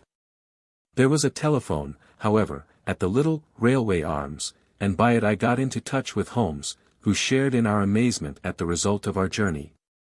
Most singular, said the distant voice. Most remarkable. I much fear, my dear Watson, that there is no return train tonight. I have unwittingly condemned you to the horrors of a country inn. However, there is always nature, Watson, nature and Josiah Amberley, you can be in close commune with both. I heard his dry chuckle as he turned away. It was soon apparent to me that my companion's reputation as a miser was not undeserved. He had grumbled at the expense of the journey, had insisted upon traveling 3rd class, and was now clamorous in his objections to the hotel bill. Next morning, when we did at last arrive in London, it was hard to say which of us was in the worse humor. You had best take Baker Street as we pass, said I. Mr. Holmes may have some fresh instructions. If they are not worth more than the last ones they are not of much use, said Amberley, with a malevolent scowl. None the less, he kept me company. I had already warned Holmes by telegram of the hour of our arrival, but we found a message waiting that he was at Lewisham, and would expect us there. That was a surprise, but an even greater one was to find that he was not alone in the sitting room of our client. A stern-looking, impassive man sat beside him, a dark man with grey-tinted glasses and a large Masonic pin projecting from his tie. "This is my friend Mr. Barker," said Holmes. "He has been interesting himself also in your business, Mr. Josiah Amberley, though we have been working independently. But we both have the same question to ask you." Mr. Amberley sat down heavily. He sensed impending danger. I read it in his straining eyes and his twitching features. "What is the question, Mr. Holmes?" "Only this: what did you do with the bodies?" The man sprang to his feet with a hoarse scream. He clawed into the air with his bony hands. His mouth was open, and for the instant he looked like some horrible bird of prey. In a flash we got a glimpse of the real Josiah Amberley, a misshapen demon with a soul as distorted as his body. As he fell back into his chair he clapped his hand to his lips as if to stifle a cough. Holmes sprang at his throat like a tiger, and twisted his face towards the ground. A white pellet fell from between his gasping lips. "No short cuts, Josiah Amberley. Things must be done decently and in order." "What about it, Barker?" "I have a cab at the door," said our taciturn companion. "It is only a few hundred yards to the station. We will go together. You can stay here, Watson. I shall be back within half an hour." The old colour man had the strength of a lion in that great trunk of his, but he was helpless in the hands of the two experienced manhandlers. Wriggling and twisting he was dragged to the waiting cab, and I was left to my solitary vigil in the ill-omened house. In less time than he had named, however, Holmes was back, in company with a smart young police inspector. "I've left Barker to look after the formalities," said Holmes. "You had not met Barker, Watson. He is my hated rival upon the Surrey shore. When you said a tall dark man it was not difficult for me to complete the picture. He has several good cases to his credit, has he not, Inspector?" "He has certainly interfered several times," the inspector answered with reserve. "His methods are irregular, no doubt, like my own. The irregulars are useful sometimes, you know. You, for example, with your compulsory warning about whatever he said being used against him, could never have bluffed this rascal into what is virtually a confession." "Perhaps not. But we get there all the same, Mr. Holmes. Don't imagine that we had not formed our own views of this case, and that we would not have laid our hands on our man. You will excuse us for feeling sore when you jump in with methods which we cannot use, and so rob us of the credit. There shall be no such robbery, Mackinnon. I assure you that I efface myself from now onwards, and as to Barker, he has done nothing save what I told him." The inspector seemed considerably relieved. "That is very handsome of you, Mr. Holmes. Praise or blame can matter little to you, but it is very different to us when the newspapers begin to ask questions." "Quite so. But they are pretty sure to ask questions anyhow, so it would be as well to have answers. What will you say, for example, when the intelligent and enterprising reporter asks you what the exact points were which aroused your suspicion, and finally gave you a certain conviction as to the real facts?" The inspector looked puzzled. "We don't seem to have got any real facts yet, Mr. Holmes. You say that the prisoner, in the presence of 3 witnesses, practically confessed, by trying to commit suicide, that he had murdered his wife and her lover. What other facts have you? Have you arranged for a search? There are 3 constables on their way. Then you will soon get the clearest fact of all. The bodies cannot be far away. Try the cellars and the garden. It should not take long to dig up the likely places. This house is older than the water pipes. There must be a disused well somewhere. Try your luck there. But how did you know of it, and how was it done? I'll show you first how it was done, and then I will give the explanation which is due to you, and even more to my long-suffering friend here, who has been invaluable throughout. But, first, I would give you an insight into this man's mentality. It is a very unusual one, so much so that I think his destination is more likely to be Broadmoor than the scaffold. He has, to a high degree, the sort of mind which one associates with the medieval Italian nature rather than with the modern Briton. He was a miserable miser who made his wife so wretched by his niggardly ways that she was a ready prey for any adventurer. Such a one came upon the scene in the person of this chess-playing doctor. Amberley excelled at chess, one mark, Watson, of a scheming mind. Like all misers, he was a jealous man, and his jealousy became a frantic mania. Rightly or wrongly, he suspected an intrigue. He determined to have his revenge, and he planned it with diabolical cleverness. Come here. Holmes led us along the passage with as much certainty as if he had lived in the house, and halted at the open door of the strong-room. Pooh! What an awful smell of paint, cried the inspector. That was our first clue, said Holmes. You can thank Dr. Watson's observation for that, though he failed to draw the inference. It set my foot upon the trail.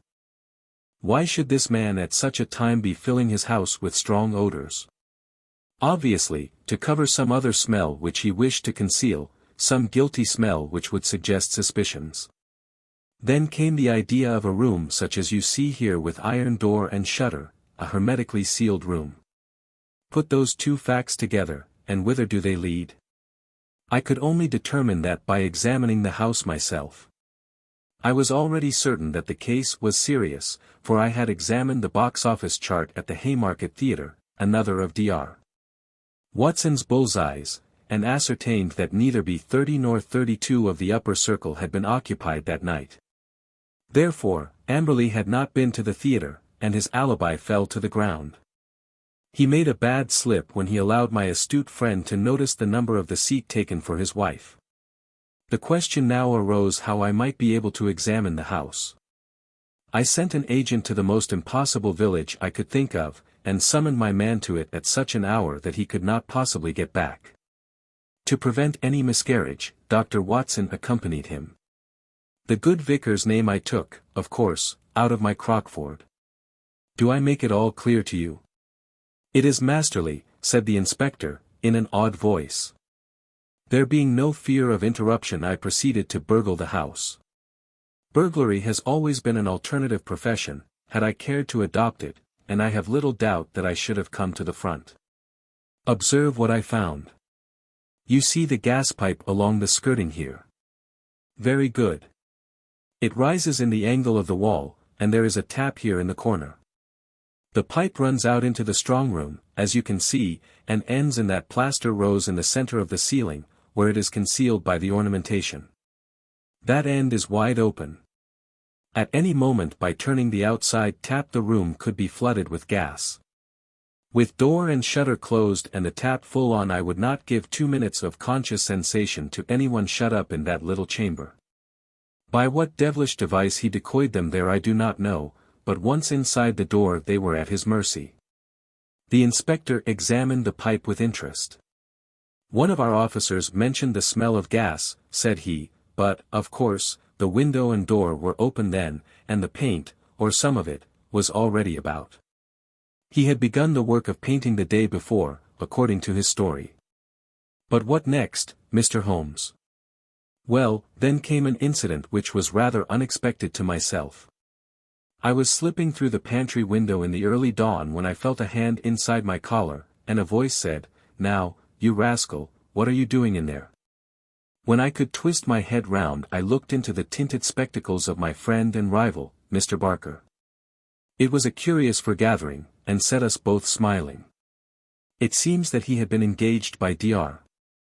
Ray Ernest's family to make some investigations, and had come to the same conclusion as to foul play. He had watched the house for some days, and had spotted Dr. Watson as one of the obviously suspicious characters who had called there. He could hardly arrest Watson, but when he saw a man actually climbing out of the pantry window there came a limit to his restraint. Of course, I told him how matters stood and we continued the case together. Why him? Why not us?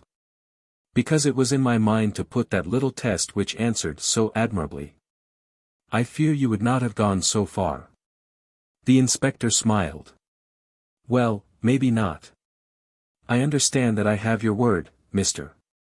Holmes, that you step right out of the case now and that you turn all your results over to us. Certainly, that is always my custom. Well, in the name of the force I thank you. It seems a clear case, as you put it, and there can't be much difficulty over the bodies.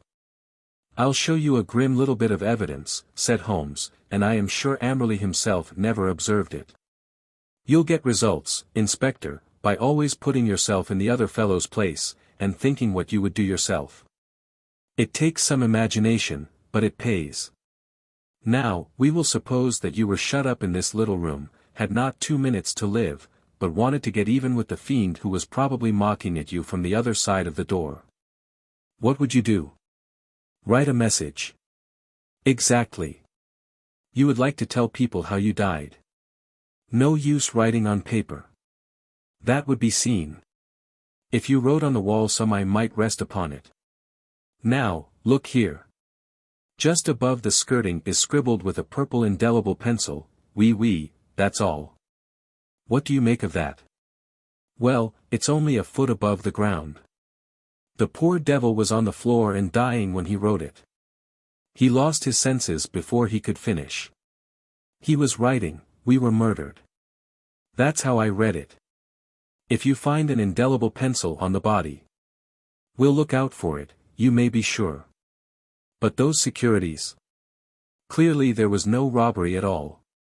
And yet he did possess those bonds. We verified that. You may be sure he has them hidden in a safe place. When the whole elopement had passed into history he would suddenly discover them, and announce that the guilty couple had relented and sent back the plunder or had dropped it on the way. You certainly seem to have met every difficulty, said the inspector. Of course, he was bound to call us in, but why he should have gone to you I can't understand. Pure swank. Holmes answered. He felt so clever and so sure of himself that he imagined no one could touch him. He could say to any suspicious neighbor, look at the steps I have taken. I have consulted not only the police, but even Sherlock Holmes. The inspector laughed. We must forgive you your even, Mr. Holmes, said he, it's as workmanlike a job as I can remember. A couple of days later my friend tossed across to me a copy of the bi-weekly North Surrey Observer. Under a series of flaming headlines, which began with "The Haven Horror" and ended with "Brilliant Police Investigation," there was a packed column of print which gave the first consecutive account of the affair. The concluding paragraph is typical of the whole. It ran thus. The remarkable acumen by which Inspector Mackinnon deduced from the smell of paint that some other smell, that of gas, for example, might be concealed. The bold deduction that the strong room might also be the death chamber, and the subsequent inquiry which led to the discovery of the bodies in a disused well, cleverly concealed by a dog kennel, should live in the history of crime as a standing example of the intelligence of our professional detectives. Well, Mackinnon is a good fellow, said Holmes, with a tolerant smile. You can file it in our archives, Watson. Some day the true story may be told. Printed in Great Britain by Butler and Tanner Ltd. Frome and London. By A. Conan Doyle. The Adventures of Sherlock Holmes. The Memoirs of Sherlock Holmes. The Return of Sherlock Holmes. Micah Clarke. The Captain of the Pole Star. The Sign of Four. The White Company. The Refugees. The Stark Munro Letters. The Exploits of Brigadier Gerard. Rodney Stone. Uncle Bernac. The Tragedy of the Carrasco. A Duet, with an occasional chorus. The Green Flag. The Hound of the Baskervilles. The Adventures of Gerard. Sir Nigel. Through the Magic Door. Round the Fire Stories. The Last Galley. The Lost World. Round the Red Lamp. The Valley of Fear. His Last Bow. Danger. And Other Stories.